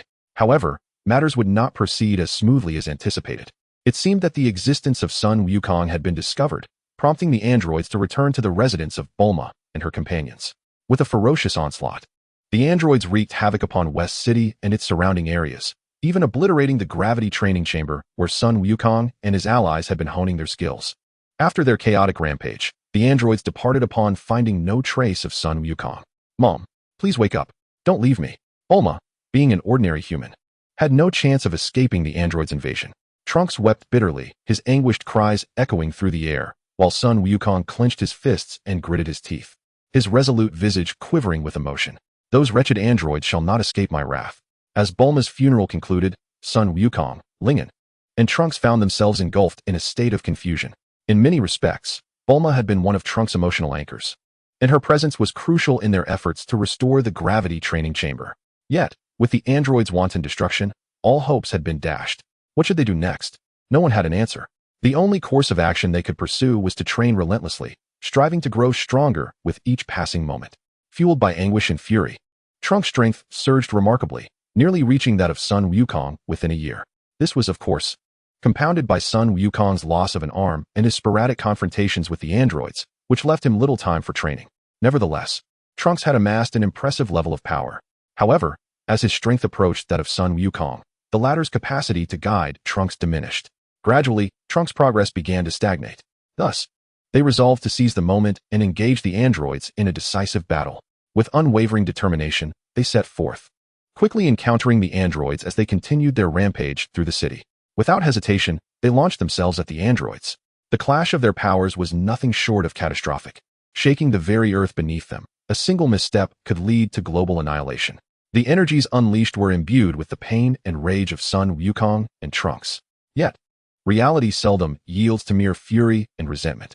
After over a year of training, Sun Wukong had finally matched the androids in strength, while Trunks, though slightly behind, could still hold his own in battle. The challenge, however, lay not only in the androids' formidable might, but also in their seemingly limitless energy reserves. In such circumstances, how could Sun Wukong and Trunks hope to prevail? Sun Wukong, having faced the androids on numerous occasions, could retreat if necessary. Trunks, however, had no such experience in fleeing from them. When they finally realized they were outmatched, they also discovered that escape was no longer an option. The two androids toyed with them, and in a bid to protect Trunks, Sun Wukong refrained from fleeing, instead striving to create opportunities for Trunks to escape first. Tragically, the outcome was dire. Before his eyes, one of the androids seized Trunks, who had faltered, and with a decisive twist, rendered him powerless. In an instant, Trunks lost his strength, his golden hair reverting to black, his emerald eyes widening in shock. "Trunks," Sun Wukong bellowed, "is this your final stand?" The android, number 17, chuckled menacingly, discarding the lifeless form of Trunks as he observed Sun Wukong, who knelt on the ground, his face contorted in rage. The android reveled in the malevolence of the moment, for they were the epitome of pure evil, deriving pleasure from such despair. At that moment, number 18 suddenly soared into view, clutching another lifeless figure. "I found a little mouse and dealt with it," she remarked to number 17. Upon witnessing this scene, Sun Wukong's eyes widened in horror, a torrent of anger and anguish flooding his heart, tears cascading down his resolute face. With a primal roar, he pounded the ground and cast his gaze skyward, unleashing a cry filled with pain and defiance. It was then that arcs of blue electricity began to radiate from his being. Chapter 49, Super Saiyan 2. Gasping for breath, Sun Wukong opened his eyes wide. The moment he beheld Lingen, he grasped her hand tightly, his voice thick with emotion. "I'm so glad. You're alive. Truly, it's a blessing." Suddenly jolted by his grip, Lingen shivered, hastily withdrawing her hand with a nervous laugh. "Wukong, don't you remember? That was all an illusion." "I know it was an illusion." Sun Wukong paused, then turned to Lingen with earnestness. "But the thought of you and the others being cruelly slain by the androids fills my heart with unbearable pain. Therefore, Lingen, I swear I shall become stronger, and I will possess the power to protect you all." Lingen gazed at Sun Wukong, and after a long moment, she smiled warmly. "I believe in you, Wukong. By the way, how do you feel now? Have you made any progress towards Super Saiyan 2? If the sensations I experienced in the virtual world are accurate, I may only need to exert myself further to achieve Super Saiyan 2. Although Sun Wukong lacked absolute confidence, he had at least found a direction to pursue. In the virtual realm, he had not fully attained Super Saiyan 2, but he had grazed its threshold, even momentarily manifesting a pseudo-Super Saiyan 2 state that allowed him to easily defeat the androids. As a Super Saiyan, Sun Wukong ascended into the air, fists clenched at his waist, his gaze sharpening. His black hair stood erect, and his aura transformed from a soft glow to a blazing golden flame. With a thunderous roar, he unleashed a surge of energy that spiraled skyward. Surrounding him, arcs of blue electricity flickered, crackling with sound, casting an imposing presence around Sun Wukong. His demeanor grew increasingly stern, his hair more vibrant and erect. Boom, boom, boom. The sound of thunderous roars emanated from Sun Wukong, who now unleashed a ferocious power that collided with the air. Lingen observed closely. These were the sounds produced by raw energy being unleashed into the atmosphere. Thus, Sun Wukong successfully entered Super Saiyan 2. As he had only just attained this form, he struggled to fully control his newfound power. The ferocity of his energy was tumultuous, reverberating through the entire hyperbolic time chamber. This was understandable, given the sudden surge in his battle power by 100-fold. Mastery over such overwhelming strength would indeed take time. This was Super Saiyan 2, a truly formidable power. Now, facing Cell, I could easily defeat him with just one hand, Sun Wukong thought, his face alight with joy. It was an uncontrollable happiness, reflecting on the past 6 months spent in the hyperbolic time chamber, filled with repeated attempts and failures. He had managed to maintain a steady mindset, remaining undeterred by setbacks, though it was impossible to suppress all emotion. Furthermore, the transformation into a Super Saiyan inherently amplifies the Saiyant's arrogance and hubris, while the Super Saiyan 2 form escalates this trait even further. In this context, Son Gohan's audacious aspirations are entirely understandable. Gohan, congratulations on your successful breakthrough to Super Saiyan 2. With your current strength, there are few beings in the universe capable of challenging you, Lingen exclaimed, hovering beside him with a beaming smile. Gohan, my ability to transcend is largely thanks to your assistance. Without your support, I might still be far from achieving Super Saiyan 2, Gohan replied, pursing his lips. In Lingen's presence, he found it difficult to be boastful. The experiences he endured in the virtual realm left him somewhat jittery, apprehensive about reliving such an ordeal. By the way, Lingen, with the universe being so vast, is there truly no existence more powerful than us? Gohan blinked, never having perceived his newfound strength as sufficient to secure his place at the pinnacle of the cosmos. After all, the universe is boundless. Even Frieza, who proclaimed himself the emperor of the universe, was merely active within the confines of the Milky Way. Moreover, in the wake of Frieza, Earthlings have managed to create androids that surpass even Super Saiyans. The Super Saiyan transformation magnified Gohan's pride and arrogance, yet it did not lead him to believe he was omnipotent. However, Lingen's words sparked a moment of introspection in Gohan, prompting him to consider if he was perhaps underestimating his own might. He found himself intrigued by Lingen's knowledge of the universe. As for why a mere Earthling possessed such profound understanding, Gohan never felt compelled to delve into it, just as he was curious but not overly concerned about Lingen's formidable powers and unique abilities. All that mattered was that Lingen was his ally. Unless we consider deities, your strength is indeed among the rarest in the cosmos. Although various formidable foes emerge in the latter stages of Dragon Ball, upon closer examination, one realizes that many of these powerful adversaries are either so-called gods of destruction or beings linked to Goku and his companions, or simply potent entities from other universes. For Goku and his peers, the power of Super Saiyan 2 is, in essence, only rivaled by a few, such as Majin Buu or Broly, thus establishing Super Saiyan 2 as a peak strength without question. God, are you referring to a being akin to the Earth's deity? Gohan inquired, his curiosity piqued. Not at all. True gods wield dominion over the very fabric of life and death within the universe. Not even the Earth's deity can be compared to a Kaioshin. However, such entities are distant and not to be rushed into encountering, Lingen replied with a smile. In truth, if we spoke of gods of destruction, that would be one matter, but the Kaioshin's power pales in comparison to Super Saiyan 2. Of course, we refer only to the remaining Kaioshin of Universe 7. When considering the Kaioshin from other universes, the remaining Kaioshin of Universe 7 likely possesses strength comparable to the early stages of Super Saiyan 2, and in a real battle, they would certainly fall short against Gohan. The Kaioshin from other universes would likely possess strength akin to Super Saiyan 3 or beyond, capable of handling Majin Buu without issue. After all, while the Grand Kaioshin of Universe 7 could not defeat Buu, he still managed to assimilate him, illustrating that true Kaioshin possess strength that, while not on par with gods of destruction, is nonetheless formidable compared to mortals.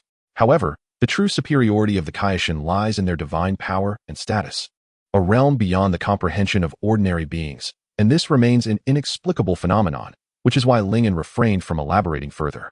Chapter 50. Departing the hyperbolic time chamber. A year spent within the hyperbolic time chamber equates to merely a day in the outside world, allowing each individual the opportunity to spend 2 days within its confines. Should one exceed this duration, they would become trapped, unable to escape. Yet, this is not an absolute condition. In truth, once a certain level of power is attained, one possesses the capacity to forcibly break free from the hyperbolic time chamber. In the original narrative, Bu had previously accomplished such a feat as for whether this ability to escape implies one can stay in the chamber indefinitely, that remains untested. Piccolo and the others had prepared for Gohan and Lingen to potentially remain inside for 2 years. Yet no one anticipated their early emergence. Nothing more than 11 months had passed before Gohan and Lingen appeared before them. Upon witnessing Gohan and Lingen, everyone was astounded. Trunks approached Gohan, a hint of trepidation in his voice. "Gohan, why are you two out so soon? Have you succeeded?" Although Trunks and the others did not place all their hopes upon Gohan and Lingen, they still harbored considerable expectations. This sentiment was shared by all present. Prior to entering the hyperbolic time chamber, Gohan had already demonstrated power that rivaled that of Goku, who had trained in the chamber. This illustrates just how formidable Gohan's strength had become, which is why they believed he and Lingen would require 2 years to achieve the Super Saiyan 2 transformation. Yet now, their early return prompted unease. Trunks' apprehension stemmed not only from the fear that Gohan might have failed and returned prematurely, but also from the concern of how to console him, should that be the case. Moreover, if even Gohan had faltered, did the realm of Super Saiyan 2 truly exist? If it did not, could they truly contend against Cell? Faced with Trunks' inquiry and the eager yet anxious gazes of the others, Gohan smiled softly. "Rest assured, I have managed to attain the Super Saiyan 2 state, living up to your expectations. Is that truly the case?" The crowd erupted in exuberance, their spirits lifted. Even Vegeta, who typically exuded pride, widened his eyes upon hearing Gohan's proclamation. Despite his characteristic posture of arms crossed and a disdainful expression, the flicker of surprise in his eyes betrayed his inner turmoil. "Super Saiyan 2, Gohan, what kind of transformation is that? Could we possibly witness it?" Trunks asked eagerly, his hands clenched in anticipation. Under ordinary circumstances, the grown Trunks would not exhibit such eagerness, yet in the presence of Gohan, he instinctively reverted to the mindset of the child he once was, rather than that of a 20-year-old man. "Though I have become adept at controlling my strength, the transformation into Super Saiyan 2 is still quite the spectacle. If Cell were to catch wind of it, it could spell disaster. Cell possesses Frieza's cells, and should he escape into the cosmos, we would have no recourse," Gohan pondered, feeling a surge of determination. However, recalling Lingen's earlier descriptions of Cell, he shook his head, seeking to clarify. Cell is capable of operating within the universe. The group's expressions turned grim, as this struck at the very heart of their vulnerabilities. Regardless of their strength, the inability to survive in the cosmos remained an acute weakness. Should Gohan's words ring true, they would find themselves in dire straits. "Perhaps we could wish upon the Dragon God to grant us the ability to exist in the universe. This way, we need not fear Cell's escape. And even if he did, it would ultimately be advantageous for Earth," one of them suggested. Beside him, Krillin suddenly scratched his head, chuckling as he remarked, "Moreover, with our current strength, even an Earthling like myself possesses the power to annihilate a planet. If we were to battle in the cosmos, Gohan, with your prowess, you could unleash your full might against Cell without concern for the fragile Earth, couldn't you?" Krillin's words ignited a spark of interest in everyone present. The vulnerability of Earth had always been an unavoidable issue for them, often causing hesitation in their confrontations with adversaries. If their foes required the planet for survival, there was an unspoken understanding to safeguard their shared home during combat. However, should they face enemies capable of thriving in the vast universe, the planet would instead become their singular weakness, akin to Namek when confronting Frieza. Had Goku not fortuitously discovered a spaceship, he might have perished, and the subsequent events would have been drastically altered. Thus, they were quite intrigued by Krillin's proposition, casting their gazes towards Gohan. Under their scrutiny, Gohan pondered for a moment before responding, setting aside whether the dragon can fulfill such a wish. Even if it could, dealing with Cell is no simple task.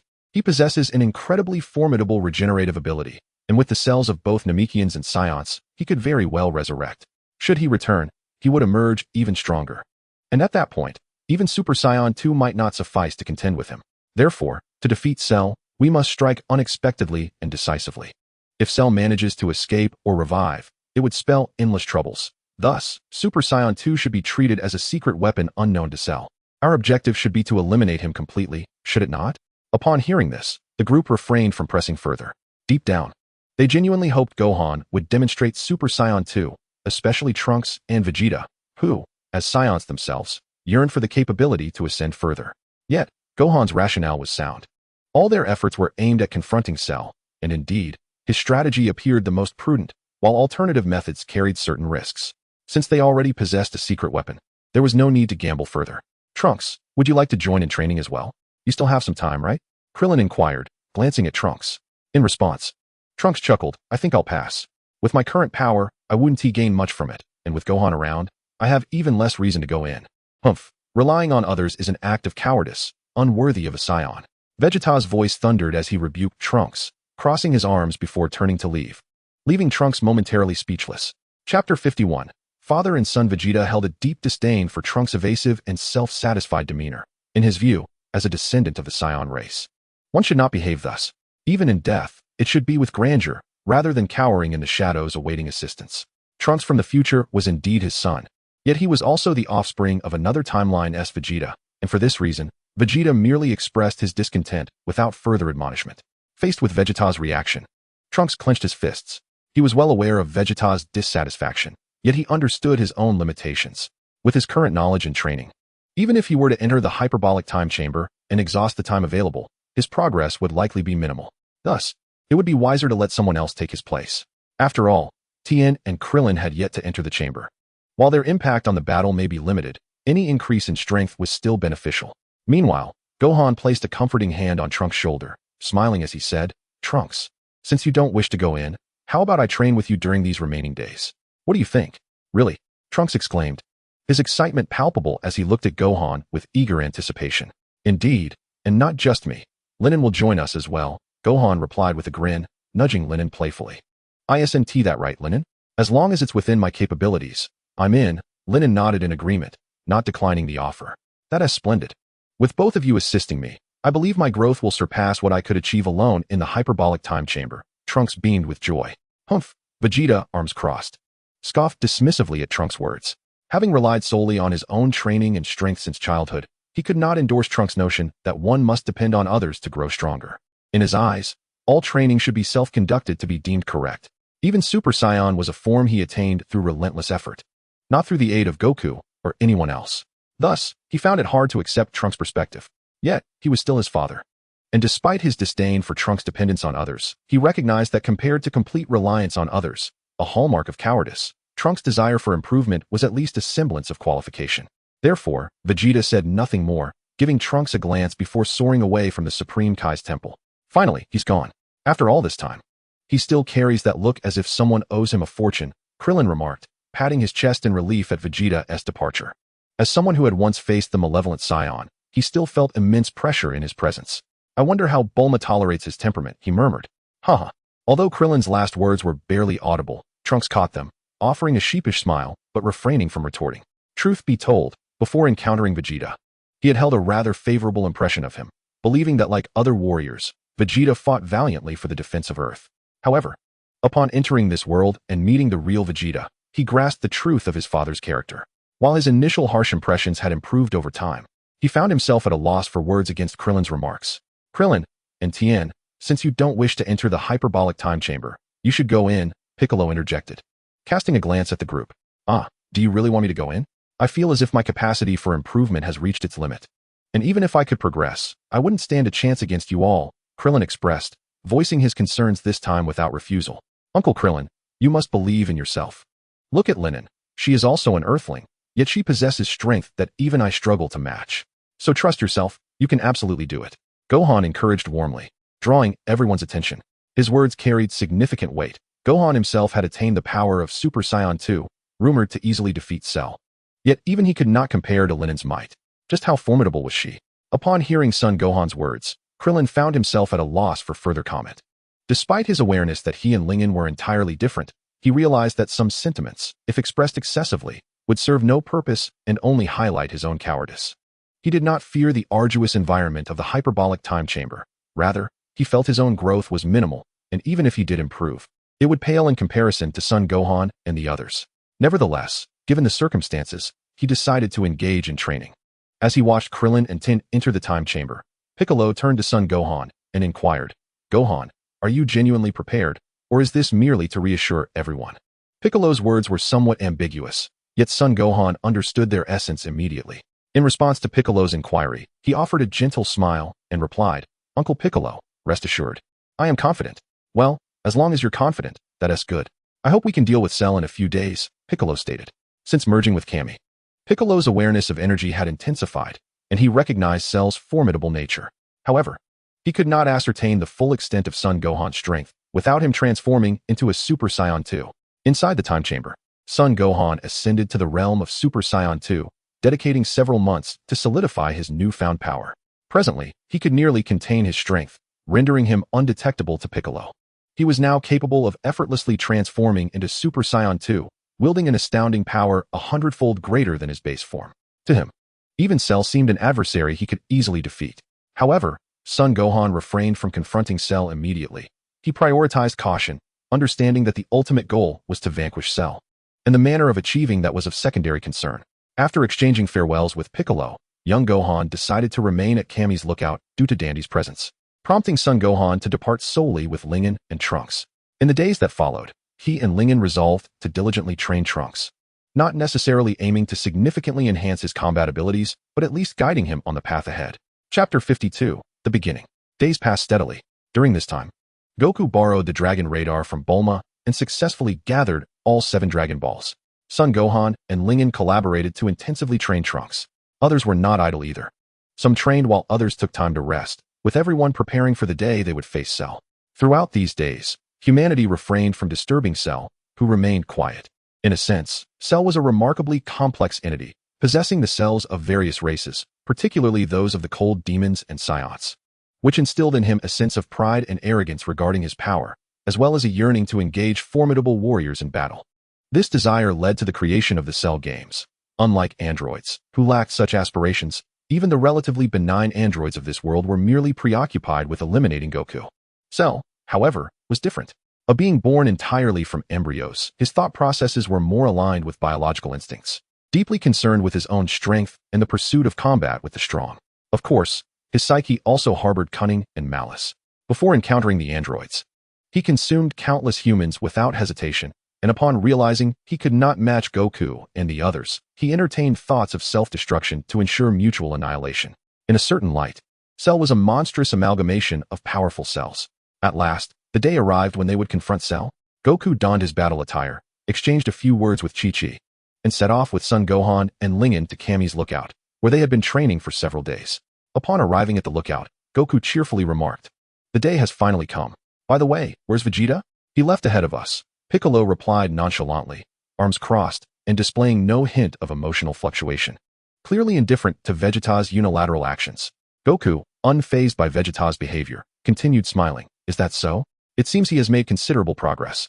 He then noticed Krillin and young Gohan appearing somewhat downcast. "What is troubling you?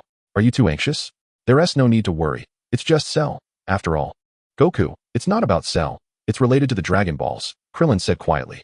"Previously, didn't you wish for the Dragon Balls to revive many people at once? However, anyone who has already died once cannot be revived again."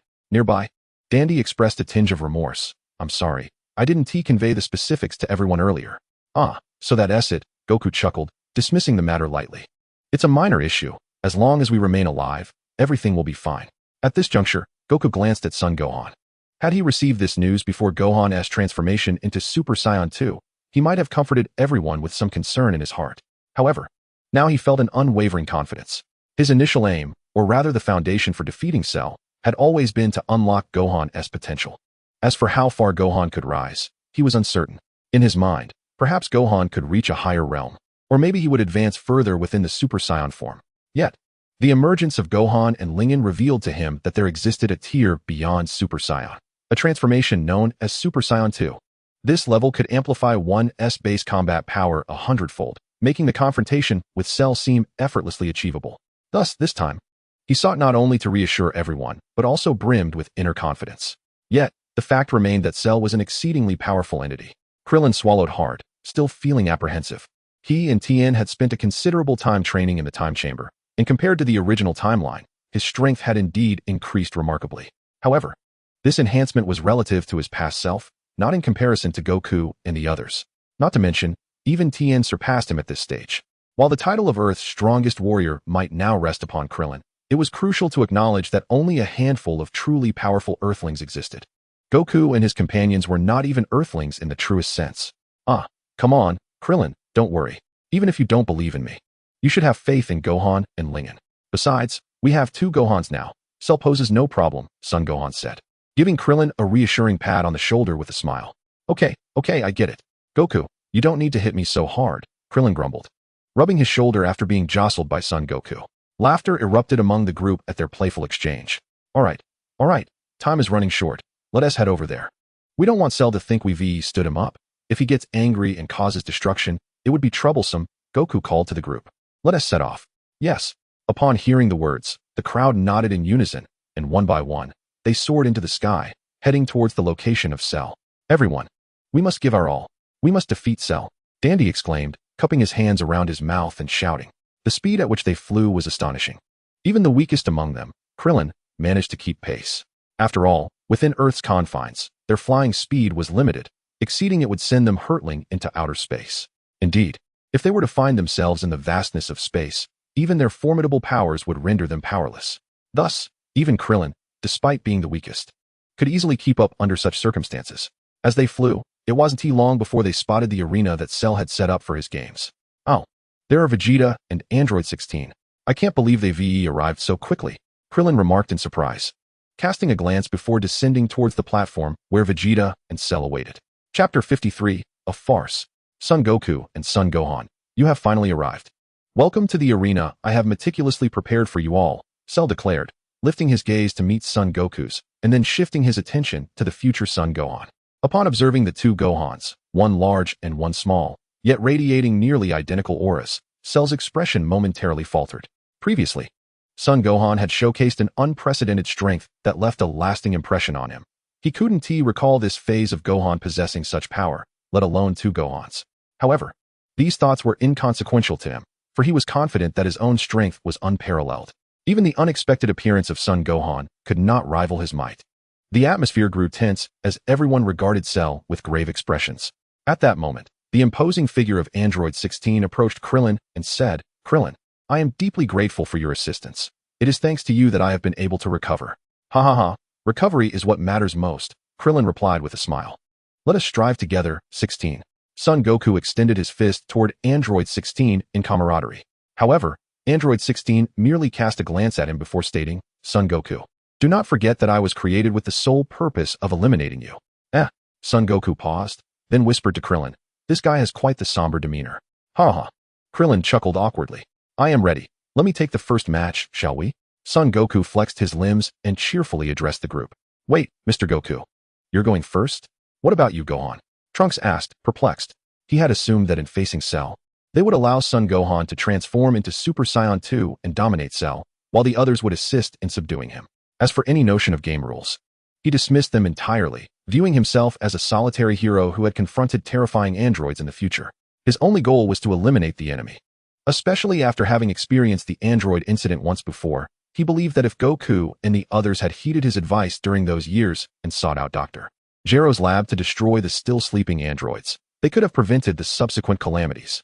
Unfortunately, he had encountered Son Goku and Vegeta, whose martial philosophies led them to disdain such preventive measures.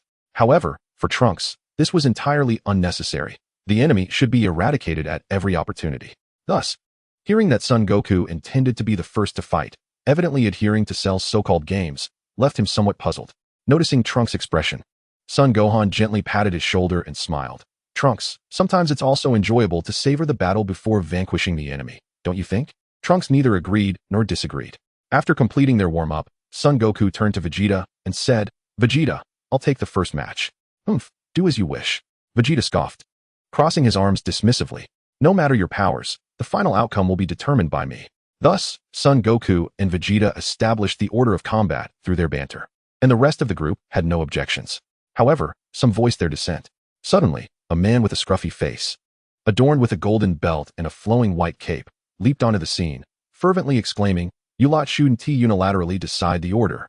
The crowd turned their heads slightly at the commotion, while Ling, observing the spectacle, couldn't help but chuckle. That man was none other than Mr. Satan, the comedic relief of the latter Dragon Ball saga, famously known as Earth's strongest. It seemed that in this world, Satan's presence remained quite normal. At that moment, a man resembling a host rushed in, asking, "Are you all here to participate in Cell's games?" "Yes, but not all of us will take the stage," Son Goku nodded.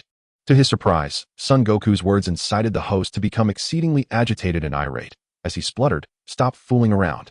Do you really think this is just a game? Don't you understand? Perhaps it is you who doesn't understand," Krillin muttered under his breath. "Ha ha ha. It's astonishing to find someone who doesn't know my name. Satan, truly ignorant." Satan spread his arms in feigned exasperation. The host readily chimed in, "Indeed. Listen well, Mr. Satan is the world martial arts champion. He is a genius, the strongest man in this world." Upon hearing this, the crowd fell into silence. After a moment, Krillin, visibly displeased, remarked, "Goku, why don't we let him go first?" Is that allowed?" Son Goku blinked in surprise. Just then, Cell calmly interjected, "Time is up." With his words, the expressions of everyone turned solemn. It mattered not who went first, they needed to proceed swiftly. "Humph, in that case, I shall be the first to face you," Satan declared confidently. "Are you truly going to fight? It's not that I doubt your abilities, but you might very well be killed," Son Goku warned with genuine concern. However, to Mr. Satan, this was perceived as a slight, and the host fumed on his behalf, directing the camera towards Son Goku and unleashing a tirade against him. Even the usually easygoing Son Goku felt perturbed by the tirade, while Krillin remarked, "See? I told you, there's no need to pay attention to such fools. Even if he dies, we can use the Dragon Balls to revive him." In response, Son Goku merely shrugged, there's truly no helping it. Thus, unimpeded, Satan proceeded to undertake an action that left Son Goku and the others in fits of laughter, while ordinary onlookers found it impressive. He merely split a stack of thick tiles in half. The crowd watched in awe, and Satan boasted that soon Cell would also be reduced to mere tiles. Yet, after just the first attack, he was effortlessly sent flying by Cell. As they observed Satan sprawled on the ground, clutching his nose and face in agony, Krillin and the others broke into a sweat, murmuring, "It seems even Cell can't be bothered to kill him." Well then, the farce is over. Let the Cell games officially commence. Who shall be the first to step up? Son Goku, will you take the lead? "Indeed, I shall begin," Son Goku affirmed. Upon hearing the words, Sun Wukong adjusted the tie at his waist, a subtle smirk gracing his lips, and then strode towards the arena. Chapter 54, Sun Wukong vs. Cell. In the face of Sun Wukong, Cell finally adopted a more serious demeanor. He had never underestimated Sun Wukong.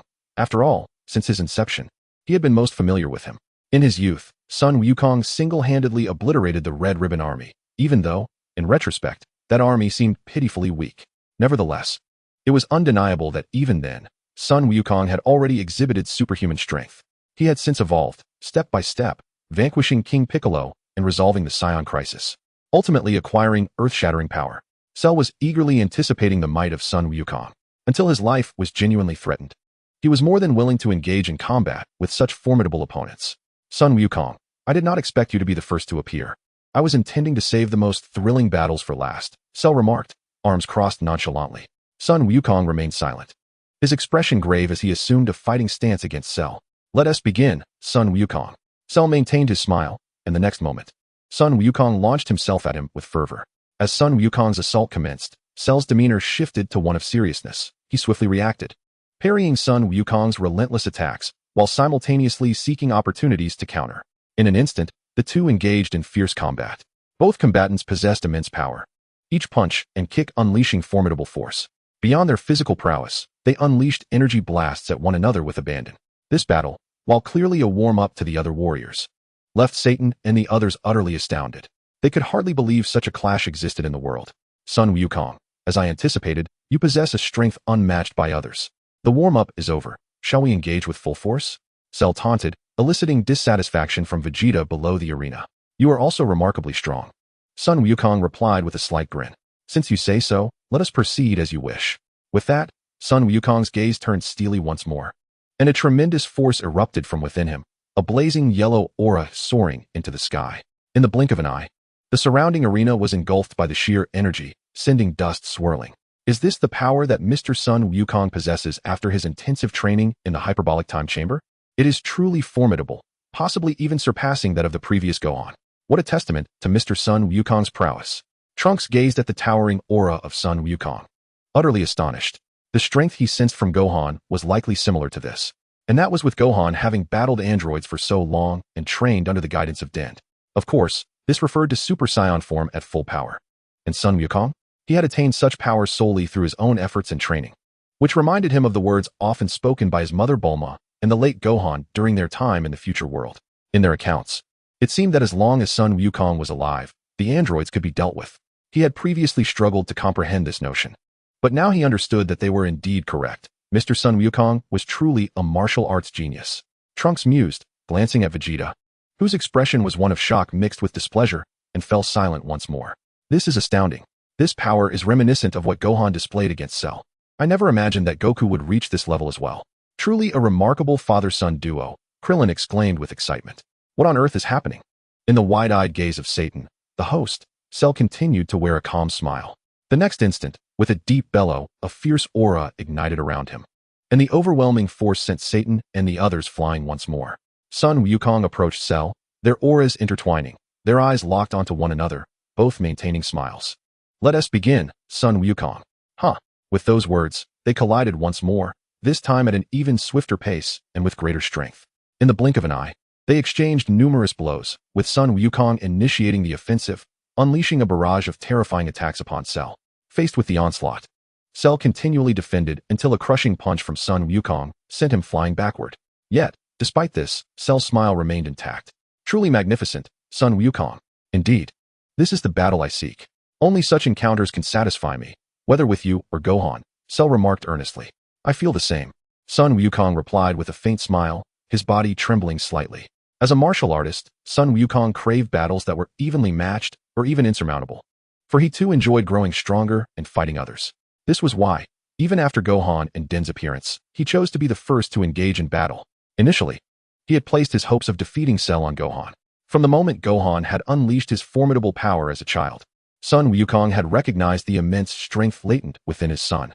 With such potential, Gohan could undoubtedly handle Cell. As for himself, Sun Wukong had confidence in his abilities.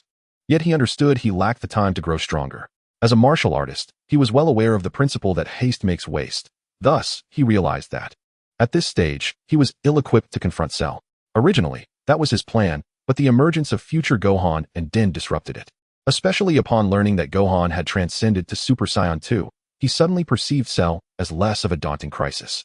Under these circumstances, Sun Wukong certainly desired to first experience Cell's power, to ascertain just how formidable this strongest android, who had absorbed androids 17 and 18, truly was.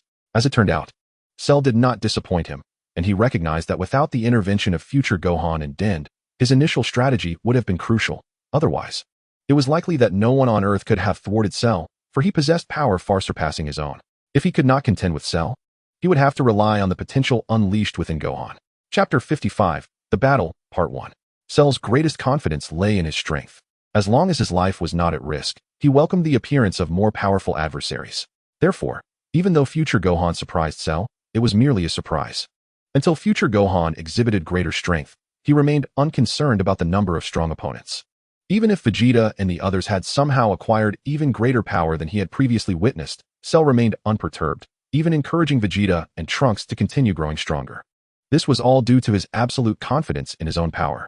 Of course, excessive confidence can, in some respects, be construed as arrogance. The fusion of Cell with the cells of formidable beings such as the Saiyans and the Frieza race, coupled with the immense power acquired after absorbing androids 17 and 18, renders his arrogance and hubris entirely logical. In the face of a formidable opponent like Goku, who is even a match for him, Cell's heart swells with the exhilaration of battle, completely unperturbed by the prospect of being worn down by Goku and his allies in a relentless onslaught. At this moment, he revels in the clash with Goku. Both warriors unleashed tremendous power, had they not been deliberately restraining themselves. The entire Earth and even the solar system could have been obliterated in their fierce confrontation. In the realm of Dragon Ball, Earth is not a particularly special place. And before the might of powerful beings, it is as fragile as a candy. It is not only the current Super Saiyans who pose a threat. Even the recently arrived Vegeta had the capacity to annihilate Earth. However, most powerful beings lack the means to survive in the cosmos, which is why they choose to temper their strength to safeguard Earth. Cell, on the other hand, harbors no desire to destroy the planet. At this juncture, the gathered warriors are taken aback by Goku's unexpected action. Soaring in midair, Goku assumes the stance for the Kamehameha, aiming directly at Cell, who stands firmly on the ground.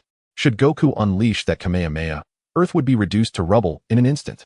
Witnessing Goku's stance, the others are struck with astonishment. As the blue energy sphere materializes in Goku's palm, they cannot suppress their trepidation, their throats tightening with anxiety. Is that truly the Kamehameha? What could Goku possibly be planning? Is he really going to unleash the full force of the Kamehameha? Even the usually composed Piccolo appears aghast, utterly bewildered by Goku's intentions. Krillin cannot contain himself. No way. Goku wouldn't do that. If he fires that Kamehameha, Earth will surely be destroyed. Beside him, Gohan swallows hard, perplexed as to why Goku would suddenly take such a drastic measure. If Earth were truly obliterated, it remains uncertain whether Cell would also meet his demise. But one thing is certain, they would not survive. Gohan, I trust Mr. Goku will not resort to such extremes. He must have his reasons for this. Lingen responds with a chuckle, having knowledge of the original story. However, even with this understanding, she feels a twinge of anxiety, for comics are one thing, while living in a tangible world is quite another.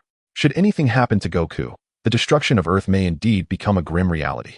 As Gohan posits, if Earth were to perish, whether Cell could be vanquished becomes secondary. Their own survival would be impossible, even for Gohan, who has unlocked Super Saiyan 2, as existence in the vastness of space would be an insurmountable challenge.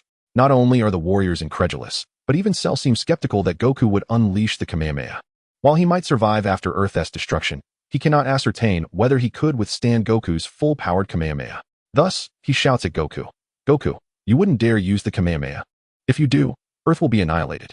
However, as his words fade, Goku's energy surges to an apex, reaching its zenith, while the Kamehameha in his palm coalesces, signaling that it is poised to be unleashed.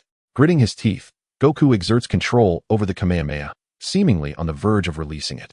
Witnessing this, even Vegeta displays a look of shock. This guy is truly preparing to unleash the Kamehameha.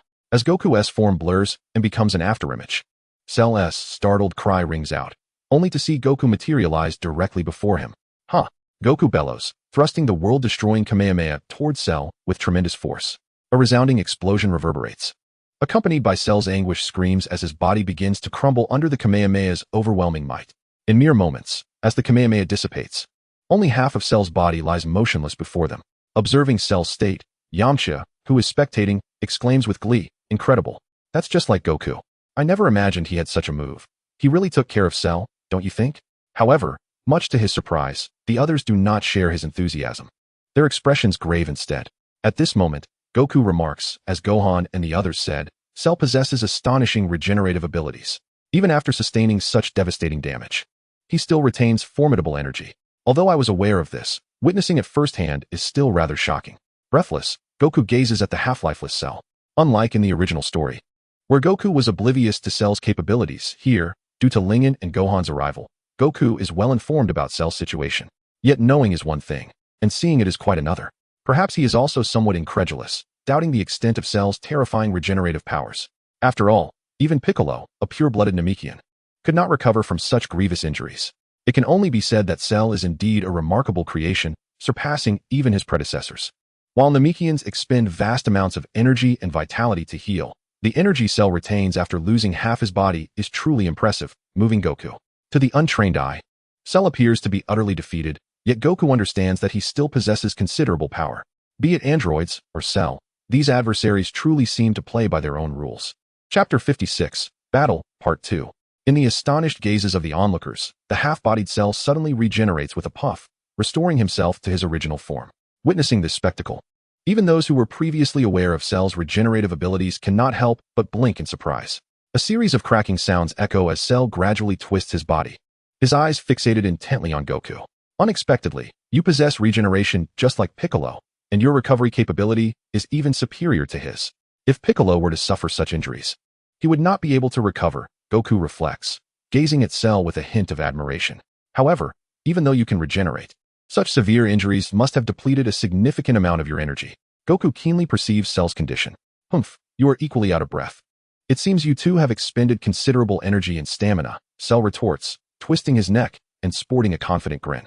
However, I advise you not to rely on such tactics any longer. They are futile. No matter how much my energy diminishes, I can continuously regenerate. You cannot outlast me in a battle of attrition. Besides, surely you do not wish for us to engage in a mere war of stamina? What enjoyment would such a battle hold? Heh, I understand. Goku replies, a knowing smile gracing his lips as he raises his energy once more. Flames of power enveloping his form. Observing this, Cell also raises his energy, a satisfied smile creeping across his face. Once again, the two individuals found themselves entrenched in a fierce confrontation. This time, their battle escalated in intensity, with the earth and mountains beneath them proving as fragile as mere cotton in their hands. Waves of formidable ki clashed and erupted with even greater force. Whether through energy exchanges or physical combat, both combatants exhibited extraordinary power, the explosive sounds reverberating from the cameras to every corner of the earth. Yet, few were willing to accept the reality of such a battle. It is evident that the ordinary citizens of the Dragon Ball world possess some peculiarities in their thinking. Despite the military's failed attempts to confront Cell, they still clung to the belief that a so-called martial arts champion, capable only of shattering tiles, could vanquish Cell and save the planet. The intricacies of this situation were only a source of quiet derision for Lingyan, the outsider, while others readily accepted the circumstances. This extraordinary clash was observed with keen clarity by Piccolo and his companions, granting them a deeper understanding of the powers wielded by Cell and Son Goku, an echelon of strength and enlightenment that was beyond their wildest imaginings. Not to mention Krillin and the other Earthlings. Even Piccolo, who had absorbed a fellow Namekian and another version of himself, had surpassed the Son Goku who once battled Frieza on Namek. Yet, even with such power, he recognized the widening chasm between himself and the current Son Goku. The mere full power of a Super Saiyan presented such terrifying might. What then of Gohan's attained Super Saiyan 2? Additionally, Gohan had once remarked that the human girl named Ling and possessed strength surpassing his own. Could Earthlings truly reach such formidable heights? Piccolo cast a sidelong glance at Gohan and Lingyan, only for Lingyan to suddenly turn her head and offer him a faint smile. Piccolo felt a jolt within. Boom. At that moment, a surge of even more terrifying power erupted from Cell, prompting everyone to hastily retreat and defend themselves. After a while, Cell's figure emerged, panting yet maintaining a smile. Truly impressive, Son Goku, to have compelled me to utilize my protective shield. Even so, I've sustained significant injuries. In response to Cell, Son Goku remained silent, as he was visibly exhausted, the recent exertion having nearly depleted his energy. Son Goku, it seems you no longer have the strength to continue fighting. Why not consume a Senzu bean and continue our duel? I, too, have expended considerable energy. Should you regain your strength, perhaps you could overcome me. Upon hearing Cell's words, Son Goku did not respond, while Trunks on the ground interjected hastily. Cell is right. At this moment, giving Mr. Goku a Senzu bean might actually enable him to defeat him. As Trunks anxiously spoke, Vegeta intended to voice his thoughts, but at that moment, Son Gohan patted his shoulder and gently shook his head. Trunks, this battle is not what Father desires. What? Trunks replied, clearly puzzled. Trunks, you exhibit no pride as a Saiyan at all. Vegeta scoffed, arms crossed. In the face of a formidable foe, one must wield even greater power to vanquish them. Resorting to such underhanded tactics to win is unworthy of a warrior. It would be better for him to perish in battle. A flicker of reminiscence crossed Vegeta's face as he recalled Goku's actions during the initial invasion of Earth. He lifted his gaze towards Goku and Cell, his expression a complex tapestry of emotions. Though I despise admitting it, at this very moment, Kakarot is indeed stronger than I. Even if I were to train once more, I would still pale in comparison to the Kakarot of now. However, Cell is even more powerful than Kakarot. Nonetheless, this was their battle. Upon hearing this, perhaps influenced by Gohan's presence, Trunks merely opened his mouth without uttering a word, ultimately falling into silence. Observing this, Gohan also refrained from speaking, instead casting a surprised glance at Vegeta. It was undeniable that this world's Vegeta bore a resemblance to the one in his memories, yet there were significant differences. At this juncture, Cell, observing Goku's stillness, chuckled. What's the matter? Do you believe that consuming a Senzu bean and battling me would tarnish your pride as a warrior? Such a laughable insistence. However, consider this carefully. This is your only opportunity. In response to Cell's taunts, Goku remained unfazed. A serene smile gracing his lips as he descended to the ground, loosening his energy until he returned to the normal state of a Super Saiyan at full power. Under the astonished gazes of the onlookers, Goku addressed Cell. Cell, I know that even consuming a Senzu bean would not suffice to defeat you. You are indeed formidable. Therefore, I concede. Chapter 57, The Battle, 3. What? The crowd gasped at Goku's admission. This was Son Goku, who had fearlessly charged into battles against the likes of King Piccolo and the Saiyans during Frieza's invasion. In many ways, his strength had become a cornerstone of their faith. Yet now he was surrendering. Even Vegeta's eyes widened in disbelief. What is Kakarot trying to accomplish?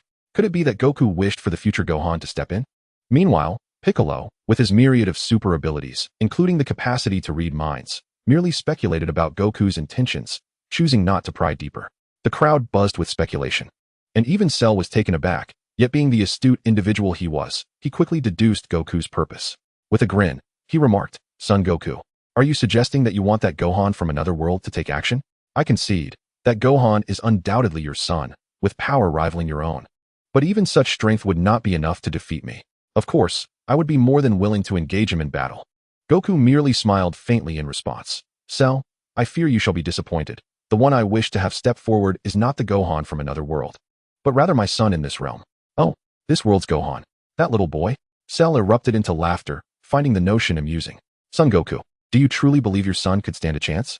Even if he could transform into a so-called Super Saiyan, how much power could he possibly wield? I advise you to abandon this thought.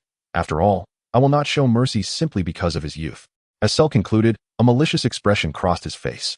"Do not underestimate Gohan." Goku refrained from further dialogue with Cell, instead turning towards the distant Gohan. "Younger Gohan, it is your time to step in."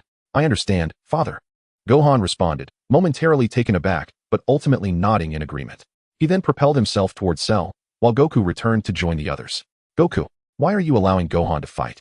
If even you cannot defeat Cell, do you truly believe Gohan can?" Trunks questioned. "It would be better for future Gohan to transform into Super Saiyan 2 and eliminate Cell in one fell swoop." Upon witnessing the return of Sun Wukong, an anxious Krillin hastily approached, chattering incessantly. Although the others remained silent, their gazes were fixed upon Sun Wukong, filled with curiosity and confusion regarding his intentions. In response to their inquiries, Sun Wukong directed his attention towards Cell and Gohan, solemnly stating, "Do not underestimate Gohan. His current strength rivals my own. In fact, if we can unlock his latent potential, he might not even need the future Gohan to intervene to defeat Cell. Even if he cannot vanquish him outright, he can still deplete Cell's energy."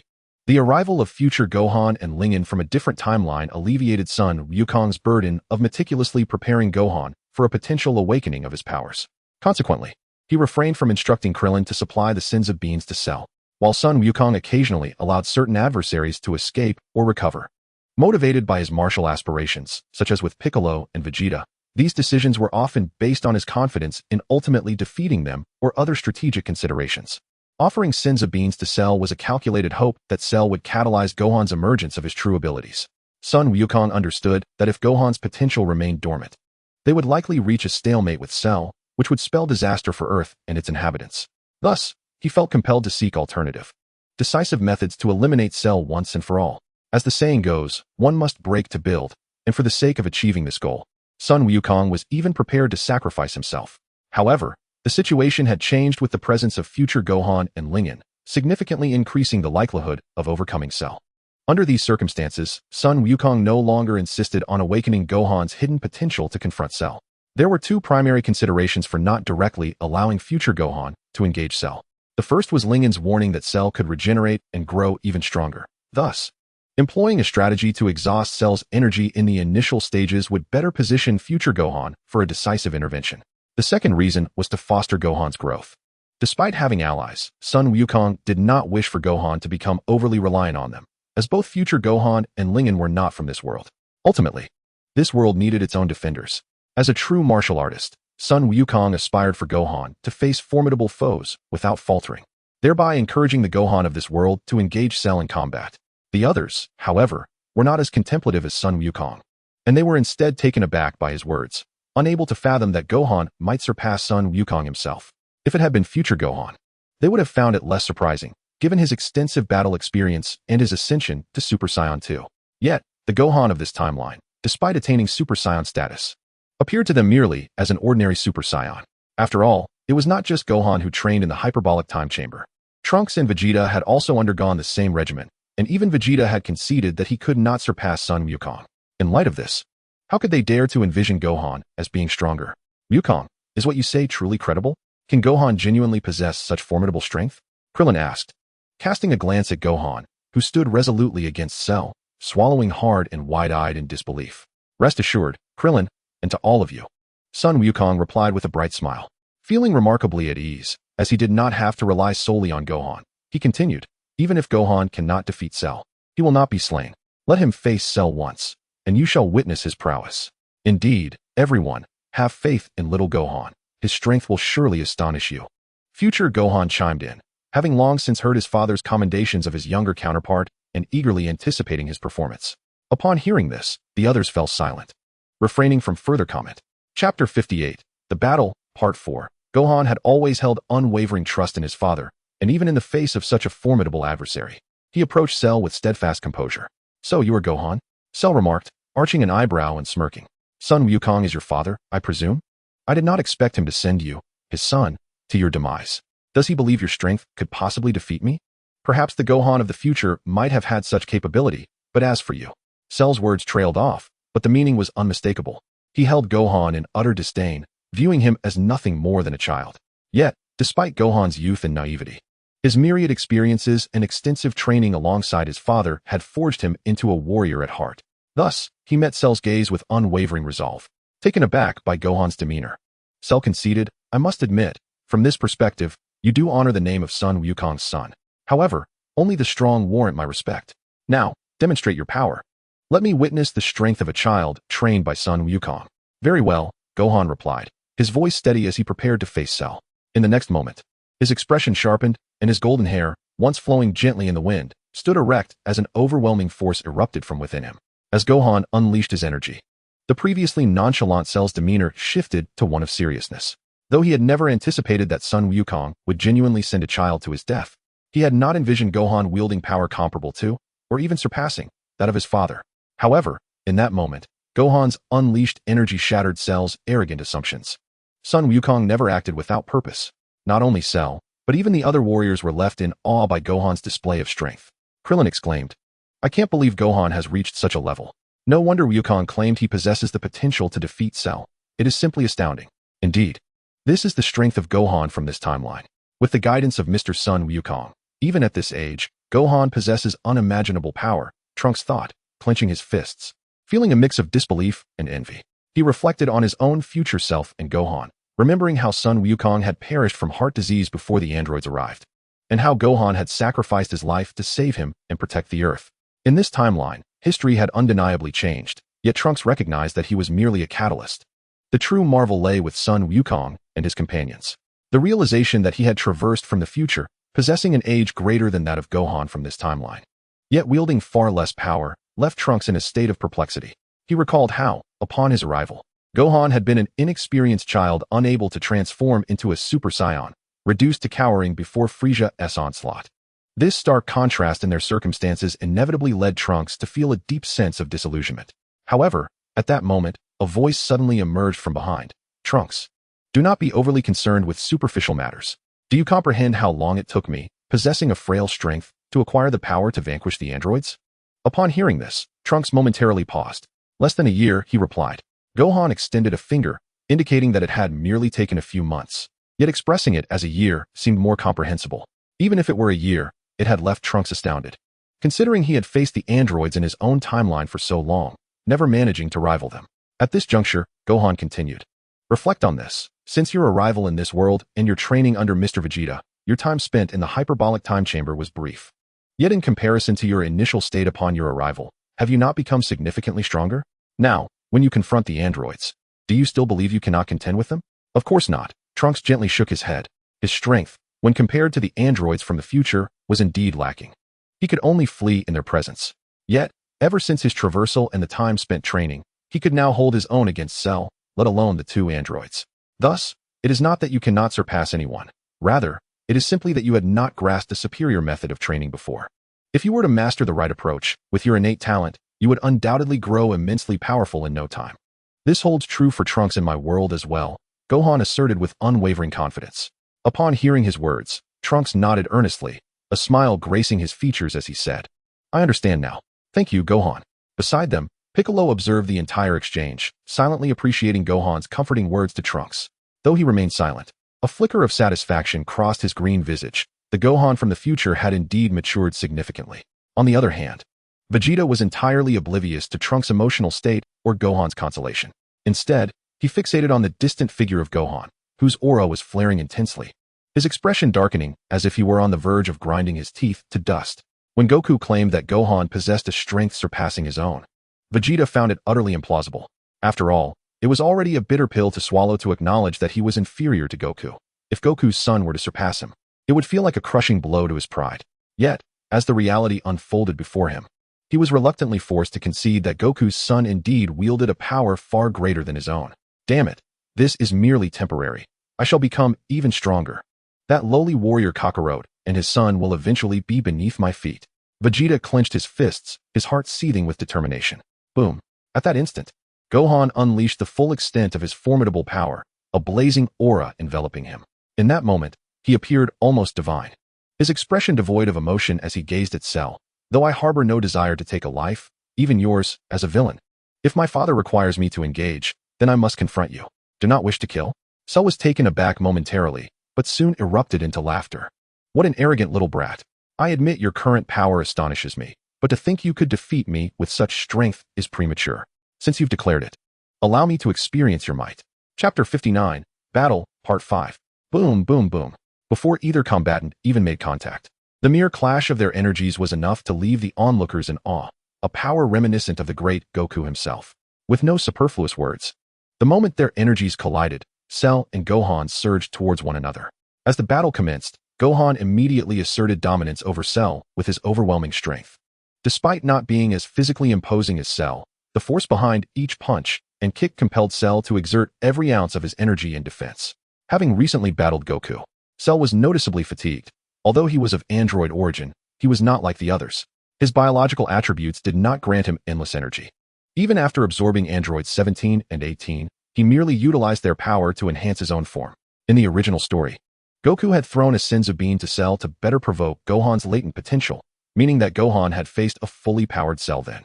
A stark contrast to the current situation. Though Cell remained formidable, even after regenerating and expending considerable power, he still retained an impressive aura. Yet, one must remember whom he faced. At this moment, Gohan was in one of his rare periods of peak strength, a state comparable only to the later mysterious Gohan and Beast Gohan, though this refers strictly to combat readiness, not sheer power. Having trained systematically with Goku in the hyperbolic time chamber for so long, while he may not yet match Goku in martial arts mastery, he was still a remarkably strong warrior, more than capable of contending with the current Cell. The ferocity of their battle, the power they displayed, and the destruction they wrought surpassed even the terrifying clashes of Goku's earlier encounters. Gohan unleashed his power without reservation, each strike infused with the terrifying force of a Super Saiyan. Cell, too, adjusted to the situation, displaying a strength that could rival a fully powered Super Saiyan. Their clash transformed the battlefield, leaving spectators entranced, though it had long been anticipated. Witnessing such a small figure wield such immense power felt distinctly surreal. Finally, Trunks understood why his father had placed his hope of defeating Cell upon Gohan. With the strength currently exhibited, it indeed seemed plausible. The future Gohan observed the distant battle, murmuring, if not for our presence. This world-s Gohan's potential could very well allow him to defeat Cell. Leonon smiled at this, remarking, in my world, had I possessed such strength at this age, the androids would have posed no threat whatsoever. Gohan clenched his fists, filled with a sense of regret. If only the future world had Trunks as a variable, he might have embarked on a path similar to that of the Gohan in this timeline, mentored by Goku, attaining full power as a Super Saiyan at such a young age. Alas, the future world had already solidified its fate. They had altered the past, yet could not change the future. Nevertheless, he did not dwell on it, for the androids had been vanquished in the future, and with the Dragon Balls, restoring others was not an issue. Thus, he felt little sorrow. In fact, he found hope in the future of young Gohan. With such power and potential, he might even surpass his father and become an extraordinarily powerful warrior. Perhaps, he mused. In response to Gohan's optimism, Leonon smiled without dousing his excitement. According to Chi-Chi's attitude in this world, it seemed unlikely that Gohan would have many more opportunities for training, especially given his greater aspiration to become a scholar over a warrior. Thus, in the future, Gohan would find it difficult to surpass not just Goku, but even Vegeta, who would undoubtedly continue to pull further ahead. This is why many jestingly referred to him as Nobi Gohan, for as time passed, Gohan's presence dwindled, leaving the salvation of the Earth to Goku and Vegeta, only occasionally unleashing his potential in critical moments. It is not to say that one cannot aspire to be a scholar. As the saying goes, each person has their own ambitions, and as long as one finds happiness, that suffices. However, this is predicated on the world being relatively peaceful. The dilemma lies in the fact that the Dragon Ball universe is anything but tranquil. In such circumstances, the significance of becoming a warrior far outweighs that of becoming a scholar, for no scholar, regardless of their intellect, can withstand the onslaught of foes from the universe or even from alternate dimensions. In a realm besieged by formidable adversaries, where those around him relentlessly strive for strength, Son Gohan's choice to pursue scholarship has led to the neglect of his own training, repeatedly relying on others to save the world. It is no wonder that some refer to him as Nibbles. Yet, Lingen would not voice such thoughts, after all. The current Son Gohan is a warrior from the future who, after enduring the events of the Android saga, understands that true strength is essential to protect more lives. Conversely, the present Gohan has yet to be governed by Chi-Chi and faces imminent danger head-on, a stark contrast to the future. Lingen would certainly refrain from mentioning that the future Gohan has become indistinguishable from the masses. Sun Wukong, if it were not for the future Gohan's appearance, would you not place your hopes of defeating Cell upon our world's Gohan? Beside them, Piccolo glanced at Sun Wukong, who was intently watching Gohan in battle, and spoke solemnly. Having experienced the android invasion himself and having trained Gohan, he could surmise Wukong's thoughts. Indeed, that is correct. Sun Wukong nodded slightly in response, but truthfully, he harbored uncertainties about Gohan's ability to defeat Cell. Even when initially unaware of Cell's regenerative capabilities, he had acknowledged Cell's formidable strength. However, it now appeared that his assessment was not far from the mark. If Gohan could fully unleash his latent potential through confronting Cell, perhaps he could indeed eradicate him. Sun Wukong stroked his chin and mused softly. Yet, from what I see now, it seems quite challenging for Gohan to unleash his potential, and in his current state. Defeating Cell without that surge seems utterly fanciful. After all, I have witnessed Cell's might. Then, what was your initial plan to awaken Gohan's potential? Piccolo inquired with a sidelong glance. Heh. In response to Piccolo's inquiry, Sun Wukong remained silent, merely scratching his head and offering a sheepish grin. However, upon witnessing this smile, Piccolo, who knew him well, immediately donned a troubled expression. You, my friend, were undoubtedly contemplating some reckless scheme from the outset. Heh. Chapter 60, Son Gohan vs. Cell. From the original narrative, Son Gohan transforms into a Super Saiyan 2 driven by intense fury over Cell's brutal assault and slaughter of Android 16 and others. Yet, to claim that all of this was within Sun Wukong's foresight would be an overestimation of his prowess. In truth, Wukong's sole intent from the beginning was rather simple, to incite Cell to enrage Gohan, thereby provoking Gohan to unleash a more potent force. Indeed, it was that straightforward. As for how Cell would provoke Gohan and stimulate the awakening of his potential, this was beyond Sun Wukong's anticipation. He confidently believed that Gohan could transcend through Cell's provocation. However, he never considered that Gohan was not akin to him. While Gohan undeniably possessed greater latent potential than Wukong, there was one aspect in which Wukong far surpassed Gohan: the spirit of combat. Yes, the spirit of combat. Sun Wukong perpetually maintained a fervent passion for battle. Even against mightier foes, he would seek alternative means to conquer them rather than retreat or surrender. Yet Gohan was different. Despite enduring extensive training, his strength could rival that of Sun Wukong, but due to his lack of combative fervor, he found it challenging to confront Cell with the same tenacity as Wukong. For instance, even after Wukong's exertions had drained Cell, Gohan still could not impose significant pressure on Cell. With the passage of time, Cell, mastering the skills of more powerful warriors, began to gain the upper hand against Gohan. In terms of raw power, Gohan did not fall short of Cell, who had been exhausted by Wukong. Yet in terms of skills and combat awareness, he was outmatched. As the battle wore on, Gohan's deficiencies became increasingly apparent. This caused Sun Wukong, who was observing the fight, to frown slightly. He had initially believed his plan would unfold seamlessly, but it became evident that issues had arisen. Without the intervention of the future Gohan and Lingen, given Cell's current strength and Gohan's performance, it was uncertain whether Gohan could eliminate Cell as intended. Wukong, perhaps it is best to let Gohan withdraw. He is not like you. He does not possess such an intense passion for battle. This is already his limit. Piccolo observed Gohan, who was evading various abilities unleashed by Cell, and his brows knitted with concern. However, with Wukong present, he could not directly suggest that Gohan back down. For Wukong was, after all, Gohan's father. It is surprising that Cell possesses so many abilities beyond regeneration. He is indeed a formidable opponent. In that case, let us allow Gohan to concede for now. Sun Wukong inhaled deeply, preparing to speak, when he suddenly witnessed Gohan inadvertently ensnared in Cell's grasp. With Cell's hold on Gohan, an overwhelming force erupted. Gohan emitted a cry of agony as he suffered under Cell's terrifying might. Cell, he actually? The sight left everyone astonished, with Sun Wukong gritting his teeth in frustration. Beside him, Piccolo placed a hand on his cape, his agitation evident. If this continues, Gohan will surely be unable to endure. Wukong, if you do not intervene, I shall take action. Piccolo, wait. Sun Wukong interrupted. Look, Gohan is not in immediate danger. Piccolo turned his gaze to find Gohan thrown to the ground, eyes closed and mouth agape, emitting pain sounds. You pesky brat, you truly are tenacious. If the small one is incapable, then I shall entertain myself with the larger Gohan, rather than outright killing the smaller Gohan. Cell cast a disdainful glance at Piccolo and the others, then broke into a cruel smile. In the next moment, he soared into the air toward the position of the future Gohan and his companions. Witnessing this, the fallen Gohan's expression shifted as he temporarily disregarded his injuries and pain, propelling himself toward Cell. Sensing Gohan's energy, Cell smirked slightly, abruptly halting his flight, then spun around and delivered a swift kick, sending the incoming Gohan hurtling away once more. That kick propelled Gohan hundreds of meters away, smashing a massive boulder into thousands of fragments, after which he was buried beneath the debris, silenced. You detestable fiend. Upon witnessing this, Piccolo could no longer restrain himself, flinging off his cape and roaring as he charged at Cell. Uncle Piccolo. The others, who had been focused on the battle, gasped in shock.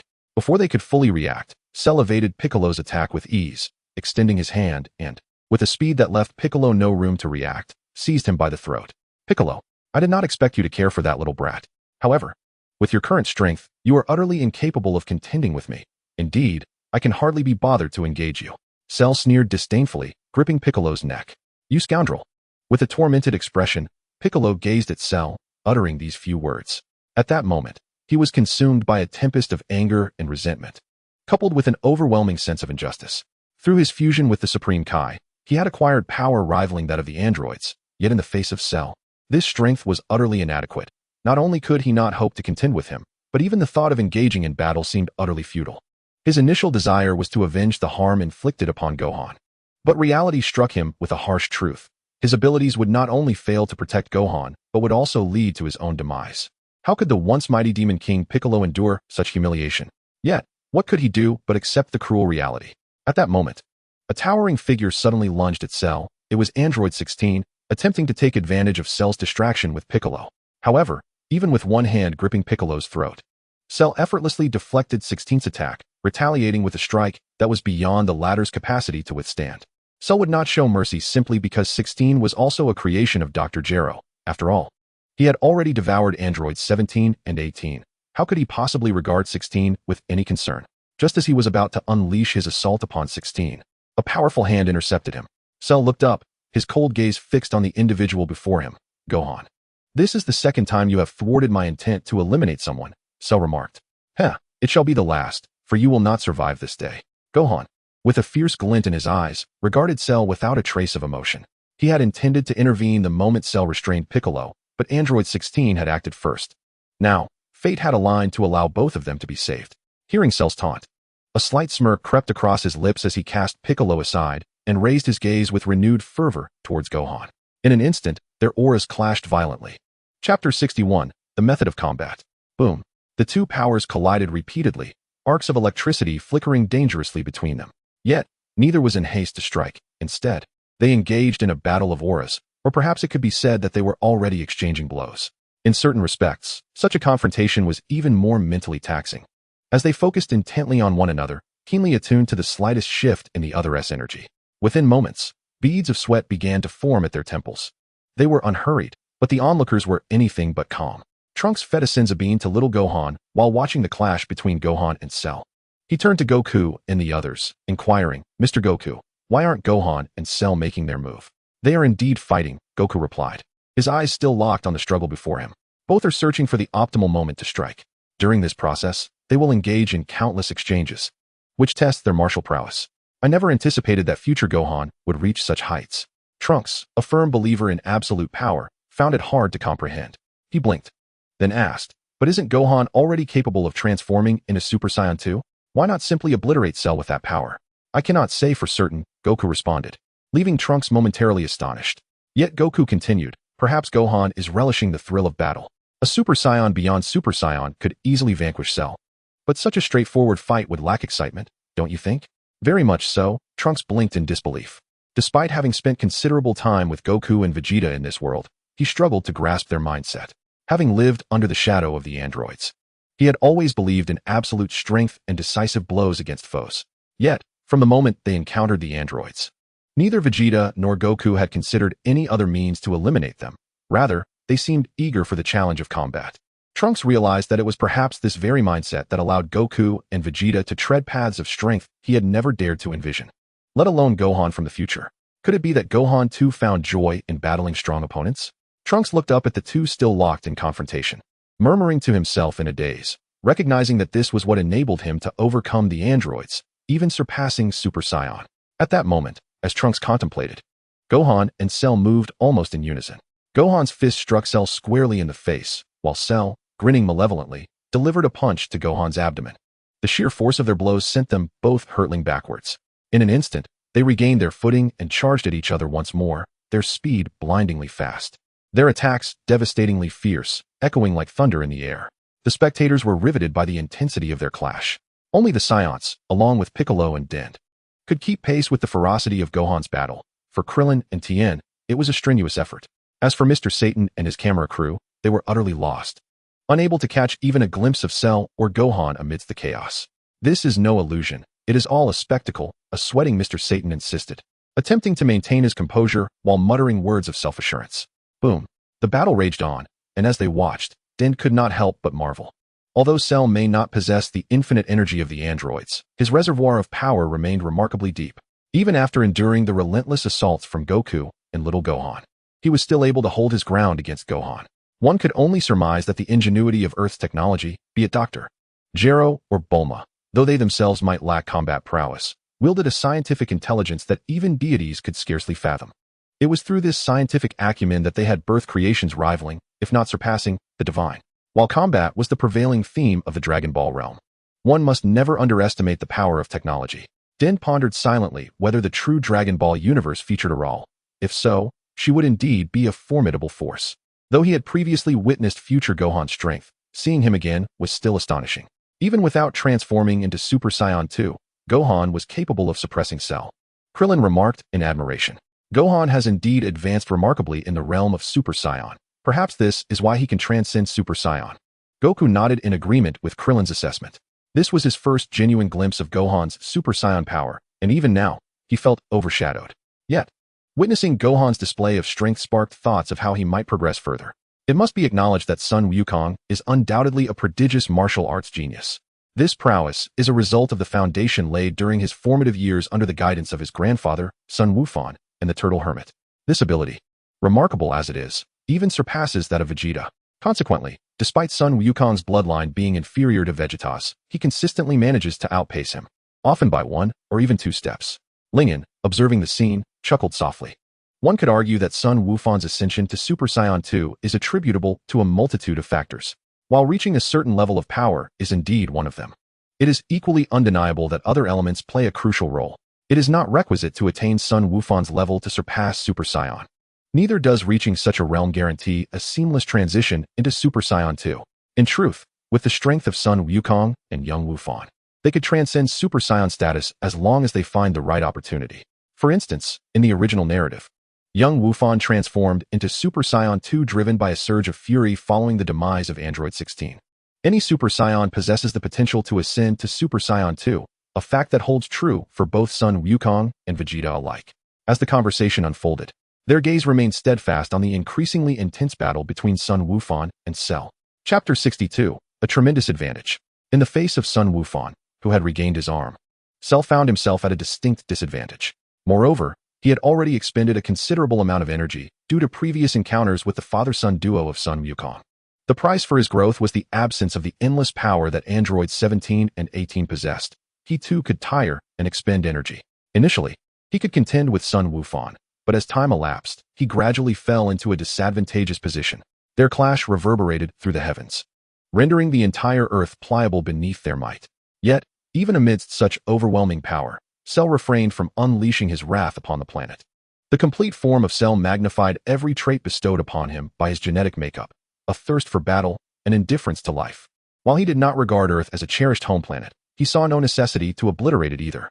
Cell resembled a formidable warlord, willing to employ any means to achieve his objectives. However, upon acquiring sufficient power, he opted to establish certain rules and boundaries. As the battle intensified, Sun Wufan grew increasingly formidable. Now harnessing the full power of Super Saiyan, his mastery over energy was nearly flawless. Despite engaging in a relentless struggle against Cell, He did not deplete his energy reserves significantly. Conversely, Cell, having been drained prior, soon found himself resorting to mere defensive maneuvers against Sun Wufan's onslaught. Such defense required exponentially more strength and focus than Sun Wufan's attacks. In this precarious situation, Cell momentarily faltered. After a powerful punch landed squarely in his abdomen, he was sent hurtling backward, crashing into a mountain. Sun Wufan swiftly followed, soaring into the air and unleashing a barrage of energy blasts upon the mountain. In the blink of an eye, the mountain crumbled to dust under Sun Wufan's relentless assault. Amidst the cloud of debris, Cell, enveloped in a golden aura, charged towards Sun Wufan. Prepared for Cell's advance, Sun Wufan deftly retreated while launching energy spheres that detonated around Cell. In the next instant, he vanished from sight, reappearing behind Cell. Just as he prepared to attack from behind, Cell, seemingly sensing the impending strike, extended his long tail towards Sun Wufan. In a swift motion, Sun Wufan dodged and seized Cell's tail. However, Cell quickly regained his composure, retracting his tail with a fierce grin. The next moment, he opened his mouth wide, gathering a sphere of blue energy, which he propelled at Sun Wufan with alarming speed. With a resounding impact, Sun Wufan took the brunt of Cell's energy blast to the face, letting out a cry of pain as he was sent flying. Seeing this, a look of satisfaction crossed Cell's face as he lunged towards Sun Wufan, extending a finger that glowed with crimson light. Just as he was about to unleash a deadly beam to conclude the battle, he suddenly felt his hand grip tightly. Cell? You can't possibly think that I was incapacitated by your attack, can you? You underestimate me far too much. Sun Wufan, now standing before Cell and gripping his finger, offered a cold smile. Although Cell's previous attack had caught Sun Wufan off guard and inflicted some damage, the severity of such injuries was negligible. Sun Wufan had initially intended to feign vulnerability to catch Cell off guard, but Cell's decisiveness in employing such a formidable technique surprised him.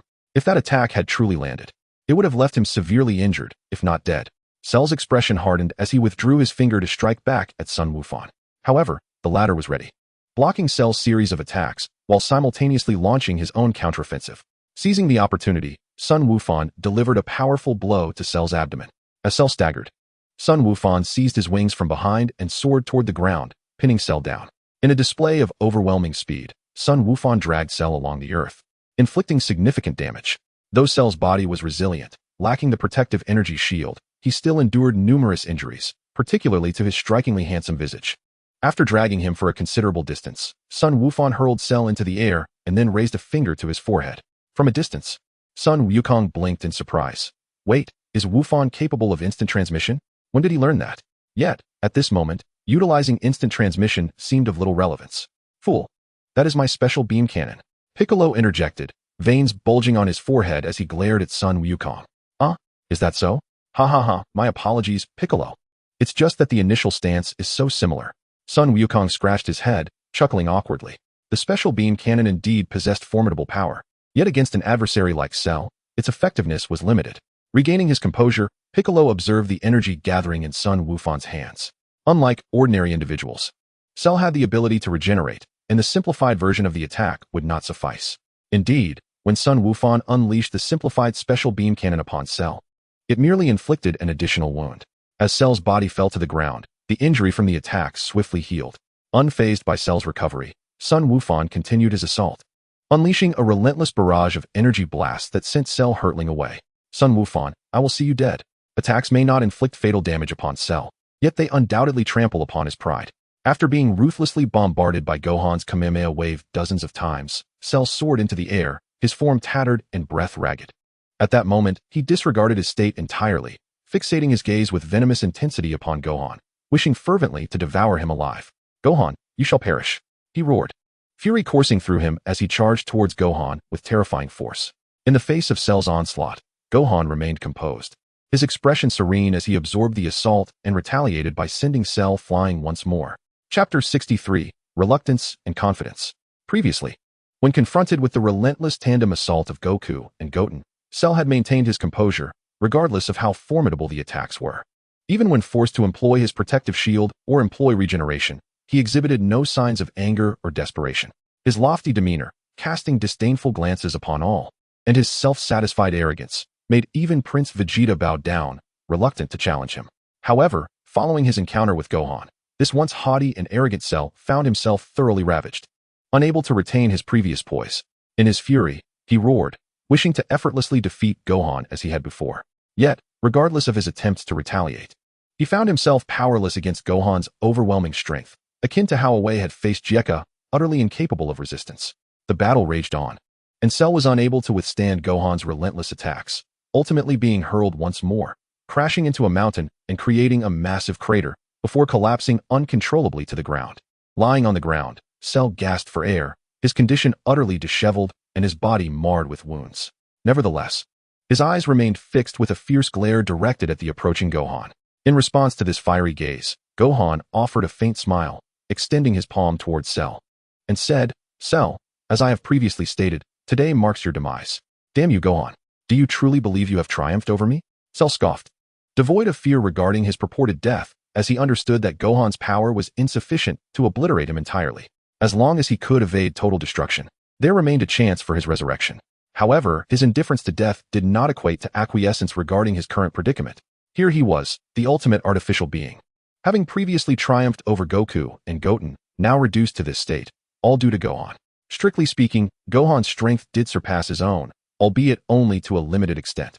His present predicament was largely a consequence of the considerable energy expended in his prior battles against the Sun family. Otherwise, how could he have met such a fate? Thus, Cell harbored immense resentment and rage, even feeling that he had fallen victim to their schemes. He conveniently neglected to recall that the Cell games had been orchestrated by him, and he had never declined anyone's challenge. The outcome was a direct result of his own hubris. "Oh, what do you mean by that? Have you not already been reduced to a state of utter helplessness?" Gohan arched an eyebrow. "Humph. Had it not been for the immense energy expenditure inflicted upon me by Goku and his son, you would not possess the ability to bring me to such a state." Cell retorted coldly, slowly rising to his feet. "Is that so?" Gohan's tone rose slightly. "So, are you implying that once you regain your full strength, you could contend with me?" "Indeed, not only could I contend with you, but I could also turn the tables and defeat you," Cell declared, raising his head defiantly. He was not merely boasting. His heart brimmed with confidence and pride. After all, as a creation of Dr. Gero, his capacity for learning was extraordinary. Given time, he could enhance his strength by analyzing his battles against Goku and Goten. Of course, his pride and arrogance precluded him from pleading for mercy from Gohan. Yet, he understood that for martial artists like Goku, provoking someone could be more effective than mere begging. Observing Gohan deep in thought, Cell seized the opportunity, saying, "What is the matter? Do you lack the confidence to face me once I restore my strength? Is your only recourse to bully me in my current state?" With Cell's unwavering gaze fixed upon him, Gohan chuckled lightly and extended 2 fingers, stating, "First, you must comprehend one thing. The rules of the Cell games were established by you. Therefore, my actions are not an act of bullying. Rather, they align perfectly with the rules you set forth." As Cell's expression darkened, Gohan retracted 1 finger, continuing, "I understand your intention. You wish to exploit my momentary advantage gained from your previous defeats to buy yourself time for recovery. Am I correct?" Cell was taken aback that Gohan had so easily discerned his thoughts, especially since he had pointed out the rules Cell had established. This revelation left him feeling somewhat humiliated. The realization that his plans might have been thwarted only deepened his frustration, as he now had to face Gohan in a negative state. However, at that moment, Gohan suddenly spoke again. "I am aware of your intentions and understand your reasoning, but I must concede, your argument holds merit. It does seem somewhat unfair to exploit the fact that you've been weakened by my father and his son. Therefore, I shall grant you an opportunity, a chance to restore your strength immediately." "A chance to restore my strength right now? You mean a senzu bean?" Cell narrowed his eyes, scrutinizing Gohan. "Are you truly offering me a senzu bean?" Cell found it hard to believe, especially since Gohan had just articulated his inner thoughts. In such a context, how could he dare to make such an offer? Yet, he soon recalled his previous self, contorting his expression into one of deep disdain. "It seems you are quite certain you can defeat me once I regain my strength?" "Absolutely. Even with my current power, I can vanquish you," Gohan proclaimed, his confidence unwavering. He had every reason to be self-assured, even without transforming into Super Saiyan 2. His full power alone sufficed to suppress Cell. However, merely suppressing him would not suffice to eradicate Cell entirely. That would necessitate the power of Super Saiyan 2. Nonetheless, even so, he felt adequately confident. "Ha! I never imagined you could be even more arrogant than I." Cell laughed maniacally, his voice laced with fury and madness. "In that case, hand me the senzu bean. I shall show you the true extent of my power. Let us see if you can maintain your confidence then. Rest assured, if I have promised it to you, I will not go back on my word," Gohan replied with a faint smile, then swiftly moved to stand before Krillin and the others. Chapter 64. Taking advantage of the situation. Krillin, please hand me a Senzu bean. Gohan approached Krillin, extending his hand towards him. Upon hearing Gohan's request, Krillin instinctively reached for the Senzu beans, simultaneously inquiring, Gohan, what exactly is the situation with Cell? You haven't even transformed into Super Saiyan 2 yet. How can you manage to inflict such damage upon him? Are you planning to replenish your energy and then annihilate him with your current strength?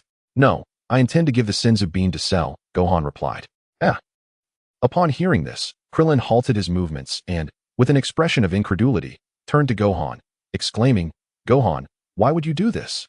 Are you really going to give a Senzu bean to Cell? What? Trunks, standing nearby, mirrored the shock reflected in Krillin's face, and the others, save for Vegeta and Goku, wore similar expressions of disbelief. Under the scrutinizing gazes of his companions, Gohan scratched his head and smiled, explaining. Cell claimed that he was being suppressed because he had expended too much energy in battles against my father and the others. Thus, I intend to use the Senzu bean to demonstrate that even if he regains his full strength, I can still defeat him. But Gohan, we absolutely do not need to do this. Krillin interjected, his eyes wide with concern. Cell is immensely powerful. If we allow him to recover, it poses a tremendous threat to us. Why not take advantage of our current edge to eliminate him once and for all? Indeed, Gohan, reconsider this.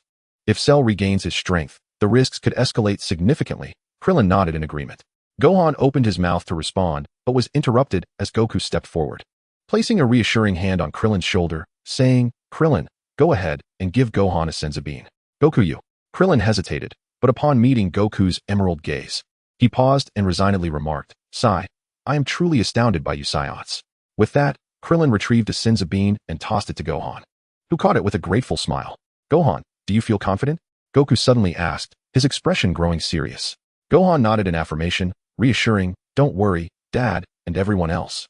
Remember that I am already capable of contending with Cell using my current strength, and I have the secret weapon of Super Saiyan 2.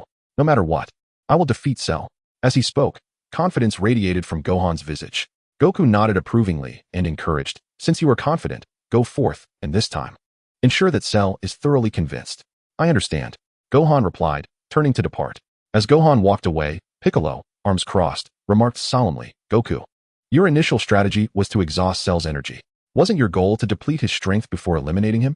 Why then, did you ultimately decide to give the Senzu bean to Gohan? Indeed, my original plan was to wear Cell down, Goku conceded. However, since Gohan believes he can handle it, why not let him try? I am also quite curious about what Super Saiyan 2 truly entails. Goku's gaze was fixed intently on the location of Cell and Gohan. Let us hope so, Piccolo mused, choosing not to press the matter further. Internally, he shared a sense of anticipation regarding the potency of Super Saiyan 2. Yet if given a choice, he would prefer to eliminate Cell while the opportunity was ripe. Concern loomed over the group as Gohan prepared to toss the Senzu bean to Cell. Cell, observing the Senzu bean in his hand, expressed surprise and looked up at Gohan with a questioning gaze. Gohan, are you truly unafraid of me regaining my strength? I've already handed you the Senzu bean. Whether you consume it or not is entirely your choice, Gohan replied, raising an eyebrow. I hope you do not come to regret this. Do not think that I will feel indebted to you simply because you offered me a Senzu bean. Without hesitation, Cell consumed the bean. And as he felt his strength returning, a wicked grin spread across his face. To me, your actions are no different from those of a fool. In return for your kindness, I shall ensure that you vanish beneath my newfound might. Is that so? Then allow me to anticipate the extent of your power, Gohan replied, maintaining his nonchalance. Let us find out. As Cell felt an overwhelming surge of power coursing through him, he beamed with satisfaction. In an instant, he vanished from sight, reappearing before Gohan. Anticipating Cell's onslaught, Gohan instinctively crouched to evade Cell's punch, then propelled himself forward, aiming a powerful headbutt at Cell's chin. If he connected, it would surely leave Cell dazed. However, Cell, now fully revitalized and even stronger, effortlessly dodged Gohan's attack and retaliated with a ki blast that sent Gohan hurtling backward. With the explosion echoing, the two golden auras clashed once more, reigniting their fierce battle. As Piccolo observed the rapid exchanges, his gaze darting to follow their movements, he noted with a grave expression, Cell is indeed a monster. He likely possesses the same ability as you Saiyans to grow stronger when pushed to the brink of death. Previously, without the Senzu bean to restore his energy, the enhanced strength he gained from regeneration was not apparent. However, now that he has recovered, it is clear that his power has significantly increased. Indeed, it appears that to truly vanquish Cell, we must strike decisively. Otherwise, he may become even more formidable, Goku agreed, his demeanor serious. Then why hasn't Gohan transformed into Super Saiyan 2 yet? If this continues, will he even have the energy left to transform? Krillin expressed his concern, regretting his earlier decision to heed Goku's suggestion to provide the Senzu bean. Have faith. Gohan is not acting without purpose.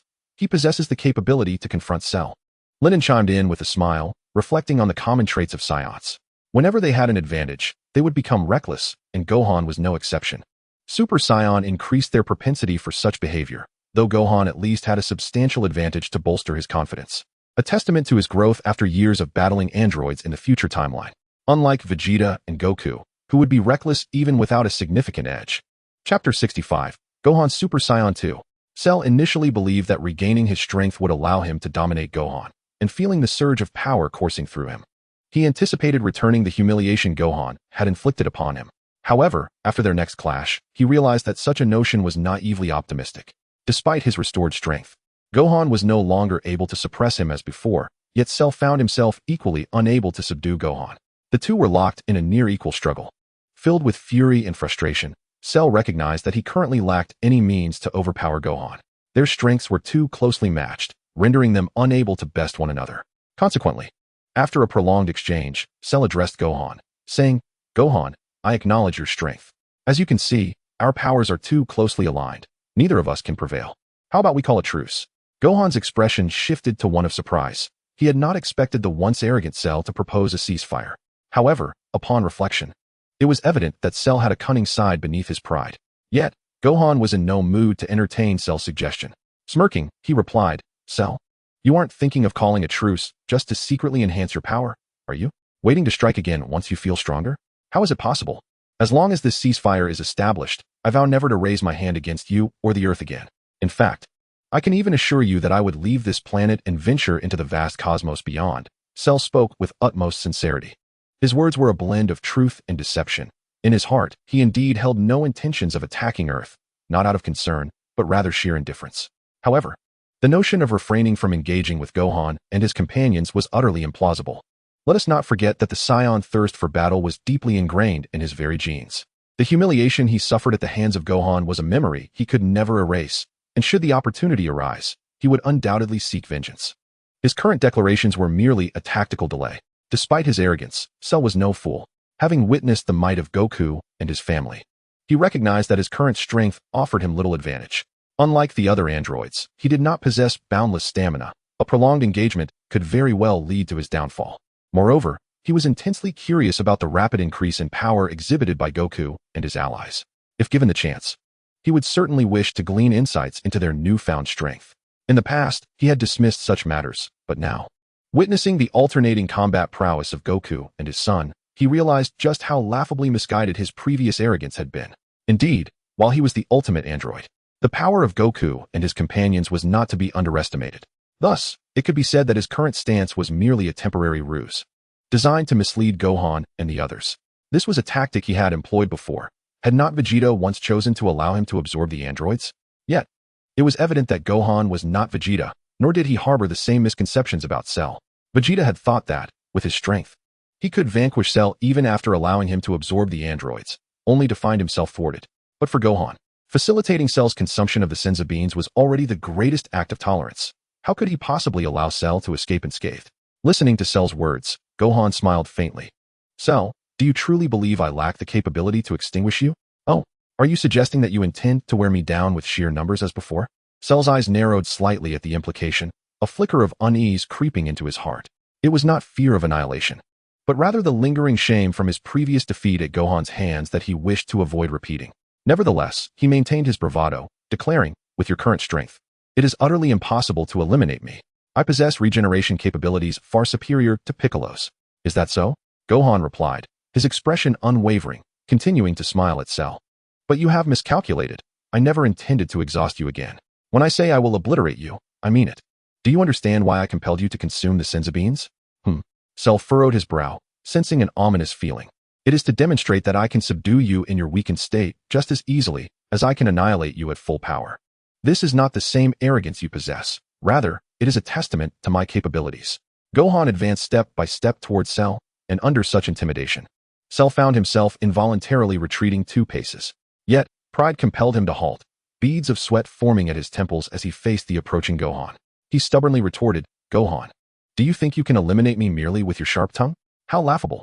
Gohan remained silent, merely smiling as he continued his relentless advance towards Cell, his eyes sharpening, and his power swelling. Blue arcs of energy began to erupt from his aura, a sight that captivated all onlookers. It's happening. Gohan is about to transform into Super Saiyan 2.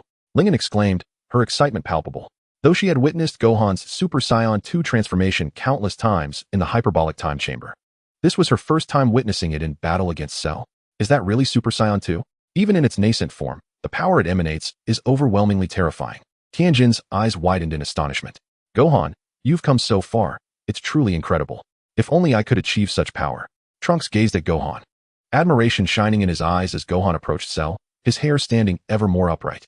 The cataclysmic energy erupting from Gohan's being filled the air with an overwhelming sense of impending doom.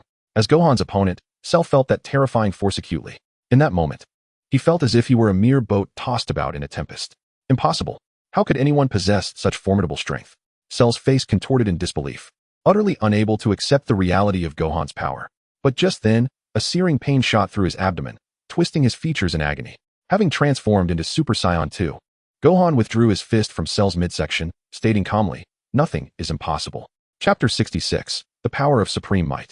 With a single blow capable of rivaling or even surpassing that of Goku and his son, Cell found himself doubled over on the ground, clutching his abdomen in pain. The ferocious energy coursing through Gohan was a spectacle that left all witnesses in awe, revealing the true essence of Super Saiyan 2.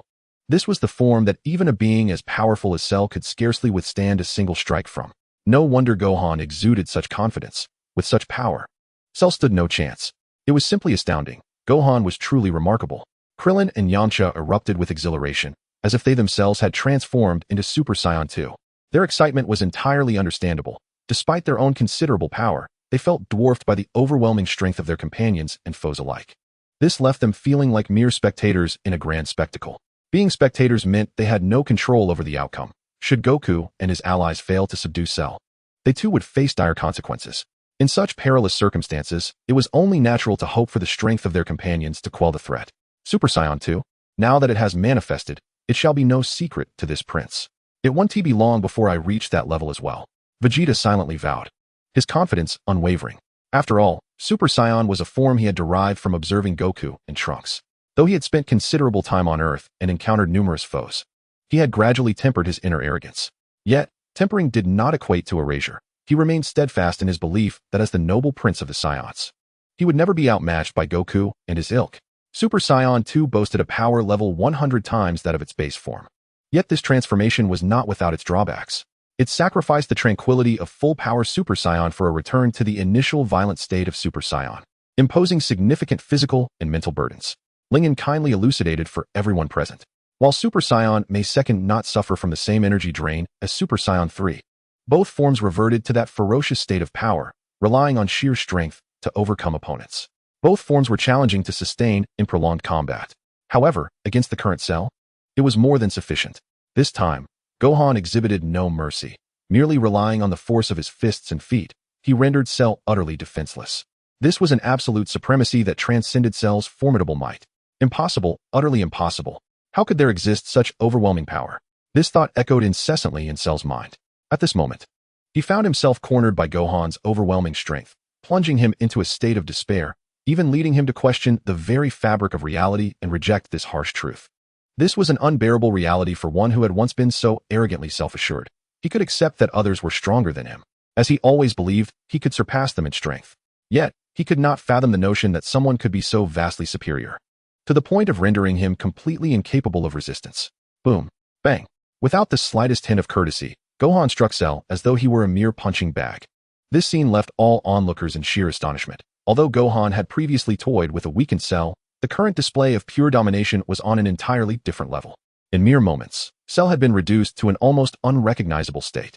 At that instant, Gohan unleashed a ferocious punch aimed at Cell's abdomen. And as he absorbed the force of this terrifying blow, Cell's expression contorted once more. This time, a wave of nausea surged within him, leading him to open his mouth wide, from which Android 18 was expelled onto the ground. Simultaneously, Cell reverted to his form prior to absorbing Android 18. Android 18. Krillin's eyes widened in disbelief as he processed the scene. Android 18 had been regurgitated? What kind of power did Gohan possess? that could force Cell to revert to his original form? This was simply astounding. Cell could actually regress. The crowd was left astounded by Cell's actions. Even Gohan's eyes flashed with surprise, as he had not anticipated such an occurrence. Lingen had only briefed him on certain aspects of Cell, but had not mentioned this particular detail. However, he merely cast a glance at the unconscious android 18 lying on the ground before propelling himself towards Cell once more. Since you can regress, I shall ensure you devolve completely back to your grotesque insect form, Gohan remarked with a cold smile directed at Cell. Damn you, Gohan. As Gohan approached with alarming speed, a look of fury crossed Cell's face. I will never let you go. If that is the case, I shall take you all, including this entire planet, down with me. With that declaration, Cell's body began to swell ominously. However, before he could inflate significantly, Gohan seized him by the throat, abruptly halting the swelling process. Rest assured, I have long anticipated this trick of yours.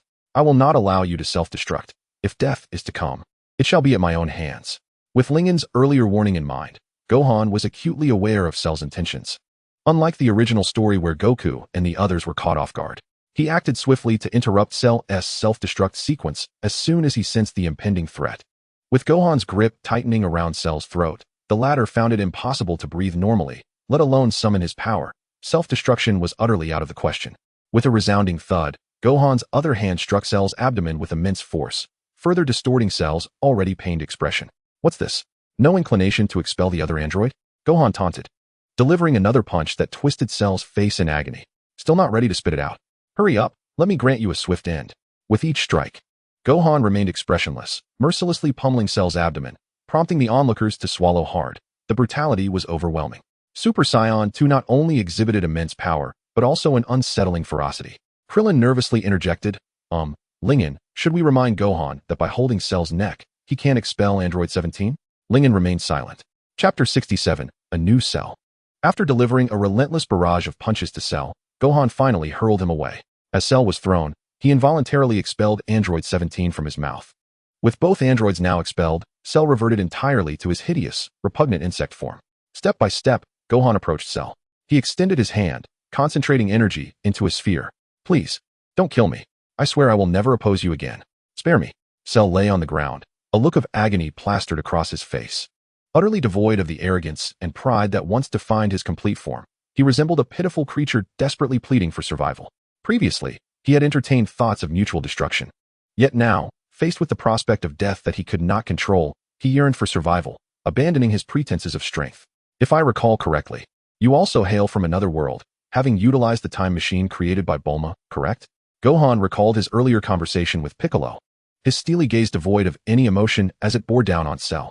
Upon hearing Gohan's words, Cell's face reflected a flicker of panic as he scrambled to explain himself. However, Gohan offered him no opportunity to speak. You killed Trunks to achieve your goals, he stated coldly. The murder of Trunks is utterly unforgivable. At this juncture, Gohan's face contorted with barely contained rage, and as his fury surged, arcs of electricity crackled around him. Although this Trunks was from another world, someone he had never met, he understood that it was a future fraught with despair, indistinguishable from the one he had experienced. The thought of Trunks, who had fought so valiantly, ultimately falling to Cell's hands, ignited a fire within Gohan that could not be quelled. That world had lost its protector, without powerful warriors on Earth, who could stand against formidable foes. Moreover, this was Trunks we were discussing. With this realization, Gohan's pupils dilated momentarily before he hurled a wave of energy towards Cell. Boom. The powerful energy wave erupted with ferocious intensity, creating a massive mushroom cloud that ascended into the sky. Observers reacted with relieved smiles. Cell has truly been eliminated. However, their joy was short-lived as they soon realized that Gohan had not returned. Instead, he remained poised in a vigilant battle stance, scanning the smoke with apprehension. What is happening? Could it be that Cell is still alive? Krillin and the others exchanged puzzled glances, unable to discern Cell's energy amidst Gohan's overwhelming presence. As the dust settled, the crowd understood why Gohan was on high alert. From within the haze, the figure of perfect Cell re-emerged. Seeing this, the onlookers were left in a state of shock. Is that Cell? How has he reverted to his previous form? Had he not expelled androids 17 and 18? Krillin, rendered speechless, struggled to maintain his composure. No. His strength is even greater than before, exuding an aura reminiscent of Gohan. What in the world is happening? No, that is not the Cell we initially faced. Look, the original insectoid form of Cell stands behind this newly emerged Cell. Suddenly, Trunks pointed and exclaimed, well, what? The others, upon hearing this, also discerned the near-defeated Cell. equally astonished by the appearance of the new cell. Their minds were in disarray, utterly perplexed by the unfolding events. What is this new cell? Why has another cell materialized? Could it be that Gohan and I have inadvertently altered the course of history? At this moment, Ling, amidst the crowd, furrowed his brow, equally bewildered by the circumstances. Under normal circumstances, the emergence of another cell would be impossible, and judging by the aura of this new cell, he was no ordinary cell, but rather a lightning cell. A being surpassing even the perfect form of cell, rivaling or even exceeding that of Super Saiyan 2. Moreover, Ling noted that this new cell did not arrive via a time machine. He simply appeared in the present location. For someone familiar with the original Dragon Ball, this was nothing short of astonishing. So what could this mean? You are me? At this moment, the original cell, standing behind the new cell, exhibited a look of shock. Though he quickly regained his composure. After all, he too had come from another world, so encountering another version of himself was not entirely inconceivable. Indeed, I am you. Yet not entirely you. At least, I have not suffered such disgrace as to be beaten down like this, the newly emerged cell declared with a smirk. Hearing such words and witnessing such a smile caused the original cell's expression to darken. How familiar that smile was, one he wore before his defeat at Gohan's hands. Yet now, faced with this alternate version of himself, he found it difficult to bear. Heh! The new cell chuckled lightly, and in the next instant, to the astonishment of all present, he extended his hand and unleashed a powerful energy wave towards the original cell, who was promptly engulfed by the blast. This scene left everyone in utter disbelief. You actually killed him? Where on earth did you come from? Gohan demanded coldly. TSK, it seems this world has changed significantly. Not only is Trunks here, but even you, Gohan, have transformed into Super Saiyan 2. How intriguing, such a fascinating world is a pity to destroy. In response to Gohan's words, Cell did not directly answer but instead wore a playful smile. What manner of creature are you? Gohan asked, his expression darkening.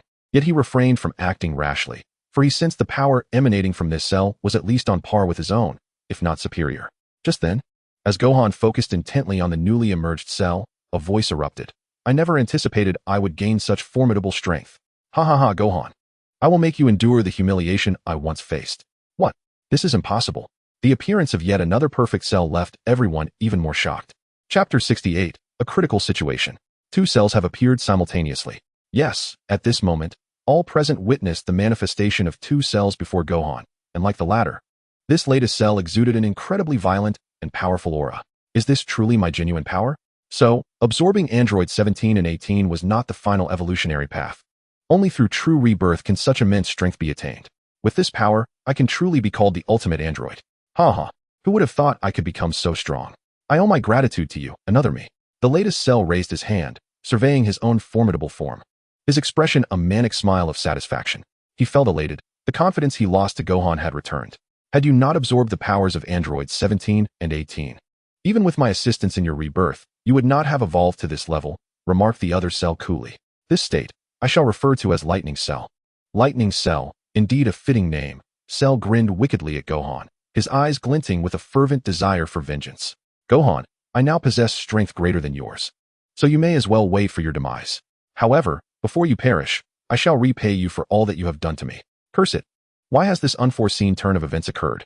Gohan's body tensed, teeth clenched as he stared at the two nearly identical cells. With Ling's guidance, he had devised a plan to deal with Cell, but who could have anticipated such an unexpected development? This was a twist that none could have envisioned. Who would have thought a new, even more powerful cell would appear, seemingly enhancing the original cell's strength upon arrival? Where did you come from? Why are you here? What is your purpose? Gohan directed a rapid-fire inquiry at the new cell. Upon hearing this, the original cell turned to his counterpart, equally curious about the latter's appearance. Such a violent aura could not have manifested through normal means. Even if he were unaware, Gohan's strength would certainly have sensed it, yet that was evidently not the case. The original cell was also intrigued by the new cell's purpose for being here. Surely it was not merely to rescue him? Upon hearing Gohan's barrage of questions, the new cell raised his hand, touched the ring on his finger, and then turned to Gohan with a grin, saying, I am here for but one purpose. To fulfill the orders of that great being, to eradicate all Saiyans across the timelines, or in other words, to eliminate Goku and everyone around him. I initially thought I would only have to deal with this world's Goku, but it seems there is an unexpected delight. Gohan, I am not curious about your origins, for I know you possess a time machine, and my sole intent is to annihilate all of you. With the new cell's declaration, both Gohan and the original cell gasped in shock. The new cell then turned to the original cell and remarked, This Gohan appears quite formidable. And given what he just did to you, I shall aid you in defeating him, and afterward, you can deal with Goku in gratitude to me. Rest assured, once all is said and done, I will recommend you to that great being. The original Cell regarded him with a steely gaze before replying, I can handle Gohan. But there is no need to involve that so-called great being. I am Cell, and I can grow stronger on my own. But you, why do you heed the commands of this so-called great being? At the end, he shot a sidelong glance at the new Cell, as if to say that a being of such stature should not bow to another. Upon witnessing this, the new Cell felt neither anger nor displeasure. He merely smiled faintly and remarked, the power of that esteemed individual is beyond your current imagination. You need not comply with me, nor will I coerce you. As long as we can eradicate Sun Wukong and those who stand beside him, that is all that matters. However, do not let regret haunt you in the future. Humph. How could I possibly regret? Cell retorted with unwavering defiance. While he understood that the ability to compel another version of himself to obey must stem from the formidable might of that esteemed individual, after all, it was no small feat to dispatch Cell to eliminate Sun Wukong across various timelines. He still clung to his pride. Even if another version of himself became a mere pawn serving under someone else's banner, perhaps reaping unimaginable rewards in the process, he would never submit to another.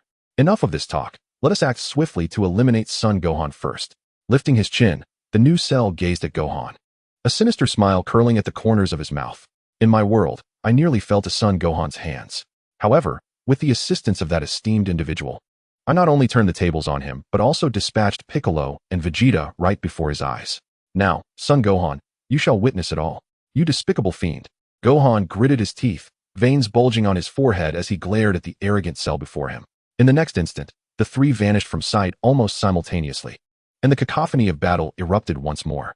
A thunderous roar reverberated through the air as waves of immense and violent power exploded and collided in midair, each impact shaking the very foundations of the earth. What are we to do now? Two Cells, both seemingly on par with the current Gohan. Can he handle this? Krillin anxiously observed the unfolding drama, having just risked pulling Android 18 into the fray, his concern mounting as he watched Gohan engage with the two Cells. At his words, no one responded. Sun Wukong's eyes darted along the trajectory of the battle, his expression grave as he clenched his teeth. Damn it! One of the Cells possesses power far superior to Gohan's. At this rate, he might not be able to withstand it. Sun Wukong tightened his fists and glanced at his son, Little Goten, pondering whether to say something when suddenly, he turned to Lingen and asked, Lingen, you trained with Gohan in the hyperbolic time chamber. You must have witnessed how he transformed into Super Saiyan 2. Could you share some insights with me? Wukong. Do you mean? As Sun Wukong's words lingered, everyone turned their gaze toward him. Chapter 69, Assistance Mr. Wukong. Are you intending to utilize Gohan's experience in breaking through to Super Saiyan 2 as a means for your own ascension? Lingen glanced at the struggling Gohan not far away, initially planning to intervene herself.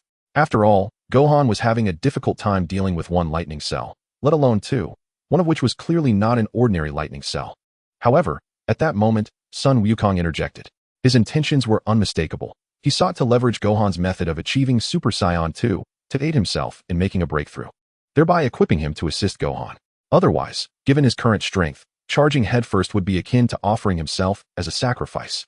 Observing Sun Wukong nodding, Vegeta and Trunks also focused their attention on Lingen. Though Vegeta firmly believed he could reach Super Saiyan 2 on his own, it was still beneficial to hear someone else's experience. As for Gohan's method, Lingen touched her forehead thoughtfully.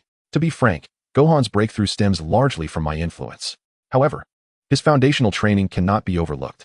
He had already reached his limits, and if the right approach is found, he could very well surpass them on his own. My role is merely to provide the impetus to open the door. Yet, could Sun Wukong truly harness that impetus to break through to Super Saiyan 2? Suddenly, she turned her gaze to little Gohan and addressed Sun Wukong. Mr. Wukong, I can assist you as I did with Gohan, but my assistance is limited. Whether you can break through ultimately depends on your own efforts. Then I shall entrust this to you. The onlookers displayed expressions of surprise. They had assumed Lingen would merely share Gohan's successful methods and experiences, unaware that she was offering to help others break through as well. This implied that Gohan's potential ascension to Super Saiyan 2 was significantly influenced by Lingen. Sun Wukong had no time to ponder these revelations. With a serious expression, he grasped Gohan and turned to Lingen. Then you two should lie down on the ground. Seeing that both father and son complied without suspicion, Lingen nodded, activating her virtual construct skill. In the next moment, everyone watched as Sun Wukong and his son simultaneously lost consciousness. Before anyone could inquire about the situation, they suddenly noticed both individuals' faces contorting in pain and fury, as if trapped in a nightmare. Sweat drenched them in an instant, and the serene aura they had maintained in their full power forms violently morphed into chaos. What is happening? Krillin looked anxiously at Sun Wukong and his son. He had intended to voice his concerns about potential issues, but refrained, fearing it would imply distrust towards Lingen. Kakarot and his son's energies had become exceedingly volatile. Even little Gohan's aura surged dramatically. What method has she employed? Vegeta released the arms he had crossed over his chest, sensing Gohan's escalating power, his expression darkening. How to put it? Watching one junior after another surpass him weighed heavily on the proud Vegeta's heart, and it was not just Gohan. Even Sun Wukong's energy was rising, albeit less noticeably. Gohan's aura caught Piccolo's attention, who cast a surprised glance at Lingen, astonished that she truly possessed a means to facilitate this. Boom, boom, boom. As the crowd pondered their thoughts, it wasn't long before Gohan, still grappling with the two cells, suddenly sat up from the ground. At that moment, his golden hair stood more erect than ever, and arcs of electricity crackled around him. Seeing this spectacle, everyone collectively inhaled sharply. He has truly succeeded. Gohan's aura. This is Super Saiyan 2. Remarkably, he has reached it even faster than Wukong. It is simply astounding. The astonishment over Gohan's talent quickly morphed into excitement, for the emergence of another Super Saiyan 2 meant they now had the capability to confront the unexpectedly appearing cells. Oh, just as the original story depicted the first character to achieve Super Saiyan 2, this world's Gohan was already on the brink. Although he had not transformed due to Cell's provocation, with the virtual construct at play, all that was required was a replication of the original plot, and he would undoubtedly break through. For little Gohan, Lingen merely reconstructed the original storyline, and unlike the future world's Gohan, she refrained from revealing the means by which it was accomplished. This meant that neither Sun Wukong nor Gohan were aware they had entered a virtual realm. Thus, the realism of the experience would make it easier for them to engage their inner emotions. Little Gohan did not disappoint her. He had indeed successfully ascended to Super Saiyan 2. At this moment, his eyes were sharp and piercing as he gazed at those around him, noticing that they were unharmed. Particularly the android number 16, he exhaled softly and then solemnly bowed to Lingen, saying, "Thank you, Sister Lingen. You are a good child." Lingen smiled and replied, "Now that you possess power beyond that of a Super Saiyan, go forth and deal with Cell. Gohan, you must give it your all." Understood, everyone. Gohan nodded. And in the next instant, he soared into the air towards the battlefield, the power radiating from him causing everyone to glance in awe. It was truly astonishing that one could transcend to such heights through this method. Ahem, Miss Lingen, I wonder if your technique would be beneficial for us. Yamcha, his eyes glinting with envy, awkwardly addressed Lingen. At his words, everyone's attention turned to her. Lingen chuckled and explained, "My method is indeed useful for Earthlings during normal training, but its efficacy is somewhat limited. It is primarily more advantageous for Saiyans." Is that so? What a pity. Yamcha and Krillin both expressed their disappointment. At that moment, Lingen noticed Trunks' expression and smiled, saying, "Trunks, if you wish to give it a try, I can certainly allow you to do so. However, you have yet to reach full power as a Super Saiyan, so its effectiveness might be minimal, but you can certainly attempt it." "Really? Thank you so much," Trunks exclaimed, his excitement palpable. He then inquired, "Miss Lingen, may I also invite my father to join?" "Humph."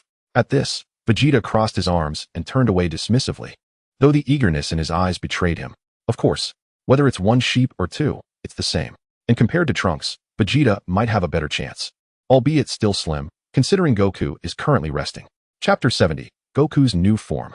Although Vegeta was arrogant, he was still fervently interested in the prospect of becoming stronger. However, it was crucial to note that he did not personally request Lingen's help, but rather allowed Trunks to take the initiative.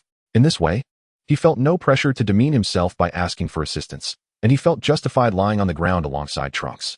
While they were lying there, Goku, who had been resting nearby, suddenly opened his eyes and leapt to his feet. "Goku, what is happening? Did you succeed?" Krillin asked anxiously. Goku rubbed his brow, seemingly at a loss for words. After a moment, under the watchful gazes of everyone, he slowly articulated, "I feel like I'm on the verge of breaking through to Super Saiyan 2, but it's quite frustrating. It seems my talent is still lacking, ha ha ha." However, just as the others began to feel disheartened by his words, Goku continued, "Although I didn't succeed in reaching Super Saiyan 2, I feel that my understanding of Super Saiyan has deepened. If all goes well, let me give it a try." With that, he moved to an open area, transforming back into his Super Saiyan form. Lingen, ever observant, noted that although Goku had not successfully transcended, there were hints of flickering lightning within the golden aura surrounding him. This indicated that Goku was nearing the level of Super Saiyan 2. The so-called final step was indeed just that, and with his capabilities, he might soon attain Super Saiyan 2. What was he to do now? Under the curious gazes of the crowd, Goku, enveloped in a brilliant golden aura, suddenly fixed his gaze fiercely. In the next moment, a red light began to swirl around him beneath the golden flames. In that instant, Goku's presence became overwhelmingly fierce and powerful. Seeing this, Vegeta, who had been lying on the ground, abruptly sat up, his eyes wide with surprise as if recalling some unpleasant memories. That was the King Kai fist that Goku had previously utilized. To use the King Kai fist while in Super Saiyan form? That was utterly astonishing. Piccolo, Krillin, and the others looked at Goku in utter disbelief. After all, the Super Saiyan form provided a multiplicative boost to power, and using the King Kai fist in this state would amplify it even further. Not only Piccolo and Krillin, but even Lingen was taken aback by Goku's current state. While the Dragon Ball anime had depicted Super Saiyans using the King Kai fist multiple times, it was widely known that the anime often diverged into original storylines. Lingen had always been uncertain whether she had traversed into the anime version of Dragon Ball, the manga version, or perhaps a hybrid of both, or even a completely different timeline. Yet as a fan, she found herself leaning towards the idea of having entered the manga world. However, it now seemed that even in the manga world, certain phenomena could manifest, such as Goku utilizing the King Kai fist while in Super Saiyan form. Although it was clear to everyone that Goku was bearing a tremendous burden at this moment, he nonetheless managed to summon this power. While I had contemplated this before, actually executing it feels quite strenuous, Goku grimaced. I can barely achieve even the most basic doubling, perhaps just skimming the edge of the double power. Even so, it feels as if my entire body is about to fall apart. This must be my limit. Yet even if it could only be used briefly, it would still be enough to provide Gohan and the others with some assistance. Goku took a deep breath, forcing himself to suppress the strain on his body, and nodded slightly to everyone. In the next moment, a red and yellow light surged towards the positions of Gohan and Cell. It was truly remarkable. Goku was indeed capable of creating miracles. Even such feats were within his grasp. With Goku's help, those two cells would undoubtedly be no match for them. Krillin could hardly contain his excitement, as if Goku's accomplishments were his own. Humph. Vegeta remained silent, but the slight rise and fall of his chest indicated his inner turmoil. I hope Goku can hold on a little longer, Piccolo remarked, less optimistic than Krillin. Firstly, he understood that Goku's current state could not be sustained for long, and secondly, the cell that had appeared afterward could not be underestimated. To underestimate him would be a grave mistake. Let us commence, Lingen said, directing her gaze towards Trunks and Vegeta. After Trunks nodded in agreement, she activated her skill, and in the next moment, both Vegeta and his son were drawn into a virtual yet tangible world. What could possibly provoke Vegeta's anger? Lingen pondered, stroking her chin. If it were the Vegeta after the Buu saga, his greatest concern would undoubtedly be Bulma. However, at this stage, while he may harbor some feelings for Bulma and Trunks, they surely did not run as deep as in the future. Perhaps his primary concern was his inability to grow stronger, constantly being outpaced by Goku. Due to her uncertainty about what Vegeta currently valued, Lingen chose not to construct a virtual world for him. Instead, she activated her skill, allowing Vegeta to draw upon the deepest concerns of his heart. As for Trunks, that was straightforward. It would be similar to the operation with Gohan. Both individuals have endured the harrowing ordeal of the artificial beings from the future, and in certain respects, this Trunks has faced challenges even more formidable than those encountered by Gohan. However, despite this, Lingen harbors doubts regarding Trunks' potential to attain the Super Saiyan 2 transformation. While it is not strictly necessary to reach full power to progress to Super Saiyan 2, achieving full power certainly enhances the likelihood of such a transformation. Even a martial arts prodigy like Goku struggled at the threshold. Can Trunks truly accomplish it? Lingen expresses skepticism. Vegeta and Trunks find themselves engulfed in a desolate virtual realm, while at this moment, Goku, in a dual state of Super Saiyan and Kaioken, arrives before Cell. Upon witnessing Goku's transformation, both Cell and Gohan exhibit expressions of astonishment, momentarily halting their battle. Truly, you never cease to amaze me, Goku. It is no wonder that the esteemed one places such importance on erasing every iteration of you across timelines. The newly emerged Cell, after his initial surprise, displays an expression of admiration, yet he remains unperturbed by Goku's transformation. Remarkable, Goku, you are indeed a genius for conjuring this form. The original Cell gazes at Goku with evident approval, yet a sinister grin forms on his face. Goku, I possess the very techniques you wield. If I am not mistaken, your current state is a combination of Super Saiyan and Kaioken, correct? Hearing Cell's words, both Gohans turn their attention to Goku. In a sense, it is Cell who understands Goku better, immediately discerning the origins of his form, while the two Gohans were still astonished by Goku's surge in power. Indeed, it is the fusion of Super Saiyan and Kaioken, Goku asserts with a rare hint of pride. Although he has not truly achieved Super Saiyan 2, the ability to devise this form to compensate for his lack of power fills him with a sense of accomplishment. Cell chuckles with delight. Have you ever considered that the techniques you possess, I can also replicate? In this scenario, I could augment my power with Kaioken just as you have. At that point, neither you nor even those two Gohans would stand a chance against me. What? Both Gohans express shock at Cell's declaration. If what he claims is true, it presents an exceedingly troublesome situation, for they are already struggling against Cell. If he could indeed layer Kaioken as Goku has, would he not become even more formidable? How would they respond then? Yet, Goku exhibits no signs of worry or panic. He coolly replies, the ferocious power of Super Saiyan 2 cannot compete with Kaioken. Even in my full power state, I can barely maintain control over Kaioken. Therefore, unless you revert to your original form, it is utterly impossible for you to stack Kaioken. Oh. Cell's expression shifts to one of surprise. He had initially thought Goku provided him with a pathway to greater strength, but it appears more complex than anticipated. Nevertheless, he does not relent. As he prepares to test this theory, the new Cell speaks in a calm tone. Goku is correct. With the strength we currently possess, we cannot stack Kaioken. Even a standard Super Saiyan can scarcely manage it. Goku is indeed a remarkable genius. Upon hearing this, the original Cell scoffs, deciding not to pursue the matter further. Unbeknownst to them, Goku internally breathes a sigh of relief. Though he had speculated that stacking Kaioken with Super Saiyan 2 would be exceedingly difficult, after all, maintaining Kaioken with the most serene power and mindset at full capacity is arduous. His thoughts were merely conjecture. Moreover, Cell is different from them. Perhaps he could indeed layer Kaioken. Now, having heard the words of the new Cell, Goku's heart feels considerably lighter. Gohan, you two handle the original Cell. I will confront the newly emerged Cell. Goku orchestrates.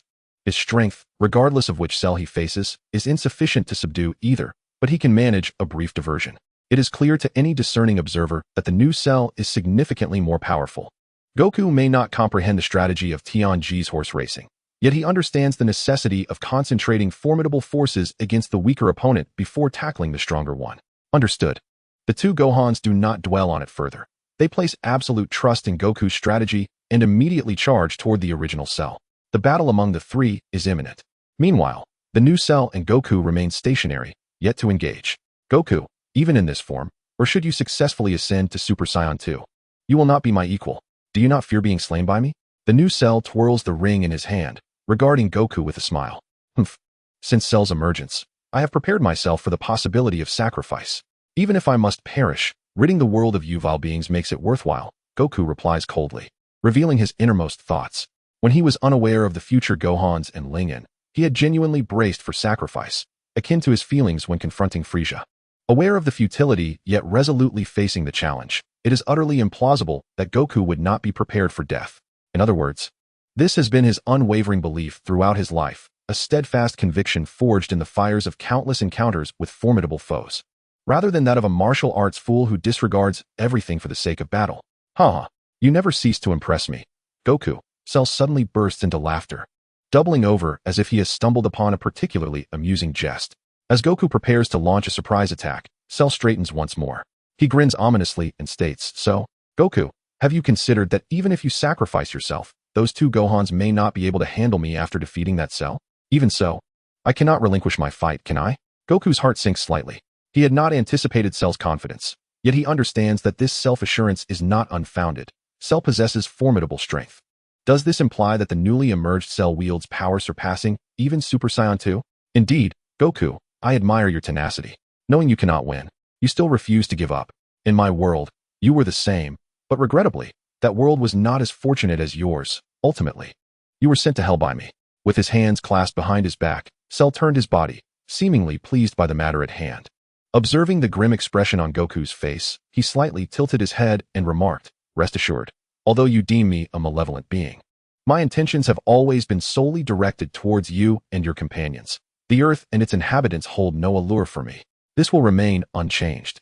I shall only deal with Goku and those around him, utterly disinterested in the world of Earth and its people. Chapter 72, The Awakening of Android 18. Damn it. For reasons unknown, despite Cell's claims of sparing this world and its people, Goku felt an overwhelming surge of anger. Perhaps it was not merely his words, but rather his haughty demeanor that incited such ire. That air of superiority, as if victory were assured. Cell, allow me to witness just how formidable you truly are.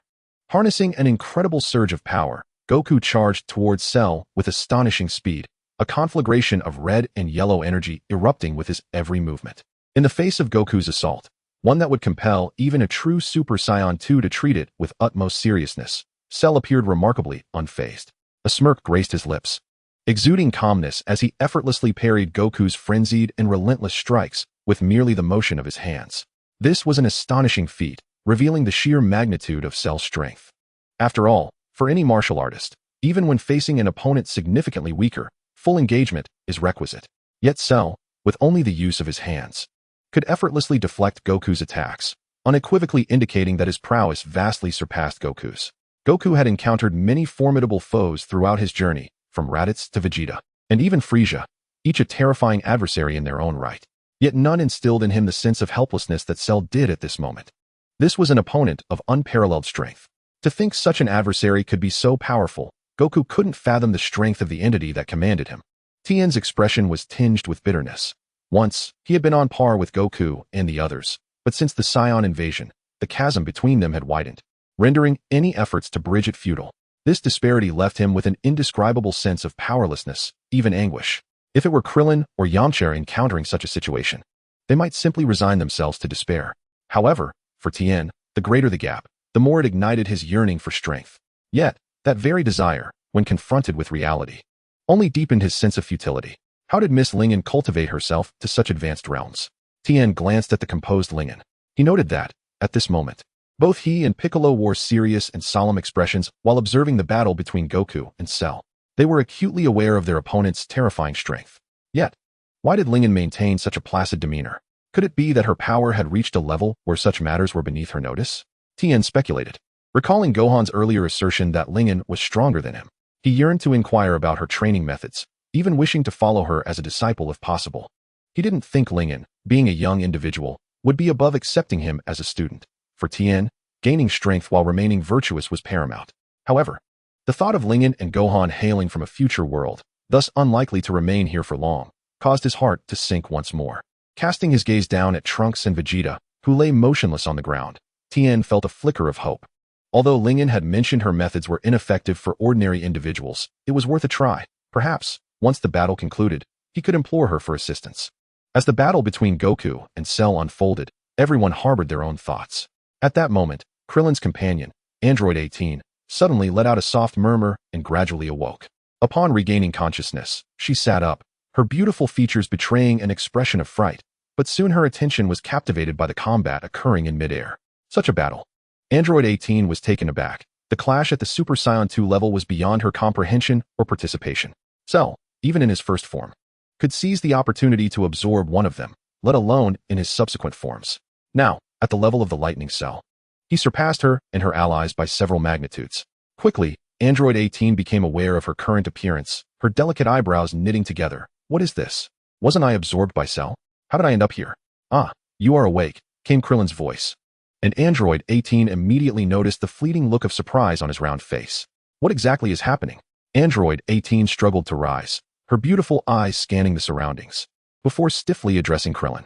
You were absorbed by Cell, but then Gohan transformed into a Super Saiyan 2 and delivered a beating to Cell, who subsequently expelled you and your companions, Krillin explained, scratching his face with a hint of embarrassment. Seeing that there was no danger, I brought you and your allies here. For now, it's quite safe. Upon hearing Krillin's words, Android 18 noticed 17 still lying nearby and then glanced at the tall, silent figure beside him. He was correct. That was indeed what transpired. Android 16 nodded gently. Due to their previous status as enemies and subsequent events, expressing gratitude felt difficult for Android 18. After a moment of silence, she soared towards the unconscious 17. Witnessing this, Krillin pursed his lips, a glimmer of melancholy flashing in his eyes. Mr. Krillin, do you have feelings for Android 18? At that moment, the usually reticent Android 16 suddenly lowered his head. No, it's not like that.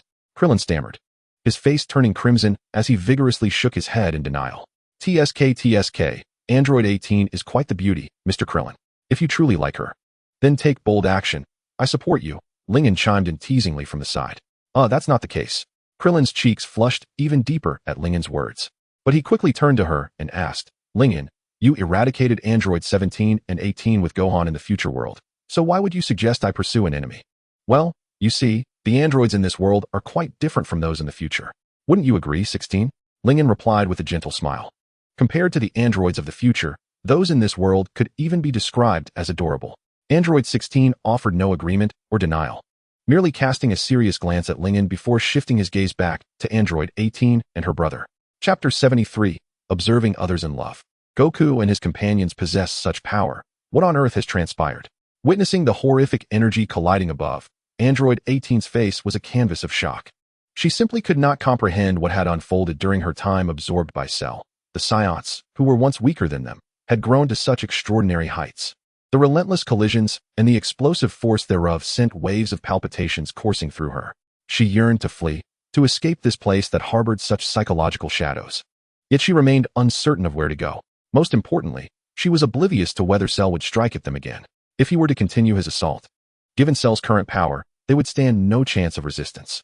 Observing Goku and Gohan engaged in a fierce battle with Cell, she felt that remaining there might indeed be the safer option. However, the thought that they had once been adversaries made her feel somewhat uneasy. At that moment, she noticed the bald-headed Krillin suddenly soaring towards them. What do you want? Number 18 growled at Krillin, clutching her brother defensively, her demeanor resembling that of a startled creature. With her strength, she had no need to act in such a manner towards Krillin, but she was inherently skittish, and Krillin, as a representative of Goku and the others, made her feel as though she required their power for protection. In such circumstances, how could she not react so vehemently upon seeing Krillin approach? Taken aback by number 18's reaction, Krillin hesitated, feeling a twinge of apprehension. Yet recalling Lingen's encouragement for him to come here, he took a deep breath and, with a hint of shyness, inquired, Number 18, are you planning to take number 17 and leave? What does that have to do with you? Number 18's beautiful eyes widened in disbelief. Her eyes sparkled like gemstones, radiating a brilliant light that momentarily dazzled Krillin. Regaining his composure, he continued, I know you aren't evil. And look, number 16 has now become our ally as well. If you don't mind, you could join us too. Furthermore, I've thought it through. Once we defeat Cell, as long as the dragon's wishes haven't been used up, I'll ask Goku to wish for you to return to normal human bodies. Rest assured, once you're restored, Goku will certainly agree. Krillin spoke with utmost sincerity. He had always harbored a fondness for number 18, but had hesitated due to her being labeled an evil android. However, Lingen's words made him realize that the androids of this world were indeed different, having not committed any heinous acts since their creation. Wishes? How utterly ridiculous. Number 18 scoffed at the mention, finding the term laughable. Yet, unbeknownst to her, the words Krillin had spoken stirred something within her, a flicker of emotion in her gaze. At that moment, Krillin glanced at number 17 and number 18's embrace, and his mood suddenly grew somber. I mean it, number 17, everything I said is true. Once you both regain your human forms, you can lead lives just like anyone else. What? Krillin's words were like sparks igniting a powder keg, and number 18 sprang to her feet, disregarding her fallen brother, and shouted at Krillin, I'm not in a relationship with number 17. He is my brother. You fool. With that, she stormed off toward the direction of number 16. Hey! Krillin blinked in confusion, momentarily stunned. After a moment, he called out to number 18. Wait for me. But then, recalling that number 17 had been dropped, Krillin quickly turned back to retrieve him. Upon returning to the group, he was uncertain where to place number 17, so he turned to number 18 and softly asked, Number 18, where should I put your brother? Humph. Number 18 did not respond, instead turning her head away, crossing her arms. Mr. Krillin, please hand number 17 to me. Number 16 extended his arms, accepting number 17. In his broad embrace, number 17 resembled a small child. Witnessing this, Krillin let out a nervous laugh. His short stature had always been a sore point, and now, in the presence of number 16, number 17 appeared diminutive, let alone himself. He was reluctant to approach number 18, as she seemed rather upset. So he pondered and returned to Lingen's side. Haha, Mr. Krillin, I didn't expect you to be so proactive, quite impressive. Lingen delightedly teased, having a penchant for shipping couples. In the future world, she had attempted to match Biddy and Gohan, but their differing backgrounds led to a lack of chemistry, which had left her regretful for quite some time. Upon arriving in this world, she initially feared that their presence would disrupt the budding relationship between Krillin and number 18. But it appeared that Krillin was indeed taking the initiative. Miss Lingen, please don't mock me. It's still too early, Krillin replied, feeling a bit embarrassed, scratching his head. Nevertheless, a flicker of joy danced in his heart, albeit a slight one, as he remained oblivious to number 18's feelings. He had merely clarified the misunderstanding regarding number 17 and number 18's relationship. Believe in yourself, Mr. Krillin, Lingen advised. exuding an air of wisdom despite her lack of romantic experience. As long as you continue to take the initiative, even if number 18 is as unyielding as a stone, she will be swayed by your charm. The specifics of how Krillin and number 18 became involved in the original narrative were unclear to Lingen, but it seemed likely that one party had taken the lead. Moreover, prior to this, the groundwork had already been laid for their relationship, whether through number 18's teasing or Krillin's subsequent actions, both leaving indelible impressions in their hearts. This pair, it was almost impossible not to ship them. Lingen glanced at number 18 in the distance, and then back at Krillin beside her, unable to suppress a grin, wishing she could pull out some sunflower seeds to enjoy the unfolding romance. Indeed, witnessing others fall in love was one of the greatest joys. As Lingen reveled in the budding relationship between number 18 and Krillin, the battle between Gohan and Goku against Cell escalated to a fever pitch. The first to falter was Goku, followed closely by Cell. Goku's exhaustion was understandable, facing an opponent far superior to himself while in a dire state. But Cell's inability to withstand the onslaught stemmed from the combined might of both Gohans, which proved overwhelmingly formidable. In a one-on-one scenario, Cell might not have minded. But when faced with two, the disparity became glaringly apparent.